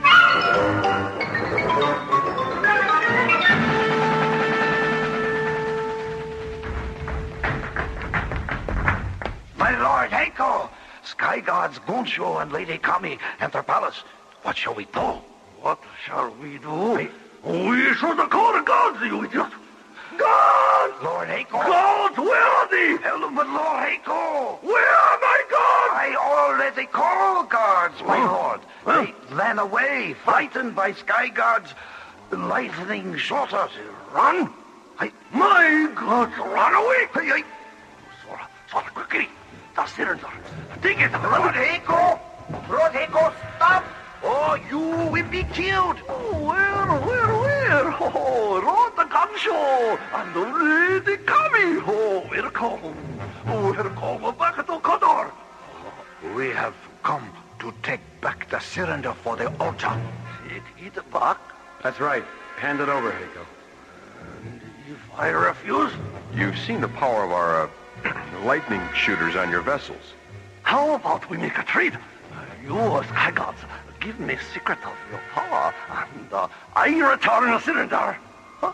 Lord Heiko, see that vase over there? Oh, that's very beautiful, yes? It is my favorite. Oh, you destroy my Kodorian Pagoda vase! Sora, attack! Not me, Lord Heiko. Sora not want to end up like a vase. All right, Heiko, that's it. Tell us where the cylinder is, now. Sora, Sky Gods have us in tight spot. Hey, give it to them. Please. All right. Cylinder is over there. Behind curtain. Yes, it is here. Excellent, Lord Gunshow. Oh, Lord Gunshow. All right, everyone, come on. It's nearly daylight. Let's head back to the boat and set sail for the shrine. Confronted at last by what Heiko believes to be sky gods, John, Buddy, and Tom Liu Ping convince him to surrender the cylinder, which will restore Sakusha's ion generator. Meanwhile, Commissioner White arrives on Starlab to confer with Mora about the mysterious disappearance of the Hyperion. There's a strong possibility that whatever happened to them isn't alien to Tom Liu Ping at all. What do you mean? As soon as we heard about the Hyperion's disappearance, we pulled all of Tom's research tapes and retraced his experiments. We discovered through the fuel inventories that he'd taken some earlier test flights that no one knew about. Well, how does this tie in with his research? Well, from what we could decipher, he discovered some kind of parallel universe. There's also an emotional involvement. We found his diary. Personal motivation. Yes. He intended to return to this sphere of existence all along.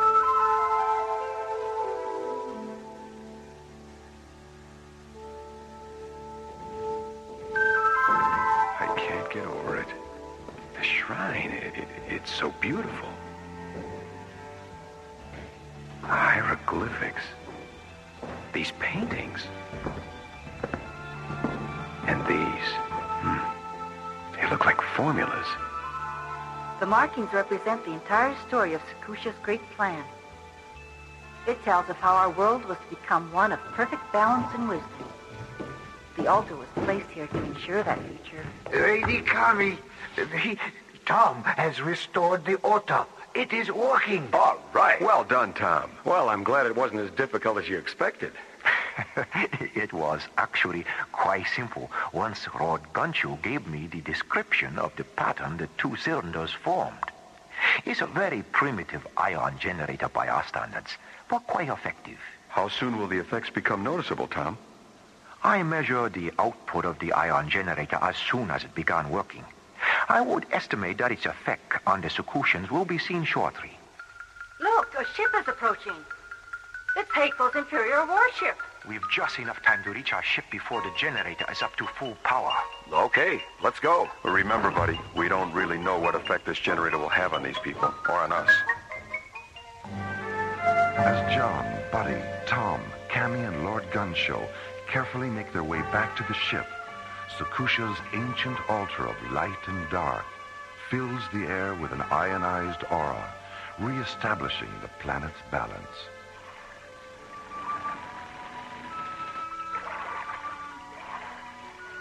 Meanwhile, aboard Lord Heiko's Imperial flagship.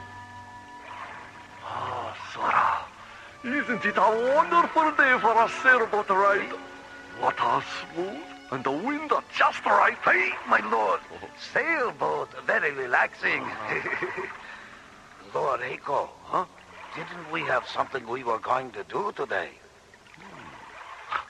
Yes, Sora. I believe you're right. Did it have anything to do with a rod gun show? There's his vessel off the window at the side. Hi. It must be we were to sail with him. Shall we go alongside? By all means, Sora. By all means. Let us greet our old friend, the good and kindly Lord Matusa. Rod gun show. Ready, Kami? How are you? Excellent, Lord Heko. Excellent. Who are your three friends? They are friendly visitors from another world. Another world? You hear that, Zora? Visitors from another world? What other world, Rodagancho?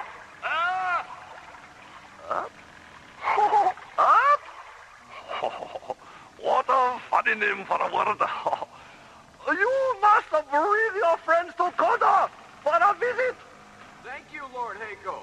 Glad to see that you're feeling better. Thank you.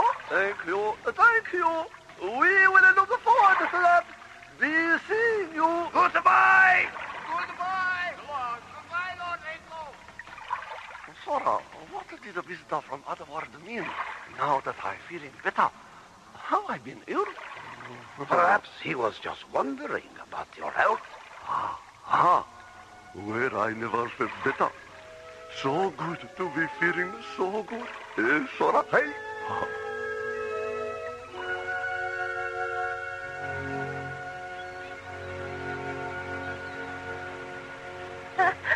I could not believe how quickly Eiko changed. Yeah, he really went from a tiger to a pussycat, didn't he?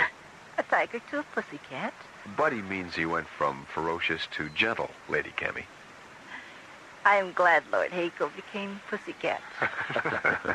Well, it's good to see the altar fulfill its purpose in restoring the Kudorian psychological balance. Now, Lord Hako will be able to govern his island wisely, gracefully, and with great kindness. What about your skyship? Will it be able to return you to your world? What I learned about your ion generator showed me how to repair our spacecraft. We will be able to return safely, I'm sure. Will you ever return to Sakusha? There is enough in common in our hearts to make us all part of a great oneness. We too often forget one another. The emptiness is illuminated by the light of the heart. I must accept full responsibility for what I have done in our world first. Then perhaps I may return and go forth with what I have helped you create and give you greater understanding of what you have yet to create. We will always remember your presence and what you have brought to us. Goodbye. Goodbye, Lady Cammy. Lord Gunshow. Goodbye, buddy. John. So long. Remember to keep clear of the ship when we lift off. All right. You have a safe journey.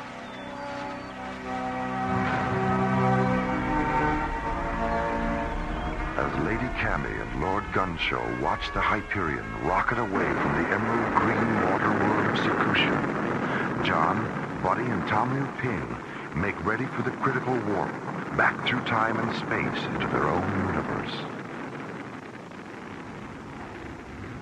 Buddy, let's program our coordinates for FTL reentry. Right, Skip. Tom, that circle Gunshow drew on the ground, what was that all about? This circle, John, was the missing key to all my research. I knew that by understanding what had happened on Sakusha, I would be able to understand what I had discovered. We were reduced in time and space to an infinity where balance is restored through the cohesiveness of philosophy and science together. And the moon circle on the cylinders united the two. The moon circle? Yes, you see, the circle had been broken, separated. And the way the two cylinders fit together restored the circle and the balance of Sakusha. We're programmed for FTL reentry at Vector 558, Mark 1, Skip. Okay. Keep your fingers crossed.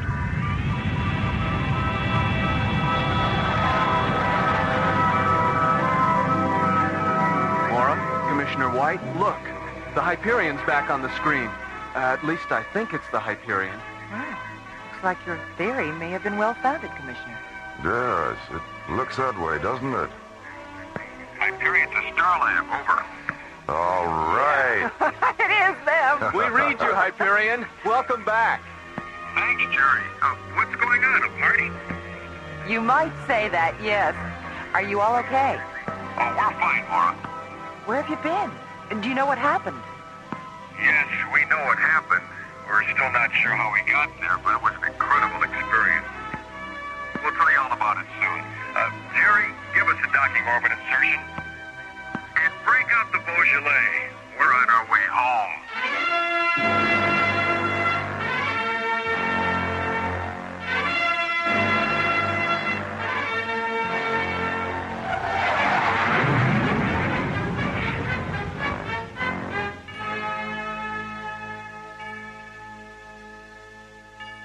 The Infinity Factor, Part 2, was based on a story concept by Larry Oakner and written by Lee Hansen, Jim Cook, and Ron Thompson.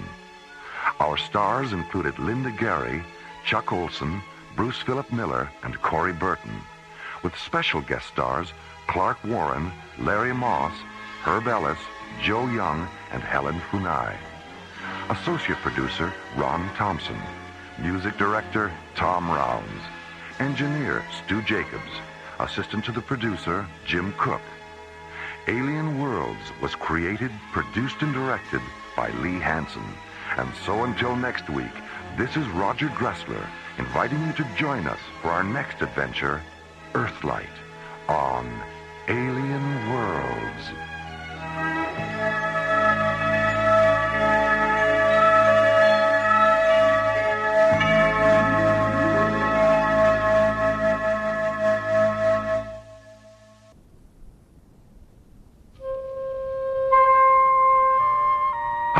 Above the windy blue skies of Earth, slowly rotating at the edge of deep space, is the Arthur C. Clarke Astronomical Observatory, Starlab.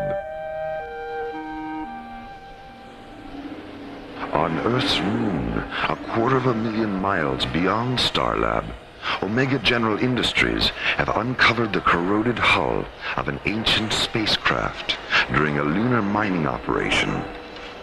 Excavating further, they discover the mummified bodies of 50 extraterrestrial humanoids and a strange statue made of jet black crystal.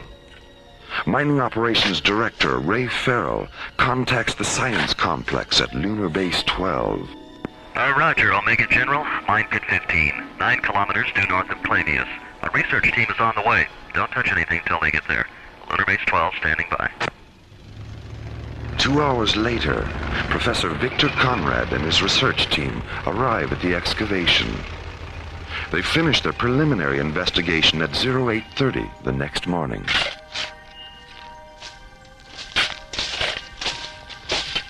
Hey, how's it going, Professor? Well, the spacecraft's been under the lunar surface for close to 1,000 years, and the aliens were killed by something that turned their eyes and nervous systems into black crystal. Black crystal? Like the statue?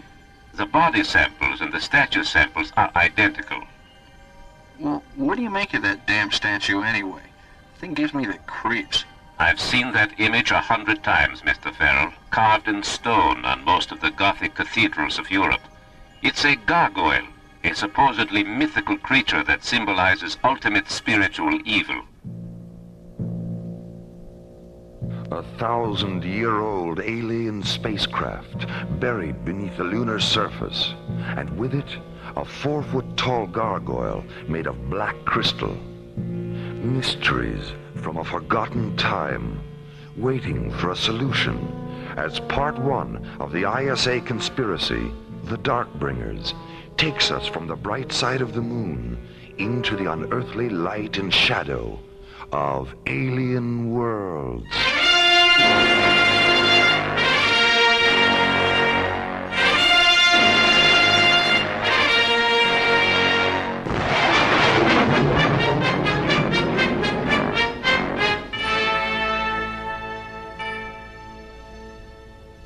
Lunar Base 12 to Starlab Control.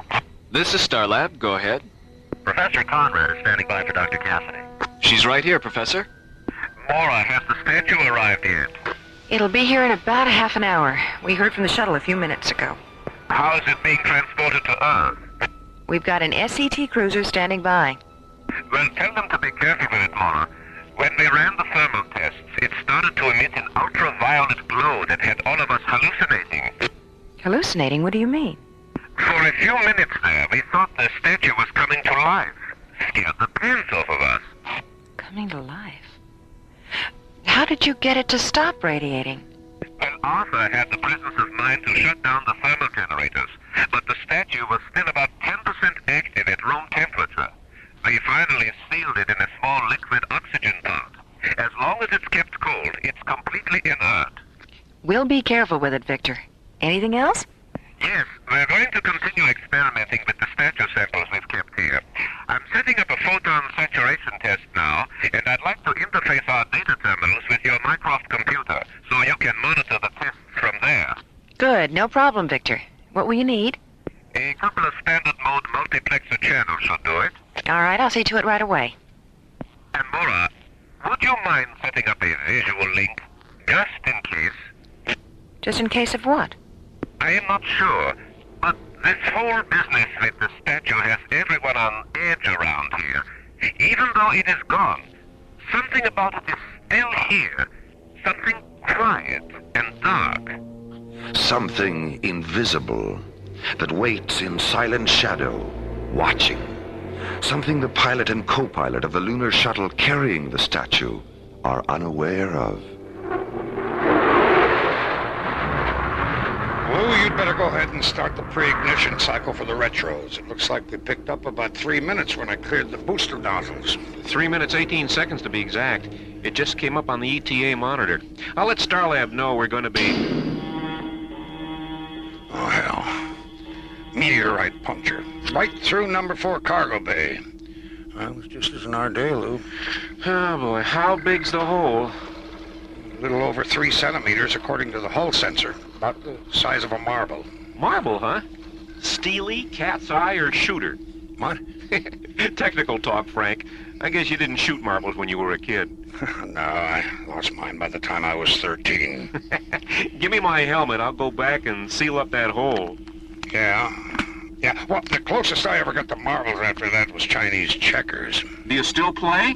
Once in a while. Well, let's have a game or two when we get to Starland. Oh, all right. $5 a game. Make it 10 and you're on. Sold.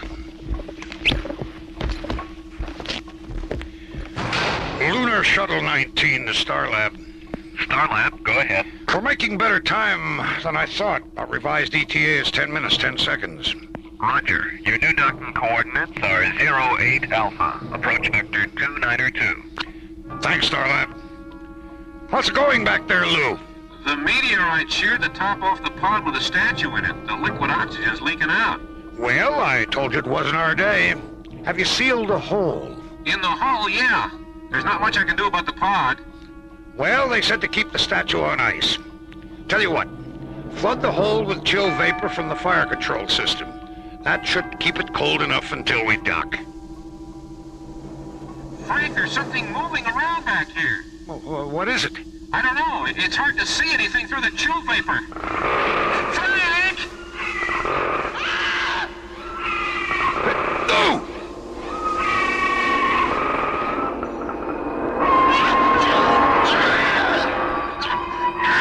An ancient shadow creature is loose aboard Lunar Shuttle 19.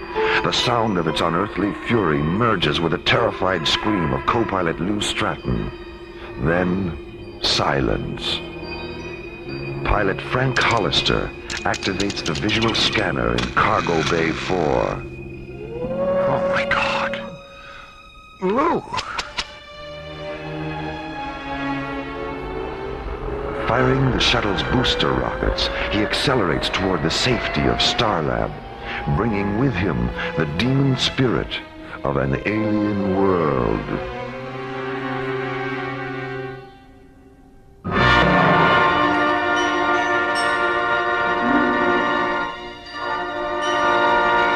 It's all there in the flight recorder, Dr. Cassidy. How many times do I have to go through this? This is the last time, Lieutenant, I promise. It won't work. What do you mean? What won't work? All this interrogation, you're not going to trap me into saying anything I haven't said before. Look, no one's trying to trap you. Oh, come on. Who do you think you're kidding? Yesterday it was the security officer, Major Wheeler. Last night it was Dr. Rossiter. Today it's you. You're working up a psychological profile on me, right? You're wrong, Lieutenant. None of us had any intention of... Lee Stratton was my best friend, Dr. Cassidy. But there just wasn't anything I could do. When did you realize it was too late?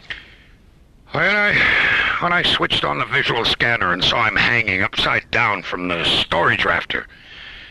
His face. The look on his face. What else did you see? The statue. Sitting there in the corner, looking up at him.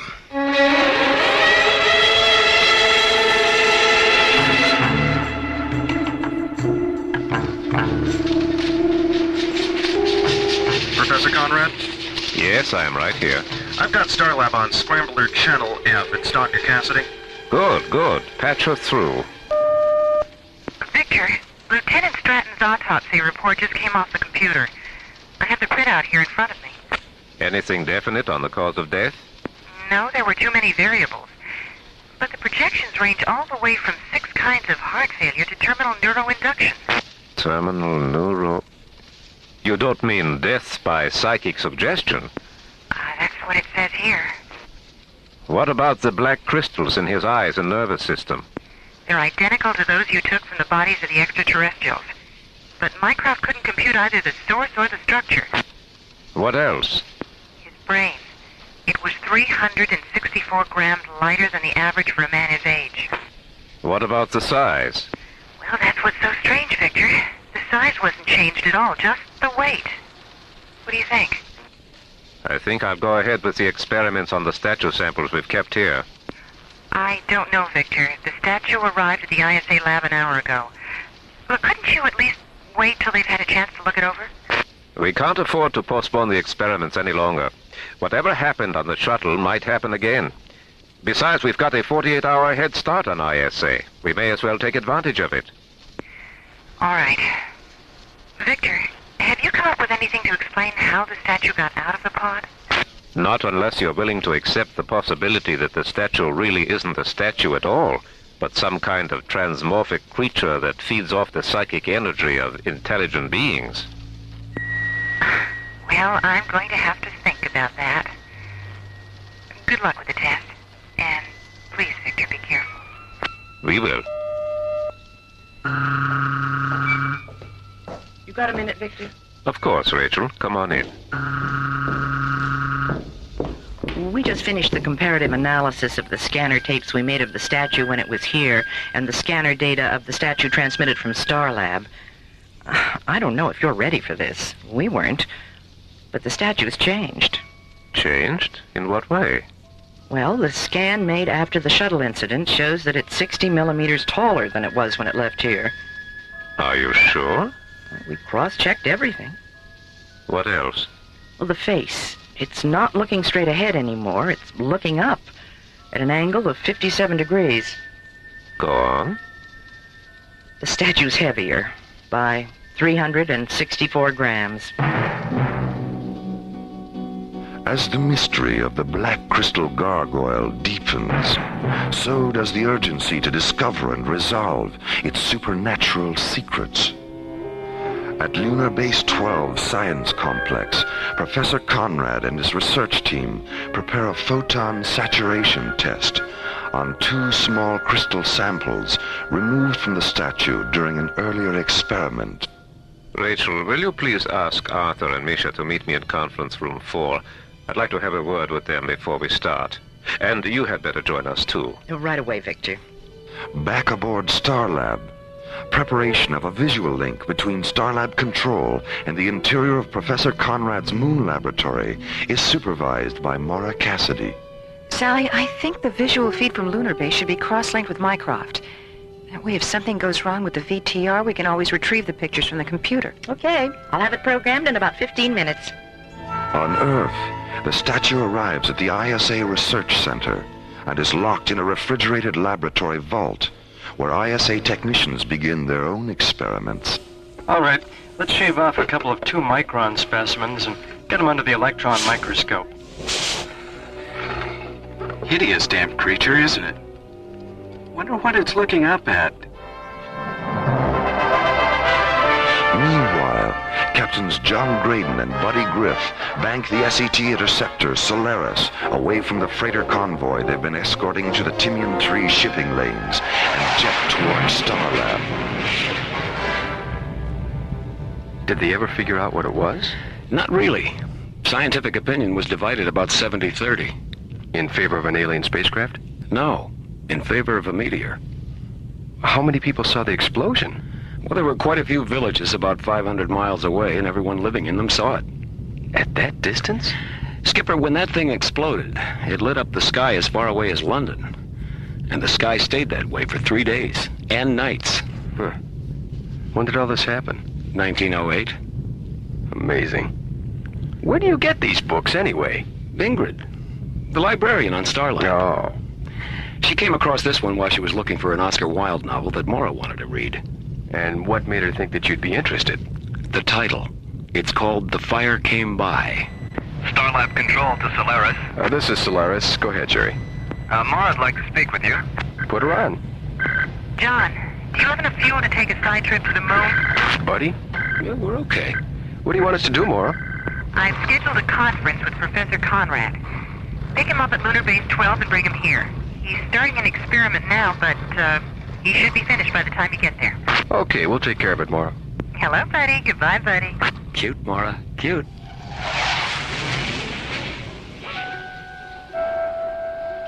In the science complex at Lunar Base 12, Professor Conrad places a sample of the statue into a Stellatron Systems PC-80 photon chamber. On Starlab, Maura watches by remote visual link as Professor Conrad seals the chamber, sits down at a control console, and presses a button. Radiant white light illuminates the chamber's observation ports as the needle-thin beams of 6 neothane Zelium lasers penetrate the statue's specimen. On Starlab, Maura monitors the experiment by remote visual link. On one screen, a wide-angle interior view of Professor Conrad's moon laboratory. On a second screen, the bright metal pyramid-shaped photon chamber. Rachel, the spectroscope is starting to shift out of phase. Will you please check it? Right away, Victor. Arthur, what was your last refractive index reading? It didn't even register. The crystals are absorbing all coherent light up to 8,000 angstroms. All right. Let's switch over to the neon borazine lasers. Program them for a 1 milliradian beam, and we'll work our way up from there. All right. How are you doing, Maura? I'm not quite sure. I don't think I should have had whatever that was I had for lunch. I get some pretty weird food around here sometimes. Well, chew a couple of papaya enzyme tablets. They'll fix you up in no time. And if you wish to stretch your legs or anything, you'd better do it now. This next part of the experiment is going to take a while. No, I think I'll just sit here and plan my revenge on the Starlab chef. We're ready, Victor. It looks like intermission's over, Maura. All right, Rachel. Turn them loose.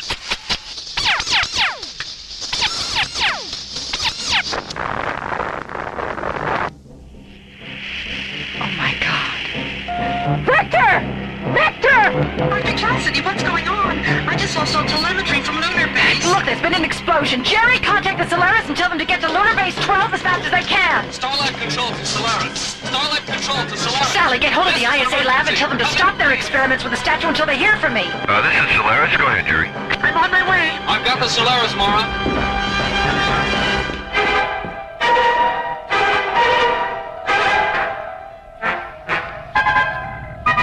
We're coming up on it now, Maura. Have you had any radio contact with them? No, not a word. Even their microwave safety beacon has stopped transmitting. Skipper, screen 5. My God, what happened? John, buddy, what is it? What do you see? Maura, Lunar Base 12 no longer exists. What do you mean? It's been blown to pieces, completely leveled. The entire base. Skipper, screen 6. Buddy, what is it? What's happening? A ship Just above the horizon. It's moving away from us. Magnify it, buddy.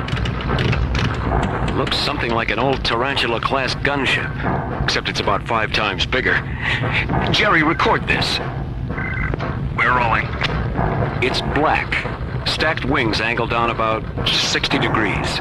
Yellow markings that look like Cyrillic script, only upside down. Geez, Skipper, what do you make of that? Keep talking, buddy. These short black spikes are starting to bristle out all over the hull.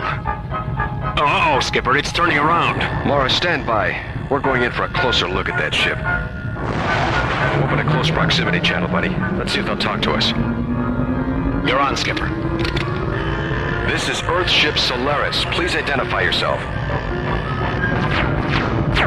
Skipper, let's get some altitude before their aim improves. This is Earthship Solaris. Our intentions are not hostile. Please... All right. I'll try it one more time, but that is it. You better let me do it, Skipper. Every time you talk to them, they shoot at us. Solaris, there is still time. Time for what? Escape. From what? Ask your dead brothers and sisters on the wasteland below us. Damn you. You did that? You murdered all those people? But why? They were committing sacrilege. Just who are you? Disciples. Of what? Lightlessness. I've had about all of this I can take. Hold on, buddy. Skipper, lightning is pouring out of those spikes and crawling all over the hull of their ship. Activate the rest of the laser turrets, buddy.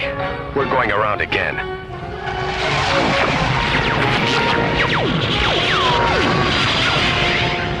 Didn't even phase them, Skipper. That lightning soaked up our lasers like a sponge. We're hit. Flame out on number 4 thruster. There goes number 2. The starboard fuel pods are split open. Skipper, if we don't get out of here now, we'll have to set her down on the moon. I don't want to leave that ship to Starlab. Solaris, we are aware of the thing you name. Don't concern yourself with its safety. It is one of our destinations. Come on, Skipper. It's now or never.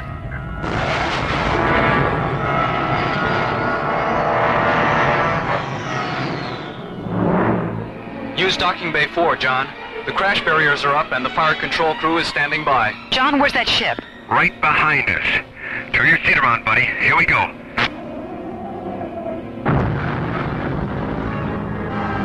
John? Buddy, are you all right? We're okay. Come on, buddy. Let's get out of here. Mara, the alien ship, screen 10. Listen to me, Starlab. Who are you? I am Stygos, High Priest of the Trell. You have stolen the symbol of our redemption. The symbol? The statue? Narl is his rightful name. We have traced him to your moon. We know his presence has graced the machine you live in. Where is he?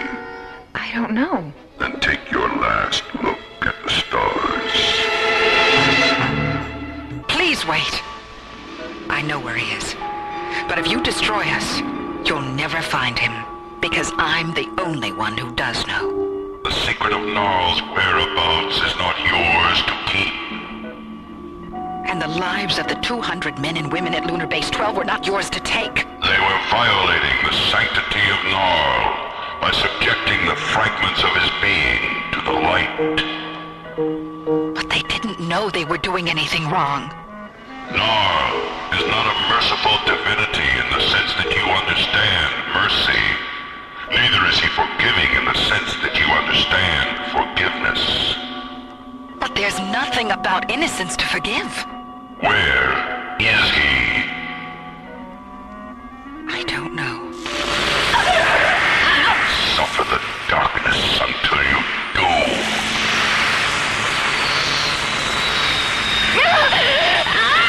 Laura!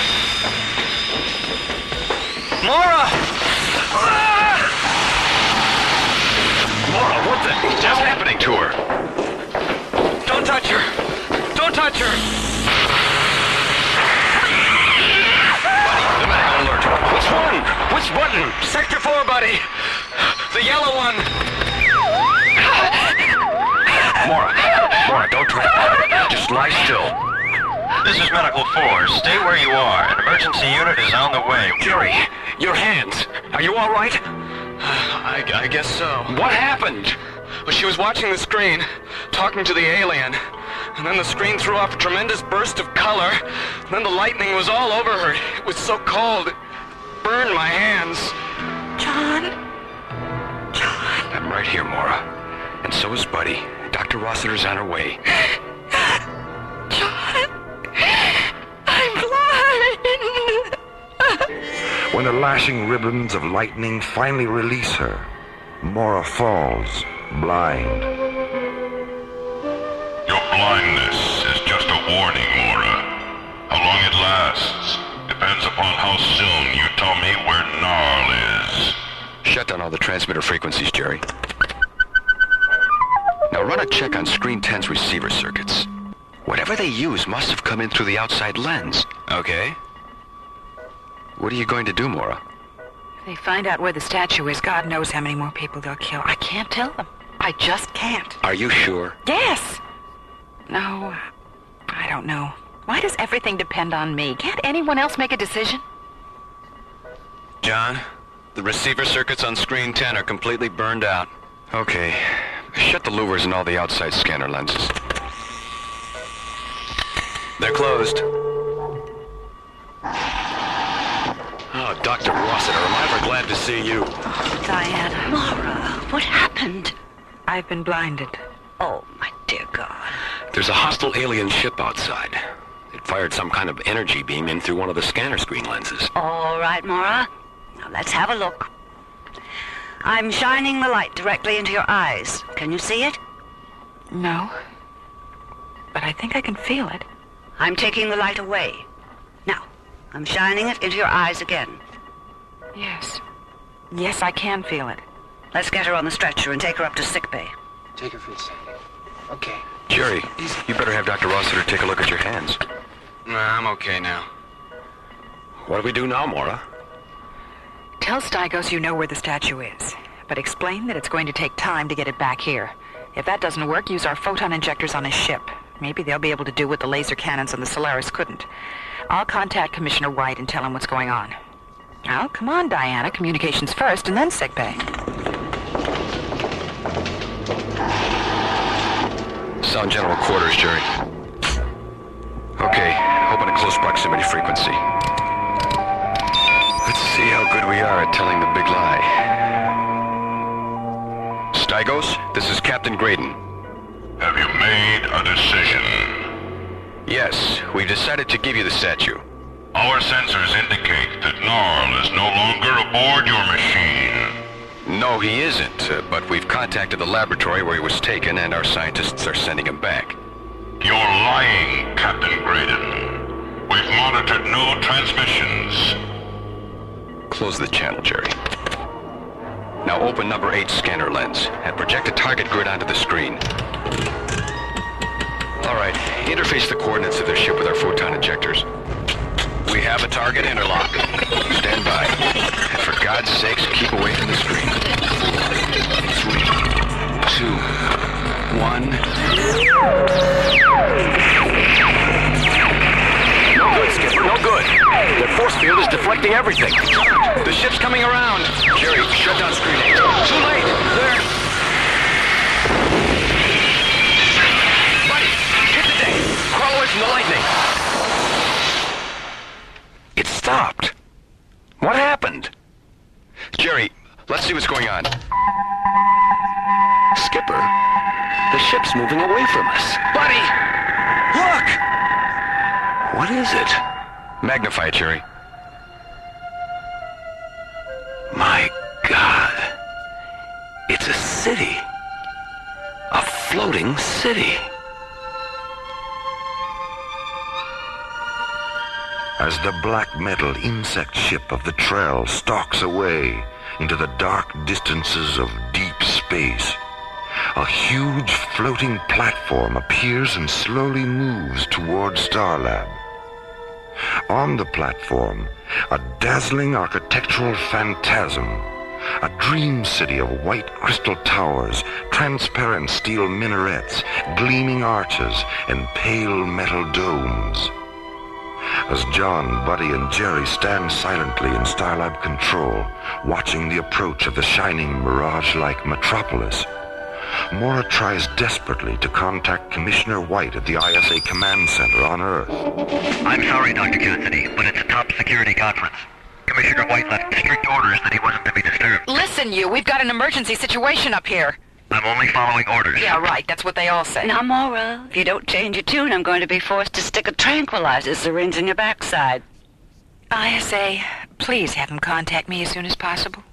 I will, Dr. Cassidy. ISA out. If I could only see. Mora, we haven't even examined you yet, and already you're acting like a poor little orphan child who's got herself lost in the woods. I am? Yes, you am. Don't start feeling sorry for yourself now. We have too much to do. Attention all Starlab personnel. The emergency alert is terminated. Stand down from general quarters and return to your stations. Dr. Cassidy, please contact Captain Graydon and Starlab Control. John, it's Mara. What's happening? The troll ship has broken off its attack and left the area. What did you do to get him to back off? It wasn't anything we did. It was something else. What? A city. A what? A floating city. Are you serious? Mora, he's serious. It's holding a position 2 kilometers off Starlab. A huge space platform with a fantastic white city built on it. It looks like something out of a futuristic Arabian Nights. I'll be right there. Come on, Diana, take me back up to the bridge.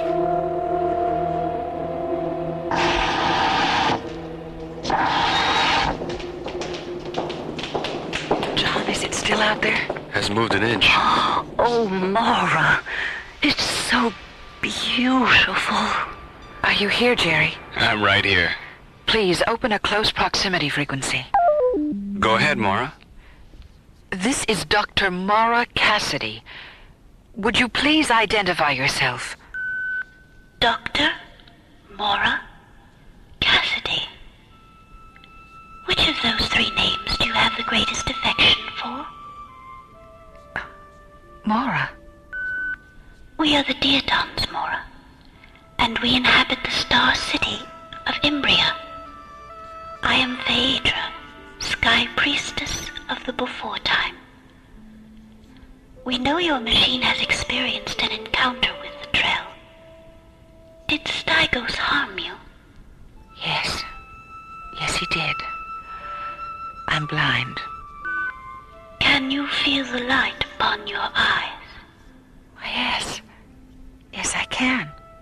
Then it will be my pleasure to restore your sight. It will? Of course. We have no vehicles of our own, so transport yourself here to Imbria. A projection of light will guide you. I'll be waiting. Oh, yes. Jerry, call the short-range vehicle hangar and tell them to get a shuttle ready. John, Buddy, Diana, let's go to Imbria. Imbria. A fantasy of gleaming crystal and bright transparent metal. A construct of light and serenity and magic. A floating star city, casting its radiance over all who grope their way along the blind corridors of alien worlds.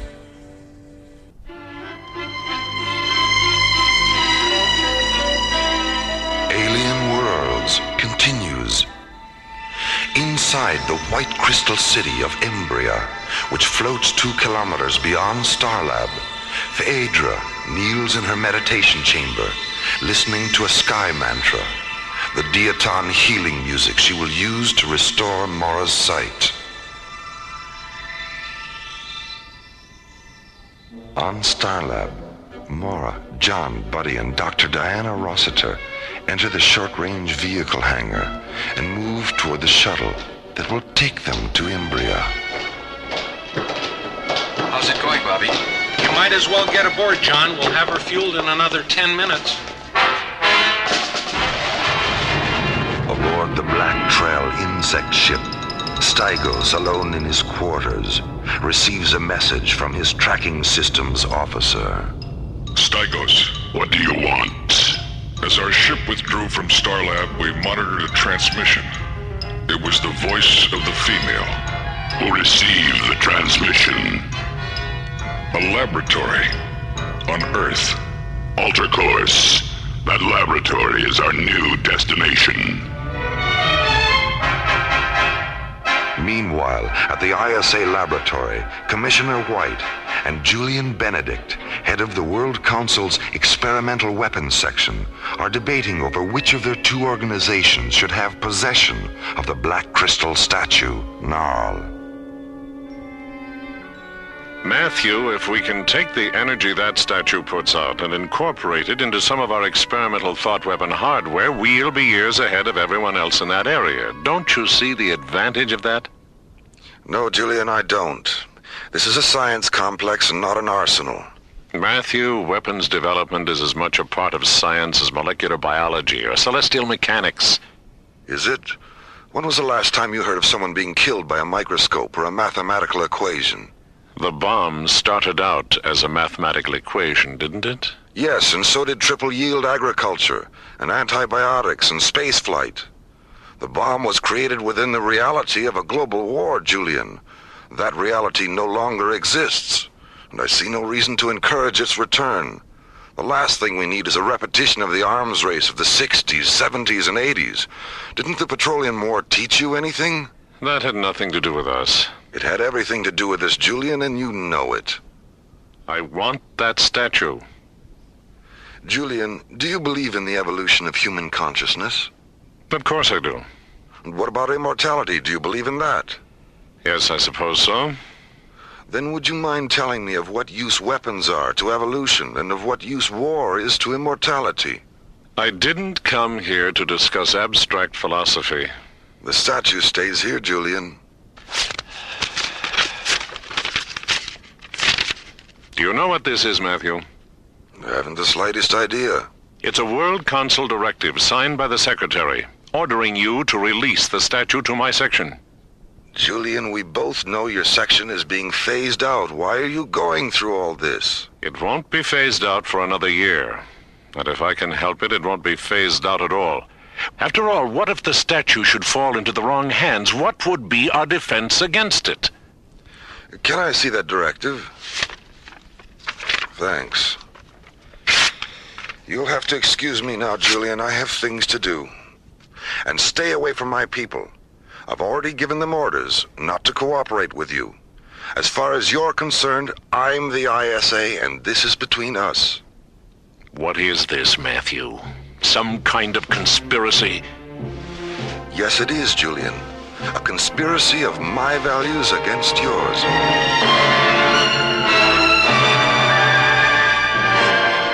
Everyone strapped in? Wait a minute, buddy. Laura, shouldn't that strap go over instead of under? What strap? The one you're sitting on. Oh, I was wondering what that was. Better? Yes, thanks, Diane. Okay, buddy, let's run it down. Navigation and thrust vector systems? Check. Attitude gyros? Locked. Service propulsion and reaction control systems? Positive. Mara, Commissioner White on B channel. Thanks, Jerry. Punch him in, buddy.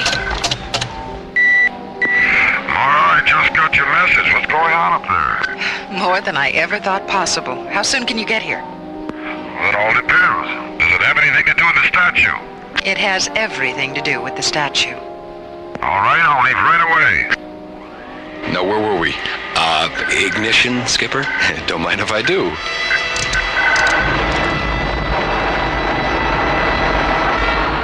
As John, Buddy, Mora, and Dr. Rossiter jet toward the Diaton Star City, Imbria, Commissioner White enters the short-range vehicle dome near the ISA laboratory and boards a priority shuttle.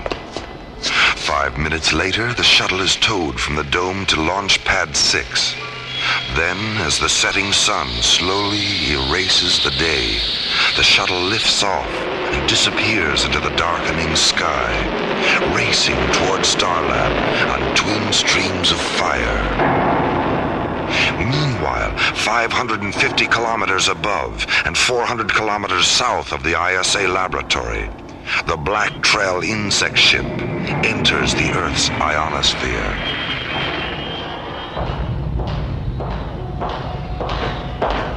We are approaching the laboratory, Stygos. Have precautions been taken? Our impulse deflectors will confuse the echo patterns of any detection beam that touches us. We will appear to them only as a flaw mirage. Leave me now. I sense that you are restless, Gnarl, but be patient. Your disciples are near. Your deliverance is at hand.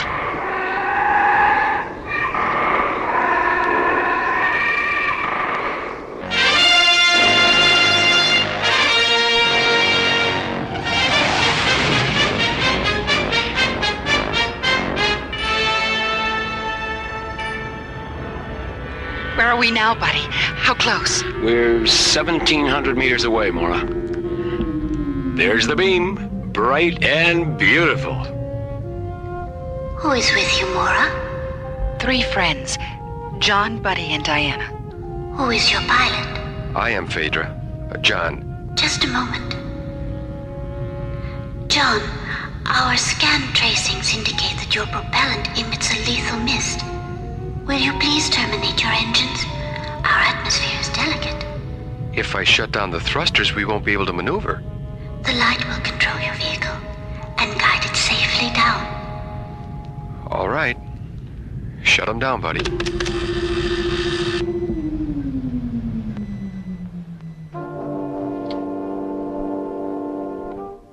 World Council Communications to ISA. This is the ISA. Go ahead. Is Mr. Julian Benedict still there? Secretary Stone is returning his call. Yes, he is. He's in the laboratory complex. Stand by, please. Mr. Benedict, I have Secretary Stone on the line. I'd like to speak to him privately, if that's possible. Conference room 6 is empty. Thank you.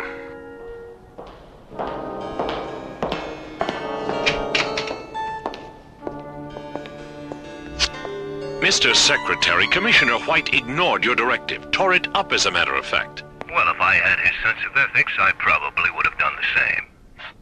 What do you mean? I've had some serious second thoughts about this whole thing, Julian.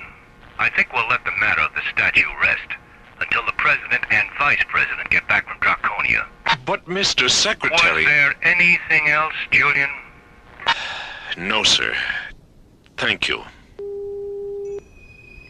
You can let it rest if you want to, but I can't. Julian Benedict, a man slowly becoming obsolete in a universe that will soon have no use for his services. A weapons maker on the verge of taking his first desperate step into an alien world. Julian Benedict sits alone in conference room 6 at the ISA Earth laboratory, silent, sad, filled with resentment.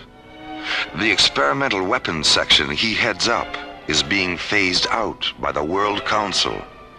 An attempt to gain control of the Trail statue and use its energy in a final desperate attempt to prove his usefulness has failed.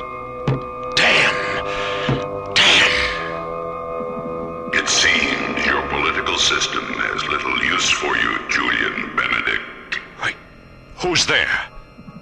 I am Stygos, High Priest of the Trail. What are you doing on this channel? It's a top priority frequency. We have access to whatever frequencies we choose. Where are you? Hiding in the darkness above. How did your ship get past our defense scanners? That's of no importance now. What is then? What do you want? What you want. The icon of Gnarl. Is it yours? 10,000 millennia past. Our planet was visited by a nameless race of darkling beings with magnificent wings and eyes of fire. We were without intellect then, nothing more than restless shadows, hiding in the sea, crawling out at night to feed off the night mists. The Darkling priests gave us the gift of Gnarl, and through him flowed the powers of redemption that transformed us. Then, a nomadic stealer ship came down from the air and took Gnarl away, thinking he was a construct of a precious gem called Nightstone. We know now that the stealer ship malfunctioned, causing it to impact on your moon. The violators built a dome as protection from the lunar cold, but they made the mistake of taking Gnarl into the shelter with them. How did you know he'd been found? Our parsec scanners have been probing the universe for centuries. Do you have access to Gnarl? Why don't you just take him? That was our intention. But now we know the chamber that imprisons him is small. If we destroy it, Gnarl may be harmed. Suppose I do have access to Gnarl. So what? Free him, and I'll give you the secret of his power. It'll take time. I understand. ISA Communications. Please put me through to the Security Bureau in my section. Right away, Mr. Benedict. Security. This is Julian Benedict. Find Major Ripley and tell him to meet me in my office in 15 minutes.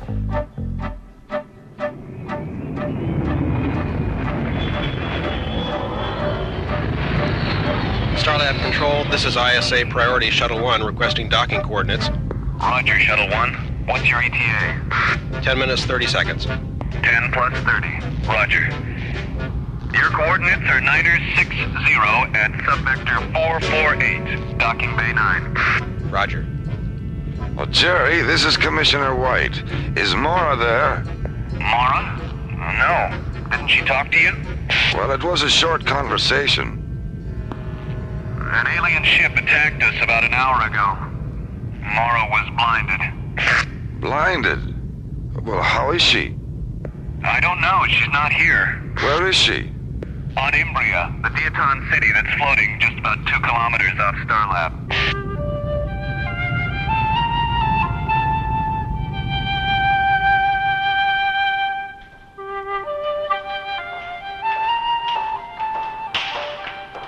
Welcome to Imbria, Mora. Phaedra, you don't know how glad I am to be here. I'm Diana, Phaedra. This is John. Phaedra? And this is Buddy. Wow. Are you ready, Mora? Yes, I am. You can't imagine what it's like being blind. Yes, I can, Mora. I'm blind. What? Oh, I'm sorry. All Diatons are blind. It's our legacy. But how can you see us? How did you manage to build this city? I sense you, as clearly as if I had sight, Diana. And as for Imbria, it was dreamed into existence. Dreamed? No. When? During the final century of the before time, an age of radiance unified the minds of all Diatons and transformed us into Shiva, the dreamer who never awakes. When did this age of radiance end? It ended with the coming of the Trell. They burned our fields and forests with terrible fire weapons. They suffocated our cities and canals with poison mist. 2,000 legions of Trell warriors. And before they went away, they blinded all of us. Oh, Phaedra. Why did they do that? The icon of their god had been stolen. They were angry. That damn statue again. Did they think you'd taken it? No. We were made to suffer their rage because we represented everything Nal had taught them to hate. Why didn't they destroy this city? It was orbiting behind one of our moons.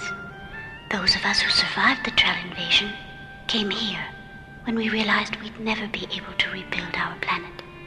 Not even by dreaming? A dream can't always change what is, Mora, but it can create what isn't.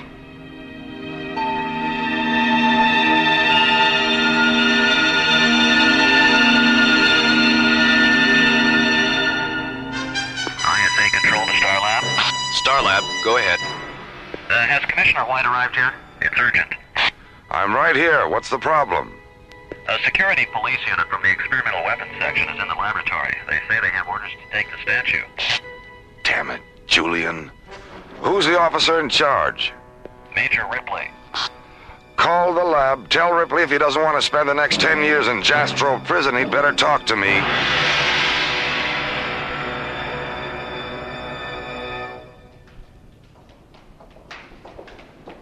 Where are we, Phaedra? The Synergy Chamber. Who else is here? Hold out your hands. Oh, who are you? This is Aleph, the avatar of Imbria. Welcome to our dream, Mora. Hello. There's a recliner in front of you, Mora. Turn and lie down on it. I'm going to place 3 small Synergy prisms on your forehead now. Oh, they're so warm. In a moment, you'll hear the sound of a sky mantra, the music we use to heal those outside the dream. When the music begins, think only of your eyes and how they looked out upon the various dimensions of your life.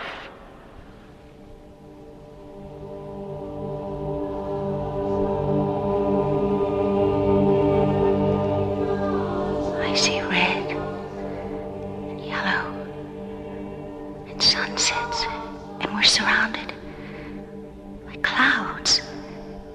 It's sensual. I see Daddy! Daddy!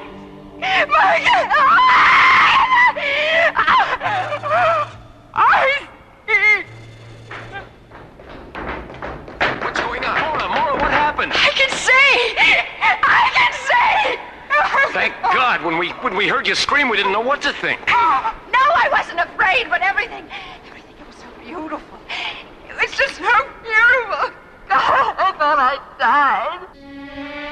Deep within the star city of Imbria, Mora lies sleeping, exhausted by the Diaton Sky Mantra ritual, which has not only restored her sight, but for one fantastic moment has opened her mind to eternity. Meanwhile, Aleph has led John and Buddy back to the Starlab shuttle, which sits on an illuminated white crystal platform in the center of Imbria. Inside the shuttle, John contacts Commissioner White on Starlab and learns what is taking place at the ISA laboratory on Earth. How did you find out about Stygos and Benedict, Commissioner? An ISA communications technician was filing the lab's hourly intercom recordings and came across their conversation. Well, where's Benedict now? An ISA security unit arrested him 15 minutes ago. Ripley, too. What's the present situation? Well, Stygos will probably move against the laboratory when he doesn't hear from Benedict again. John. Stand by, Commissioner. Yes, what is it, Aleph? The vault where Gnarl is. Do you know its precise latitude and longitude? Commissioner White does. Why? We're going to take possession of Gnarl before Stygos does.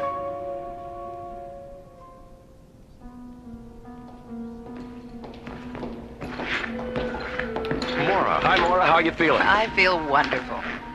What's going on? Why are you two wearing your pressure suits? Well, we just talked to Commissioner White. Stygos is about that far away from attacking the ISA lab. We're going down for the statue. You'll never make it in time. Earth's an hour away by shuttle. We're not going by shuttle. We're going by light. Teleportation.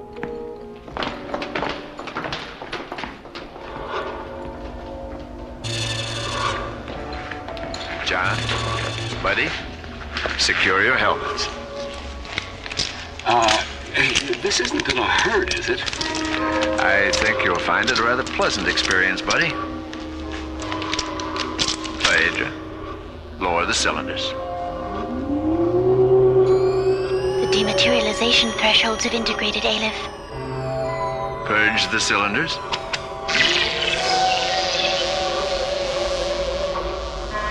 It really happened, Skipper. We're here. God, this thing is heavy. Come on, let's get a harness around it so we can pick it up. Okay, let's pick it up. Here we go.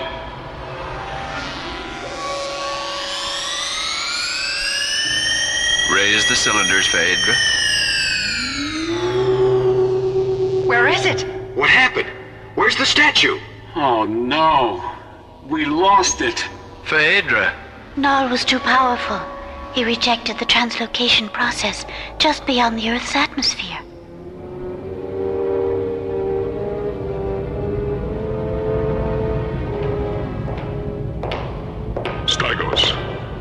Stygos. Gnarl is free. A Deaton translocation being tried to take him, but he escaped. Gnarl. Take him aboard and bring him to me. Then set a course for Imbria.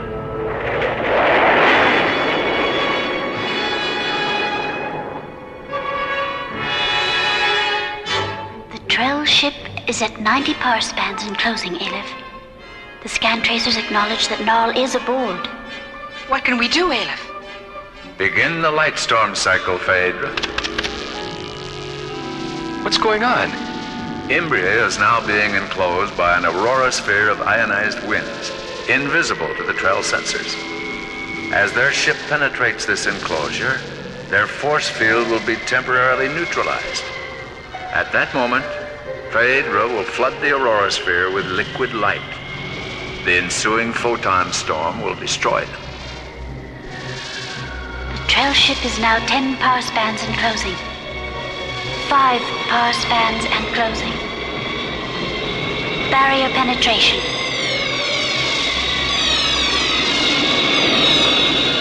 Gnarl is free! Gnarl is free! Phaedra, the liquid light injectors.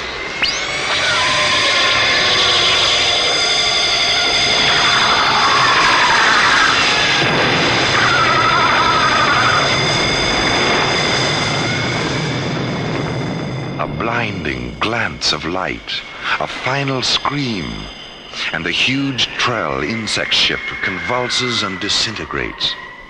Its luminous fragments growing cold and dark as they pass like demon whispers into the deafening silence of the void.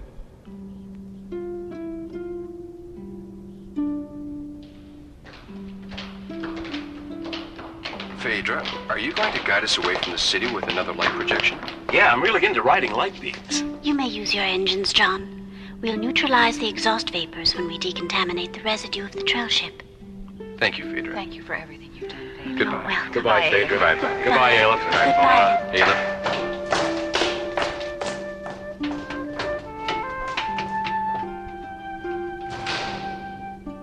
You didn't tell them, did you? I saw no reason.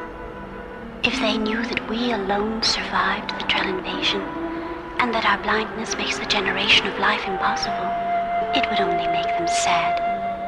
But we'll heal ourselves in time, and then perhaps, when we see them again, there will be more to the dream than just you and me.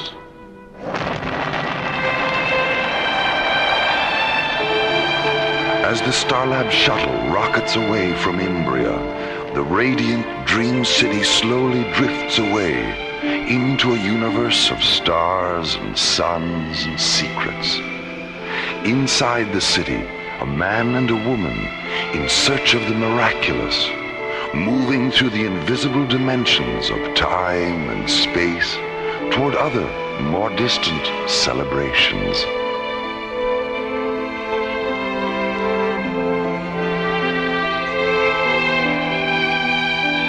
Lightstorm, the ISA Conspiracy, was written by Ron Thompson.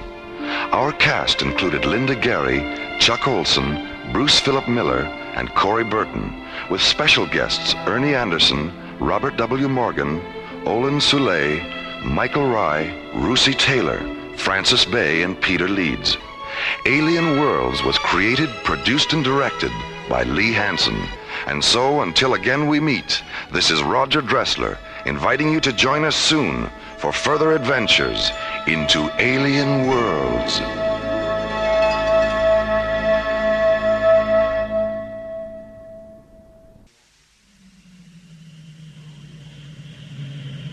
Slowly orbiting at the edge of deep space, 1,000 kilometers beyond 21st century Earth, is the Arthur C. Clarke Astronomical Observatory, Starlab. Here, Starlab Research Director Maura Cassidy and scientists and technicians of the International Space Authority watch over the countless stars and planets that fill the universe. This week, Space Exploration Team Captains John Graydon and Buddy Griff encounter a massive, shapeless organism in the silent distances beyond Starlab. An organism whose power and pathology forced John and Buddy to instigate the leukocyte maneuver on alien worlds.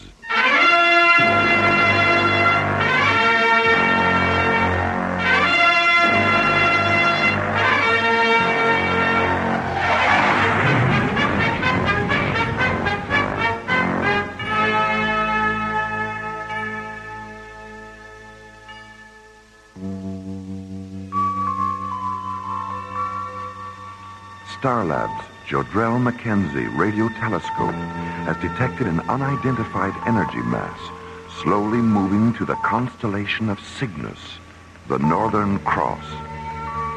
Entered in Starlab's Mycroft computer as Stellar Anomaly 505, the energy mass is being tracked in the radio telescope monitoring laboratory by Professor Arthur Royce and astronomer technicians Karen Stone and Carl Phillips. All right, let's try and get a visual on it. Karen, cross-link the 350 optical telescope and calibrate for maximum vector scan. What about polarization? We'll let that go for the time being. Okay. Carl, switch on screens 4 and 5 and interface the azimuth grid for Cygnus. Full resolution on both screens? Just on 5. There it is. Horizontal travel along submeridian 201. Beautiful, isn't it? Like a tiny star in silver mist. You think everything out there is beautiful? Yeah. Yeah, I do. Interface the DRS, Carl. Let's get a radial velocity on this thing. This can't be right. What's the problem, Carl? The radial velocity. I'm getting a synchronous redshift and blue shift. The anomaly is approaching and receding simultaneously. Yeah, not to mention that it's still moving sideways. Look at that. It's starting to cartwheel. Maybe we should... What? What happened? What is it? It's gone. Royce, look at this. I'm still picking up its radial velocity. Light wave readings when there's no light? What's going on here? It's on the screens again. Submeridian 068. What? How long was it off? The retro timer says 9 seconds. It just traveled 2 light years in 9 seconds.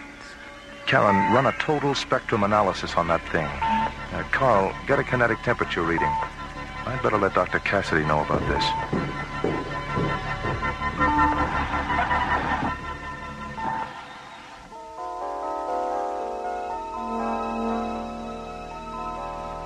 After a 20-minute conference with Professor Royce, Dr. Maura Cassidy decides to have the anomaly investigated at close range by Space Exploration Team Captains John Graydon and Buddy Griff. Half an hour later, John and Buddy enter Docking Bay 16, where they board the SET Interceptor Solaris and stand by for launch clearance. Oh, sorry about that, John. I must have got something in my nose when we walked through the maintenance section. You sure you're not coming down the cold? No, I think it's the primer they were using on that shuttle. Every time I get within 10 feet of spray painting, my nostrils backfire. Well, keep them open. You know the rule. If you're not 100% sensory and paranasal, you're grounded. If you get too stuffed up, we'll have to cancel the mission. Cancel the mission? Oh, boy! That's what I like about you, buddy. Your willingness to face the unknown without batting a nose. I'll do the funny stuff, Skip. Starlab control to Solaris. It's Solaris. Go ahead, Jerry. I've got an update on that energy mass from radio telescope monitoring. Ah, good. What's the story? The anomaly has moved to the top of the Cygnus constellation and becomes stationary 1 parsec away from the binary star Beta Cygni Alberio. Is it still generating second magnitude alpha waves? No. When it became stationary, its wave frequency changed. What's it generating now? They don't know. There's too much interference from the binary to get an exact reading. Hold on, John. Here's Mara. John, don't take any unnecessary chances out there. Just get as close to the anomaly as you have to in order to scan it. Then transmit the data back here. We'll analyze the scan and let you know if there's anything else you have to do, okay? Okay. Okay, buddy? Okay, Mara. John, what's wrong with Buddy? Nothing that can't be fixed. His sense of humor is taking a nosedive, that's all. Oh, boy. Welcome to the worst pun of the century. We'd better get this show on the road before you come up with another one. I'll certainly buy that. What's the traffic situation, Jerry? We've already handled our pre-flight procedures. 30 seconds, John. 30 seconds. Okay, Jerry, we're online.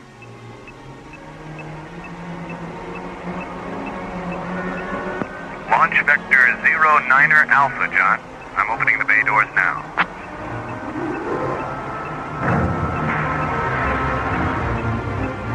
Remember what I said you to. No unnecessary chances. Scan it and transmit the data. That's all. Got that, buddy? I've created a monster.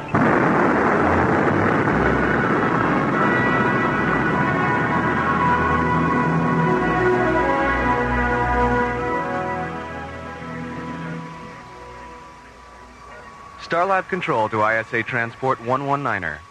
ISA 119er. Go ahead, Jerry. I have your revised docking orbit insertion coordinates, Rachel. Are you ready to program? Roger. DOIC Meridian 203 at subvector 17 Alpha, docking bay 28. Thanks, Jerry. ISA 119er out. Starlab clear on ITS frequency 19.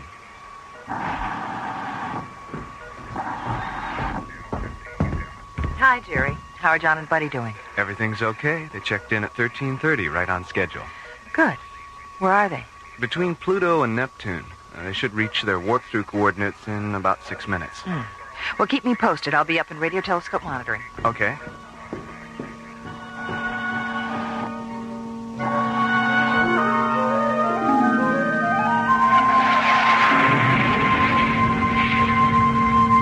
Okay, buddy, let's start the switch over to hyperdrive.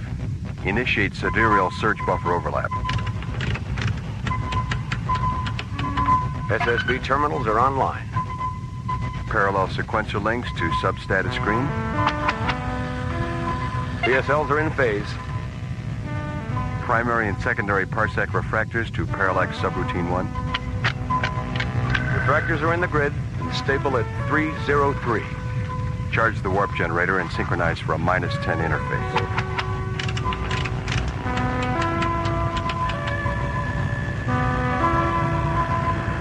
Here we go.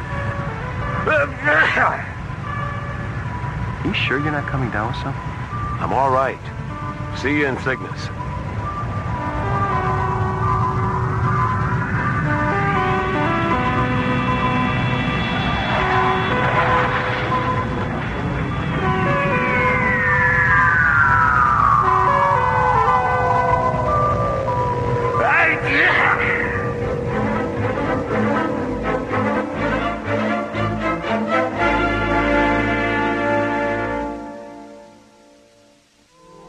Starlab's giant Jodrell Mackenzie radio telescope has detected a massive energy field in the constellation of Cygnus, 10.6 parsecs away.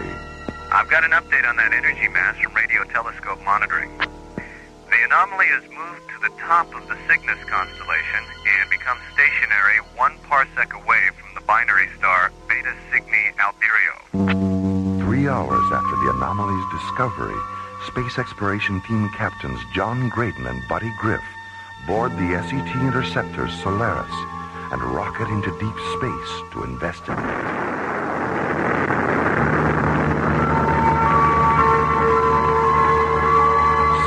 later, the Solaris warps through the time-space continuum and arrives in the constellation of Cygnus, near the anomaly's last known location. I don't get it, Skipper. Nothing on the spectrometer, nothing on the gas amplification sensors, and nothing on the radiation scanners. Maybe it moved up into the Veil Nebula. Open the parsec frequency. Let's see if they're still tracking it on Starlab. Solaris to Starlab Control. This is Starlab. Is it you, buddy? Yeah, it's you, all right. I'd recognize that sneeze anywhere. What's happening out there? Well, that's just it, Jerry. Nothing's happening. There's no sign of that, whatever it was. Are they still tracking it up in radio telescope monitoring? Stand by. I'll check. You know, I was just thinking, buddy. Maybe that thing's some kind of an organism. Well, I don't think so, John. I mean, a 2,000-kilometer wide living organism that's invisible? I know it sounds pretty far-fetched. But if it were some sort of organism, that would explain why we aren't picking it up on the... Starlab Control to Solaris. Solaris, go ahead, Jerry. Radio telescope monitoring says the anomaly went off their screens at about the same time you got there. Mara wants you to come back to Starlab. Okay, Jerry. Oh, by the way, have Dr. Rossiter break out some of her little yellow pills, will you? In spite of all reports to the contrary, I think I'm coming down with a lunar flu or something. Will do. Starlab Control clear on parsec frequency 1. Solaris out. Hey, you better take an antipyretic and try and get some sleep. Yeah. Let's get out of here.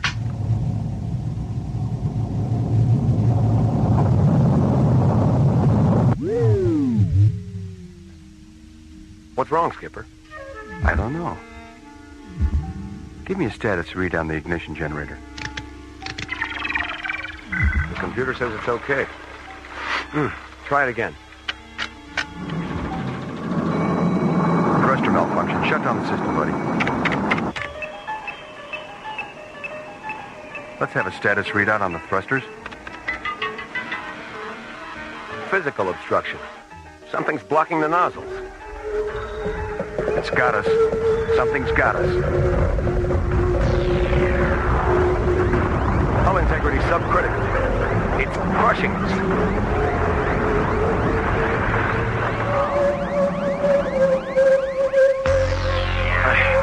God. Shut down the bioscan indicators before the circuits blow.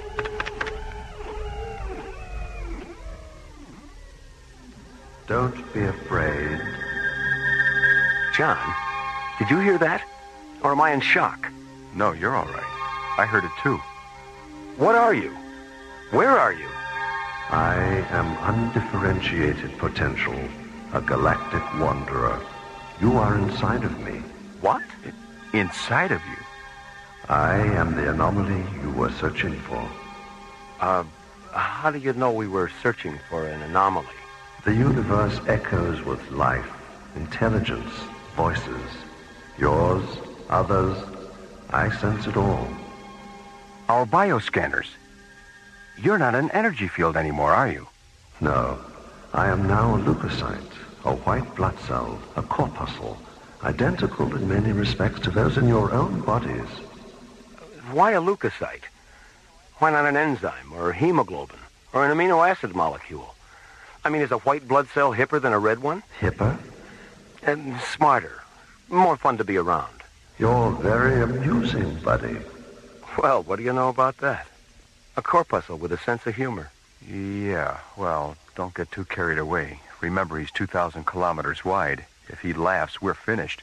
You are sick, buddy. Oh, you mean I'm not amusing? I mean you're ill. Physically ill. Yeah, I know. And because you are, the leukocytes in your immune system have energized to resist the illness. I sensed this when your vehicle penetrated my other form. And because I have great compassion for suffering, I effected a sympathetic metamorphosis. You're communicating with us through our immune systems, aren't you? Yes. But I'm the one who's sick. Why is John able to hear you? Does that answer your question? Yeah. Sorry, Skipper. Oh, that's okay. There's nothing like a cold in the heat of an emergency. Emergency? Look at the life support annunciators, buddy. Uh-oh. What's wrong? Well, the shaking we took when you materialized around the ship damaged the primary oxygen flow matrix. The backup system's on, but there's only enough oxygen in that for 7 hours. And after we warp back to our original parsec coordinates, it's going to take at least 6 hours to reach our home base. I think you'd better release us. I can't release you. Why not? Why don't you just reconvert yourself to energy? I was devitalized when you encountered me. And because I was born in this star region, I had come back to rest, perhaps to die. What's the problem? Maybe we can help. The leukocyte transformation process has depleted certain light wave frequencies necessary for my reconversion to energy. Well, then why did you transform yourself in the first place? I've never encountered beings like yourselves. I wanted to know you. Are you angry with me? No, I guess not. You may lose your lives because of me. Well, getting mad about it isn't going to help. Do you share Buddy's feelings, John? Yes, I do. What remarkable creatures you are. Open the parsec channel, buddy. We'd better let them know it's Starlab. Yeah. Solaris to Starlab control. Starlab. Go ahead, John. Patch this transmission through tomorrow, Jerry. Roger. Stand by.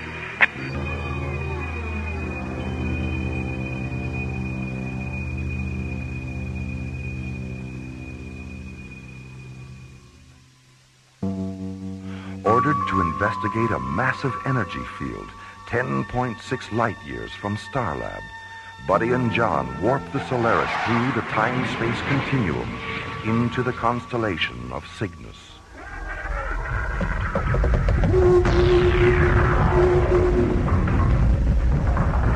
Suddenly, the energy field transforms itself into an enormous intelligent organism, a 2,000-kilometer-wide leukocyte that envelops the Solaris and damages its primary oxygen flow matrix. Meanwhile, on Starlab...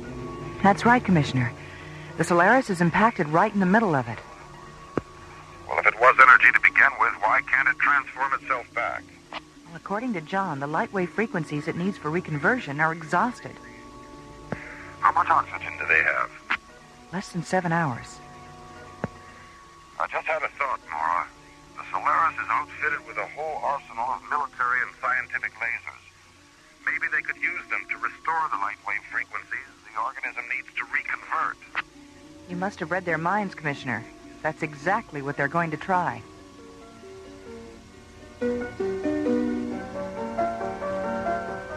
Okay, buddy. Let's put the laser generators online. Normal sequence. LG 1, 3, 5. Okay, Skip, they're hot. LG 2, 4, 6.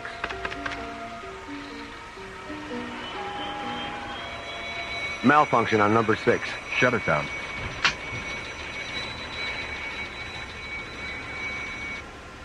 Okay, put them in the grid. We have positive grid interface. Open laser port 1 and calibrate for a 5,000 angstrom green light discharge, soft beam.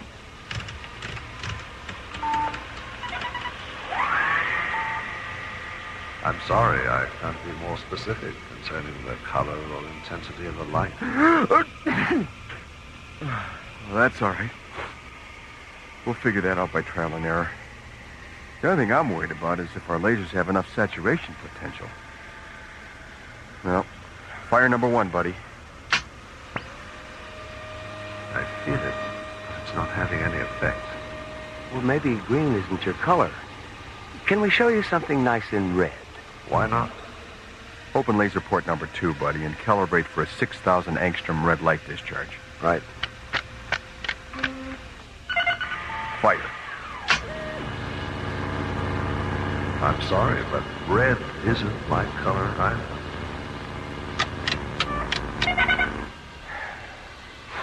How much oxygen is left in the backup system? 6 hours, 19 minutes. Open up number 3 Let's try 4,600 angstroms of violet. Starlab control to Solaris. Solaris, go ahead, Mora. Anything out there, John? Any luck with the lasers? No, not yet. We've tried green and red, and we're getting ready to try violet. What's your life support situation? Critical. If we don't get out of here in 19 minutes, we won't have enough oxygen to get back to Starlab. What about the O2 packs and your pressure suit? There's only an hour of oxygen in them, Mora. And I don't think an hour is going to make that much difference. But what? God, I feel so helpless. It's not over yet, Mora. We've been in worse situations than this. As long as we've got oxygen and lasers and our wits about us, there's still a chance. Way to go, buddy. Mora? I hear you, buddy. Mora, does Commissioner White know what's going on out here? Yes, I talked to him a few minutes ago. Number 3's ready to fire, Skip. Good. Mora, we'll call you back when we finish the laser procedures. All right. Starlab clear.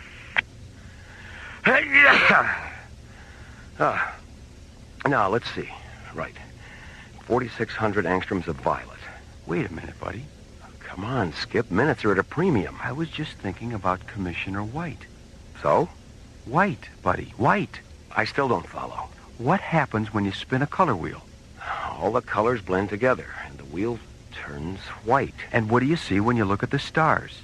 White light. What did the anomaly look like on the screens at Starlab? White light. Right. That's it, buddy. That's our leukocyte maneuver. If we run all the lasers through a spectrum filter, we'll get pure white light. And if we interface all the laser generators, we'll have 5 times the discharge and saturation power. Yeah. Okay. Cross-link all laser generators and open the rest of the laser ports. All right.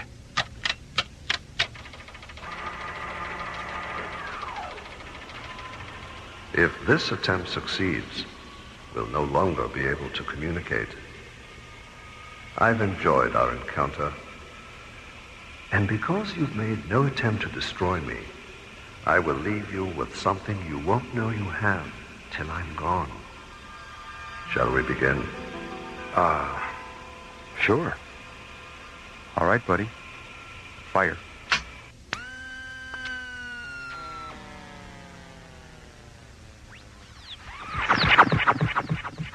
I am the firstborn of the universe. I am matter and antimatter, singularity and synchronicity, the force that holds a bird in the air, the sounds you hear when androids dream of men. I am all.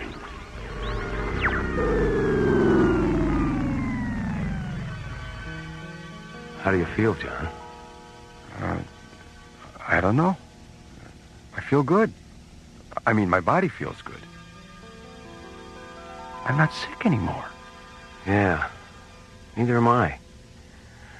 Whatever it was that made us sick, he took with him. He healed us.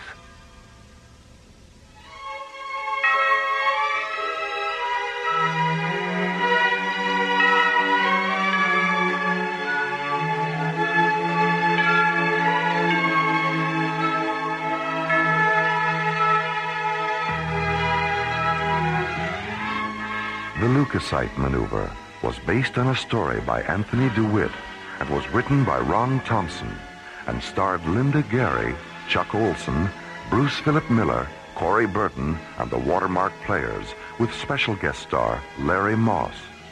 Associate producer Ron Thompson. Music director Tom Rounds. Engineer Stu Jacobs. Assistant to the producer Jim Cook. Technical consultant Peter Sky.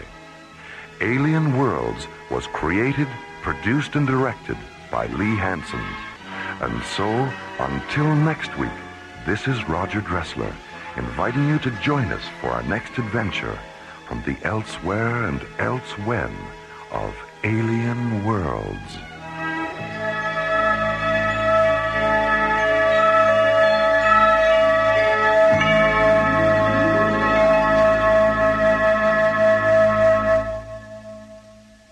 Written by Lee Hansen, Jim Cook, and Ron Thompson. Our stars included Linda Gary, Chuck Olson, Bruce Philip Miller, and Corey Burton, with special guest stars Clark Warren, Larry Moss, Herb Ellis, Joe Young, and Helen Funai. Associate producer Ron Thompson. Music director Tom Rounds. Engineer Stu Jacobs. Assistant to the producer Jim Cook. Alien Worlds was created, produced, and directed by Lee Hansen. And so until next week, this is Roger Dressler inviting you to join us for our next adventure, Earthlight, on Alien Worlds.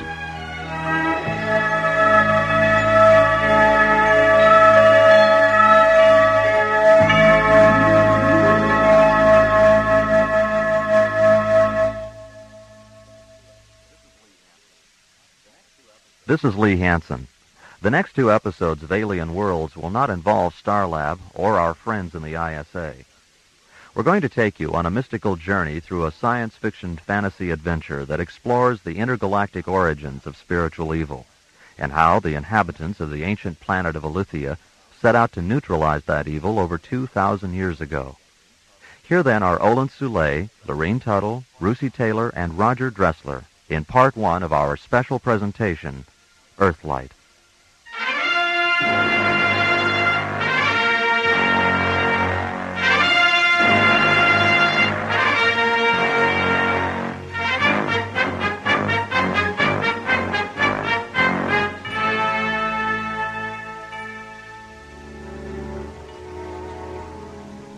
Something silent fractures the Elythian midnight clouds, and they slowly puzzle apart, releasing the ghostly radiances of 3 white moons.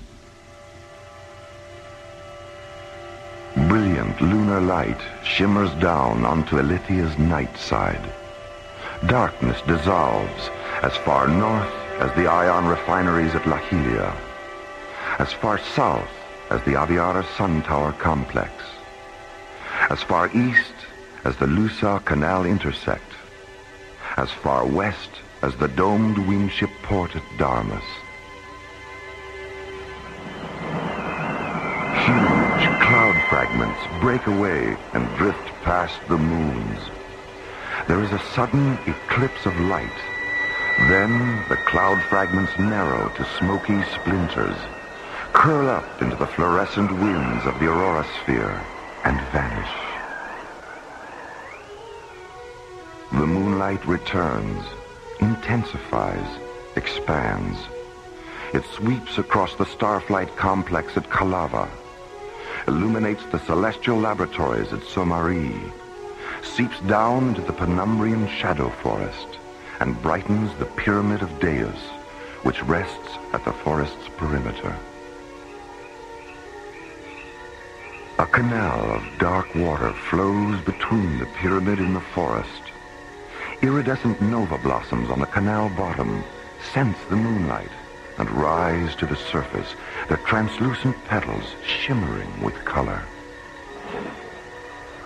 Docked at the edge of the canal is a slender Elythian wingship, its triangular sails folded, its 30-foot-long transparent metal hull low in the water. The huge main chamber inside the pyramid is illuminated by the pale yellow flames of 100 thick white candles. Moonlight streams in through the stained glass sky windows at the chamber's peak.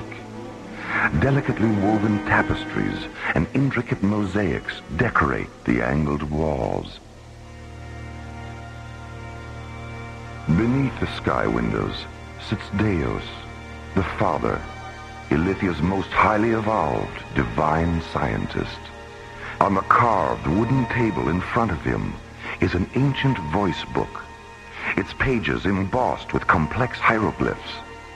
As he moves his fingertips over the hieroglyphs, the book voice tells him the future, reaffirming his dream about another expedition to the planet of Terralu. A beautiful woman is blinded by visions of immortality and falls to sleep in a flower field. A star machine floats down into the scented voids of summer. A child is born. A healer of spirits walks across the deep currents of the faraway sea. The suffering are comforted. The dying are healed.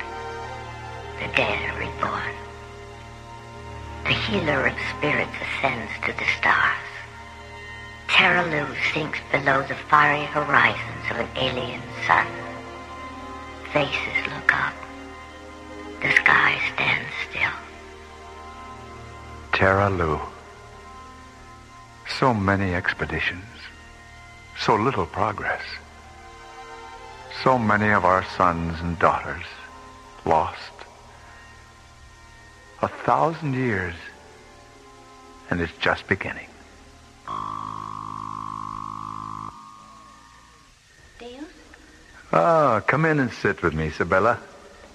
Have you seen the sky, Deus? The clouds are gone and the moons are out. It's a perfect night for star flying. Mm-hmm. The book said it would be. Has the book reaffirmed that we're returning to the Veda sector of Terra Lu? Yes, and it told me about the woman. Her name is Aram. She's young and strong and beautiful, and she's never known the Darkbringer virus. Elishaba had never known the virus either. Do they share the same blood? Yes. And because they do, the embryon child implanted in Elishaba during the last expedition and the embryon child of this expedition will share the times to come. The times to come. How are things progressing at Kalava? The ship was moved to Dome 3 at sunset for fueling and ancillary pre-flight maintenance. Has Aram's embryon child been taken aboard? Yes. Lyria took him into the ship's nucleus chamber at moonrise. She's holding him in the secondary Genesis tank while Karmas finishes refocusing the convection lenses on the primary. And what about Zuriel? Has he installed the new Paratron refractor? He's still working on it. He would have finished by now, but there was a technical setback. Oh? When Zuriel examined the new refractor, he found that 2 of the waveform links were flawed. There wasn't time to send it back to Soma Ray, so he's correcting the flaw with a series of Nimbus filters. Nimbus filters? I wasn't aware that such things existed. They didn't until now. Zuriel synthesized them in the Spectrum Laboratory in Dome 6. Is this the beginning of a new era in Alithian technology? Well, Zuriel seems to think so. You know how he is when he does something especially inventive. Yes. Yes, I know. Deus, Hmm? when Aram's embryon child evolves to his final form and begins his work, will he be alone? He will at first. But eventually there will be a multitude. How will it end? Tears, blood, a heart pierced with metal. And what will become of us? Will we return to Elithia? The book didn't know, Sibella. Where the journey back should have been, there was only silence.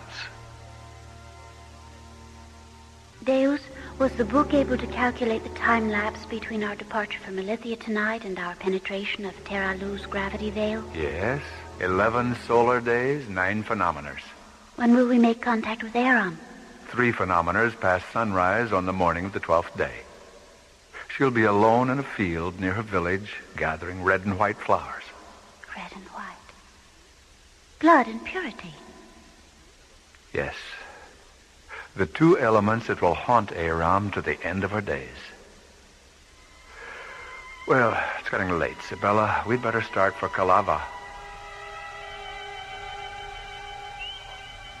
As Deus and Sibella walk down the luminescent gemstone path leading to the canal, a swarm of fluorescent blue spider moths stream out of the shadow forest, circle the canal's reflection of Elithia's 3 moons, and streak away into the flower-scented night.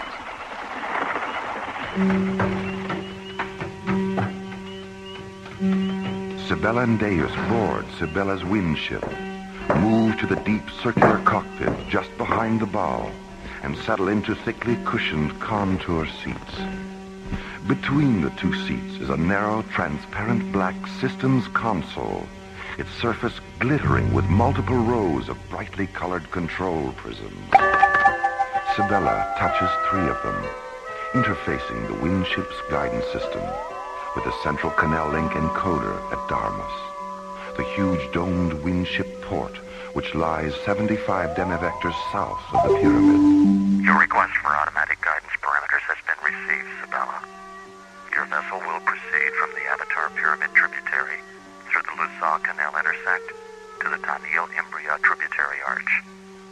Automatic guidance will be terminated and manual control returned as you pass beneath the arch and approach the Kalava subcanal. Tiny levers fold open in the Windship's thin metal masts, releasing a quiet, magnetically generated wind which swells the translucent yellow sails.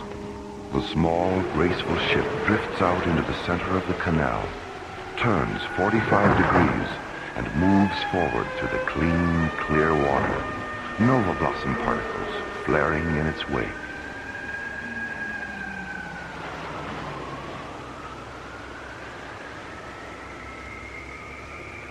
Deus, what is calorescent spectrosite? I overheard Zuriel mention it to Karmas. Spectrosite was the liquid light fuel that powered our first starships. We terminated its use long before you were born. Why? Wasn't it efficient? Yes, it was the perfect experimental fuel, Sabella. Efficient, highly unstable, and extremely dangerous.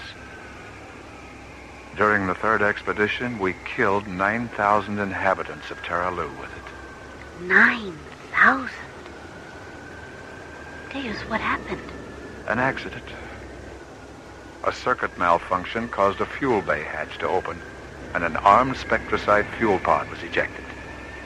The pod exploded on impact between two wilderness cities that stood near the shore of a dying inland sea. When Karmas and Lyria went down in a lander to look for survivors, all they found was a young female in the nearby hills. Was she alive? No. Spectrosite radiation had transformed her into a pillar of white ionic stone. She stood like a statue, looking back at where the two cities had been.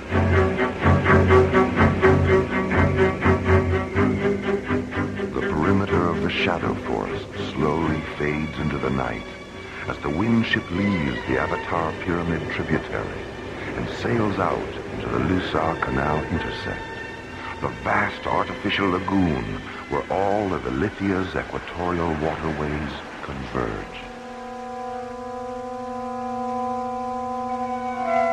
Deus settles back in his seat, looks up at the three moons through half-closed eyes, and slowly wills himself into a memory trance. A chill surges through his body. The nuclei of his secondary blood cells divide, releasing the organically stored experiences of another time. Then a bright rushing sound only he can hear takes his mind 1,000 years into the past. Sunlight and warm winds touch his face. He glides over the sea of echoes in a small windship. In the bright, pale green distance is Reviva Island. On it stands the great white dome of Ilithia's exobionic observatory. The observatory has been receiving and analyzing scan tracings from 2 drone flyers, which are exploring the void of the 9 worlds in the far galaxy of Ciricius. Both flyers have discovered something unexpected and ominous. Diabas, the observatory matriarch, is concerned.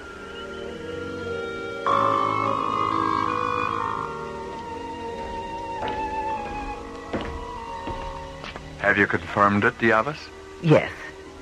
Sit here beside me, Deus. I'll transfer the visual data to the wall screen.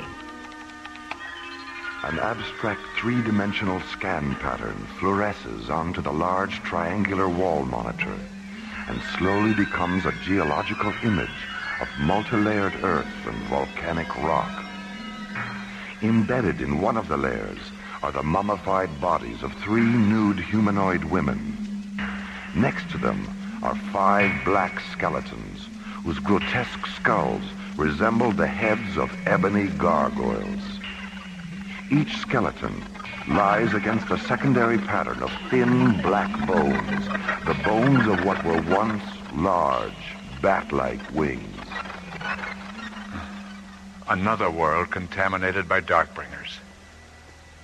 Is it a planet in this star system? No. It's in the Cirrus galaxy. Terralu, the only inhabited planet in the void of the 9 worlds. Drone flyer Septus began transmitting these substrata images 7 days ago. Was it a full-scale invasion? No, it was confined to a relatively small area near Terralu's equatorial meridian. When did it happen? 19 light eons ago, just as Terralu was entering its 3rd neuroevolution. They lived in caves then, Deus, and ate the flesh of things that crawled and flew. How large was the attack force? 1 Darkbringer Legion, probably an inquest unit. They invaded the cave settlement, killed the males and children, and then attacked the females. The same assault methods they used here, and on Anianus and Telluria. Why didn't the assault extend beyond that one area? The region was destroyed during the attack by a first-magnitude stratoconvulsion and volcanic eruptions. An enormous chasm breached open, and the entire settlement collapsed into it. The Darkbringer Armada was probably in an observation orbit during the assault. But when they saw the instantaneous destruction of an entire legion, I think they became frightened and moved out into deep space. Yes, you're probably right. They always did become blind with confusion in the presence of unexpected planetary convulsions. Have the reproductive organs of the dead females been analyzed? Drone flyer Erebus transmitted its scanner analysis last night. The bodies of all 3 females contain traces of calcified Darkbringer insemination fluid. Have you received a retrospective survival projection? Yes. According to the residual biotime scan from drone Erebus, there were over 800 female survivors. All of them inseminated during the assault. None of their newborns had any physical Darkbringer characteristics, but they all emerged from their parent mothers, saturated with the Darkbringer anti-light virus. Has the virus evolved with them? This morning, from an orbital distance of 300 demivectors, drone Septus hemoscanned the entire population of Terralu. It saw the virus in the blood and bone marrow of every male and female, regardless of tribe or age. And has the virus affected them in the same way it affected us? There are variations, even some resistance at first. But in time, the virus flourishes, and the inner light grows dark. Without any evolutionary interference from us, how much longer will the virus control Terralu?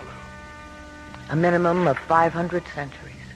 But by the end of that time, the entire Cirrus galaxy would be contaminated. There's only one choice, isn't there? Yes, an expedition. We know the inner light can be resurrected through induced evolution meditations. We proved that here. We proved it on Anianus and Telluria. Diavus, do you see any reason why our spirit magicians couldn't teach the meditations on Terralu? I see 2 reasons. The anti-light disease wasn't as advanced on those planets. And where Anianus and Telluria were both entering an age of radiance when the invasions came, Terralu is still hyper-primitive and superstitious. It would be impossible to land ships there without terrifying. Our teachers will have to come to Terralu from within, not from without. Embryons? Yes. Created from your blood and implanted in their females. It would take time. It would be difficult. It would be dangerous. But in the end, the virus would be neutralized. The light would be resurrected. And Terralu would no longer be divided against itself.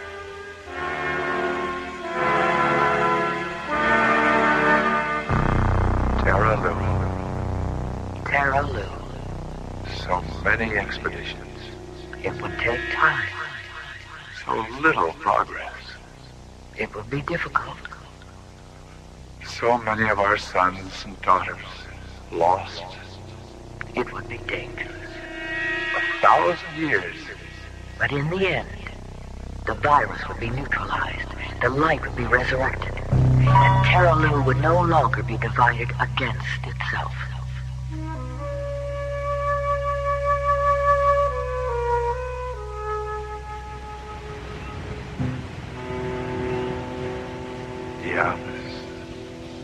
Diablos. Deus? Ah, Isabella. I was just remembering an old friend, and 100 other nights like this, and 100 other expeditions. So much time's passed. So many of Alithia's sons and daughters have been lost. 1,000 years, and it's just beginning.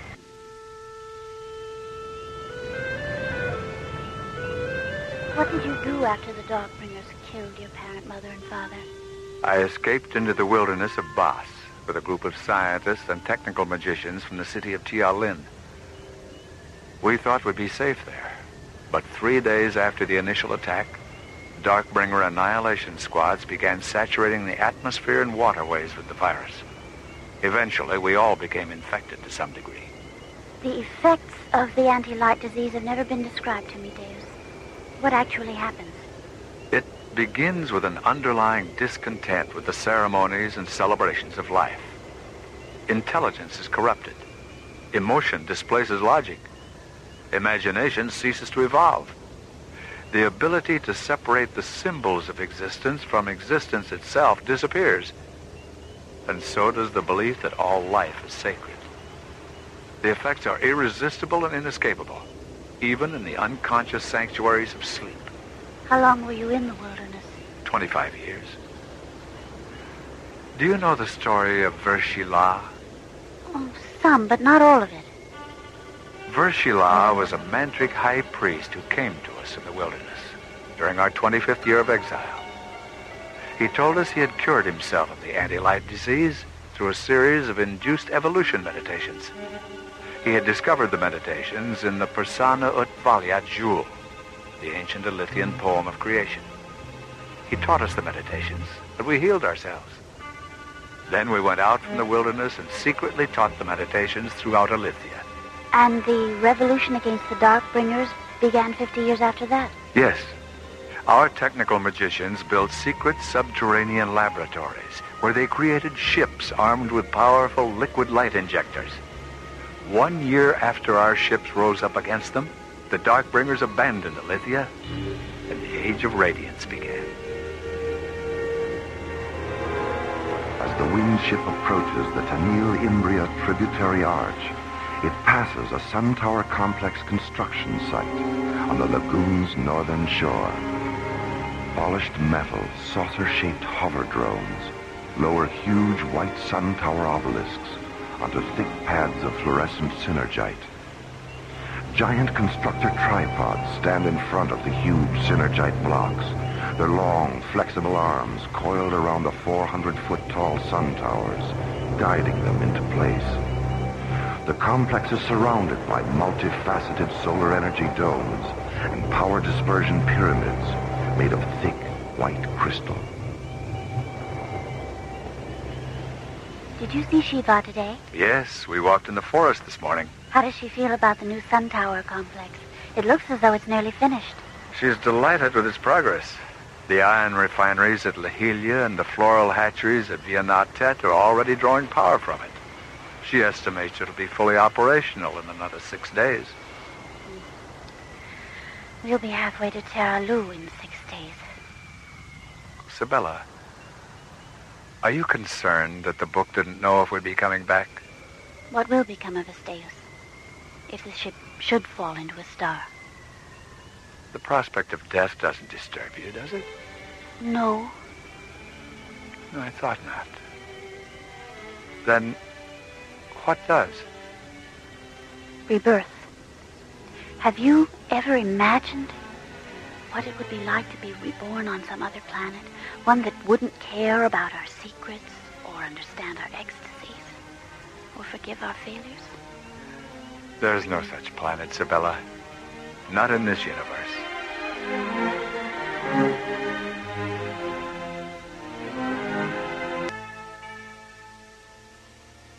Inside his pyramid on the ancient planet of Ilithia, Deus, Ilithia's patriarch, listens as the voice of a sacred dream book reaffirms his sleep visions of another expedition to the planet of Terralu. A beautiful woman is blinded by visions of immortality and falls to sleep in a flower field. A star machine floats down into the scented voids of summer. A child is born. A healer of spirits walks across the deep currents of the faraway sea. The suffering are comforted. The dying are healed. The dead are reborn. The healer of spirits ascends to the stars. Terralu sinks below the fiery horizons of an alien sun. Faces look up. The sky stands still. Terralu. So many expeditions. So little progress. So many of our sons and daughters lost.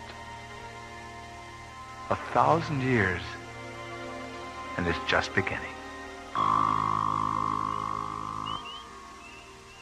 Deus? Oh, come in and sit with me, Sibella. Has the book reaffirmed that we're returning to the Veda sector of Terralu? Yes, and it told me about the woman. Her name is Aram. She's young and strong and beautiful, and she's never known the Darkbringer virus. Elishaba had never known the virus either. Do they share the same blood? Yes, and because they do, the embryon child implanted in Elishaba during the last expedition and the embryon child of this expedition will share the times to come. How are things progressing at Kalava? The ship was moved to Dome 3 at sunset for fueling and ancillary pre-flight maintenance. Has Aram's embryon child been taken aboard? Yes. Lyria took him into the ship's nucleus chamber at moonrise. How will it end? Tears, blood, a heart pierced with metal. And what will become of us? Will we return to Ilithia? The book didn't know, Sibella. Where the journey back should have been, there was only silence. Well, it's getting late, Sibella. We'd better start for Kalava.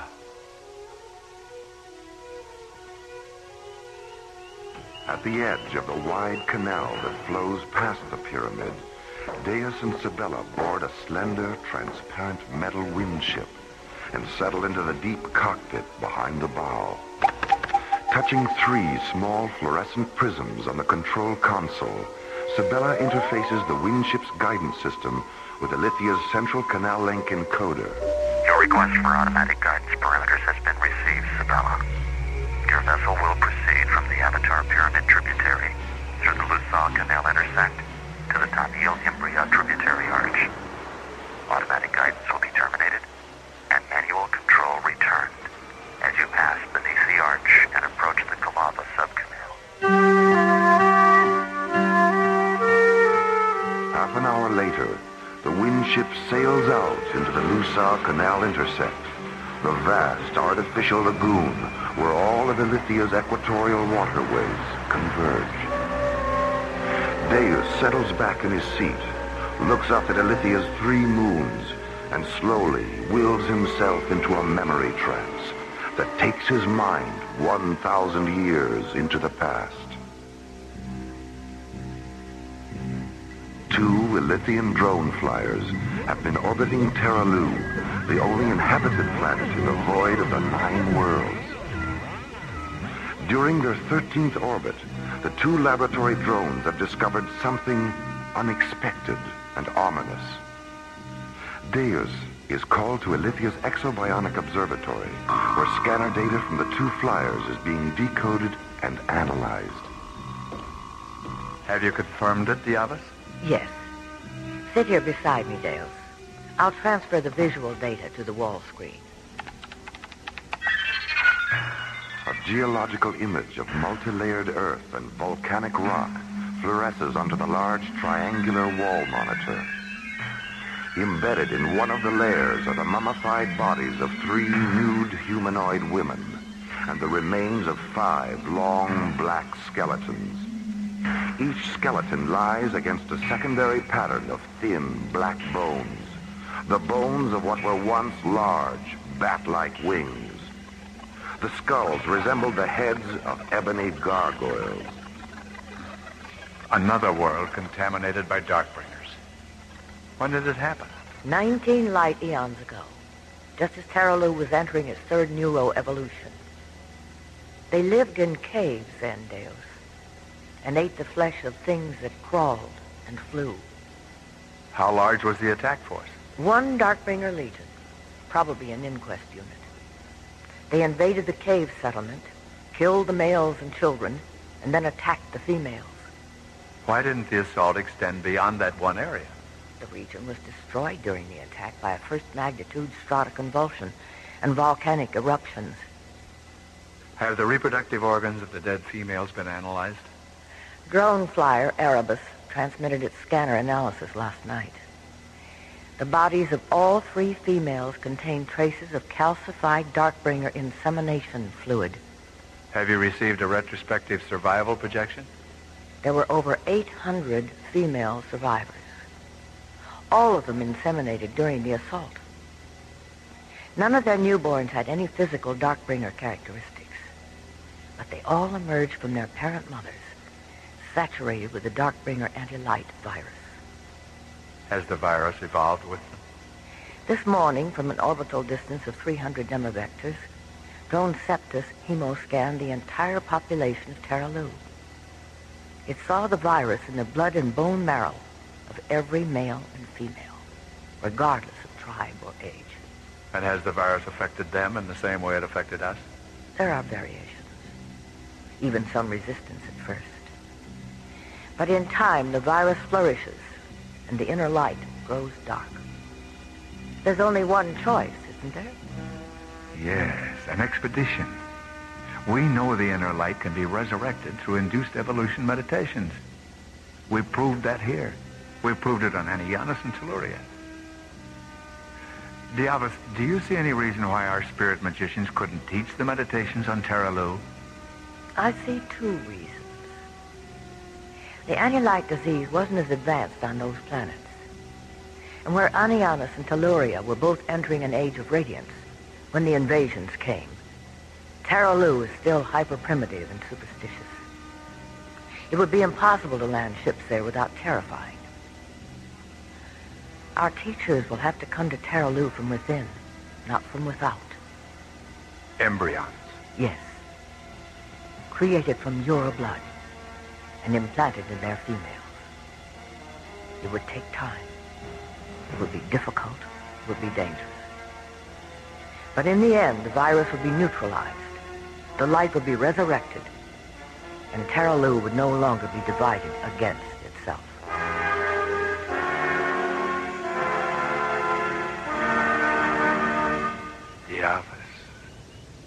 Diavus. Deus? Ah, Sibella. I was just remembering an old friend, and 100 other nights like this, and 100 other expeditions. 1,000 years. And it's just beginning.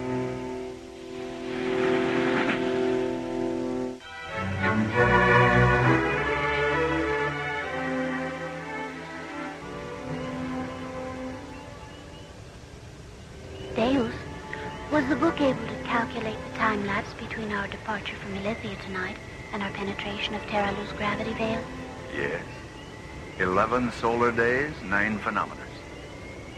When will we make contact with Aram? 3 phenomeners past sunrise on the morning of the 12th day. She'll be alone in a field near a village, gathering red and white flowers. Red and white. Blood and purity. Yes. The 2 elements that will haunt Aram to the end of her days. Deus, Sibella, you are now approaching the Taniel-Imbria tributary arch. As you pass beneath it, automatic guidance will be terminated, and manual control of your windship will be returned. May the spirits of the 12 Lords of Light be with you on your journey to Terralu. As the Canal Link override terminates, Sibella touches a control prism, which activates a triple row of bright rectangular lights in the bow. Then she steers the windship through the wide Nile tributary and enters the narrow Calava subcanal. A few moments later, the slim, transparent vessel glides across a small lagoon and docks at the edge of the Calava Starflight Complex.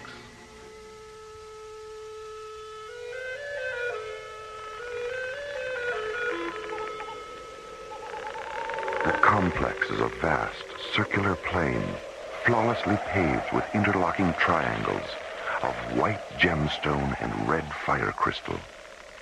Hundreds of hexagon-shaped lamps free float around the perimeter, focusing brilliant light on 6 enormous copper-colored domes, a triple row of sun towers, and the primary launch arena.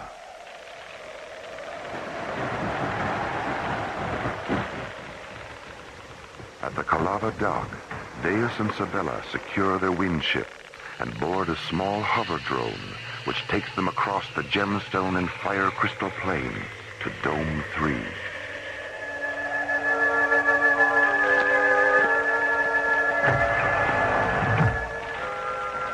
Inside the dome's airlock, Deus and Sibella remove their long, dark cloaks and fold them into a small compartment in the wall.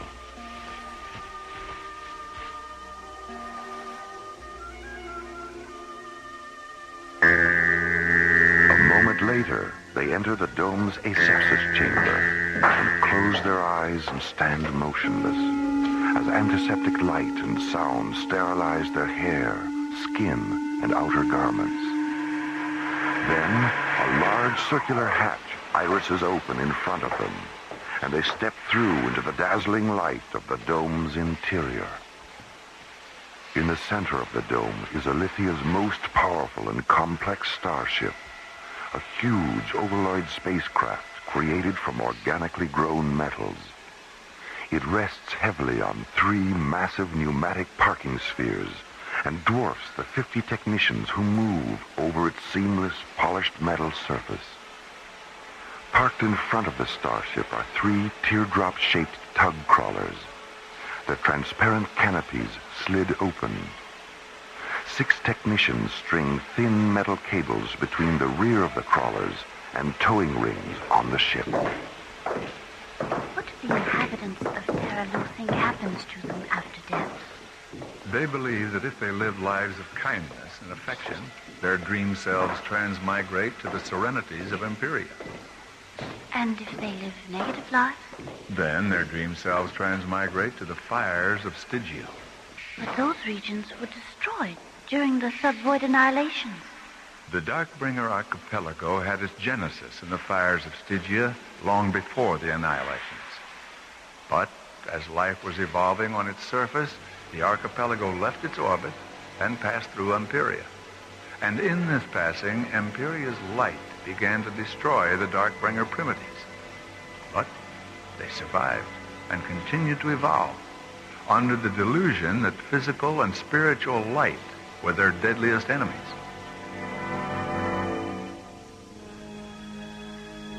In the center of the starship's nucleus chamber, the primary Genesis tank floats 1 meter above the floor. Inside the transparent egg-shaped tank, suspended in a shimmering mist of chill vapor, is the tiny embryon child. He floats on his side, delicate fingers curled against his face, eyes closed, dreaming of the warmly scented summer voices that lie ahead, and the beautiful woman who will end the chemical winter in which he sleeps.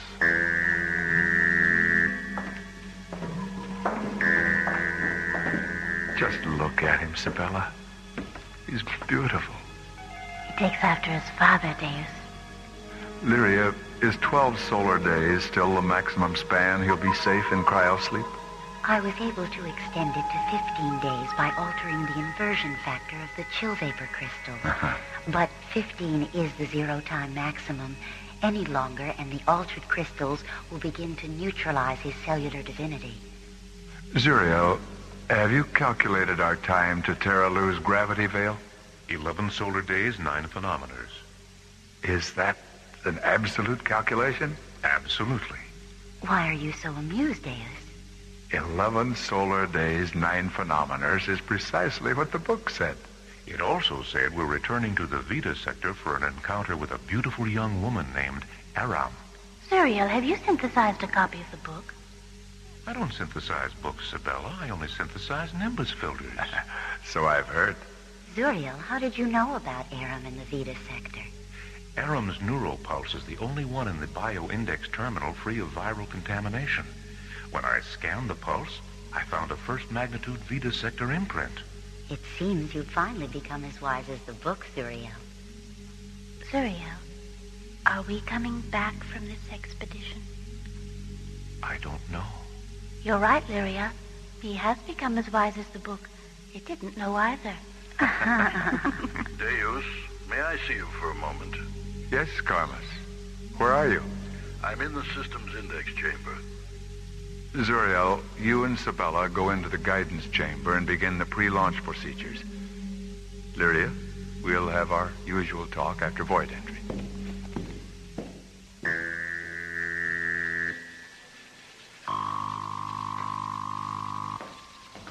Is there a technical problem, Carmus? No. Problem isn't technical, although technology was involved. I don't understand. I know we're returning to the Vita sector of Terralu, and I know the woman's name is Aram. Zuriel?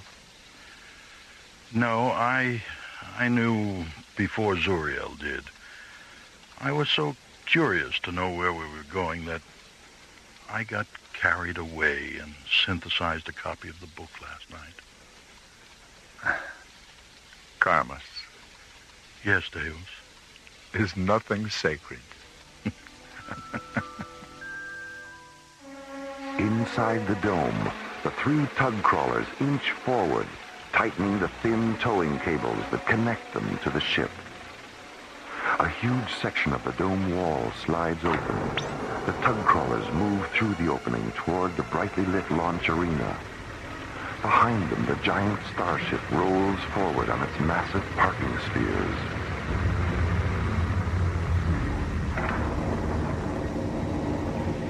In the guidance chamber, Deus, Sabella, and Zuriel sit in cushioned pod chairs, facing a massive instrument console.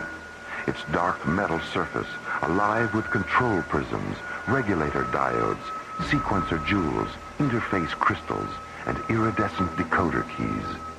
Start the pre-emanation cycle on the artificial gravity radiators, Sabella. Interior gravity is stable at E.3. Grav factor links are sequenced to convert to E.9 during corridor penetration and E.12.1 at void entry. Deus, an ion storm is forming in the penetration corridor over Illyria. Carmus, we need a revised launch velocity. Just a moment. A launch velocity of KPS .660 will take us through the storm before its primary spectrum collision phase. KPS .660. Sabella, engage the exterior hyperlight coils when we launch. Ion storms are too unpredictable not to take precautions. Yes, Deus. The ship is in position, Deus, and the towing vehicles have cleared the launch arena. Engage the ancillary pulse drive reactor, Sabella. Reactor engagement confirmed. Solar power matrix is stable at multiple sublinks 8, 18, and 80. All ship register encoders, guidance optics, and inverter grids are hyperlinked and scanning. Release the parking spheres, Sabella.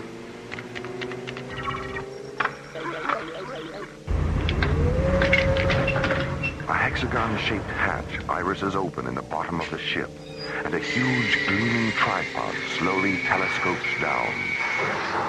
Thick, metal-flex shock pads unfold from the tip of each tripod leg and press against the launch arena's white gemstone floor. The ship raises slightly, releasing the parking spheres which slowly roll away into the anchoring depressions at the arena's perimeter.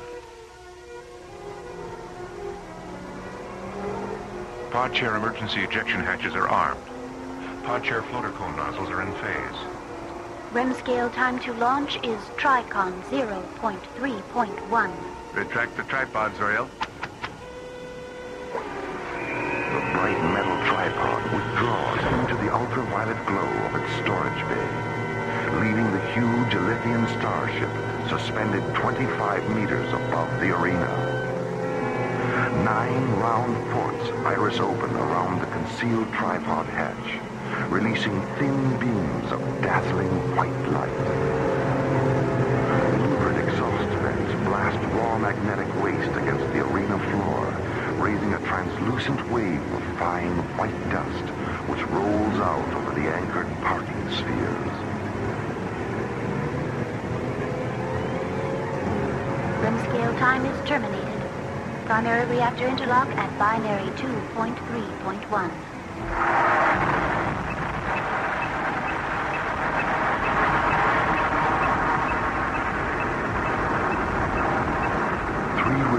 Crimson hyperlight blink on around the edge of the ship. Then the huge spacecraft slowly rotates 90 degrees and begins its majestic ascent.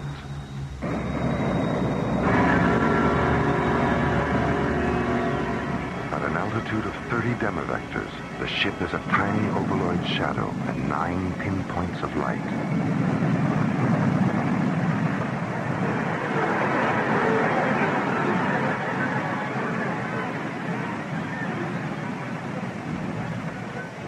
At 120 demivectors, the starship banks 18 degrees, angles up, and races toward the penetration corridor over Illyria.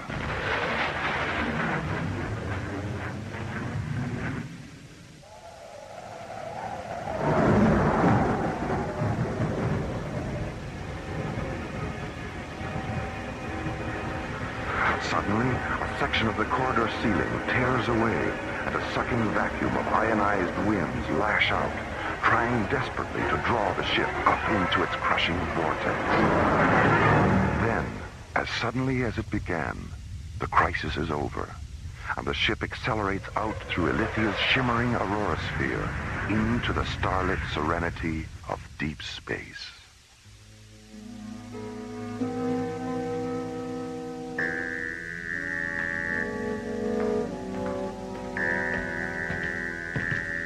Is our embryon child safe, Lyria? Yes, dear. Safe and sleeping. Have you decided what his name will be? His name is the word the ancient thought magicians used to describe the power of the inner self. The word is Jesus, and it means, I am become the healer of worlds.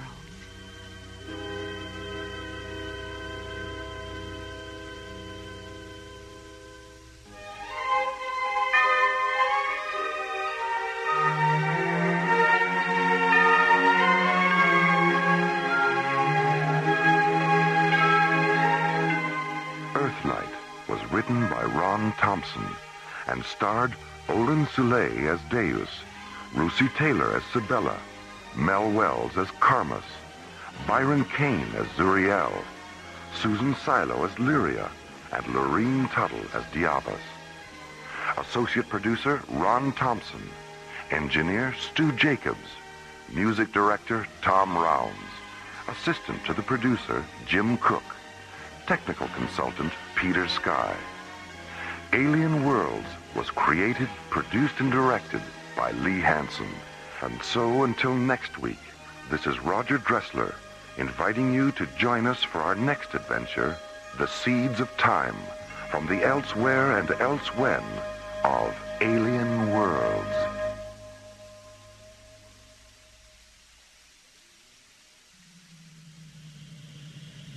Slowly rotating at the edge of deep space, 1,000 kilometers beyond the atmosphere of 21st century Earth, is the Arthur C. Clarke Astronomical Observatory, Starlab.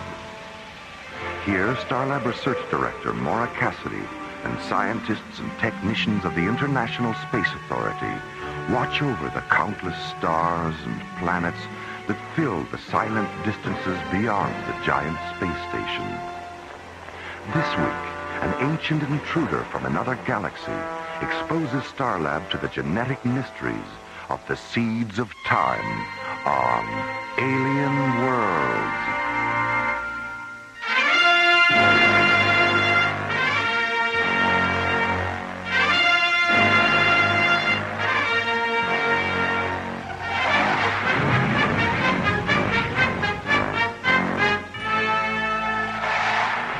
50 kilometers beyond Starlab, the SET interceptor Solaris reduces speed and moves into a preliminary docking orbit with a huge space station.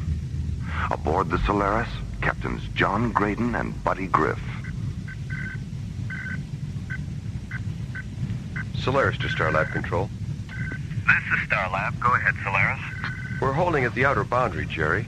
How soon can you get us aboard? The traffic's pretty heavy right now, John. I've got a Soviet freighter and 2 Canadian tankers coming in now, and 3 lunar shuttles in a docking orbit 2 kilometers out.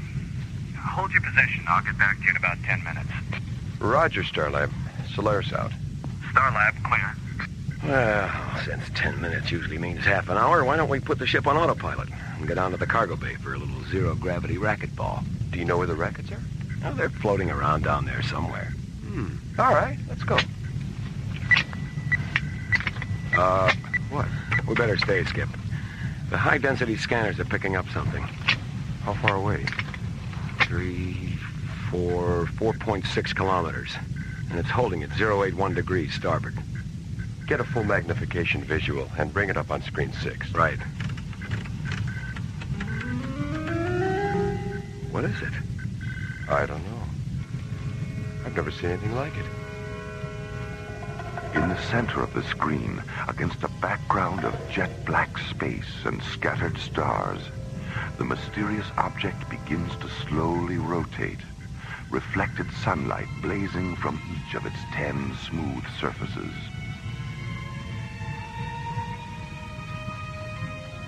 Solaris to Starlab. This is Starlab. Go ahead, Solaris. Jerry, we're visually monitoring a UFO. Are you picking it up on your scanners? No, I don't think so. Oh, wait a minute. Yeah, there is something out there, about 4 kilometers from your present position. Right. Okay, tell Morrow what the situation is, and you'd better notify Professor Ballin, too. We're going in for a closer look. I'll keep an eye on you from here, John. Be careful. Starlab out. What do you think, buddy? Well, let's play it safe and sort of sneak up on it. I'll do a tomography profile at 3 kilometers. If the thing's not dangerous, we can get in close and do a Phase 1 scanner series. And what if it explodes and blows us to Kingdom Come? You know, maybe we should stick to racquetball.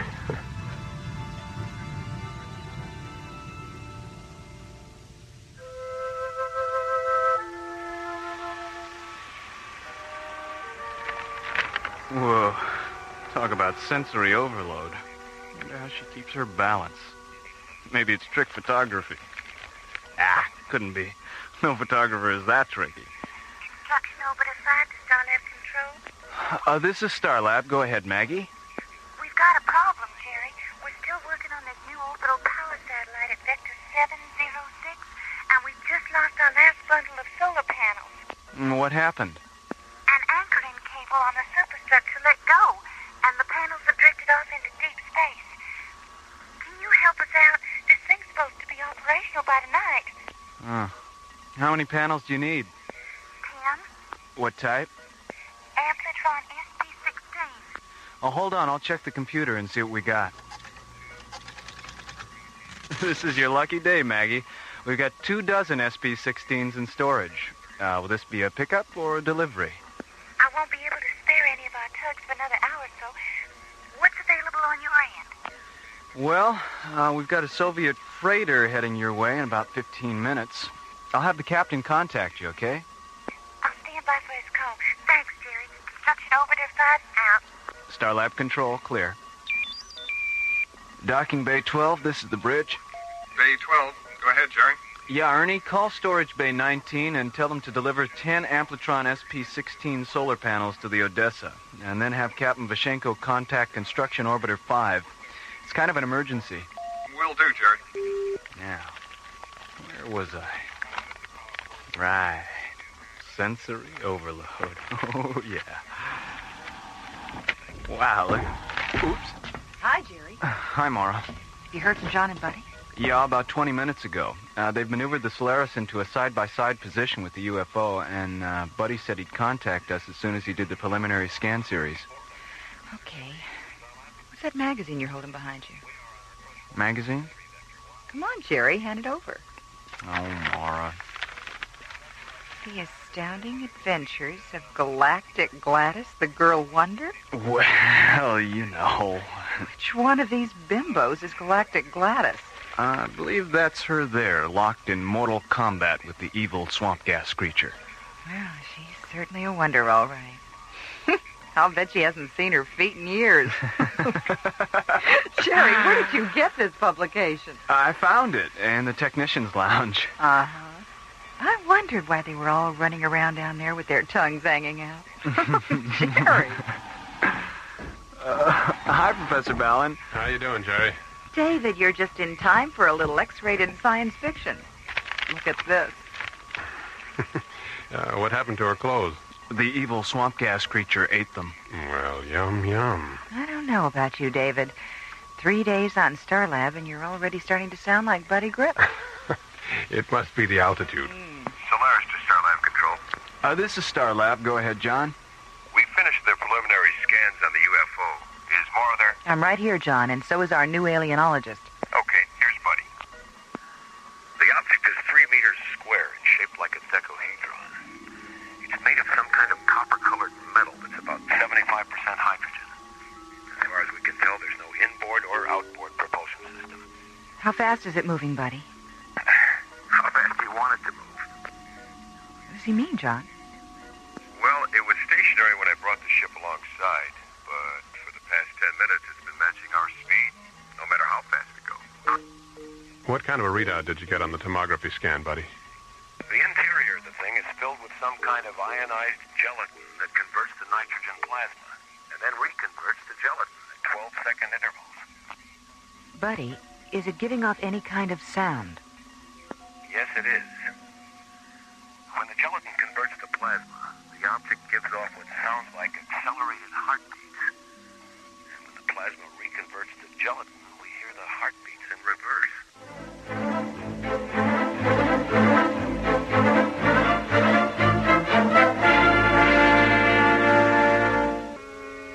Returning from a routine patrol aboard the Solaris, SET Captains John Graydon and Buddy Griff encounter an unidentified flying object 50 kilometers beyond Starlab. The object is 3 meters square and shaped like a decahedron. It's made of some kind of copper-colored metal that's about 75% hydrogen. As John maneuvers the Solaris into a side-by-side position with the UFO, Buddy continues to analyze the object with the ship's tomography scanners. The interior of the thing is filled with some kind of ionized gelatin that converts to nitrogen plasma, and then reconverts to gelatin at 12-second intervals. What do you think, David? I think we better see about getting that thing into one of the isolated laboratory pods. Buddy, shoot a magnetic grappler over and see if you can bring it in. We already tried that, Mora. The grappler pad won't stick. The object is anti-magnetic. How about if you go EVA and try to push it into the Solaris's cargo bay? Hold on just a moment, please. I don't think that'll be necessary. From the way it's been matching our speed, I think it'll follow us in. All right, give it a try. If it works, get the object as close as you can to the outboard airlock of ISOLAB 9. I'll have a crew standing by to take it inside. Okay, Mora. Solaris out. Starlab clear. Come on, David. Let's get down there.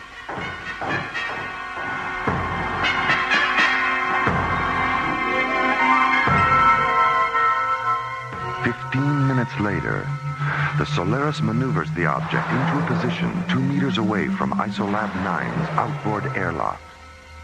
Then, as John guides the Solaris into a nearby docking bay, the lab's airlock opens, and a crew of technicians in yellow pressure suits and tinted glass helmets take the alien decahedron inside.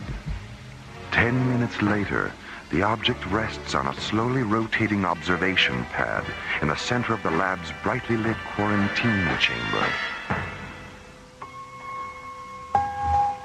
It's remarkably beautiful, isn't it? Frightens me. Why?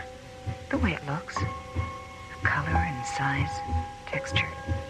All those desperately perfect angles constantly repeating themselves. Its physical aspects are so familiar we can call them by name in a language we all understand. And yet we don't know what it calls itself or what it might be calling us. You feel whatever's inside is alive? Don't you? Yes. Well, at least our scientific selves are still in sync. Mara, please. Not now. Hey, look who's here. Hi, fellas. Well, I'm glad to see it hasn't blown up yet. Come on, Skip, let's go inside for a close-up. Yeah, okay. I think you better stay on this side of the glass for a while. The object's still being scanned. If you go in there now, your body impulses will be included in the scanner data. Maybe we should go in anyway, just to blow their minds up in data processing. Yeah, I can hear Professor Clark now. I say, Ramsey, have you seen this printout? Graydon and Grip are trapped inside that alien gizmo. Really? How do you know it's them? Elementary, my dear Ramsey. The tall one's thumbing his nose, and the short one thinks it's funny. Mara? David? Not even a smile? What's with you two? We've got a lot on our minds, John. Yeah, I see. Well, okay. Come on, Skip, let's go have dinner. Yeah, right. So we'll see you guys. See you later. It's time we had a talk, David. Let's go up to my quarters.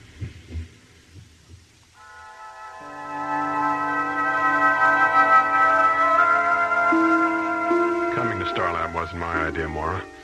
We go where the ISA wants us to go. You know that. If I'd known you were married, I would have asked Commissioner White to send someone else. Why? When I was told you were going to spend 3 months on Starlab, I thought we were getting a second chance. Second chance for what, Mara? To pick it up where it fell apart 3 years ago? Why not? Because your work has always been more important to you than anything else. And I don't think that'll ever change. Even when things were good, we were never together more than 3 months out of the year. Your whole life was spaceports and laboratories and conferences and trips off the planet. You make it sound like I didn't care at all. I don't mean to, Mara. I know you cared. And I know you love me. But you loved the rockets more. I'm sorry, David. So am I. I'll see you in the morning, Mara.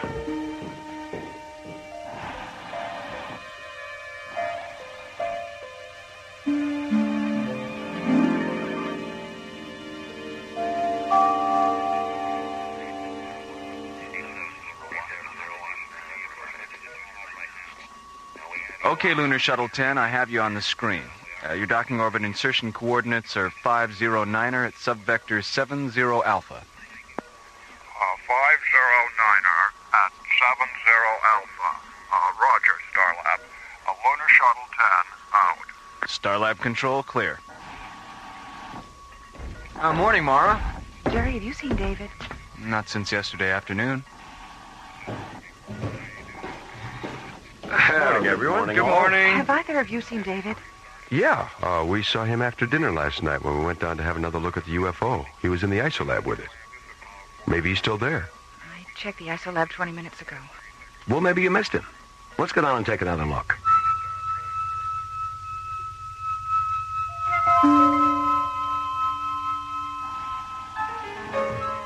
There he is, Mara. Hit the intercom button, Skip. David, can you come out for a minute? There's no need to be frightened, Mara.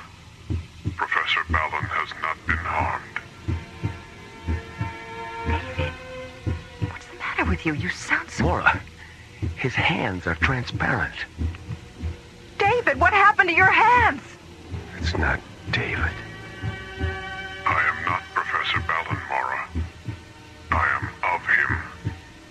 David is safe inside my vehicle. Well, then open it. Let him out. As you wish, Mara. David! Good God. ISOLab control to sick bay. Sick bay? Dr. Rossiter? Diana, this is Buddy. Get down to ISOLab 9 as fast as you can. And bring a portable vital sign indicator. David Fallon's inside the UFO, and he's encased in some kind of gelatin. There is no need to be frightened. Professor Balin has not been harmed.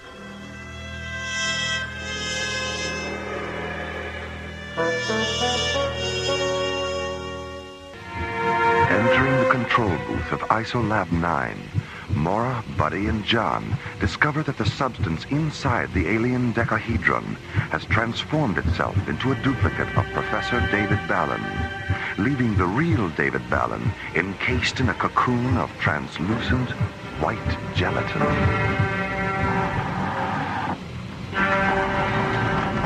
Diana, hurry! Oh, my God. Have you tried to get into the chamber? The hatch is sealed from the inside. There's no need to be frightened, Dr. Rossiter. Professor Balin has not been harmed. He knows me. He knows all of us, Diana. Connect the vital sign indicator to the scanner terminal, John. Oh, he's all right. His vital signs are perfect. Oh, boy. Well, if you will be patient, the seed placenta will soon evaporate, and David will be released. Soon? How long is soon? Now. David, are you all right? I think so, yes.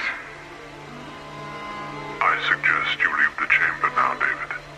The placenta residue will soon convert to a toxic gas that could mutate your senses. Yes, all right.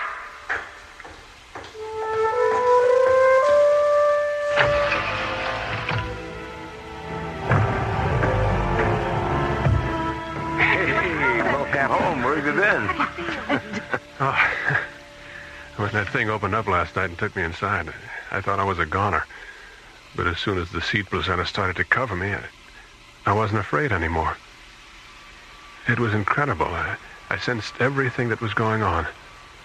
And when my duplicate emerged, it was like one of those films where the guy dies and you see his spirit leave his body. Film, huh? I guess art imitates life after all.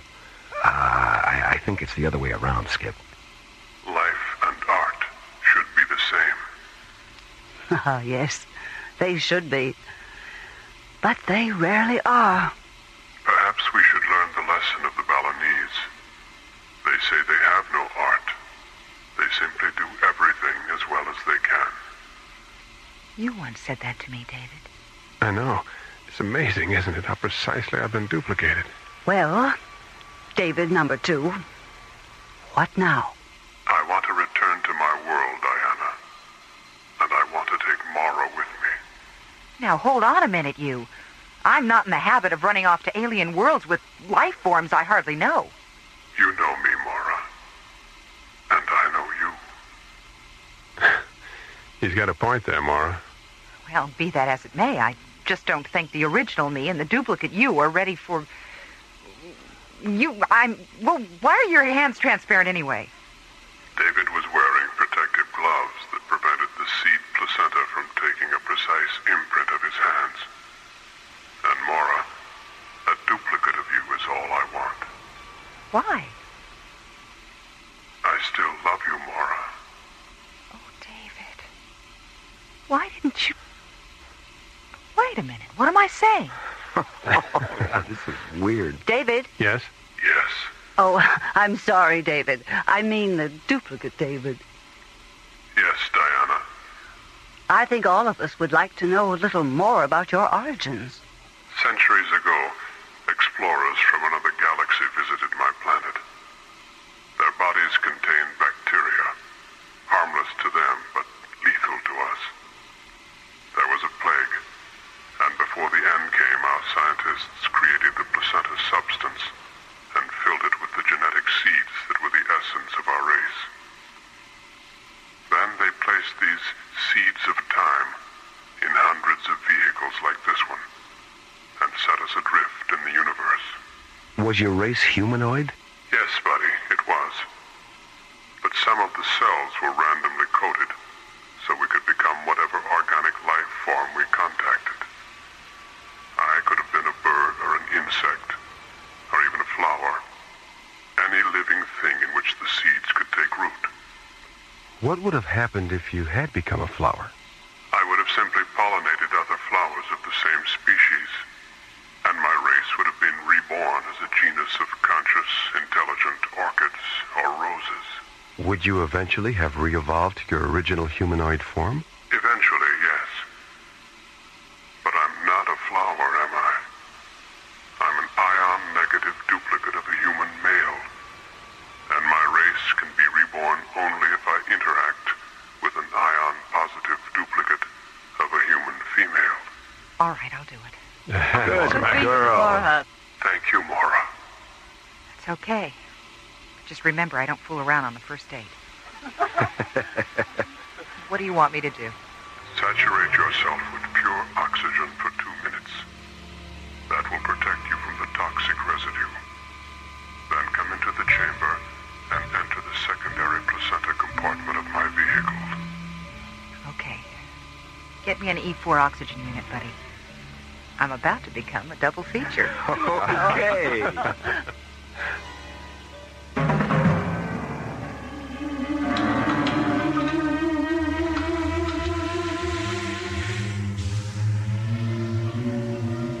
How do you feel, Mora? I'll be all right, Diana. I'll be all right, Diana. Listen to that. I'm in stereo. Thank you, Mora. Thank you. I have a question. Yes? When you and David, this David, are, when you're... will I feel anything? We don't know, Mora. It's possible. You'd better leave the chamber now, Mora. The placenta residue is starting to become toxic. All right. Goodbye. Goodbye, Mora.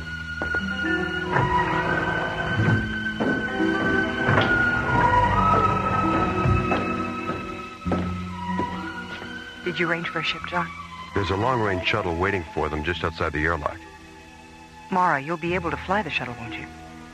Yes. I love the rockets as much as you do now. Goodbye. Well, so long, you two. Mora. Look.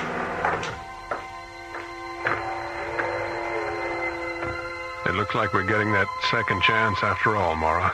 You're right, David. You're absolutely right.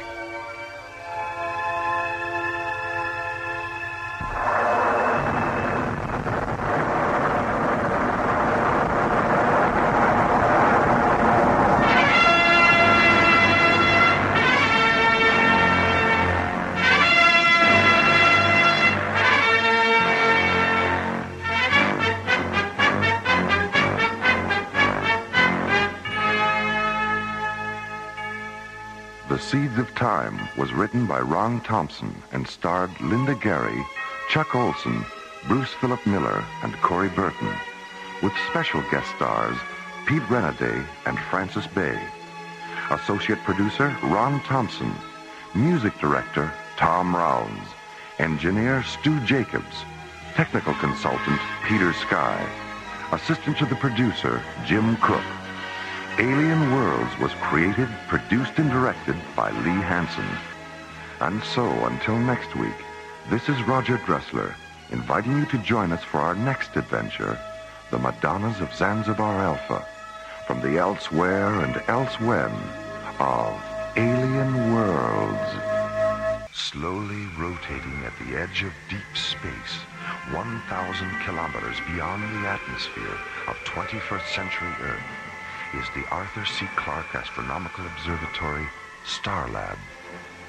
Here, Starlab Research Director Dr. Maura Cassidy and scientists and technicians of the International Space Authority, ISA, watch over the countless stars and planets that fill the silent distances beyond the giant space station.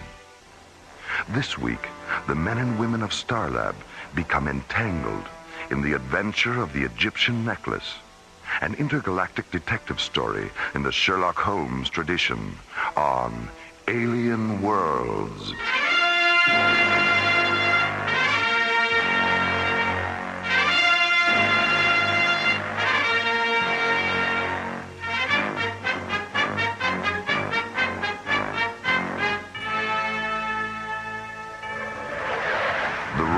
British Museum freighter Nile Delta, commanded by Captain Jack Lemus, is returning to Earth from the planet Thanatos. Aboard the freighter, the priceless King Tut exhibit, sent to Thanatos 2 weeks earlier as part of an interplanetary cultural exchange program. Nile Delta to Starlab Control. This is Starlab. Go ahead, Nile Delta. Is that you, Jerry? Affirmative, Captain. Are you planning to dock at Starlab on your way home? No, not this time. An ISA tanker came up from Cannabis 12 and refueled us on the other side of Saturn. No, I just wanted to say hello and invite you around for a visit if you're ever in London. My wife's got quite a lovely sister she's trying to marry off. And I've got some 40-year-old brandy that'll lift you right out of your boots. Thanks for the invitation, Captain. I'll take you up on it the first chance I get. I'll be looking for you. Nile Delta, clear. Starlab, out. That alien ship's back again, Captain. 3,500 meters off the port bow. Have you tried to contact her? We tried, but she still doesn't respond. All right, let's have another look at her. Full magnification this time. Hey, she's a beauty, isn't she? All white and slim like that. Do you recognize any of the markings, Tony? Wait a minute. What's that on the tail fin? The sun symbol? No, just below it. The blue and gold bird with its wings spread out. Isn't that the same? Hold on. She's dropping down a bit. Tony, she's been damaged. Top of the hull, amidships. There go the SOS flares. Let's get up alongside of her and see if we can help. As the Nile Delta's navigator maneuvers the red and gray freighter into a side-by-side position with the damaged alien ship, Captain Lemus and First Mate Tony Cargill put on bright blue pressure suits and enter the freighter's airlock.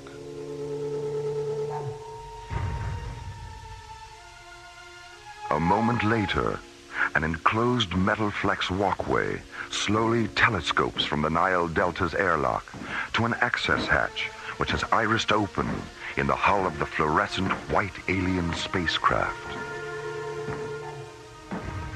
You're very generous to give us your time and kindness. Well, hello. Who are you? My name is Piratep.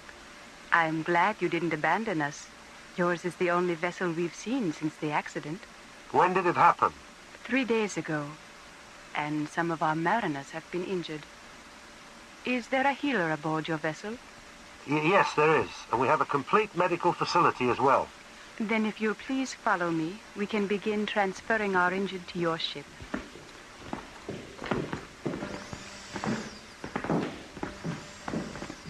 If you wish to remove your helmets, you'll be in no danger. We're oxygen breathers, too. Whew, well, that's better, isn't it? Aye, it was getting a bit stuffy in there. This is Amontef. Which of you is Captain Lemus? Well, I am. How do you know my name? We know the names of everyone aboard the Nile Delta. We also know it carries the afterlife treasures and mummified body of Tutankhamun. Your ship isn't damaged at all, is it? No, it isn't. Don't look now, Captain. But I think we've been set up for a little of the old smash and grab. What the bloody hell do you want with the King Tut treasure? It only has value on Earth. It's worthless out here. We don't want the entire treasure, Captain. Only the beaded floral necklace. It's not mine to give you. And even if it were, I wouldn't. I have a rule against being overly charitable to anyone who makes a fool of me or my friends. Come on, Tony, let's get back to the ship. Please, Captain, don't force me to use this weapon. A weapon? A tiny little thing? Let's get out of here, Captain. Amontef? Stop them, Piratep. Tony!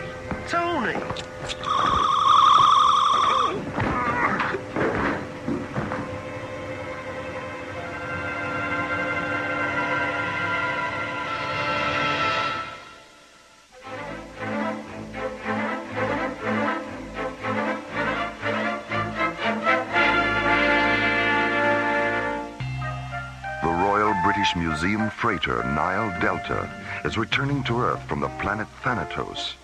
Aboard the freighter, the treasure of the Egyptian boy king Tutankhamun. Midway between Earth and Saturn, a damaged alien spacecraft appears and fires SOS flares. Nile Delta Captain Jack Lemus and First Mate Tony Cargill board the alien ship to offer assistance. But inside, they discover they have fallen into a trap set by the aliens who want a beaded floral necklace from the King Tut treasure. An hour later on Starlab, Dr. Maura Cassidy and SET Captain John Graydon, not yet aware of the Nile Delta incident, enter the vestibule of Starlab's Visual Media Theater. John, how long has Buddy been in there? About 6 hours. 6 hours? What's he watching? The outtakes from Gravity's Rainbow? Oh, no, that was yesterday. Sunday, he sat through 5 old Stanley Kubrick films, and Monday it was a Daffy Duck festival. What he's watching today is anybody's guess. Maybe he fell asleep. Well, I wish he'd sleep a little faster. We're going to be late. Hi, Maura. Hi, John. Buddy. Buddy, didn't your mother ever tell you that if you watched too many movies, your face would break out and you'd go blind? Very funny. I think you've got that mixed up with something else, Maura. I do? What? I'll tell you later. Well, buddy, what'd you see today? The Guiding Light, All My Children, and Search for Tomorrow. They're television soap operas from the 60s and 70s. Soap operas? Why do they call them that? Were they musicals about people getting clean? Not exactly, Maura. They were mostly about people getting dirty. Dr. Cassidy, please contact the control bridge. Oh, we'll never make the lecture at this rate. Have they repaired the intercom terminal in the theater, Buddy? Well, it was working this morning. Be back in a minute. What did you think of those music tapes Ingrid brought back from Calabria? I was listening to one when I turned in last night. You know, the one with all the voices? The Hymn to the Vanished Canals? Yeah, that's it. And I fell asleep while it was still running, and I dreamed about kaleidoscope faces and stained glass animals all night. Incredible. Let's get up to the bridge. Something's happened to the Nile Delta.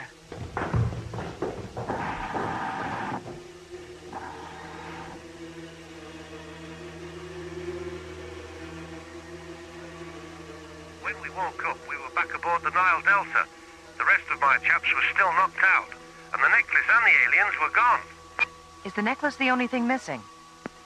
We don't know yet. We're still checking the manifest. Have you notified the museum yet? I'm going to do that just as soon as... Stand by, Starlab. Dr. Cassidy, our medical officer, Dr. Lomax, he's just come up from the cargo bay. He said the aliens opened the coffin, unwrapped the mummy down to the neck, and took a tissue sample from its face. A tissue sample? Is Dr. Lomax absolutely certain about that? He's positive, Dr. Cassidy, and he's holding up a little gold surgical instrument they dropped. Well, put it in a safe place and we'll analyze it when you get here. See you around midnight, Captain. Starlab out. Nile Delta, clear. Buddy, John, what do you think? Well, we've got about 9 hours before the Nile Delta gets here. Let's go down to the library and pull the King Tut tapes out of the Egyptology section. Maybe we can turn up something. Why not? Meanwhile, at the Royal British Museum in London, Sir Dorian Bradford Gray, the museum's director, receives word of the Nile Delta incident. 15 minutes later, Sir Dorian reports the incident to British Prime Minister Lord Henry Gladstone Baggs. Within the hour, Lord Henry enters Buckingham Palace and conveys the news to Her Majesty, Queen Victoria III. And what about the aliens who perpetrated this awful crime, Lord Henry? Does the Ministry have any idea who they are? I'm afraid we're still in the dark about that, Your Majesty. Hand us the royal pen and ink, Lord Henry, and some royal stationery, too. This incident requires the services of England's most famous consulting detective. Agreed? Oh, yes, by all means, Your Majesty, by all means. Now, let's see.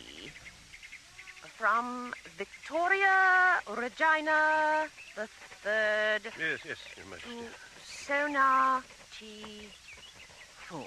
Without any shadow of a doubt, My Your Majesty. dear Mr. Foom, a matter of some urgency has arisen, which requires your immediate and undivided attention. Britannia. Meanwhile, in the heart of London's West End, Sonar T. Foom and his associate Dr. MacGuffin Drone are spending a quiet afternoon in their rooms at 221B Pennybaker Street.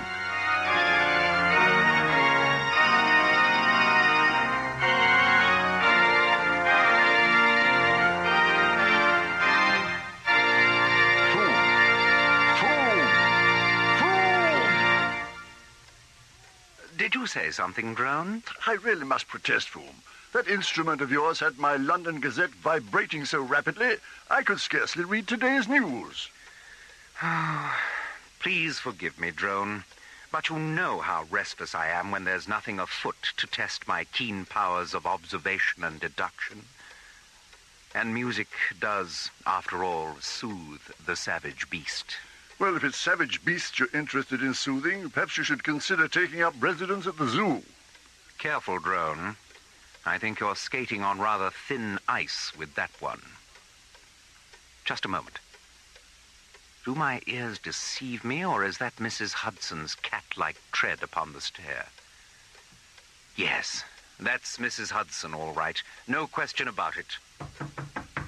Come in, Mrs. Hudson.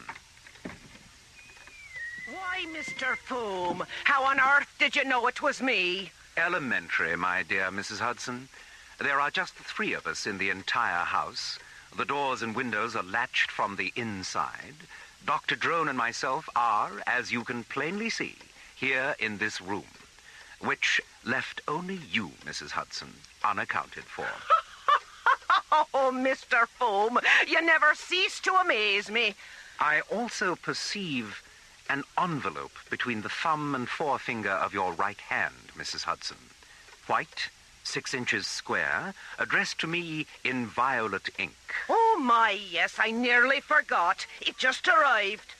May I have the envelope, please? Thank you.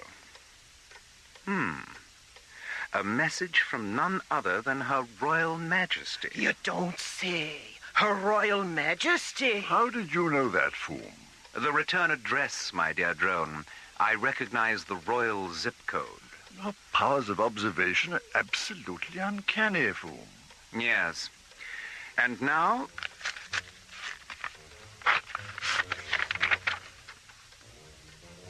Egad, Drone. The Nile Delta's been set upon by alien beings, and King Tutankhamun's floral necklace has been purloined. Her Majesty requests that we go to Starlab at once and assist in the investigation of this beastly crime. Mrs. Hudson, call the airfield and tell Smattering to prepare the Bellerophon. Right away, Mr. Foom. Now, let's get our equipment sorted out, Drone. The game is afoot, and a new adventure is at hand.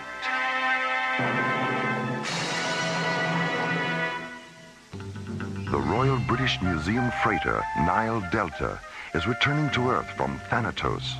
Aboard the freighter, the treasures of Tutankhamun, sent to Thanatos 2 weeks earlier for exhibition. Midway between Earth and Saturn, the freighter is boarded by aliens who steal the King Tut floral necklace and take a tissue sample from the face of the boy king's mummy. When news of the Nile Delta incident reaches Queen Victoria III, she quickly notifies consulting detective Sonar T. Foom. Let's get our equipment sorted out, Drone.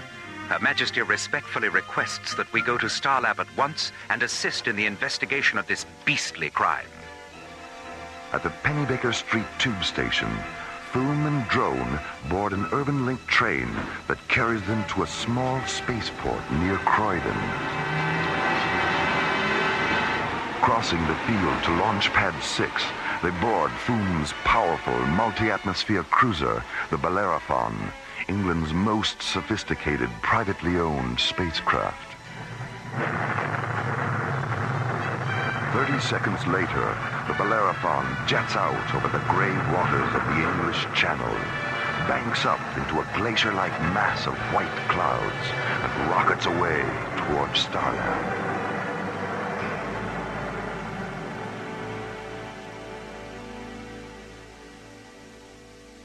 Let me know when Erica finishes replacing the AE-35 module, huh? Will do, Dr. Cassidy. See you later. Let's see. 9 o'clock. Well, time to feed my fish.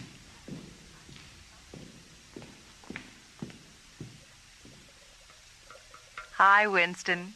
Hi, Emmett. Hi, Orpheus. Dr. Cassidy? Hi, Dorothy. Yes, Dorothy, what is it? I have a transmission coming through from ISA headquarters. It's Commissioner White. I'll take it here. Patch him through. Mara, I just received a transmission from the British Prime Minister. Sonar T. Foom is on his way up to help with the Nile Delta investigation. Good. I've always wanted to meet that man. When did he leave? Oh, about an hour ago. He should be docking in a few minutes. He and his partner officially represent the British government in this case, Mara, so give them all the help you can. All right, Commissioner. I'll keep you posted. Starlab out.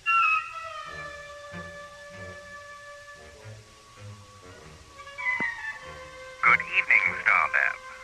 This is the Bellerophon. Sonar T. Foom at the controls. This is Starlab. Go ahead, Bellerophon. What is Starlab's rotational profile? 18 per minute on a variable axis of 0.3 degrees, non-correctable. Thank you so much. At our present rate of speed and your present rate of rotation, I calculate our docking orbit insertion coordinates will be 208 degrees at subvector 671. Hold on a minute. That's right. Did you calculate that in your head? Of course. That's amazing. Nothing to it, really. Now, what do you have in the way of empty docking bays? Number 14. Thank you so much. And will you please inform Dr. Cassidy that we'll be there in 1 minute, 13 seconds? Will do. Starlab out.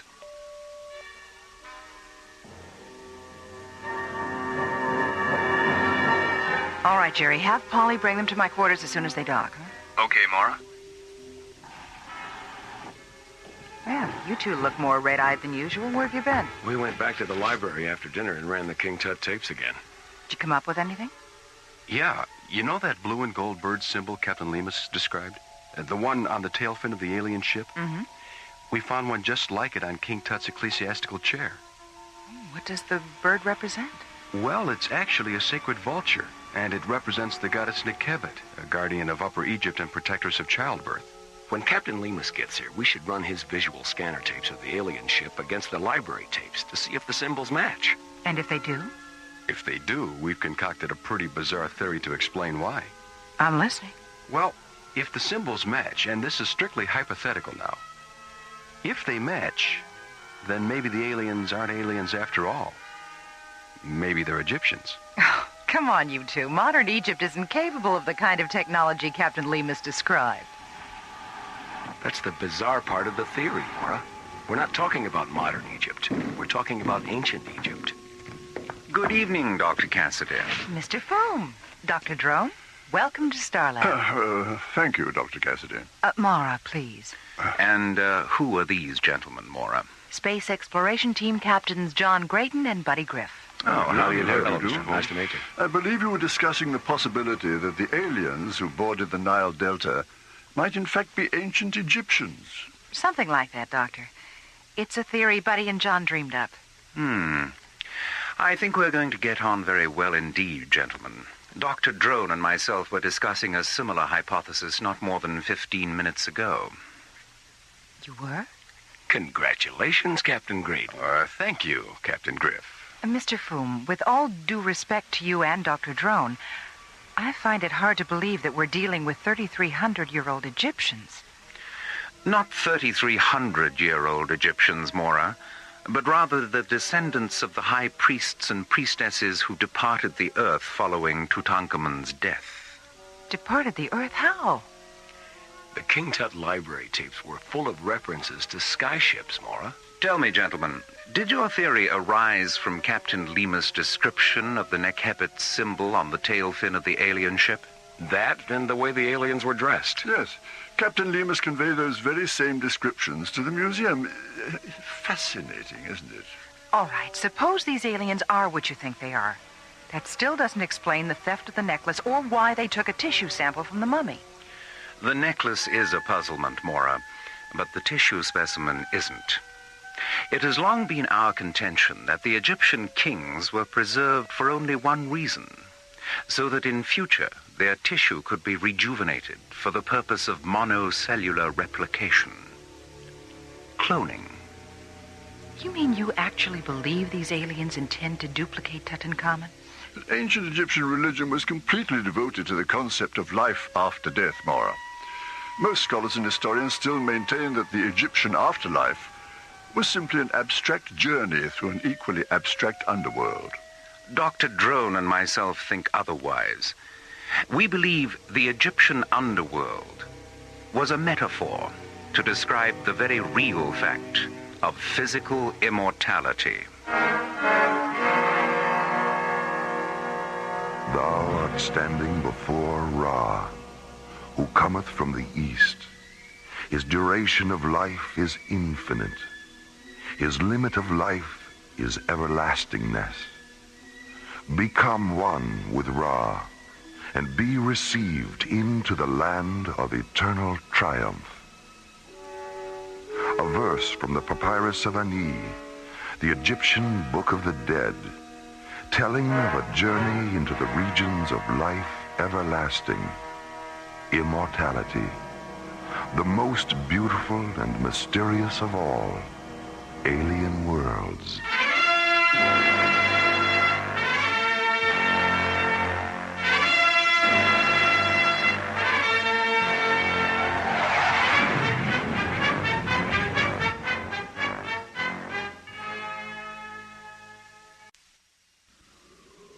Slowly rotating at the edge of deep space, 1,000 kilometers beyond the atmosphere of 21st century Earth, is the Arthur C. Clarke Astronomical Observatory, Starlab.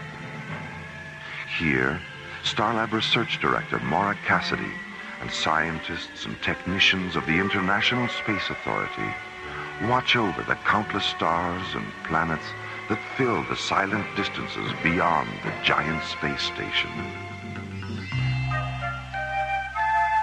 Last week's episode began when Captain Jack Lemus, commanding the Royal British Museum freighter Nile Delta, notified Starlab that he was returning to Earth from the planet Thanatos.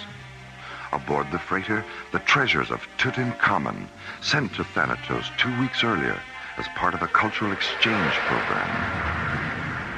Midway between Earth and Saturn, the freighter is boarded by aliens who steal the King Tut floral necklace and take a tissue sample from the face of the boy king's mummy. A tissue sample? Is Dr. Lomax absolutely certain about that? He's positive, Dr. Cassidy, and he's holding up a little gold surgical instrument they dropped. When news of the Nile Delta incident reaches Queen Victoria III, she notifies England's most famous consulting detective, Sonar T. Foom. Her Majesty requests that we go to Starlab at once and assist in the investigation of this beastly crime. Meanwhile, on Starlab, SET captains John Graydon and Buddy Griff research the Egyptology section of Starlab's library. Did you come up with anything? Yeah. You know that blue and gold bird symbol Captain Lemus described? The one on the tail fin of the alien ship? Mm-hmm. We found one just like it on King Tut's ecclesiastical chair. When Captain Lemus gets here, we should run his visual scanner tapes of the alien ship against the library tapes to see if the symbols match. And if they do? If they match, then maybe the aliens aren't aliens after all. Maybe they're Egyptians. A few minutes later, Sonar T. Foom and his associate Dr. MacGuffin Drone arrive at Starlab, and when Mora tells them about John and Buddy's theory... I think we're going to get on very well indeed, gentlemen. Dr. Drone and myself were discussing a similar hypothesis not more than 15 minutes ago. All right, suppose these aliens are what you think they are. That still doesn't explain the theft of the necklace or why they took a tissue sample from the mummy. The necklace is a puzzlement, Mora, but the tissue specimen isn't. It has long been our contention that the Egyptian kings were preserved for only one reason, so that in future their tissue could be rejuvenated for the purpose of monocellular replication. Cloning. And now, the conclusion of the adventure of the Egyptian necklace, an interplanetary detective story in the Sherlock Holmes tradition on Alien Worlds.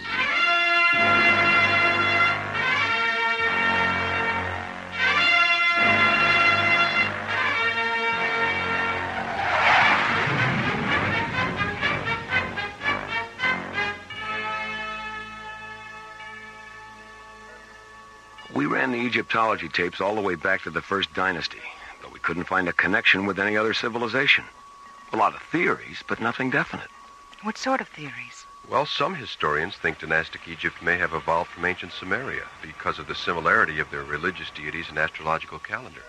And a few renegade scholars even hypothesize that the Egyptians were the survivors of Atlantis. Look, before we get carried away by all these theories, I'd like to know one thing.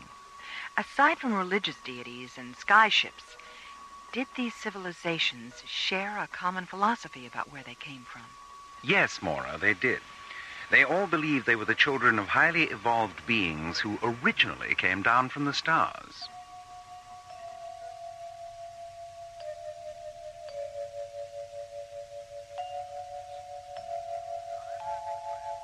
Limehouse Express to Starlab Control. The Limehouse Express? Where do people come up with these names? Who knows? This is Starlab. Go ahead, Limehouse Express. Good evening. It's Jerry, isn't it? That's right. Who are you? What's your position? My position is that I never state my position. What's the problem, Limehouse Express? No problem, Dr. Cassidy. Now, if you don't mind, I wish to speak to Mr. Foom. Does he know you? Oh, my, yes. He knows me very well indeed. I'm Professor Moriarty.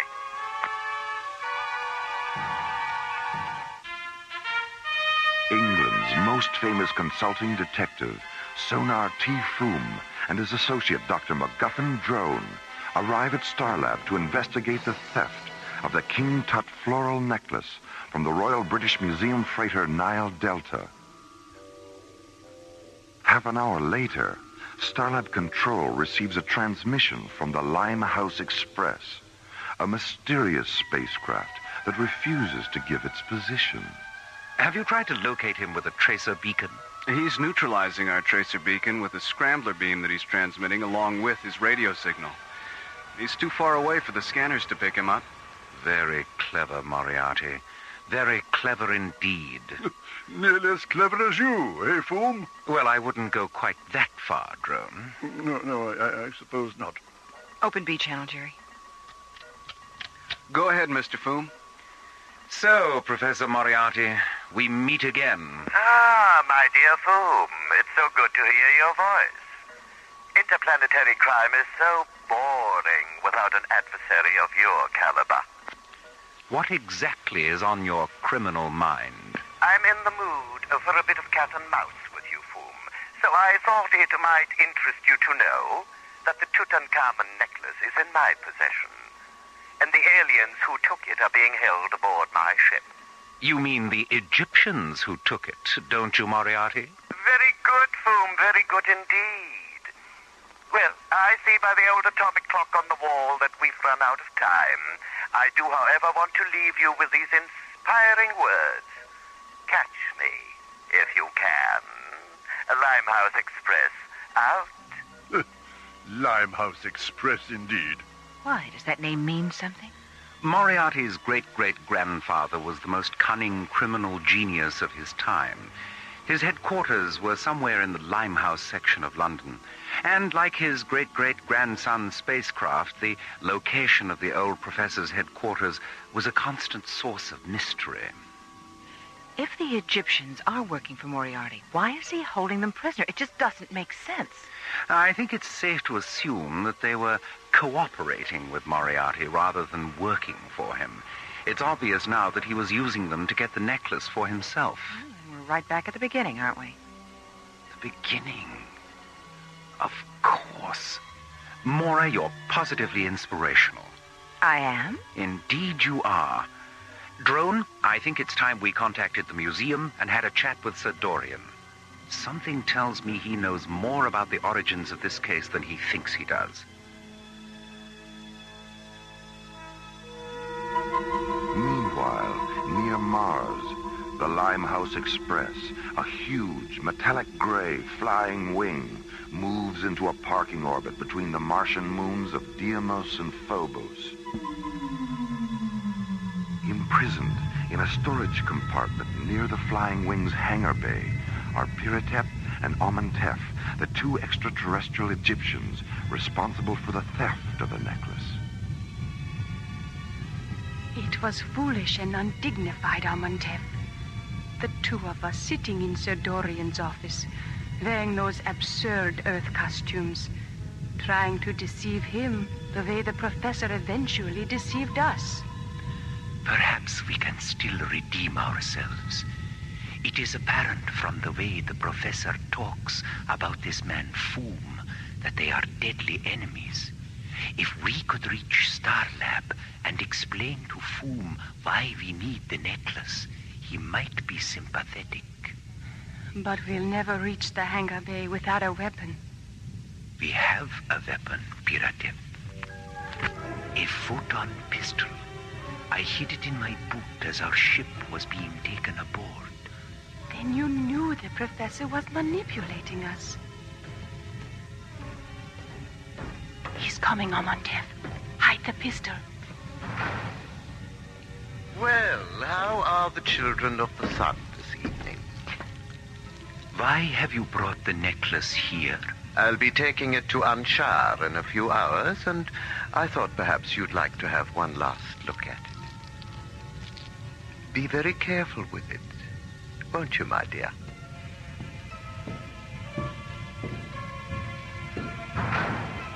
Amenhotep, there's only one guard in the corridor.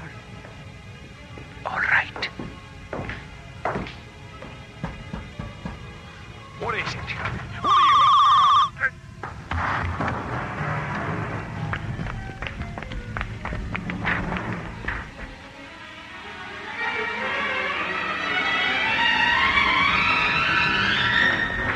Take the necklace into the ship. I'll open the launch doors.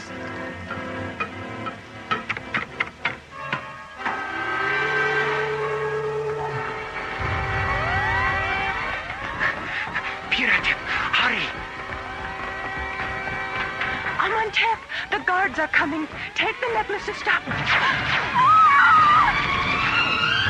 Piratep.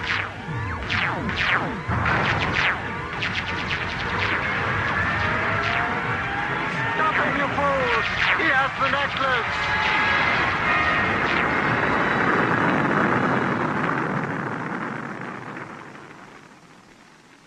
Meanwhile, on Starlab, Sonar T. Foom and Dr. MacGuffin Drone sit in a conference room on G-level, analyzing a video image Sir Dorian has transmitted from the museum's employee index terminal.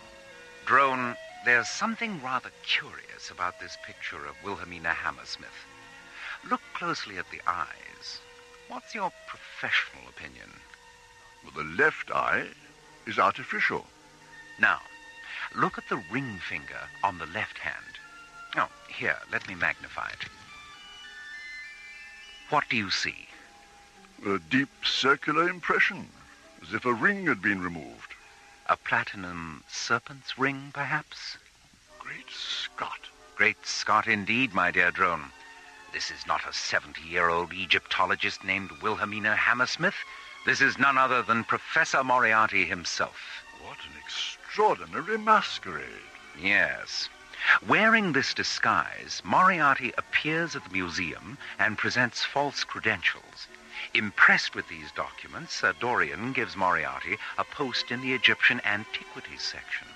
And it is here that he learns the highly confidential facts of the Nile Delta's Thanatos schedule. Didn't Sir Dorian say that this Hammersmith woman was in his office when the Egyptian couple was there trying to buy the necklace? Yes, and 2 days later, Wilhelmina Hammersmith Moriarty resigns, and the Egyptian couple are never seen again. Now, let me see. The two Egyptians who boarded the Nile Delta are obviously the same two who were in Sir Dorian's office. When they leave the museum, Moriarty follows them.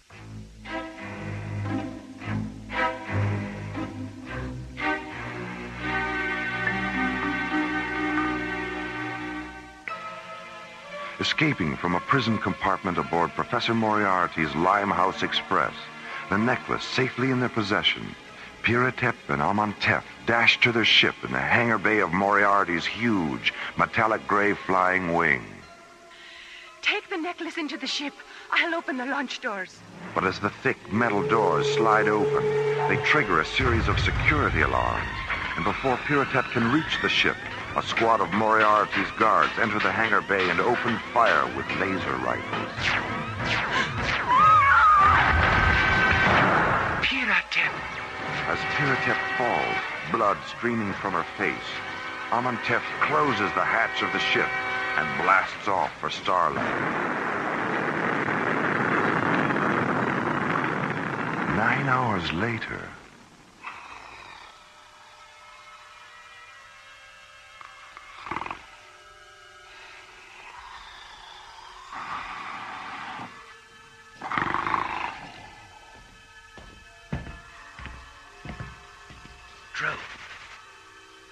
Drone, wake up.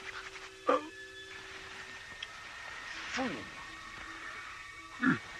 Is it time for breakfast already?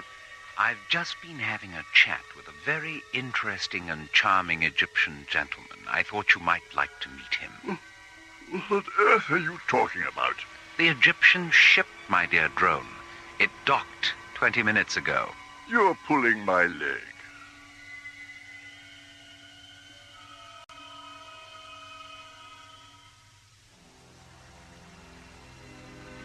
No, my dear Drone, I'm not pulling your leg. The white beads of the necklace are data storage terminals. Here, look through the lens. Good heavens. Microcircuits. The beads are emanation scanners, Doctor, that sensed and recorded the spiritual aura of the kings who wore the necklace. The necklace was brought to Earth by our ancestors and passed from dynasty to dynasty in the hope that it would one day be worn by a spiritually perfect king. A king who would then be replicated and given immortality. Tutankhamun is that king. Look, you said you didn't know King Tut's tomb had been discovered until just a few weeks ago. How did your people lose track of its location in the first place? The last Egyptian dynasty ended with the death of King Nechneb. When he died, the necklace was sealed in his sarcophagus. 1 year later, on the first day of the new solar equinox, our ancestors returned from Nachesh Shem in a ceremonial funeral ship. As the ship orbited Earth, an inner circle high priestess went down in a small lander. She recovered the necklace, analyzed the white beads, and saw that of all the recorded spiritual auras, Tutankhamun's had been the most perfect and powerful. Placing the necklace in Tutankhamun's tomb, she returned to the lander, contacted the ship, and reported that it was Tutankhamun who would be given immortality. But before she could give the location of the tomb, her transmission was interrupted. She was never seen or heard from again. Limehouse Express to Starlab. I'll talk to him, Mora. Well, if it isn't the notorious Wilhelmina Hammersmith. Don't be tiresome, Foom. I know Amontef is there. We tracked his ship. Now, as you said earlier, let's get down to cases. Piratep is alive and sealed in an airlock. If you don't return the necklace, I'll decompress that airlock and kill her. I see. How do you want us to proceed? Dr. Cassidy and Amontef will deliver the necklace in an unarmed ship. Amontef knows my location. And Foom, don't try any of your tricks. Decompression is a singularly horrible way to die. What are you going to do, Foom? Elementary, my dear drone. I'm going to beat Moriarty at his own game. Amontef, come with me. I'd like to have a word with you in private.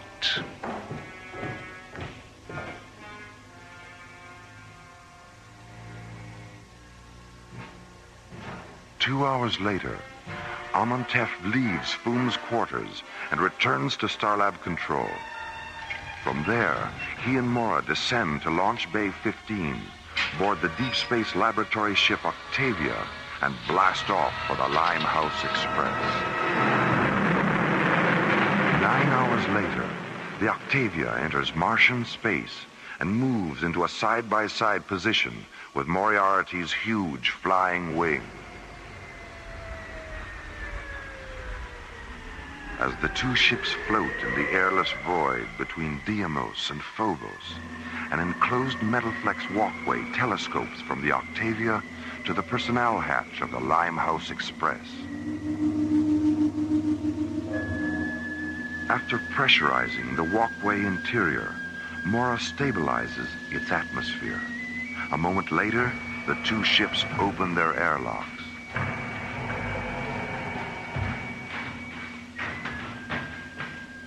Amontef! Piratep, your forehead. Don't concern yourself, Amontef. The wound is superficial. Thank Ra for that. Go into the ship now and rest. You're very pleased with yourself, aren't you, Professor? And why shouldn't I be? I not only have the necklace, but I've outsmarted Sona Foom as well. You're no match for Mr. Foom. Your cruelty defeated him, not your intelligence. You're an ugly little man, Professor. Ugly and arrogant and stupid. Sticks and stones, Dr. Cassidy. Sticks and stones. Hey, it's time, Professor. All right. Tell your men to return to their stations. May I hold the necklace one last time? Of course, Amontef.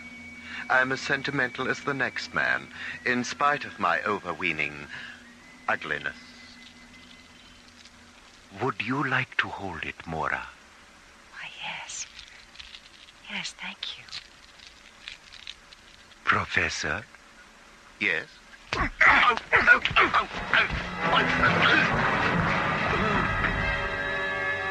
Amontef! Into the ship, Mora. I'll bring the professor. Professor! Guards! Guards!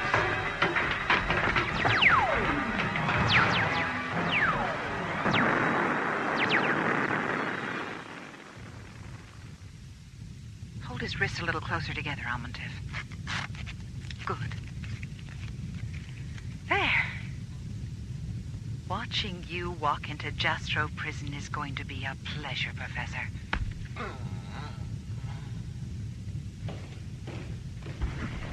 Amontef, how did the descendant of an ancient Egyptian high priest manage to become a master of Oriental martial arts? In much the same way that I became a master of disguise, Mora. Practice. Here, hold my nose. Mr. Foom! Shh! You'll wake Piratep. Why didn't you tell me? If you had known it was me disguised as Amontef, you might have behaved differently aboard Moriarty's ship. Here, help me peel off this beard. My fingernails are all sort of... More, huh? Oh, I'm sorry, Mr. Fu. Oh, that's all right. I'm sure I'll be as good as new when they remove the bandages. What did Amontev say when you told him what you intended to do? He smiled his most seraphic smile and gave me his blessing. He's quite an extraordinary man, you know. While we were talking, I asked him why the Egyptian civilization was brought to Earth in the first place. And he said, "To create a sense of wonder, Mr. Fu. A sense of wonder so compelling as to cause those generations still unborn to look at history with new insight and see the universe with new eyes. Eyes that will one day look back at ancient Egypt and understand what we tried to do there. And on that day, realize that they are looking back into the future."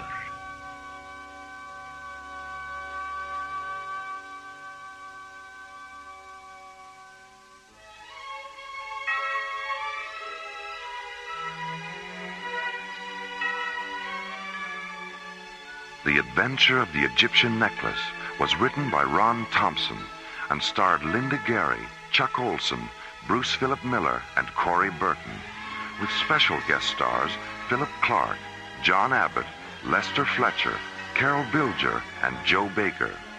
Associate producer Ron Thompson, music director Tom Rounds, engineer Stu Jacobs, assistant to the producer Jim Cook, technical consultant Peter Sky. Alien Worlds was created, produced, and directed by Lee Hansen. The Adventure of the Egyptian Necklace is dedicated to the memories of Sir Arthur Conan Doyle, creator of England's most famous consulting detective. And so, until next week, this is Roger Dressler, inviting you to join us for our next adventure, Time Clash, from the elsewhere and elsewhen of Alien Worlds.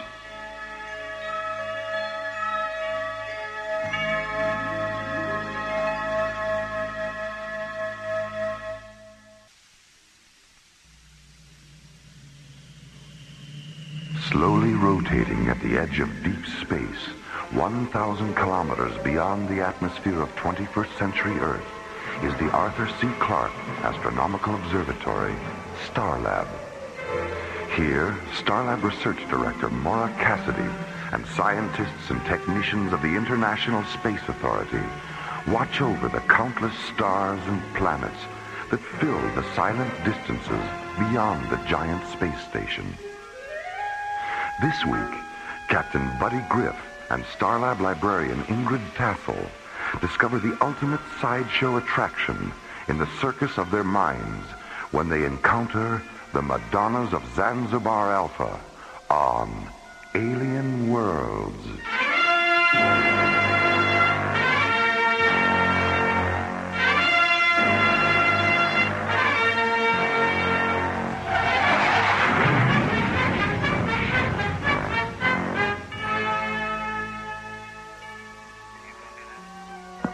Lunar Base 14 to Starlab Control. This is Starlab. Go ahead, Lunar Base 14. Yes, it is. When is it due to launch? In about 20 minutes. It's still being loaded. Okay, can you pass me through to the pilot? We need some hydroponic nutrient tubing, and I forgot to put it on his supply list. No problem, Frank. I'll switch you over. Good, thanks, Jerry. Serendipity 1, the Starlab Control. This is Starlab. Go ahead, Serendipity 1. This is the amazing Daphne, full-time tattooed lady and part-time shuttle pilot for Otto Starshine's interplanetary carnival of thrilling wonders. Currently presenting 6 shows a day on the circus planet of Barnum 5. Admission $6 platinum, life forms under 12, free. Sounds like a barrel of fun, Daphne. What can I do for you? I have a package for SCT Captain Buddy Griff. Personal, from Otto himself. What's your Starlab ETA? 7 minutes and 22 seconds. 7 plus 22, roger. Okay, Serendipity 1, I have you on the screen. That's some paint job you've got there, Daphne. I've never seen a Dayglow rainbow shuttle before. Part of the image, kid. Part of the image. And a thrilling wonder it is, too. Your docking orbit insertion coordinates are 503 at 20 Alpha. Docking Bay 7. Thanks, pal. Oh, remind me to give you a couple of free tickets. Serendipity 1, out. Star Lab, clear.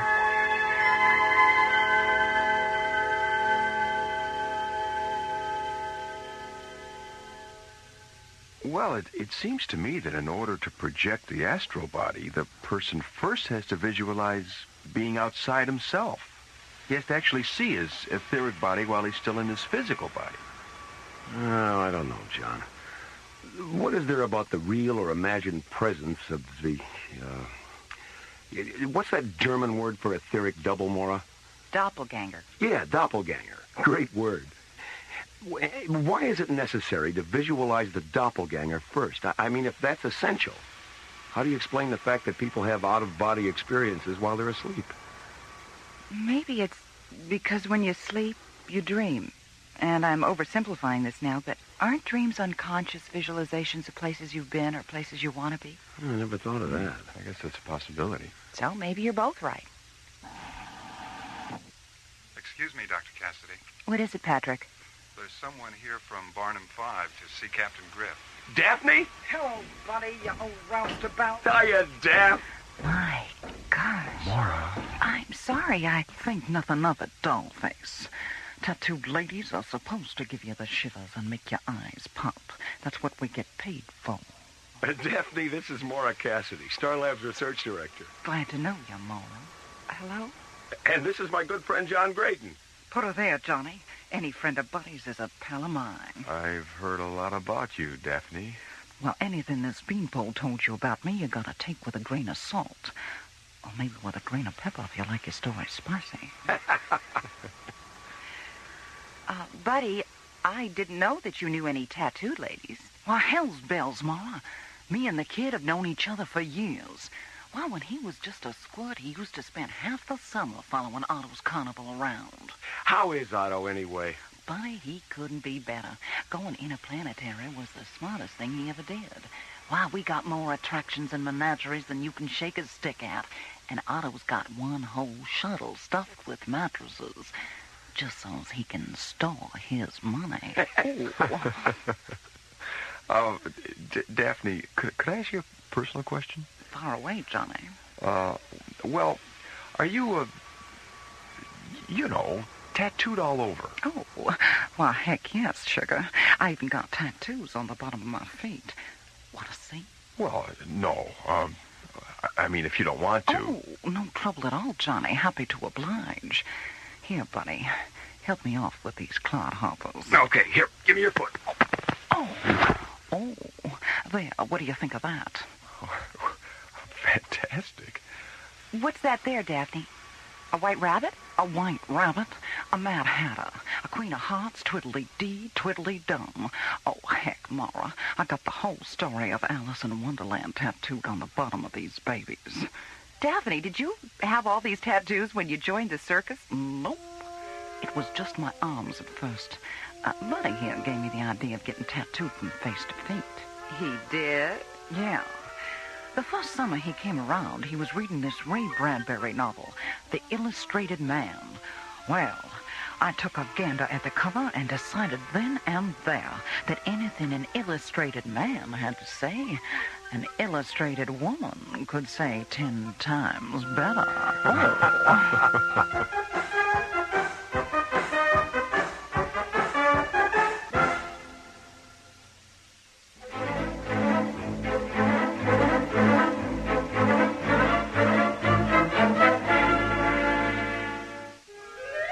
Arriving at Star Lab from the circus planet of Barnum 5, the amazing Daphne, a tattooed lady from Otto Starshine's interplanetary carnival of thrilling wonders, is reunited with her old friend, Buddy Griff.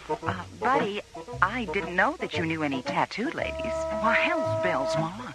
Me and the kid have known each other for years. Well, when he was just a squirt, he used to spend half the summer following Otto's carnival around. How is Otto, anyway? Buddy, he couldn't be better. Going interplanetary was the smartest thing he ever did. Why, we got more attractions and menageries than you can shake a stick at. And Otto's got one whole shuttle stuffed with mattresses, just so as he can store his money. Half an hour later, Maura, John, Buddy, and the amazing Daphne enter Starlab's Visual Media Theater to view a videotape cassette Daphne has brought from Barnum 5.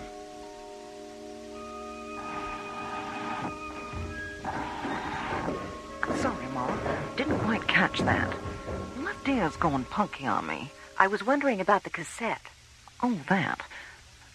Well, when Otto got Buddy's message about coming to Barnum 5, he rounded up a bunch of our ballyhoo boys and had them put together this little video tour of the grounds. Sort of a preview of coming attractions. Well, that was nice of him. Otto's always doing stuff like that, Mara. Figured Buddy'd get a kick out of it. I love it. Well, I guess we should sit down, huh? Yeah. Maura, where would you like to sit? Well, I'd like a seat on the aisle. Well, I don't know. I like sitting in the middle, up close. John? Oh, why don't we sit over there next to the console? I think Johnny's got a good point there. If we sit by the console, we can change focus and resolution and color correct if we have to. Okay, Yeah, right you are. Hand me the cassette, buddy. Here you go. Okay, Johnny, let her rip.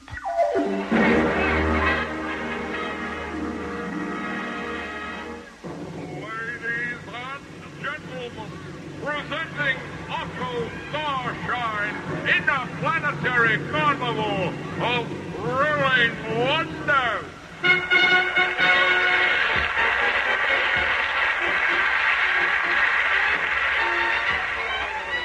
Otto Starshine, a name synonymous with alien acrobats, zero-gravity clowns, intergalactic aerialists, interstellar menageries, and interplanetary sideshow attractions, assembled from the far corners of the universe to amaze, amuse, delight, and astound you.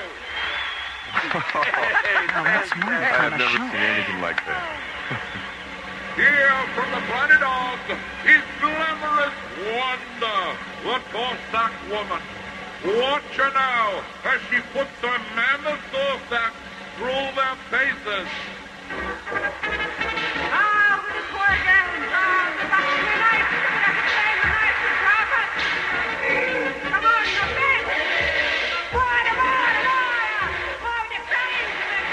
Could you believe that? She looks pretty mean to me. Good.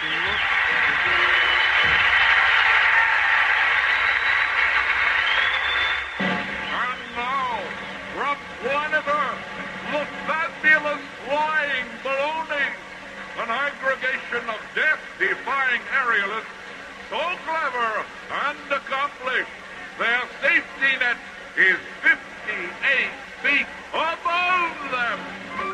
He's got to be kidding. They fall up? And here from Otto Starshine's interstellar menagerie, a Lavinian confusion creature. Notice the tail at both ends, hence the name Confusion Creature.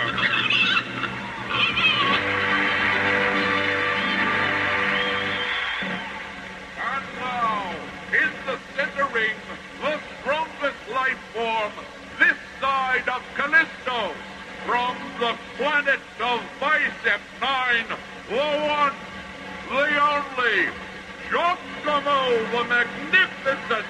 Watch now as Giacomo attempts to lift a fully loaded lunar shuttle.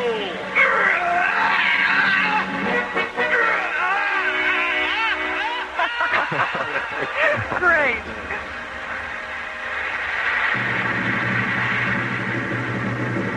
Here is one of our animal attractions from planet Earth. A quartet of tap-dancing kangaroos. Kidding boys. Gotta dance. Look at those guys go. And now, for your delight and satisfaction, Glean, the fire-breathing fish person of Ditmo's age. Glean, who has extinguished himself in over 7,000 performances.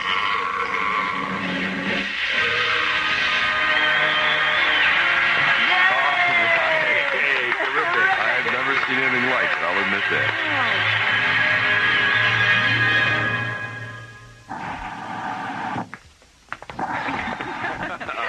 That was terrific. Well, I'd like to hang around and shoot the breeze, but I got a show this afternoon, and I don't believe in keeping the customers waiting.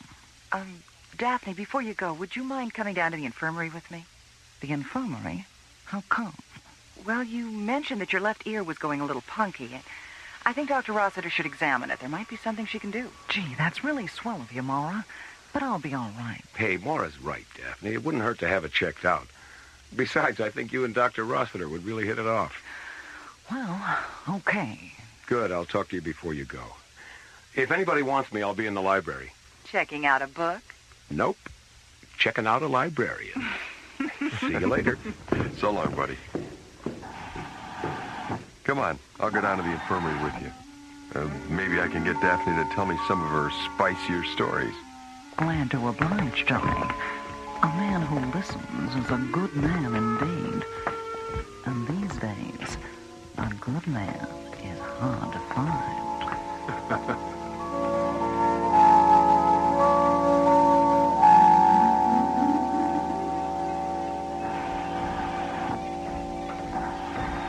Hi, Ingrid. Hi, buddy. What do you mean? I mean, shh, because this is a library, and people can't concentrate if there's noise. Noise? Ingrid. Yes, buddy. There's nobody here. What? Oh! How long have you had your nose in that book? Well, let me see. I came on duty at 0800, and it's nearly... My goodness, I've been reading for almost 4 hours. What are you reading? A history of circuses and carnivals. Oh, let me see that. Hey, this is great. Well, since we are going to Barnum 5 tomorrow, and because Daphne and Otto are such good friends to you, I thought it would be nice if I could talk circus talk with them. Well, people like it very much when you take an interest in their profession, don't you think? Yes, they like it very much. I hope the weather is nice tomorrow on Barnum 5. It would be too bad if there was Jonah's luck. Jonah's luck?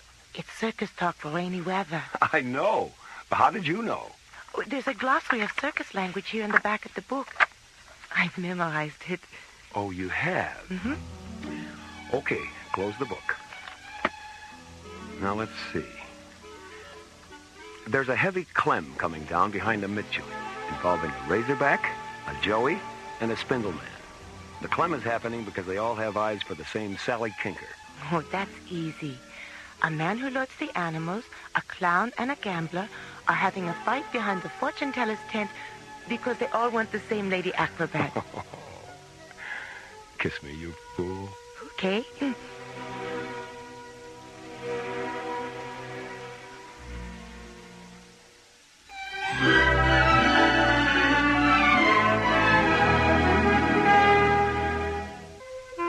2 hours after her arrival at Starlab from the circus planet of Barnum 5, the amazing Daphne complains of a hearing loss in her left ear and is taken to the infirmary by Maura and John.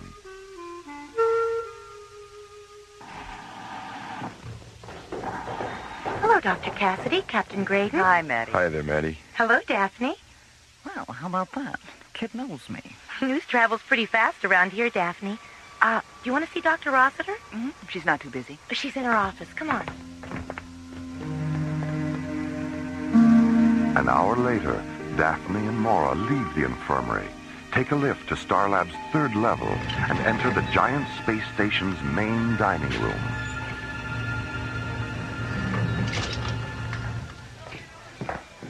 Hi, buddy. Hello, Dr. Hi, Maura. Cassidy. Daphne. Hi, honey. How'd it go?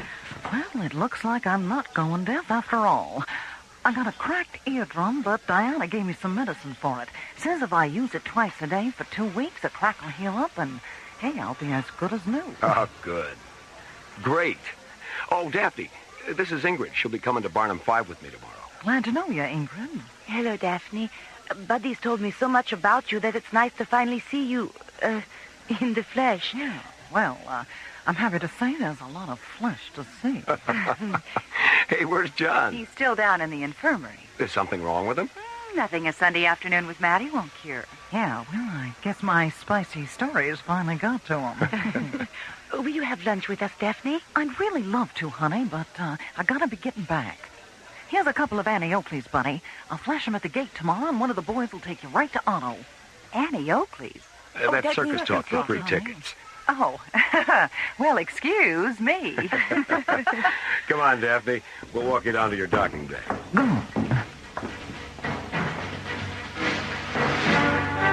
At 0800 the next morning, Buddy and Ingrid enter Launch Bay 12 and board the bright yellow Marathon Alpha, one of Starlab's Magnum-class long-range shuttles. 15 minutes later, the Marathon Alpha rockets out of its launch bay, banks 40 degrees, and jets away toward Barnum 5.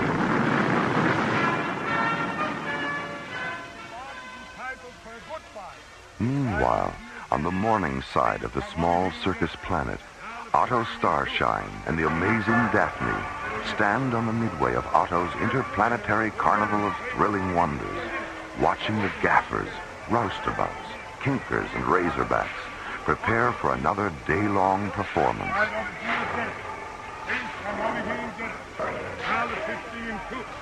Well, there will be no Jonah's luck today, Daphne.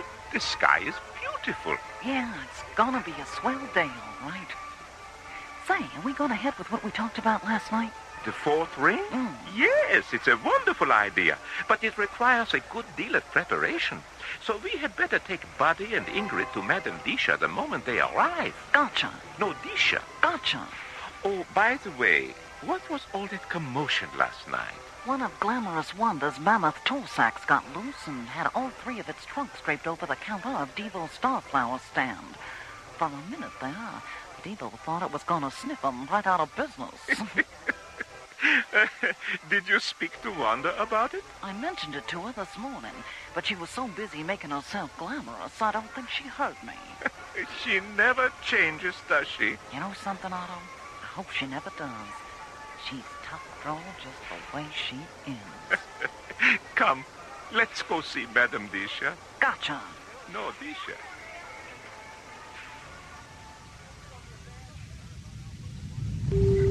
Marathon Alpha to Barnum 5 traffic control.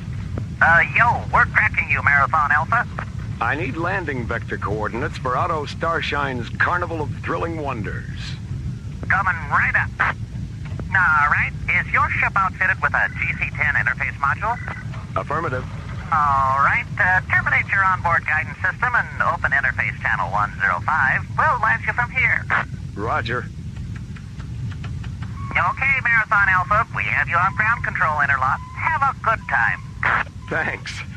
Marathon Alpha out. Well, how do I look? Buddy, close your mouth. I didn't know you were changing your clothes back there. Oh, the way I look doesn't make you uncomfortable, does it? No. Little tiny skirts and little tiny tops don't make me uncomfortable. No. Yes, they do make me uncomfortable. Do you want me to change? No.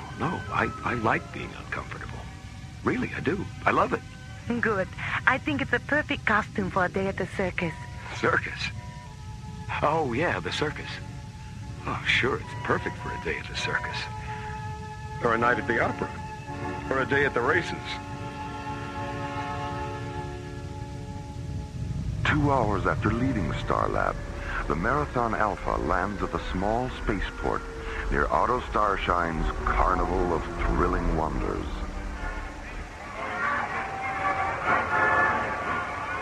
"15 minutes later, Buddy and Ingrid flash their Annie Oakleys at the main gate of the carnival grounds and are escorted down the midway to Otto's office.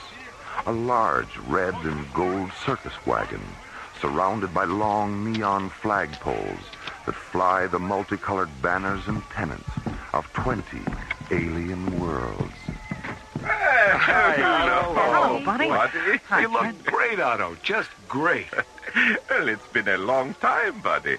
Too long. My advice is that you begin coming to my circus at least once a year, rather than once every decade. Will you promise me that? You got it, Otto. That's a promise. And who is your charming companion? Oh, this is Ingrid Tassel. She's the librarian aboard Starlight. Well, I must say that the image of the librarian has changed considerably since I was a boy. It's a pleasure to meet you, my dear. Thank you, Otto.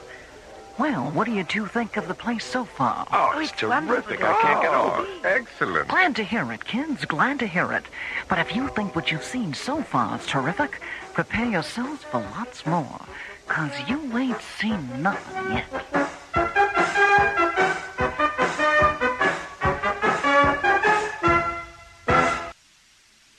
Last week's episode began when the Serendipity 1, an incoming shuttle from the circus planet of Barnum 5, radioed Starlab Control. This is Starlab. Go ahead, Serendipity 1. This is the amazing Daphne, full-time tattooed lady and part-time shuttle pilot for Otto Starshine's interplanetary carnival of thrilling wonders. I have a package for SET Captain Buddy Griff, personal, from Otto himself. Okay, Serendipity 1, I have you on the screen. Your docking orbit insertion coordinates are 503 at 20 Alpha, docking bay 7. Half an hour later, the amazing Daphne is reunited with her old friend Buddy Griff, who introduces her to Maura and John Graydon. Glad to know you, Maury. Put her there, Johnny. Any friend of Buddy's is a pal of mine. I've heard a lot about you, Daphne. Buddy, I didn't know that you knew any tattooed ladies. Me and the kid have known each other for years. Well, when he was just a squirt, he used to spend half the summer following Otto's carnival around. How is Otto, anyway? Buddy, he couldn't be better. Going interplanetary was the smartest thing he ever did. Why, we got more attractions and menageries than you can shake a stick at.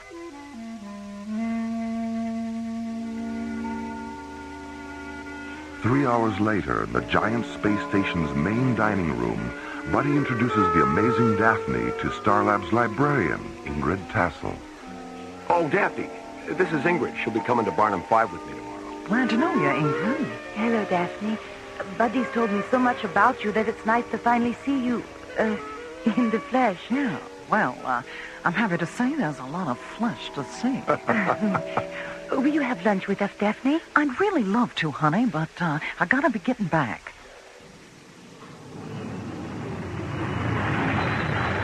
The next morning, as Buddy and Ingrid jet toward Barnum 5 aboard the Marathon Alpha, Otto Starshine and Daphne stand on the midway of Otto's interplanetary carnival, watching the gaffers, roustabouts, and kinkers prepare for another day-long performance.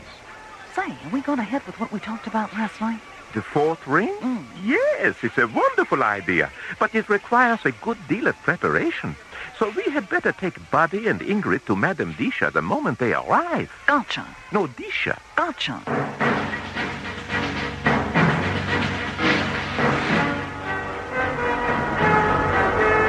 2 hours after leaving Starlab, Buddy lands the Marathon Alpha at a small spaceport near Otto's carnival.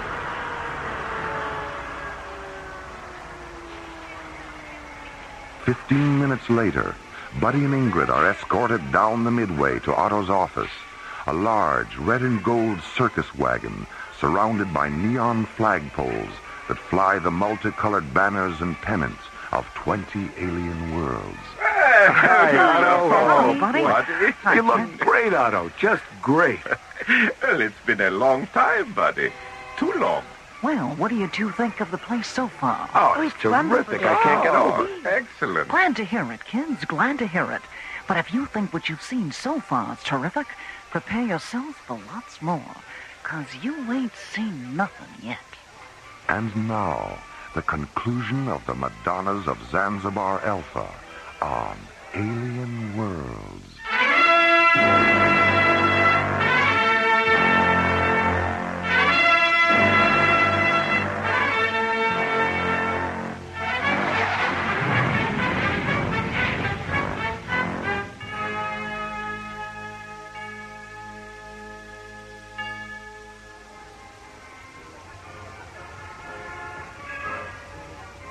Well, listen, Daff, if we ain't seen nothing yet, what do you say we get out there on the old Midway and have at it? Oh, yes.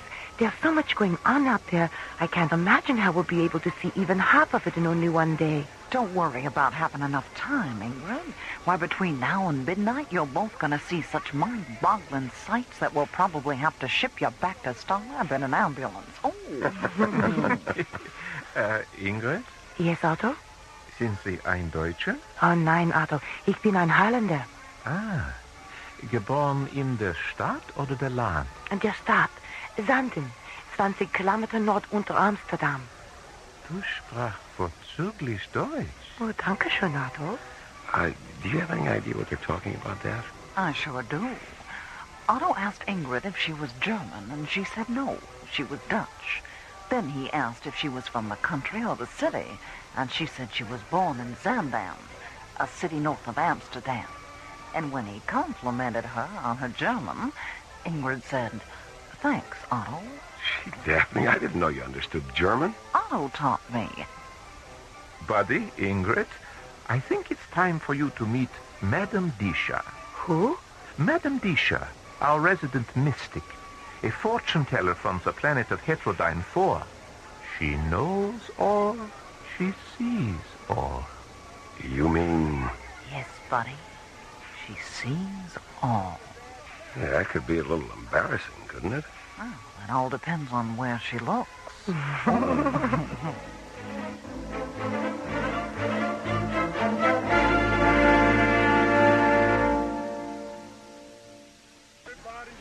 Arriving at the circus planet of Barnum 5, Buddy and Ingrid are escorted through the main gate of Otto Starshine's interplanetary carnival of thrilling wonders and taken to Otto's office, a large red and gold circus wagon.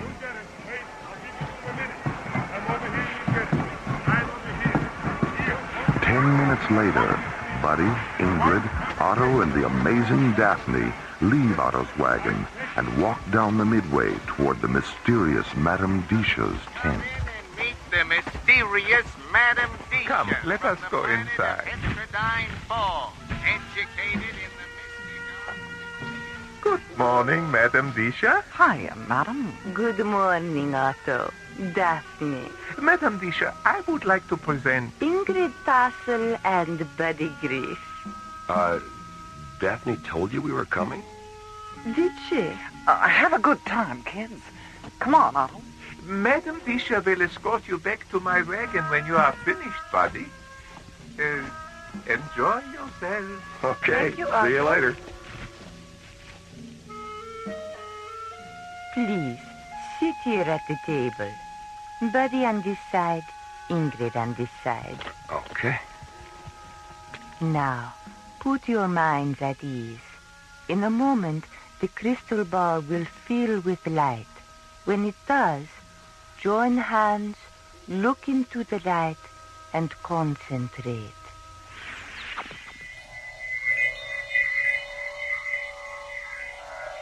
Oh, Buddy, look, it's beautiful. What do you see, my dear? A sky, a lovely red sky, filled with clouds, white and blue clouds. And beneath the clouds? Birds. Hundreds of golden birds drifting on the wind. And beneath the birds, a valley filled with all the colors of autumn. And in the center of the valley, a river. A singing silver river. And does not the river remind you of a poem you once wrote, Buddy? Yes. A poem about birth and being alive in the fragile body of a newborn child. And does not the second verse of the poem mention a singing river? Yes. Touched by silver waters, wrapped in velvet clothes. We sleep in ivory cradles where the singing river flows. And did not Buddy read this poem to you 3 months ago, Ingrid? Yes. And did not the verse that mentions winter cause you to weep? Yes.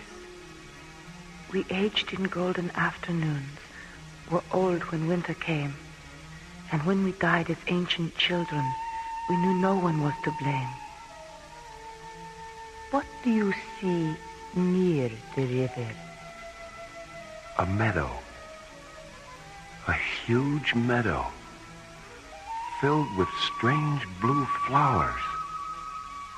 And when the sunlight touches the flowers, their petals shed tears. And in the center of the meadow, statues. Enormous crystal statues of beautiful young women on their knees, praying. They are Madonnas, sad Madonnas. And why are they sad? I don't know. Ingrid, they are sad because there is no one they can tell their secrets to. What secrets, Ingrid? The Madonnas watch over an alien library that lies beneath the ground they kneel on. How is it that you sense their sadness? Because when no one comes to learn the secrets of the knowledge I watch over in the library on Starlab, I am sad. And where do the Madonnas wait, Ingrid? Zanzibar Alpha. The lost world of Zanzibar Alpha.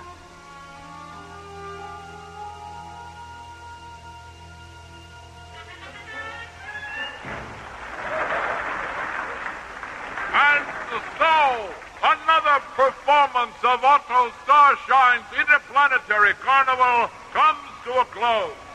And the next time your friends ask you where they can have the time of their lives, say this: from the sands of Mars to the distant stars, there's no greater show in the universe or anywhere else than Otto Starshine's Interplanetary Carnival of Thrilling Wonders. Thank you, and good night.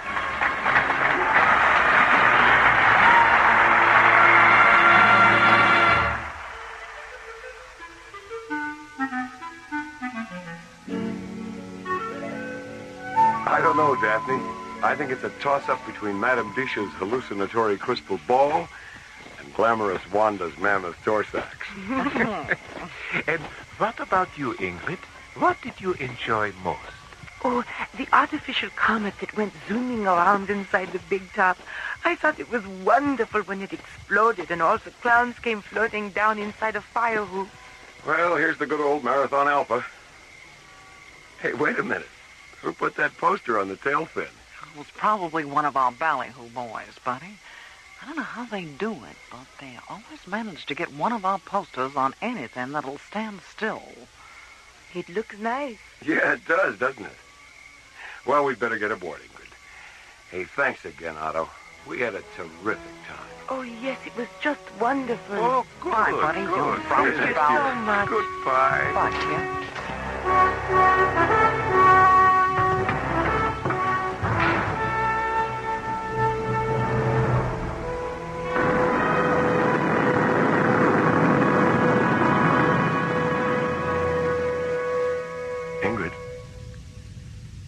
Ingrid, wake up. What?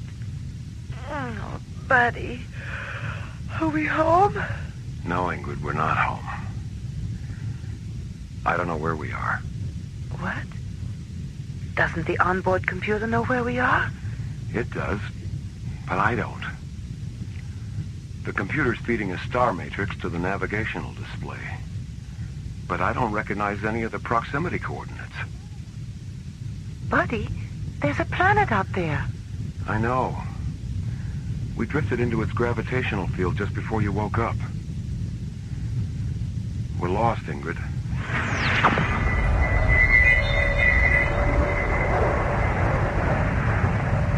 Buddy, what's happening? The planet's pulling us down. We're out of control. Sky. A lovely red sky. Filled with clouds. White and blue clouds. Buddy! A river. A singing silver river. Ingrid! Buddy, please don't let go of my hand.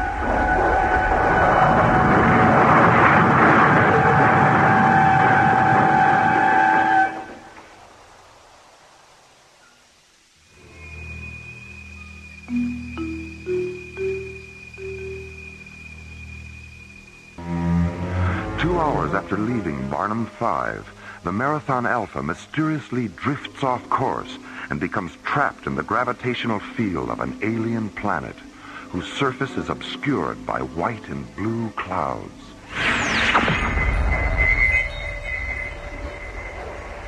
Suddenly, an energy force lashes out from the clouds and pulls the Marathon Alpha down through the planet's misty red atmosphere. A moment later, the shuttle crashes on the edge of a peaceful meadow filled with strange blue flowers, flowers that weep golden tears as the sunlight touches them. Oh, Buddy, it smells wonderful, like jasmine and lilacs. Yeah. Not a scratch anywhere. There aren't even any skid marks on the ground. It's like some giant invisible hand just... Buddy, look! On the other side of the river. The Madonnas. Buddy, what's happening to us? Everything we saw in the crystal ball is coming true. Oh, it can't be. Or maybe it can. Come on, let's get a closer look.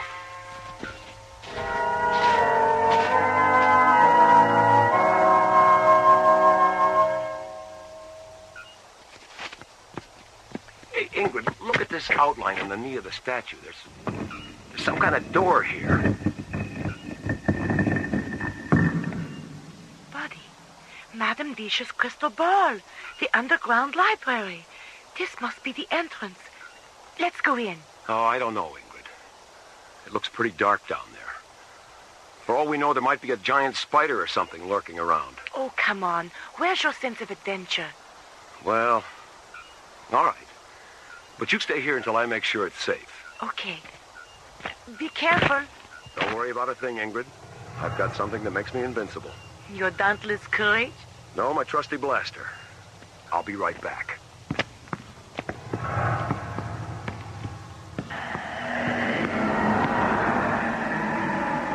Yikes! Good grief!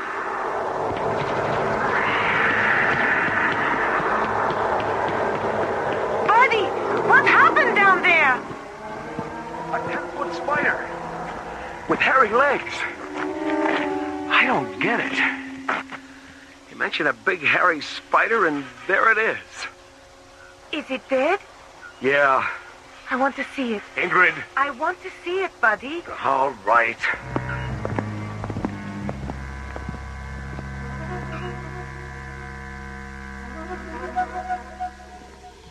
Oh, Buddy, it's horrible. How could such a thing... What happened? Where did it go? The spider has returned to your imaginations. Who's there? Each Madonna represents a various aspect of knowledge. The one who kneels above us symbolizes knowledge through imagination. I am Yana, her soul. Why can't we see you? True knowledge has no form. Imagination has neither shape nor physical substance. But you know that, don't you? Yes, I suppose I do. But if I already knew the answer, why did I ask the question? Because those of us who devote our lives to knowledge are always aware of how little we know. And because of this awareness, we never stop learning. We never stop asking questions. What did you mean when you said the spider returned to our imaginations? The most negative aspect of imagination is its ability to invent irrational fear. When you suggested that a great spider might be present, you formed its image in your mind and reacted with apprehension. When you descended the stairs into this corridor, the spider appeared, but only as a projection of your anxiety. But I saw the spider too.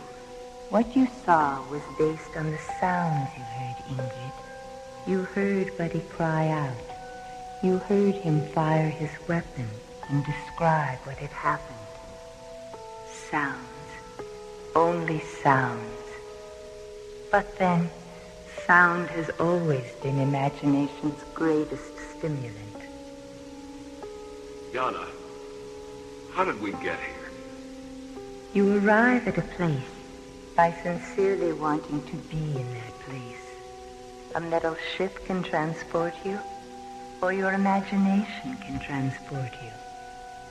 In transporting yourself with your mind, you discover that true knowledge is in the journey, not the destination. But what about the door that opened up there? We couldn't have imagined that, because here we are. Are you? Where are you, Ingrid? A place of knowledge through imagination, you said. A metaphysical library. That door has existed since the beginning of time, Ingrid. And it will always be there for anyone who wishes to pass through it. Oh, Buddy. Ingrid, what's wrong? Oh, they don't know. So many of them don't know. The door, it leads to eternal summer. Yana? I have to leave you now, because this part of the journey is ending. Love each other as much as you love me. Yana?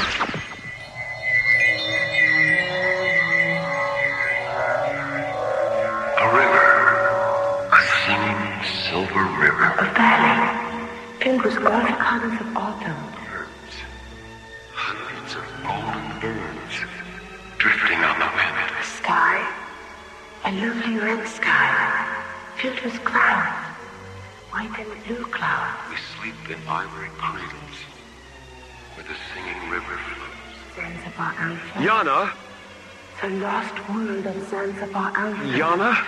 Buddy, please don't let go of my hands.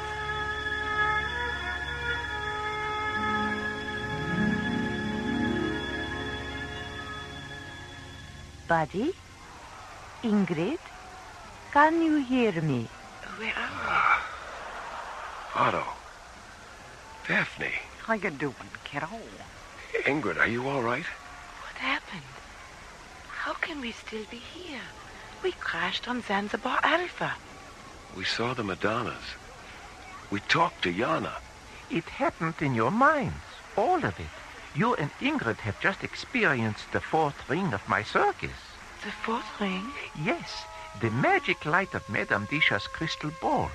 It gave you what no three-ring circus ever can. An unprecedented journey through your imagination with someone you care about very much. But the Madonnas, Zanzibar Alpha, where did those ideas come from? I invented them at the beginning of the light trance and passed them from my mind to yours. And what about Yana? Was she an invention, too? Yana? The Madonna spirit we met after Buddy shot the giant spider that wasn't there. Yana was someone or something you created between yourselves. Buddy, you can let go of our hands now if you want to. The journey's over, honey. I don't know, Daphne. After what we've been through together, I think the journey's just begun. He's right, Daphne. We ain't seen nothing yet.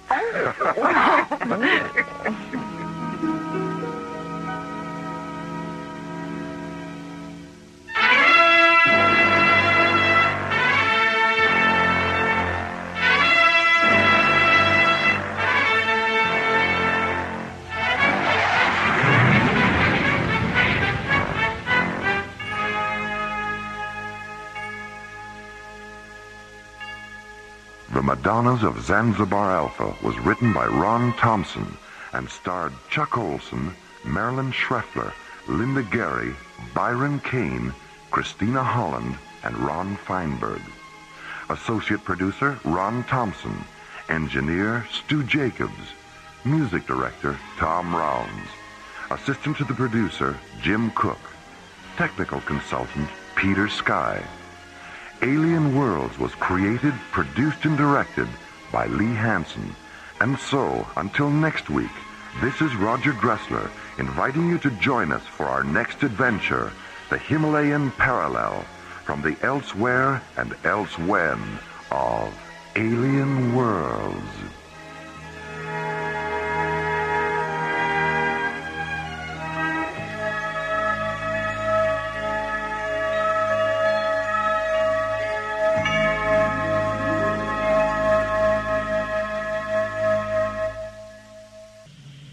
Slowly rotating at the edge of deep space, 1,000 kilometers beyond the atmosphere of 21st century Earth, is the Arthur C. Clarke Astronomical Observatory, Starlab.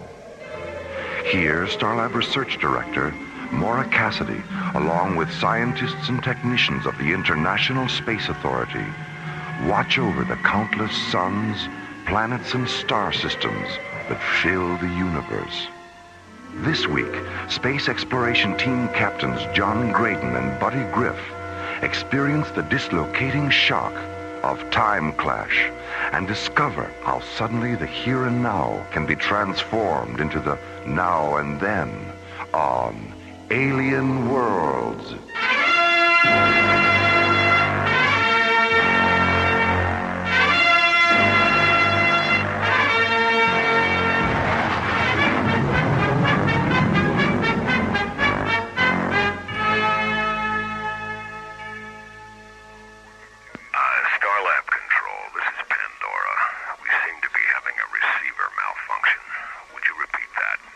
Correct your approach vector, Captain. You're 19 degrees off course.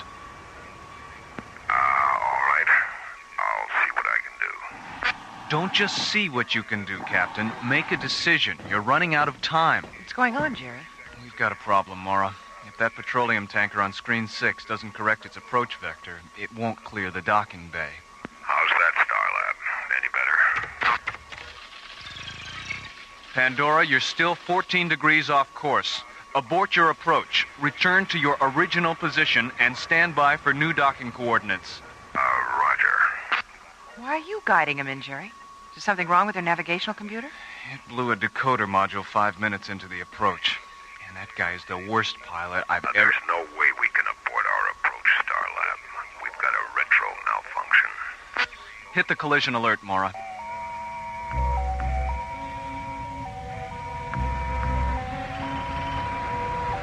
Attention docking bay 7. This is an emergency alert. All personnel, please clear the area. Repeat, clear the area. Docking Officer Clarke, contact the bridge.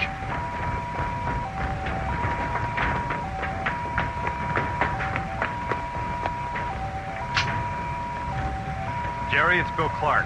Any chance you might make it? Not unless you believe in miracles. Okay, Bill, get out of there.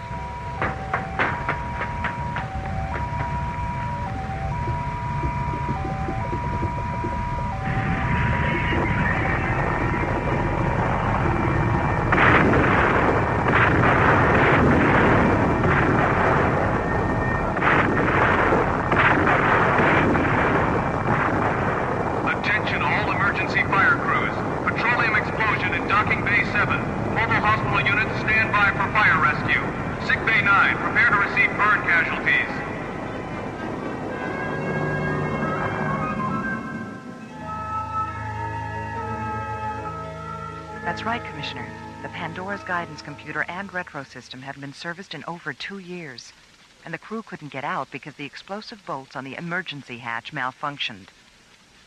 If our EFC crew hadn't put out the fire so fast, everyone aboard the Pandora would have burned alive. Commissioner, when is the Xeon Corporation going to forget about petroleum and wake up to the fact that this is the 21st century? They can't afford to wake up, Maura. Their 20th century petroleum investments still account for 60% of their assets. The only way they can make a profit on him is by selling it on Stella Vista. But Xeon owns Stella Vista. What are they doing, selling it to themselves? No, they're selling it to the independent mining companies out there. Xeon has it all figured out, Mora. If a company wants to lease mineral rights on Stella Vista, they can do it. But only if they agree to use obsolete fossil fuel equipment. This way, Xeon not only makes money on their mineral leases, but they have a captive market for their petroleum. Well, if that isn't extortion, I don't know what is. Ethically, it is extortion, Mora. Legally, it's known as taking care of business. The good news is that Xeon will have to keep its tanker fleet grounded until we finish our investigation of what happened today. Don't worry. Xeon won't be putting up any more tankers like the Pandora. Do you know about the original Pandora, Commissioner? The one in Greek mythology? Well, my Greek mythology is a little rusty, but I believe Pandora was sent to Earth to punish mankind. I don't remember why, but I do remember she had some kind of magic box. The fire of heaven, Commissioner. She was sent to punish mankind for accepting the fire of heaven from Prometheus. And when she opened that box, she released an eternity of human suffering. You know, I thought about that today when the Pandora split open in the docking bay. What happened was so ugly and terrifying. For a split second, I saw everything mankind had suffered during the last century. All because the oil of the earth, like the fire of heaven, had been used to make people small instead of great.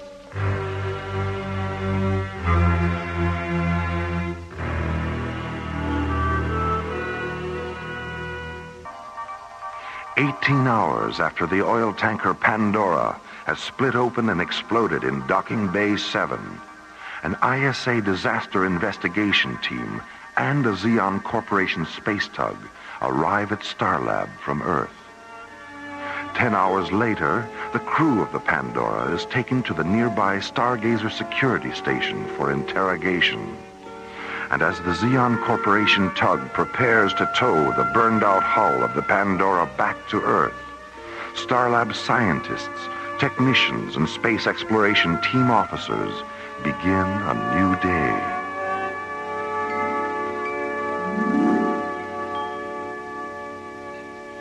Skipper, when we get to Valaria this afternoon, let's ask their science master, what's his name again? Galen Virago. Yeah. Let's ask Galen Virago if we can go for a spin in that time machine of his. Oh, I don't think so, buddy. Where would you go if you could take a ride in it? I'd like to go back to 1939 and have Lamont Cranston teach me how to cloud men's minds. Lamont Cranston? Yeah, the Shadow. He knew what evil lurked in the hearts of men. And how did he know that? When he clouded their minds, they told him the truth, the whole truth, and nothing but the truth. I see. And what exactly would you do if you had the power to cloud men's minds? I'd use it to cloud women's minds. Sexist pig. Oink, oink, oink, oink. Morning, Captain Graydon. Captain Grid? Yeah. Good morning, Cindy. Cindy, have you had your mind clouded lately? No. Not since I read 6 Characters in Search of an Author. What's that, Cindy? A novel? It's a play. Luigi Pirandello, 1921. The characters in the play are rehearsing the play when 6 other people show up, claiming to be characters the author left out of the play when he wrote it. Were any of the people who showed up named Lamont Cranston by any chance? No, Captain, not even by any chance. Now, how about breakfast? You ready to order? Can you give us a few more minutes, Cindy? We're waiting for Dr. Cassidy and Commissioner White. Okay. Gee, I wonder what's keeping Mora. I don't know. Maybe Commissioner White's shuttle was late. Yeah, that tanker accident is really... Oh, here she comes now. Morning, John. Buddy. Hello, Mora. Hi. Where's Commissioner White? He spent most of the night with the ISA Legal Bureau, drafting the order to ground Xeon's tanker fleet. He's going to deliver it this afternoon, so he suggested we go on to Valaria without him. Well, does that mean he's going to miss the time machine demonstration? Just the parallel dimension drone pod playback, which I'm sure Galen will be happy to repeat. The commissioner said he'd be here tomorrow morning around 10, so when he arrives, you two can warp back here in the Solaris, pick him up, and warp back to Valaria again, okay? Yeah, fine. Okay. Let me see that menu, buddy. I'm starving. Here you go. Thank you. Ooh. Ooh, those Neo cheese grapes look delicious, don't they? Cheese. You know, that reminds me of a story. Oh, dear. There was this guy who had a mouse in his house. So he went out and bought a mousetrap. But when he got it home, he noticed he was out of cheese. You know what he used for bait? A picture of some cheese. And you know what he found in the trap the next morning? Do tell. A picture of a mouse. Buddy.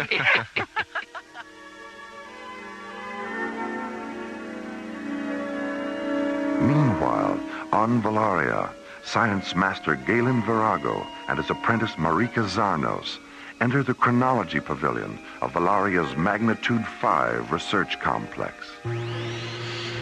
Standing in the center of the pavilion, illuminated by the cool white light of 200 free-floating microlamps, is the experimental time machine. A large 20-sided chamber made of semi-opaque metal. Suspended above the chamber is the penetrator capsule, a teardrop-shaped pod made of bright, seamless metal, which Galen and Marika have used to record fragments of the Earth's past.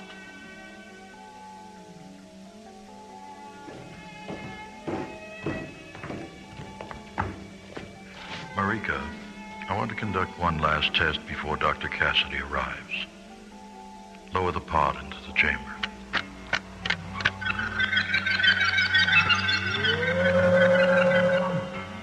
Are the chamber seals secure? Yes, Galen. The REM scale indicators read 0 point blue. Rotate the chamber until its decoders interlock with the pod's Yerushalayim data. Yerushalayim interlock. Confirmed. Interface the decoder lenses with day 12, month 4, AD 33, Earth. Decoder lenses stable at subcycle 9-point yellow. Focus them on the subspan 303 and isolate the dimension. Dimensional isolation confirmed. I have the execution site on the screen. Is the deciphering terminal translating into Anglophonic? Yes. Cross-link the audio sensors.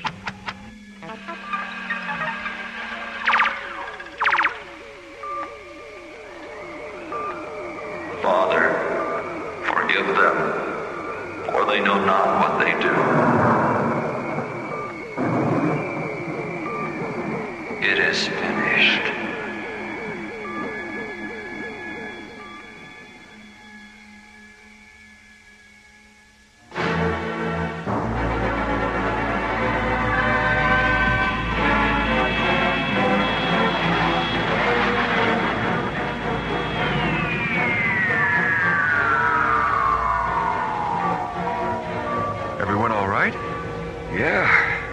You, Maura? Fine, buddy. Fine, buddy. Fine, John. Fine, John. What's the problem, Maura? I still have double vision from the warp-through. Oh, so do we, Maura. Terrific. So, here we are. 6 characters in search of Valaria.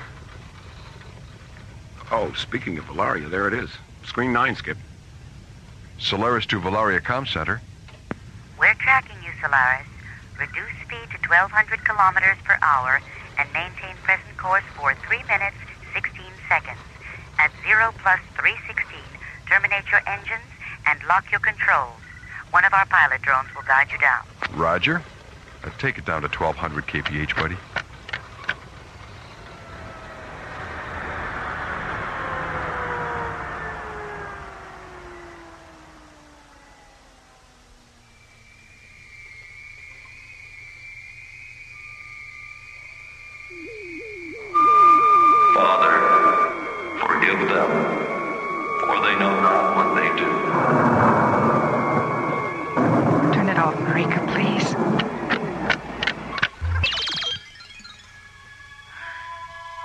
I'd seen that when we first got here. You know, I really don't think I could have made it through the day. They all just stood there and watched him die. Someday you must tell me about that holy man and why he was submitted to such torture and pain. We will, Galen.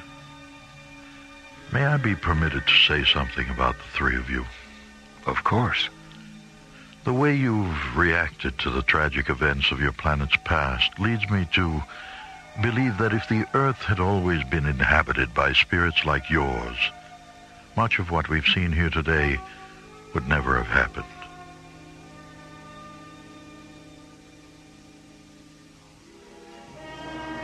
"16 hours later, as Valaria's twin suns tint the morning sky a pale, crystalline yellow, the Valarian Comm Center receives a transmission from Starlab. Please inform Dr. Cassidy that Commissioner White has arrived and that he'll meet Captain Graydon and Captain Griff in Docking Bay 31. Half an hour later, Buddy and John board the Solaris, and as Mora and Galen watch from the Valeria Tracking Center, the sleek white SET interceptor blasts off for Starlab.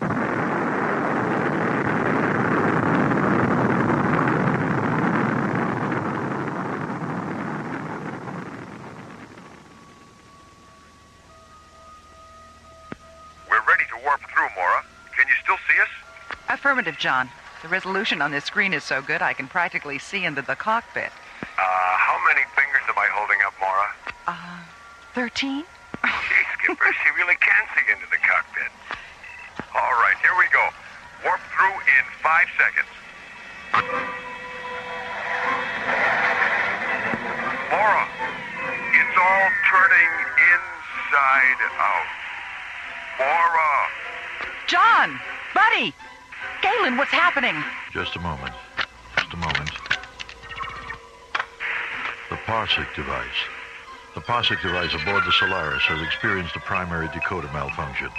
The ship is passing through the time-space continuum in reverse. Galen, the ship's back on the screen. John, Buddy, do you read me? Yes, Mara. I read you. John? Mara, help us. We become children.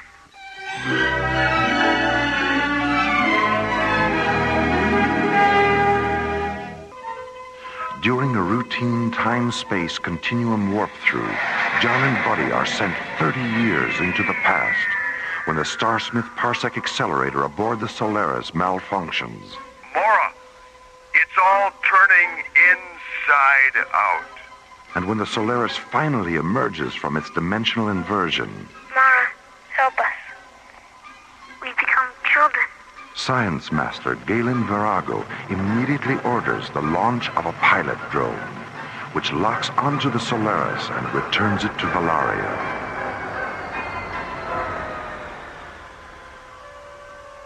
Two hours later, Buddy and John are once again standing before the Valarian time chamber.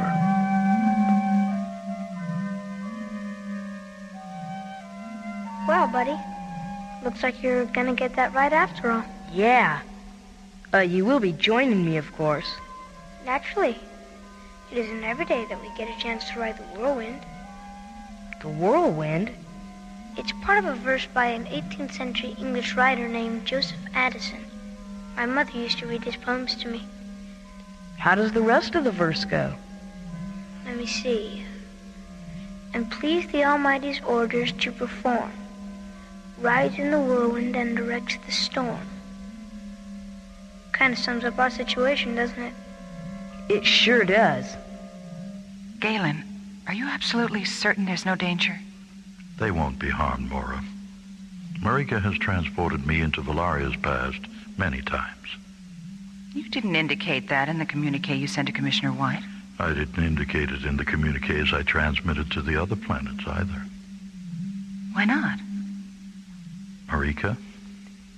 This is our third machine, Mora, and during its construction, we decided that the secrets of time travel would be shared only with those who understand that all life is sacred, and that all living things, no matter how small, have an infinity of their own that must be respected.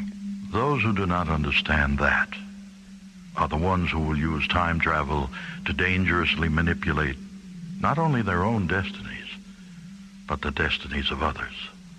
If, during yesterday's drone pod demonstration, you and Buddy and John had reacted indifferently to the tragic events of your planet's past, we would have sent you away this morning. And if, as you went away, this accident had transformed all three of you, we would have simply closed our eyes and put you out of our minds. Then you were testing us. Time is a fragile thing, Mora, and its control can be permitted to exist only where fragile things are loved. Well, Mara, it looks like we've passed the test of time after all. Do you both still feel the same? I mean, you're not frightened or anything like that. Nothing's changed, Mara. It's like Galen said earlier. The physical organism changes during time reversal, but consciousness doesn't. It feels good to be alive inside a child's body. We're not young, we're not old, and we're not afraid. The chamber is ready, Galen. I've interfaced their time, date, and place of birth information with the alternate reality decoders, and the dimensional inversion lenses are stable at subcycle 6 point violet. Buddy, John, go into the chamber now.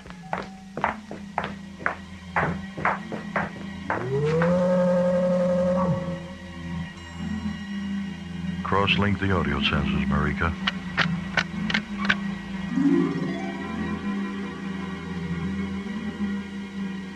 John, buddy, can you hear me? Yes. Do you want us to lie down on these recliners, Marika? Yes. Now, close your eyes and relax. During the reversal, you will both be transported back to the separate moments of your birth, and then return to the here and now. You will be unconscious when you return, and you will have no memory of what happened to you aboard the Solaris. Okay, Galen. See you later, Mara. Goodbye. See you soon. Begin the cycle, Marika.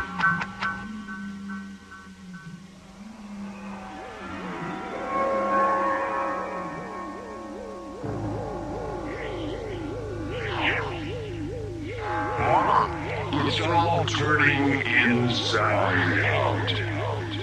Mara, it's all turning inside out.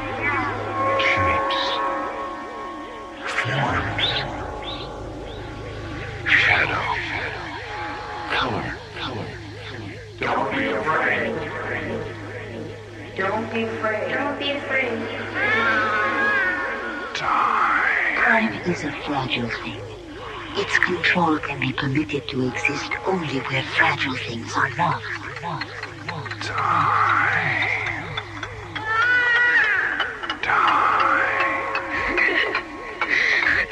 Time is an illusion. We're not passing through it. It's passing through us. I am physical. I am dying. I am divine. Shall we return to the sea without you? I've never missed you as much as I do now. Mara, it's all turning.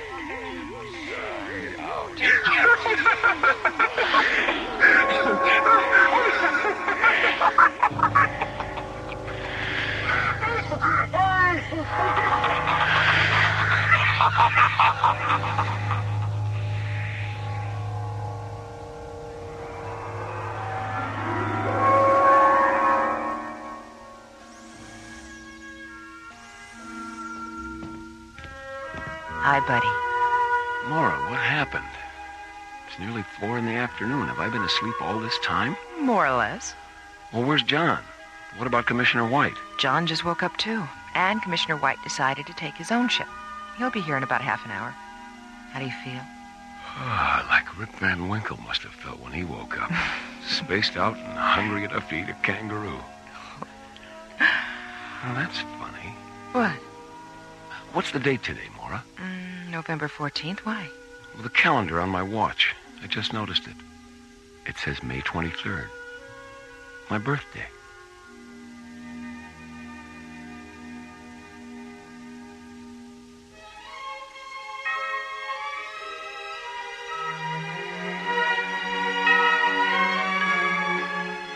Time Clash was written by Ron Thompson and starred Linda Gary, Chuck Olson, Bruce Philip Miller, and Corey Burton, with special guest stars Mel Wells, Eric Taslitz, Susan Silo, and Eric Green.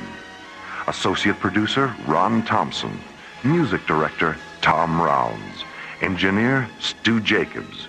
Assistant to the producer Jim Cook. Technical consultant Peter Sky. Alien Worlds was created, produced, and directed by Lee Hansen. And so until next week, this is Roger Dressler inviting you to join us for our next adventure, Death Song, from the elsewhere and elsewhen of Alien Worlds.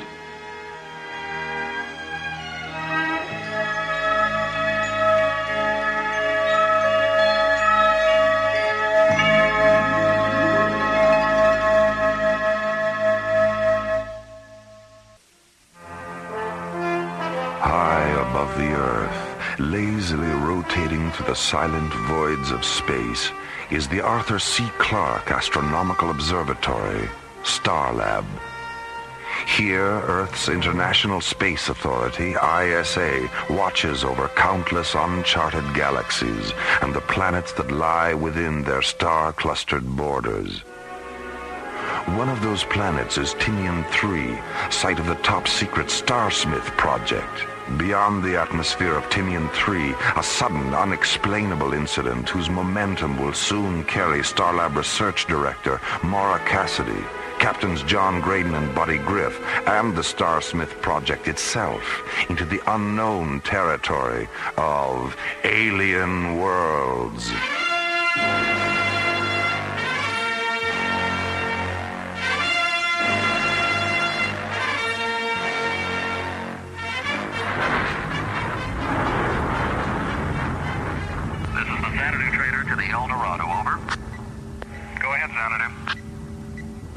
Unidentified ship at 168 degrees, bearing 1,000 meters and closing. Over. Roger, Xanadu. I'm picking it up too. Switch to visual. Let's have a look at her. Over. Roger, we've got it on the visual. Oh my God, it's enormous. El Dorado, do you recognize the markings? Over. Negative, Xanadu. Wait a minute, Bill. I'm picking up a tractor beam generator impulse from the UFO. They've locked onto us, Xanadu. They're overriding our shielding circuits. Bill, I see another tractor beam nozzle. Get out of here. Dive. Xanadu, we're inside the UFO. They're closing the hatch on us. I can see. Starlab Control, this is the Xanadu trainer. We have a condition red alert. Repeat, red alert. Coordinates 595. Do you read? Over. Starlab Control to Xanadu Trader. Starlab Control to Xanadu Trader. There's too much static on this frequency. Switch to subchannel 4. Roger, Starlab Control, subchannel 4. How do you read me now? Over. 4 by, loud and clear. Go ahead. We've just been attacked by an unidentified alien vessel. Huge. Twice the size of a Viking-class cruiser. What's your location, Xanadu? We're orbiting in a descent vector over Tinian 3. Triangulator coordinates 5, 9, or 5. Any damage? Negative, but the other freighter is gone. The El Dorado. She was orbiting with us. Destroyed? No, the alien didn't fire a shot. They locked onto the El Dorado with a tractor beam and took her aboard through some kind of recovery hatch. What was the El Dorado's cargo? Same as mine. Classified hardware for the Starsmith project.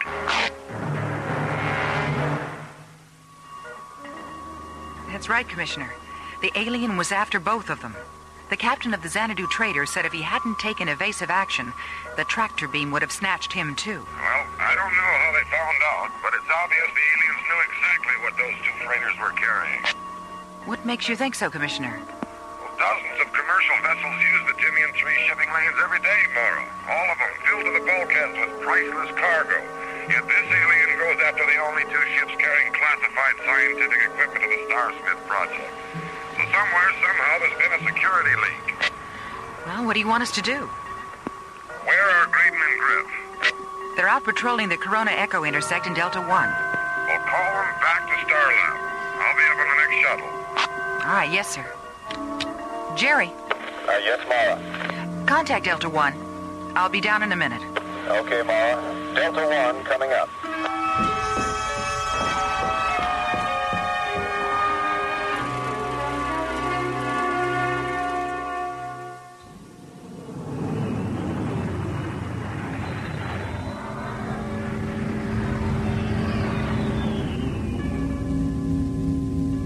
Hey, Skipper.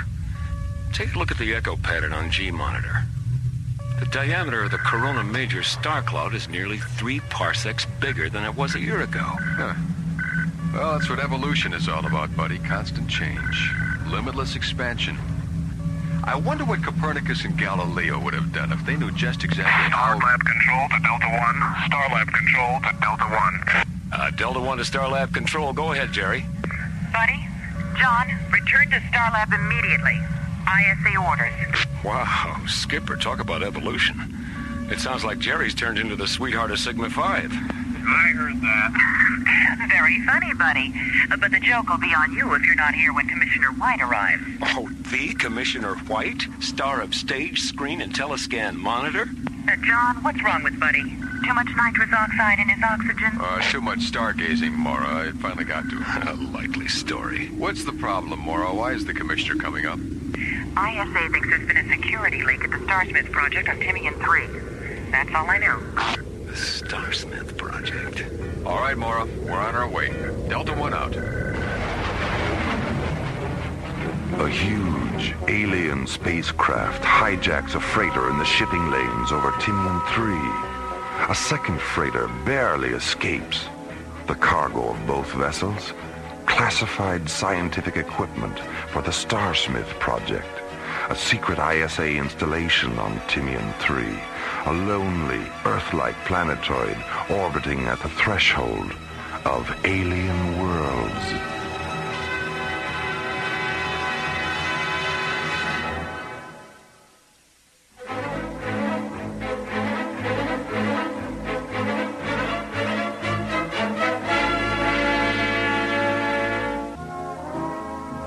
Freighter hijacking over Timian 3 by a mysterious alien ship and the suspicion of a security leak at ISA's top-secret Starsmith project on Timian brings Captain John Grayton and Buddy Griff back to Starlab from a routine surveying mission.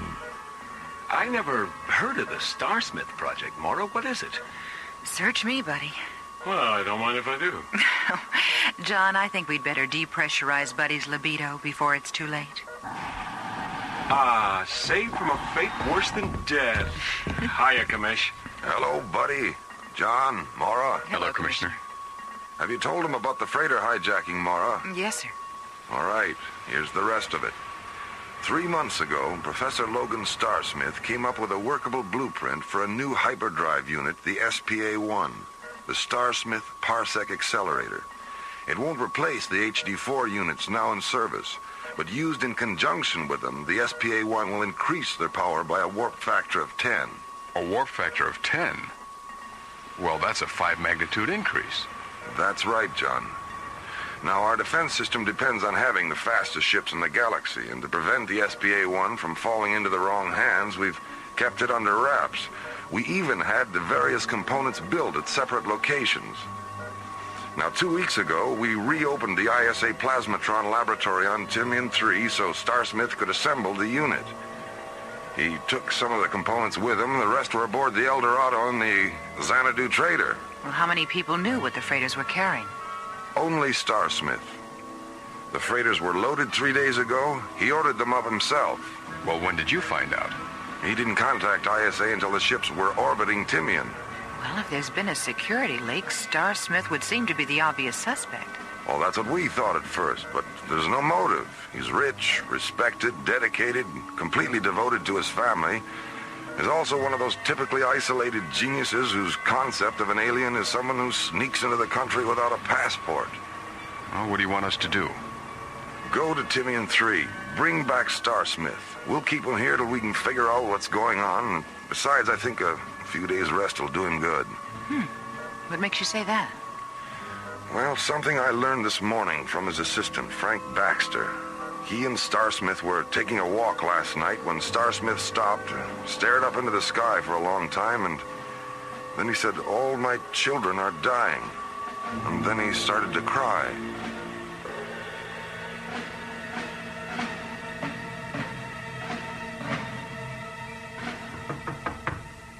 Professor Starsmith, it's Frank. I can't talk to you now, Frank. It's important, Professor. A message from Starlab. What does it say? What do they want? They're sending a ship for you. For me? Why? Professor, what's wrong? Haven't you slept? You look? How do I look, Frank? Old? Tired? Professor, I was... You what, Frank? Care about how I look? Why? When did the young ever care about the old? Professor, you know, ever since last night... Why are they taking me to Star Lab? Well, in view of what happened yesterday, the commissioner feels you'll be a lot safer there. Well, what about you? I'll be all right. ISA is sending a fighter squadron to patrol Timian in case the alien does come back, but they don't want to take any chances where you're concerned. Besides, someone has to stay here and keep an eye on things. All right. I'll go. I'm going to miss you, Frank.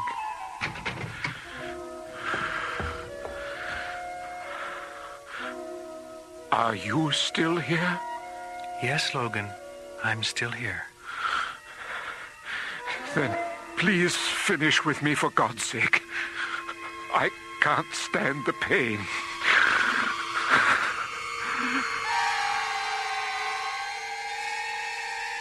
An alien voice in the dark, a sudden swirl of shimmering golden rainbows, then silence as Professor Logan Starsmith is drawn into the sunless void between being and nothingness.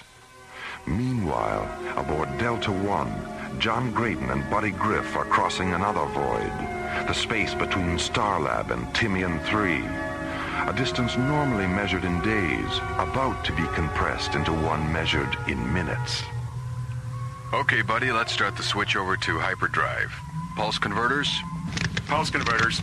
Check. Shift register circuits A through E. A through E. Check. Sequencer links to substatus screen. Substatus green. Check.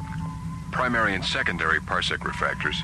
Parsec refractors are in phase. All right. Synchronize timers for a -15 interface. And hold on to your hat. Timers are set and counting. Hat is firmly gripped. Check.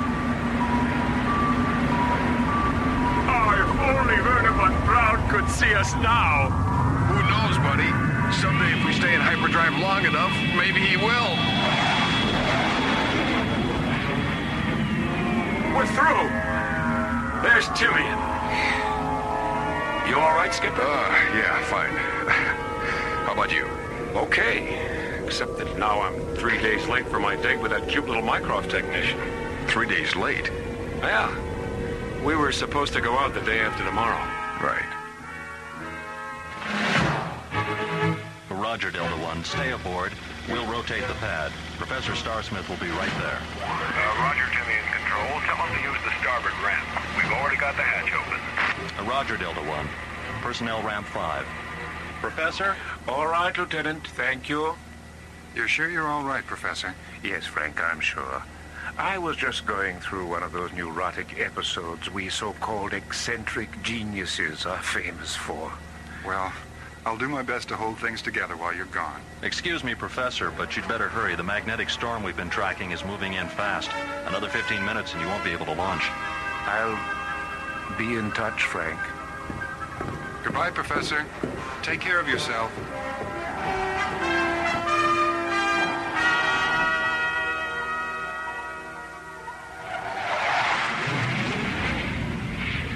Buddy, go back and sit with the professor during warp through. I can handle the switch over.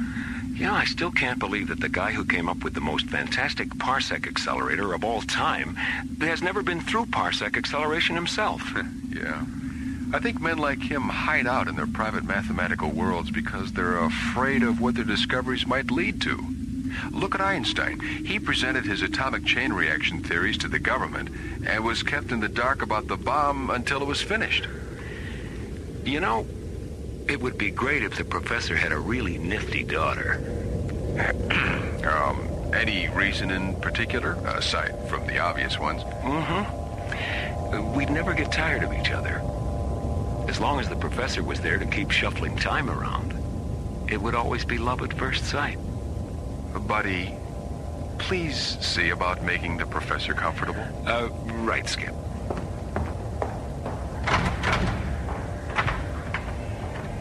How you doing, Professor? A little nervous, but other than that, I'm fine. Well, you'll experience a little blurred vision at light speed, but that'll clear up as soon as we warp through. Don't worry about a thing. I'll be right here beside you all the way. I appreciate that, Captain. Thank you. All right, gentlemen. Timers are synchronized for a -10 interface. See you on the other side. Here we go.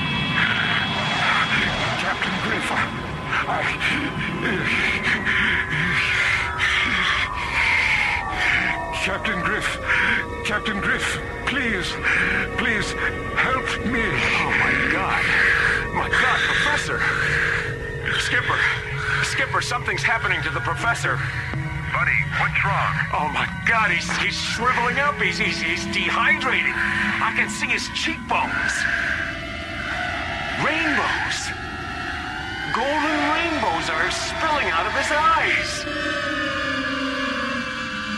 As Buddy Griff looks on, helpless, Professor Logan Starsmith undergoes a strange and terrifying metamorphosis. An unexplainable transformation that slowly reveals he is neither terrestrial nor humanoid, but is instead an inhabitant of alien worlds. Returning to Starlab from Tinian 3, Delta One has warped through the time-space continuum, a routine hyperdrive procedure normally harmless to both terrestrials and extraterrestrials. But as Buddy Griff looks on in disbelief and John Graydon frantically radios ahead, their passenger, Professor Logan Starsmith, as a result of the warp-through, is undergoing an astonishing transfiguration. You heard me the first time, Jerry. The professor is changing into some kind of alien life form. Notify Mora and the commissioner, and tell Dr. Rossiter to get down to sickbay and open up the alienology unit. And get us aboard now. Whoever this creature is, he's dying. Starlab control to all incoming traffic. Hold your positions. We have an emergency. Dr. Rossiter, report to sickbay. Prepare the alienology unit. Starlab to Delta One. Red Vector approach 589er. Bay 14, level C. I'm opening the doors now. As Delta One orbits into an emergency docking vector with Starlab, another drama unfolds on the distant planet of Nikona, an alien world on the verge of extinction beneath a dying sun. Emperor Mika sits alone in the Imperial Tower of the Nikonian Citadel, awaiting the return of the ship he sent on a desperate mission to another galaxy. Mika, What is it, Ariana? our recovery ship has returned from Timian 3. Have the accelerator components been unloaded? Mika, our ship was able to take only one of the Earth transports. The other one flew out of tractor beam range before we had... I don't care to listen to any excuses today, Ariana. I ordered both ships to be taken. They weren't. I don't know how much longer I can tolerate having my orders disobeyed. Mika, please. The life element supply aboard our ship was subcritical. If they had pursued the other transport, they might not have come back at all. I feel they did their best under the circumstances. I think we have reached a point where what you feel is no longer important, Ariana. First, you convinced me to support Matip's plan, which has obviously failed. Now, you stand there and suggest that failure to carry out a direct Imperial edict is acceptable under the circumstances. Mika? Nikona is dying. That is our only reality. And survival by any means possible is our only concern. Disobedience and failure, regardless of the circumstances, are inexcusable, and they have no place in an unforgiving and uncompromising universe. There was a time when you understood failure. Was there? I doubt it. What's being done with the crew of the capture transport? They're being held in the Legionnaires' quarters. Have them taken to the cells. No, Mika, I won't. There's no reason to make them suffer your disappointment. I see. Andros. Yes, Mika? Take the crew of the Earth ship to the suffocation chambers. Yes, Mika. Stop it, Mika! Stop it. I'll have them taken to the cells. Ignore my order, Andros. Yes, Mika. Do you see how useless it is to oppose me, Ariana? I know you think I have become a sadistic tyrant. But I am the Emperor of Nikona, and our situation is desperate. Unlike you, I have no affection for Earthlings, and if I have to execute 10 or 20 or even 1,000 to maintain your obedience to me, I shall do it. I am sorry, Ariana. I never thought it would come to this. It came to this 2 solar years ago, Mika, when you ordered the construction of the first suffocation chamber. Meanwhile, on Starlab, Delta One has docked, and the mysterious being Professor Starsmith has become lies near death in Starlab's alienology unit. Collapse at 1723 UIT. Mark. Right and left lobes are 100%. What are his chances, Diana? We won't know until Mycrop finishes analyzing the pathological data. But if his body fluids keep misting out of him like this, he won't last another hour. Sandy? Yes, Doctor? How are you coming with the anti-dehydration chamber? Just a few more minutes. Captain Griff, you said his eyes were hemorrhaging golden rainbows. How long do they do that? Well, it all happened so fast. 15, 20 seconds, maybe. Were his eyes transparent before the hemorrhage or after? Before. His eyes changed, and then the rainbows just spilled out. What is it, Diana? You have that look on your face. The eye phenomena. I've read about it before. Captain Graydon, did you witness any part of the reversal process? No, I didn't. By the time I got to the passenger deck, Professor Starsmith was gone, and this alien was there, strapped in next to Buddy. Diana, why does he still have one human hand? His bioenergy discharged too fast during the reversal to neutralize all the exterior synthetic tissue. It'll disappear if we can get him stabilized. If? Diana, we've got to. He's the only one who knows where Professor Starsmith is and what this whole incident is all about. The chamber's ready, Doctor. Thank you, Sandy. Oh, Sandy, see what you can find in the Alien Medicine Bank on ophthalmic hemorrhage reaction. I'll call you from the display terminal. Let's get him into the chamber. Maura, if you'll just open the main chamber. Children, Siata, Ut, Omitas, Matibsa. I'll miss you, Frank. Linguistics, it's Dr. Cassidy. I want 2 Omnivox technicians and a portable phonetics decoder in the alienology unit immediately. Riata, Forma, Anissa. Thank you, Captain Griff. Buddy, he's talking to you. Why me? You were the last life form he saw before the transformation. I don't know what to say to him. Dr. Rossiter, Sandy, the alien is an inhabitant of the Nikonian Empire. Nikona, of course. Sandy, is the pathological data ready? It just came off. I'm on my way down with it. Matibsa, I'll miss you, Captain Griff. Diana, he's not breathing. Do something.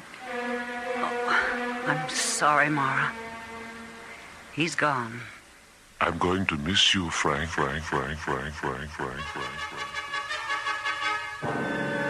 Delta One hyperdrives through the time-space continuum as Professor Logan Starsmith is mysteriously transformed into a being from another galaxy. A creature so badly injured by the warp-through ordeal that Dr. Diana Rossiter, Starlab's executive physician, is unable to save him. And somewhere in the vast reaches of space beyond Starlab, the real Professor Starsmith waits, lost behind one of those countless secret doors that open onto alien worlds.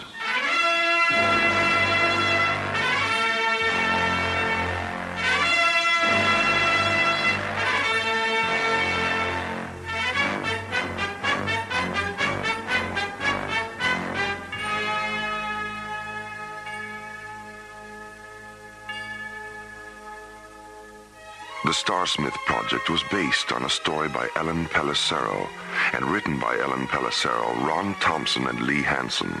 Associate producer Jeff Allen. Music director Tom Rounds. Engineer Stu Jacobs. Assistant to the producer Laurie Tyler. Technical consultant Peter Sky. Alien Worlds was created, produced, and directed by Lee Hansen.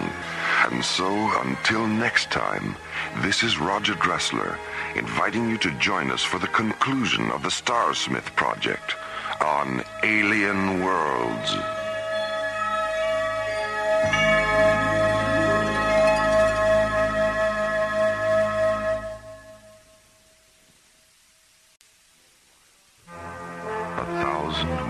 Above the Earth, slowly rotating through the silent voids of space, is the Arthur C. Clarke Astronomical Laboratory, Starlab.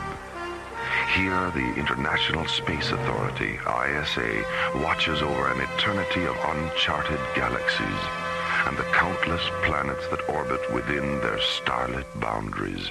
On one of those planets, Timian 3, Professor Logan Starsmith and his staff await the arrival of the components for Starsmith's latest invention, a new hyperdrive unit known as the SPA-1. But as the two freighters carrying the SPA-1 components orbit into a descent vector over Timian, one of them, the Xanadu trader, radios an urgent message to Starlab Control.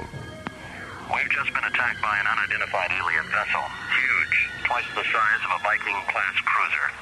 Any damage? Negative, but the other freighter is gone. The El Dorado. She was orbiting with us. Destroyed? No, the alien didn't fire a shot. They locked onto the El Dorado with a tractor beam and took her aboard through some kind of recovery hatch. As news of the hijacking reaches Commissioner White, he calls a hurried conference with SET commanders John Graydon and Buddy Griff, along with Starlab Research Director Maura Cassidy. Well, how many people knew what the freighters were carrying? Only Starsmith. The freighters were loaded 3 days ago. He ordered them up himself. Well, if there's been a security leak, Starsmith would seem to be the obvious suspect. Well, that's what we thought at first, but there's no motive. Well, what do you want us to do? Go to Timian 3. Bring back Starsmith. We'll keep him here till we can figure out what's going on. Besides, I think a few days' rest will do him good. John and Buddy leave Starlab aboard Delta 1 and warp through the time-space continuum, reducing the distance to Timian 3 from days to minutes. During the return warp-through, Professor Starsmith undergoes a strange and terrifying transformation. Oh, my God, he's shriveling up. He's dehydrating. I can see his cheekbones. Rainbows. Golden rainbows are spilling out of his eyes. Docking at Starlab, John and Buddy rush the being Starsmith has become to the alienology unit in sickbay. But just as Dr. Diana Rossiter is about to put the alien into the anti-dehydration chamber... Matibsa, I'll miss you, Captain Griff. Diana! Diana, he's not breathing. Do something. Oh, I'm sorry, Mara. He's gone. Still retaining the synthetic human hand he was unable to neutralize during his morphogenetic reversal, the alien slowly closes his transparent eyes. As Part 2 of the Starsmith project unfolds within the interstellar spaces of Alien Worlds.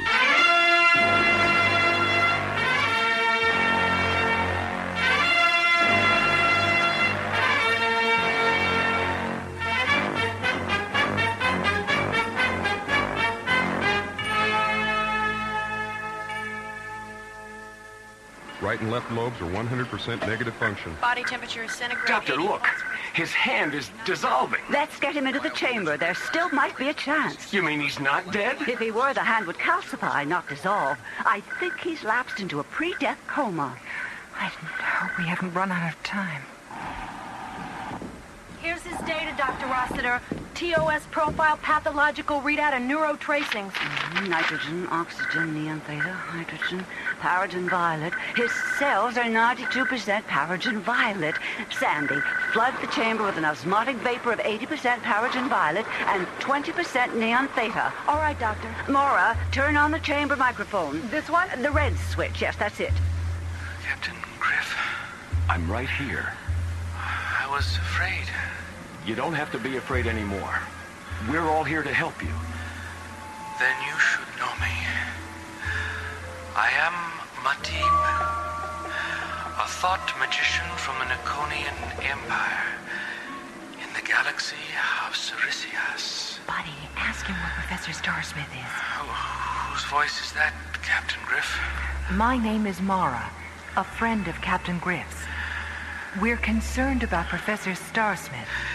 His spirit is within me. His form is safe on Nikona. Is there a physician among you? Yes, Matib. My name is Diana. Are you monitoring my heart pulsations, Diana? Yes. I'm beginning to feel the symptoms of paragen violet saturation. When I finish speaking, reduce the osmotic infusion 10% every 25 pulses, then remove me from the chamber. An alien thought magician is saved from death by executive physician Rossiter. Although Professor Logan Starsmith's body is safe on Nikona, his spirit still resides within Matib. Exactly why and how Matib assumed Starsmith's body remains a mystery, one which moves them deeper into an alien world.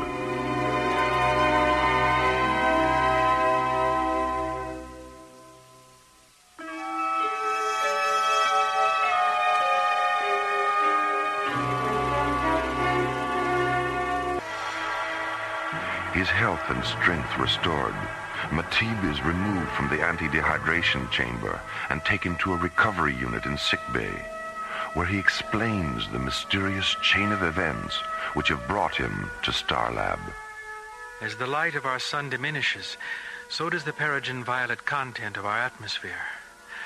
Those of us in our middle years have been slowly mutating ourselves in order to survive with reduced amounts of the life element. But because our children and elders lack the strength for cell mutation, they've been dying at the rate of 500 a day. Is there any way you can save yourselves? Our only choice is migration to a planet with a high atmospheric content of paragen violet.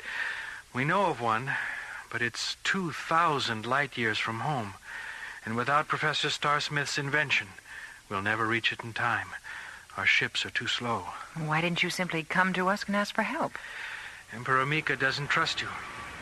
He knows that the history of Earth is one of almost fatal devotion to the extremes of pleasure, pain, and power. And to Mika, all extremes have their basis in fear and deceit. Well, I think we'd all have to agree with that, Matib, but things have changed during the past century. I realize that, Commissioner, but Mika doesn't. He's old. Paragen violet anoxia has all but destroyed his logic and reason. He no longer understands the universal constant of change, and that it affects all sentient beings. There was a time when he would have come to you himself, but now... Well, how did you find out about the project? It was top secret. There are no secrets from someone who can become anyone. I was a parsec engineer at the component facility in New Chicago. I was the navigation officer aboard the Xanadu Trader. And finally, I was Professor Starsmith.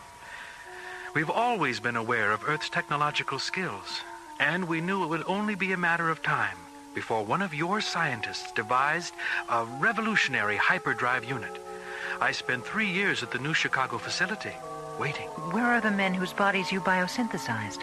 They were held in cryosuspension on Nakona, then returned one by one as I cycled through their various identities. But what about the time missing from their lives? Nothing is missing, Captain Great. All I experienced in their places was given to them when I returned their spirits. They're not even aware they've been gone. How did you manage to get Professor Starsmith to Nakona? A number of storage tunnels under the project complex opened several hundred meters beyond the laboratory. Last night, I left Professor Starsmith at the mouth of one of them. A Nakonian lander picked him up at moonset. Matib, would you be willing to try and convince Mika that in exchange for Professor Starsmith and the crew of the El Dorado, ISA will give him all the parsec accelerators your planet needs? Yes. When will you be able to leave? As soon as Captain Griff is ready. You know something, Matib? I think this is the beginning of a beautiful friendship.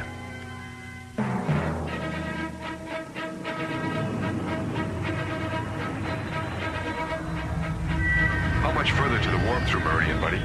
2 minutes, 40 seconds. Matib, are you certain you'll be all right during parsec acceleration? As long as I only have to sustain one body, faster than light speed is as harmless to me as it is to you. Skipper, we have 3 Piranha-class players at 282 degrees. 5,000 meters in closing. Magnify 1,000, and let's have a look at them on B monitor.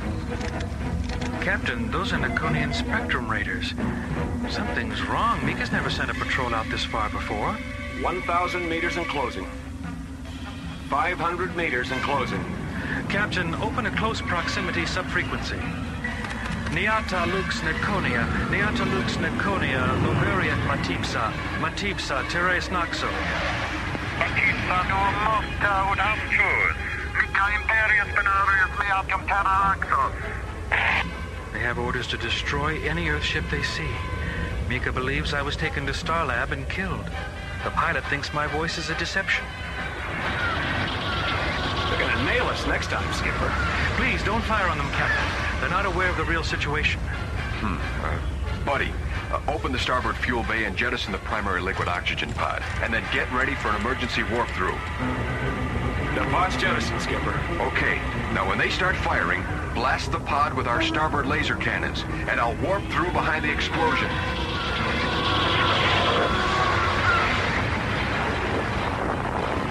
We're through. Is everyone all right? Nice going, Skipper. We're in one piece and they think we're scattered from here to the great beyond. An excellent maneuver, Captain Great. Nakona dead ahead, Skipper. You sure weren't kidding about your sun, Matib. The photosphere barely registers on the solar scanner. Matib, are we approaching from the dark side? All of Nakona is dark. It has been for over 2 solar years. Captain Griff, if you'll program for a descent vector of 068, we'll land at a deserted ice flower plantation near the Citadel.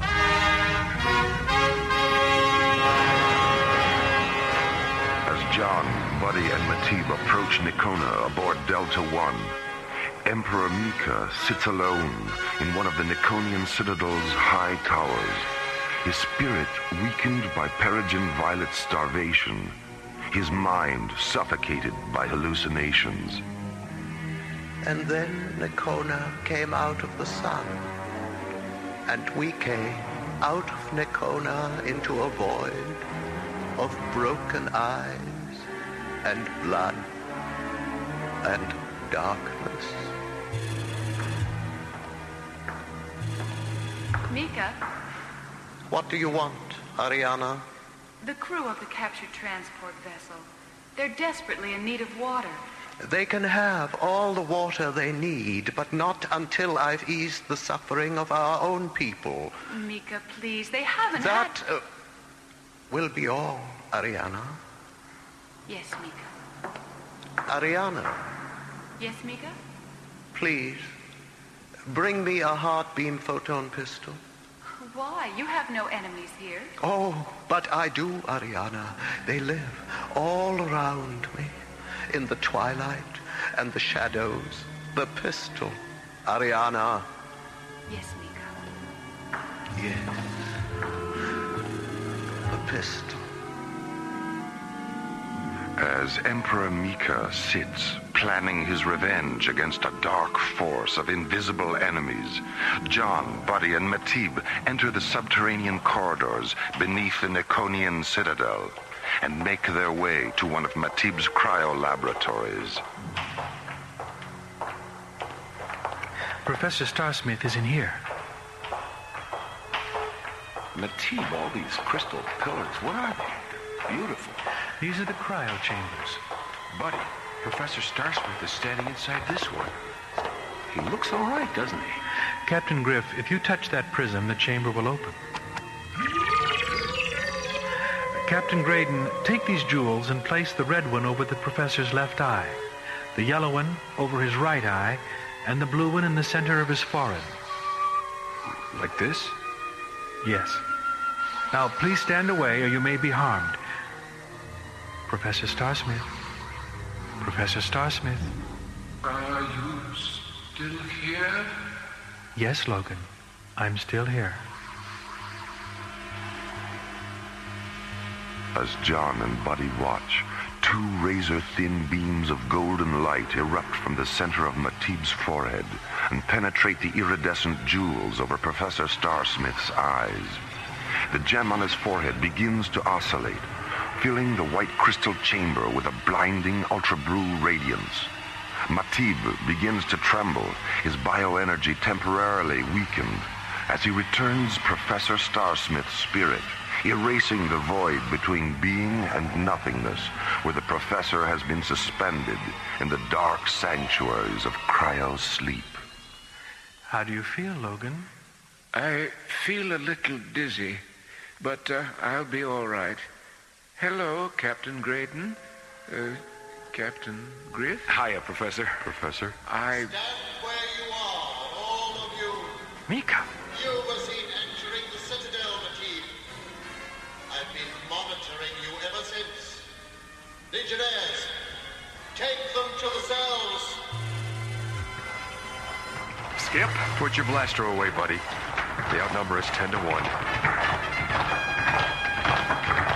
Surrounded by Imperial Legionnaires, John and Buddy are disarmed, and then, along with Matib and Professor Starsmith, are taken to a subterranean prison cell beneath the Niconian citadel. Meanwhile, Mika listens to the hallucinatory voices that continue to flood his broken mind. Voices that insist even his friends are enemies, and that all enemies must be destroyed. Emperor Mika, a lonely dweller in a sad mirage at the very center of alien worlds.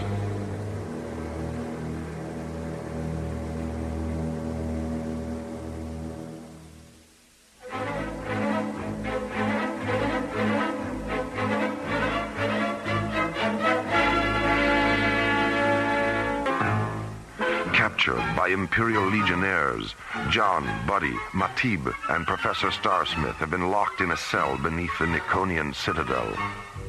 And while Mika sits in one of the citadel's high towers, deciding what to do with his prisoners, Matib has already determined what that decision will be. Unless we can confront him and convince him to listen, I'm certain he'll have us killed. Do you honestly believe he'd listen to you? Mika and I have known each other all our lives. I've experienced his kindness and generosity and wisdom throughout the years. I can't believe that everything he was has been lost. Well, if it isn't our boys in uniform. Professor Starsmith, please come with us. Sartos? Is that you? Yes, Matib. Your helmet and faceplate, I didn't recognize you at first. Where are you taking the professor? To Mika. You can speak English here, Sartos. These are my friends. All of us are your friends, Matib. We want to help, but you know the penalty for violating an Imperial edict, no matter how unfair it is. Professor Starsmith, please.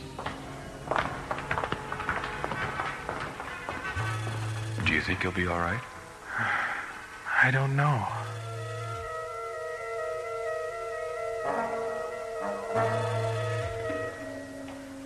Mika, they've brought Professor Starsmith. Have him come in.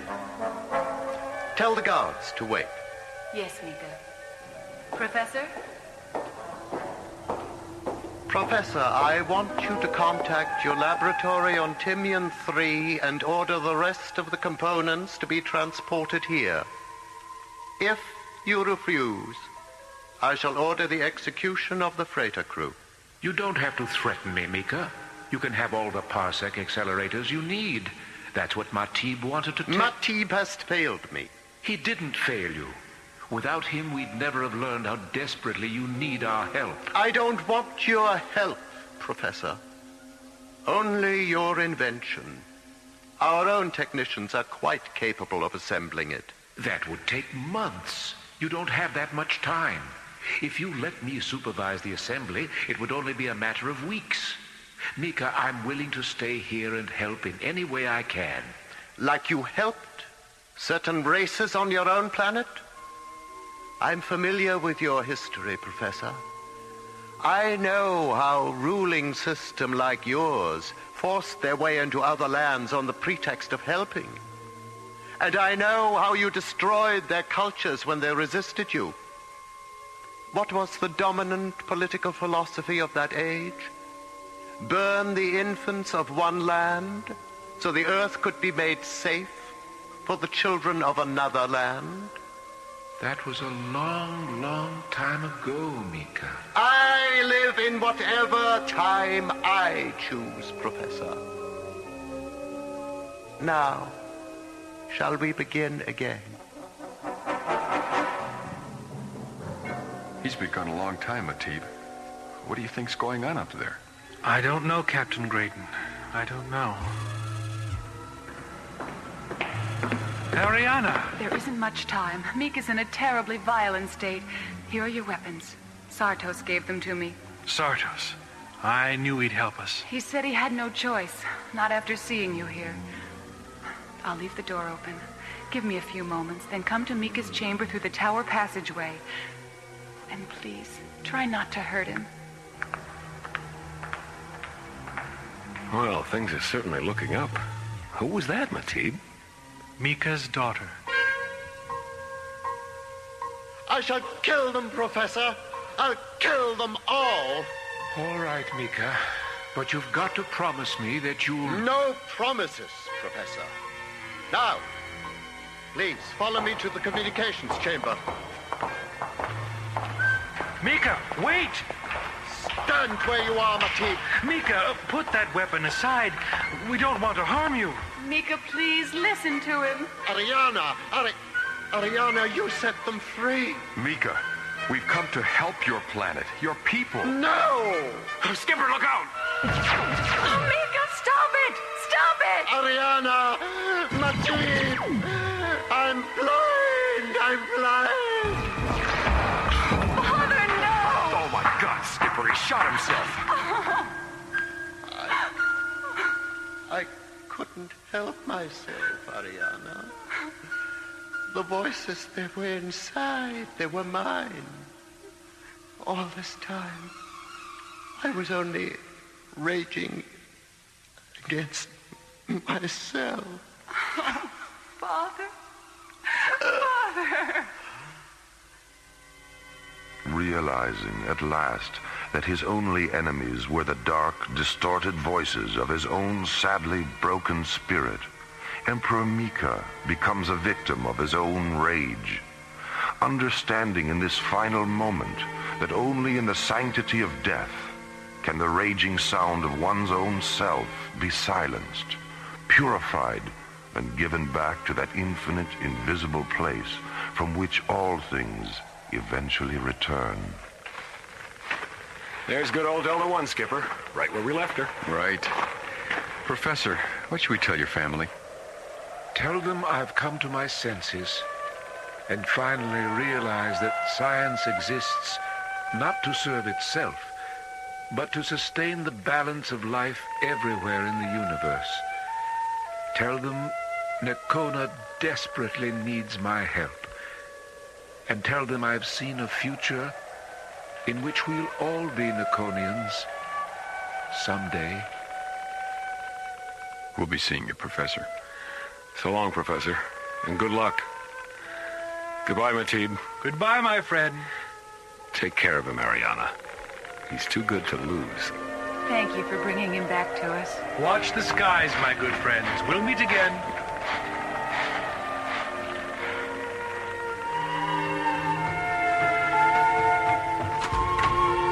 Lironia amicus lux eterna. Valerius niamasomata manatus. Illyria mantras eterna setum. Vias noveriat lux eterna.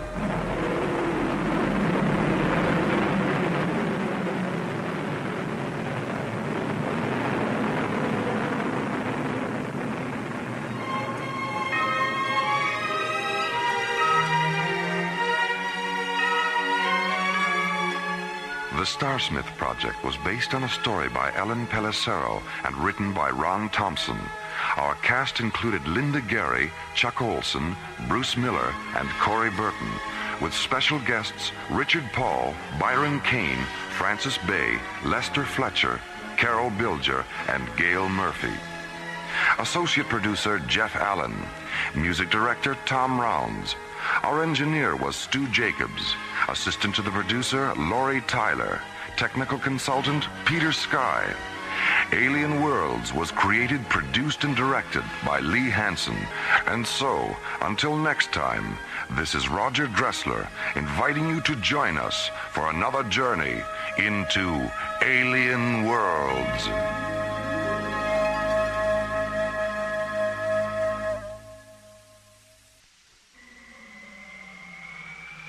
Slowly rotating at the edge of deep space, 1,000 kilometers beyond the atmosphere of 21st century Earth, is the Arthur C. Clarke Astronomical Observatory, Starlab. Here, Starlab Research Director Dr. Maura Cassidy and scientists and technicians of the International Space Authority, ISA, watch over the countless stars and planets that fill the silent distances beyond the giant space station. It is November 3rd, 2028, as this week's episode, The Kilohertz War, reminds us how suddenly and mysteriously one man's science fiction can become another man's science fact on the threshold of Alien Worlds.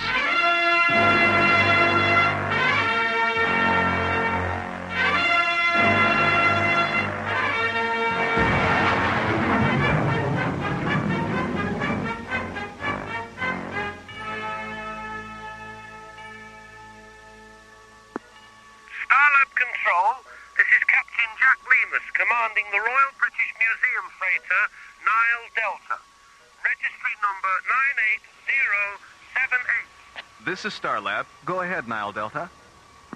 I know we're not expected, but we'd like permission to dock. What's the problem, Captain? The bloody technicians union at Gatwick called a strike while we were still on the pad. Our line crew walked up before they finished refueling us. We'd like to top off our liquid oxygen tanks. Another strike at Gatwick. Third time this year, isn't it? It's the fifth. How about it, mate? Can you spare a drop or two of the old LOX? What's your destination, Captain? We're transporting the King Tut exhibit to Thanatos, part of a cultural exchange program. Stand by.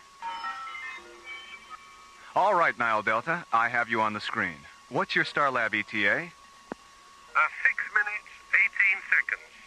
6 plus 18. Roger. Nile Delta, your docking orbit insertion coordinates are 9er 6 at 207 degrees, docking bay 16. A refueling crew will be standing by. We'll try to keep them from going on strike before we get there, okay? Don't worry, Captain. Starlab is a non-union shop. Well, thank God for that. Nile Delta, out. Bay 16, there's a British freighter coming in for refueling. ETA 6 minutes. Roger. Hi, Maura. Hi, Jerry. Have you heard from Major Corbin yet? Yeah, about a half an hour ago. He was just leaving Jupiter space. What's going on out there, Maura? Some unidentifieds have been shadowing the freighters taking Zelium ore off Callisto. The ISA thinks they're mineral pirates. Commissioner White sent Corbin's space exploration team to check it out. You Want to hear his transmission? I have the recording right here. All right, let's give it a listen. Zodiac 1 to Starlab Control. This is Starlab. Go ahead, Zodiac 1. This is Major Ben Corbin commanding a flight of 3 SET Mirage-class interceptors. Pirate suspects identified as Labinthian renegades. Engaged 2 of them. 1 destroyed, 1 damaged.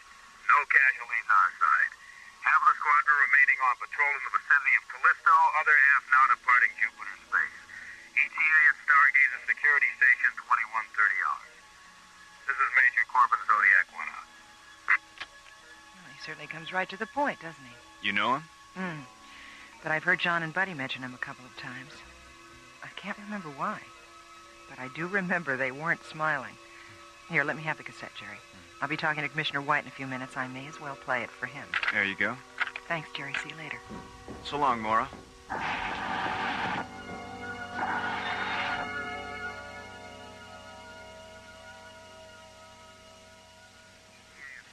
Security Station 2130 hours. This is Major Corbin, Zodiac 1 out. That's it, Commissioner. Well, thanks for getting it to me so fast, Mora. Is there anything else we should talk about? The tape you sent up concerning the Tyrillian military exercises on Mars. I thought Tyrillia was anti-military. Well, she is, Mora, but 2 planets in their system have declared war on each other. And Tyrillia's sitting right in the middle. They're working up a tactical space force to protect themselves. They hate to do it, but they have no choice. Why are they testing on Mars? Well, its atmosphere is Tyrellian compatible for one thing, and it's uninhabited for another. You see, Tyrellia is very densely populated. They didn't want to take the chance of hurting any of their people if an experimental weapon malfunctioned or one of their prototype ships crashed. Sounds like they've got a lot of soul as well as a lot of sense. Yes. Well, I'd better sign off now, Mora, and try to get home. There's a lot of wind and snow blowing around outside, and you know what New Chicago's like during a blizzard. All right, Commissioner, bundle up. And beware of little boys chucking snowballs. Starlight Communications, out.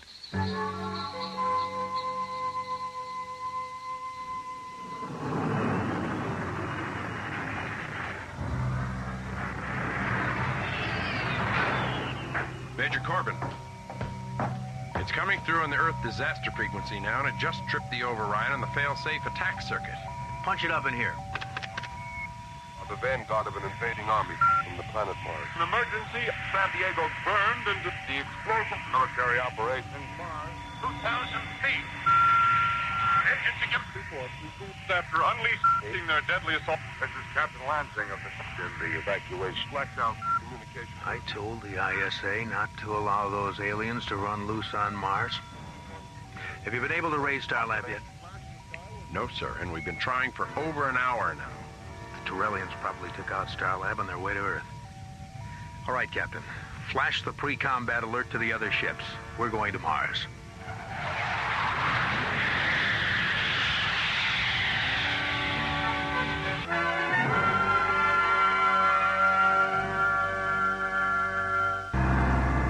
Given permission by the ISA to experiment with defensive spacecraft in the Martian atmosphere, Tyrellia sends 200 prototype gunships to the Red Planet for testing. 10 days later, 3 Mirage-class SET interceptors receive a powerful radio transmission as they leave Jupiter space.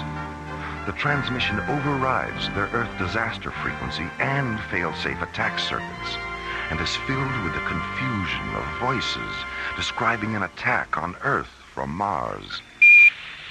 Planet. On the planet Mars, between the hours of coloring white, destruction of cities and clouds.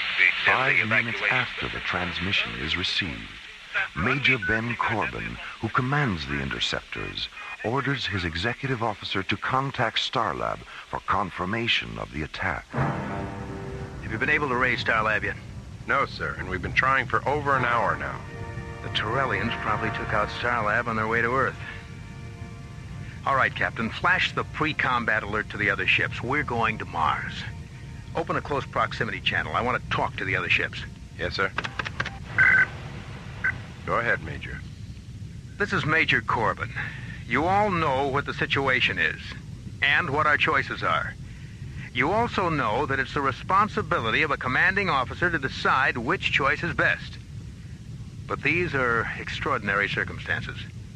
So I believe the decision to either continue on to Mars or to return to base should be shared by all of us. So when I finish this transmission, take a vote. Flight crews and officers alike. It's up to you. Zodiac 1 out. You're looking unusually tense, Captain. What's the problem? I'll go see how our crew feels about your pep talk, Major. Pep talk? Is that what it was? I'll be back in a few minutes. Captain O'Neill, Major. We're ready whenever you are. Thanks, Bill. This is Captain Dan Sager. We're with you all the way, Major. I knew I could count on you, Ray.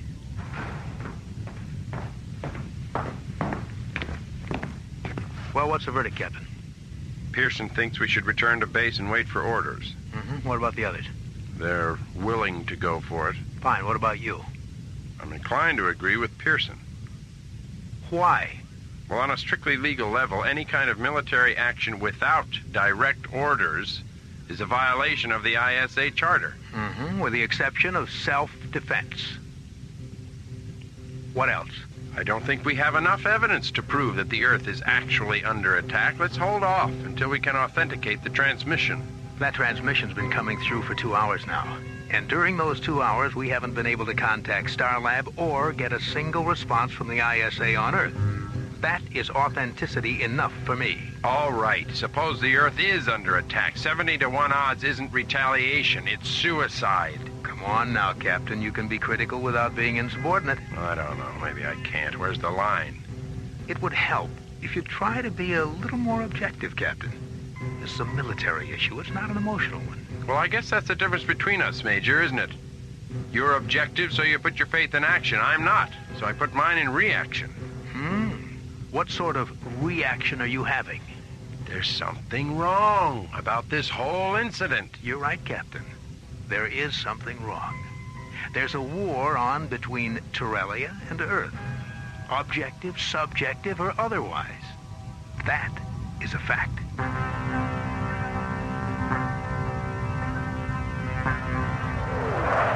Flying in a tight triangular formation, the tips of their delta-shaped wings nearly touching, the 3 sleek white interceptors of Major Corbin's Zodiac flight execute a 360-degree roll and rocket away toward Mars.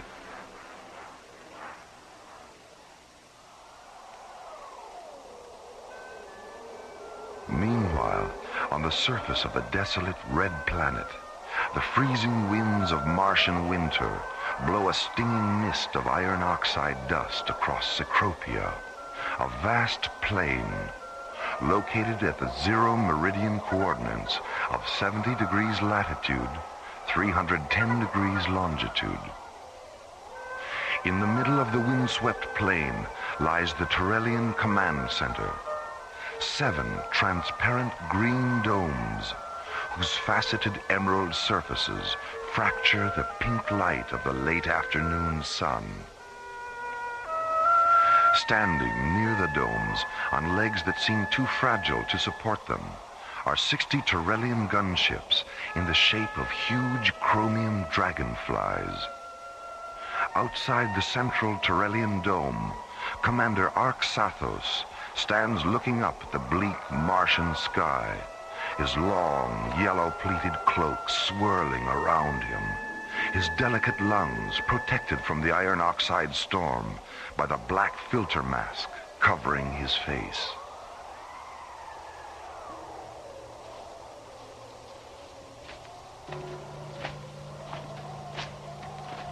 Arxathos, the purification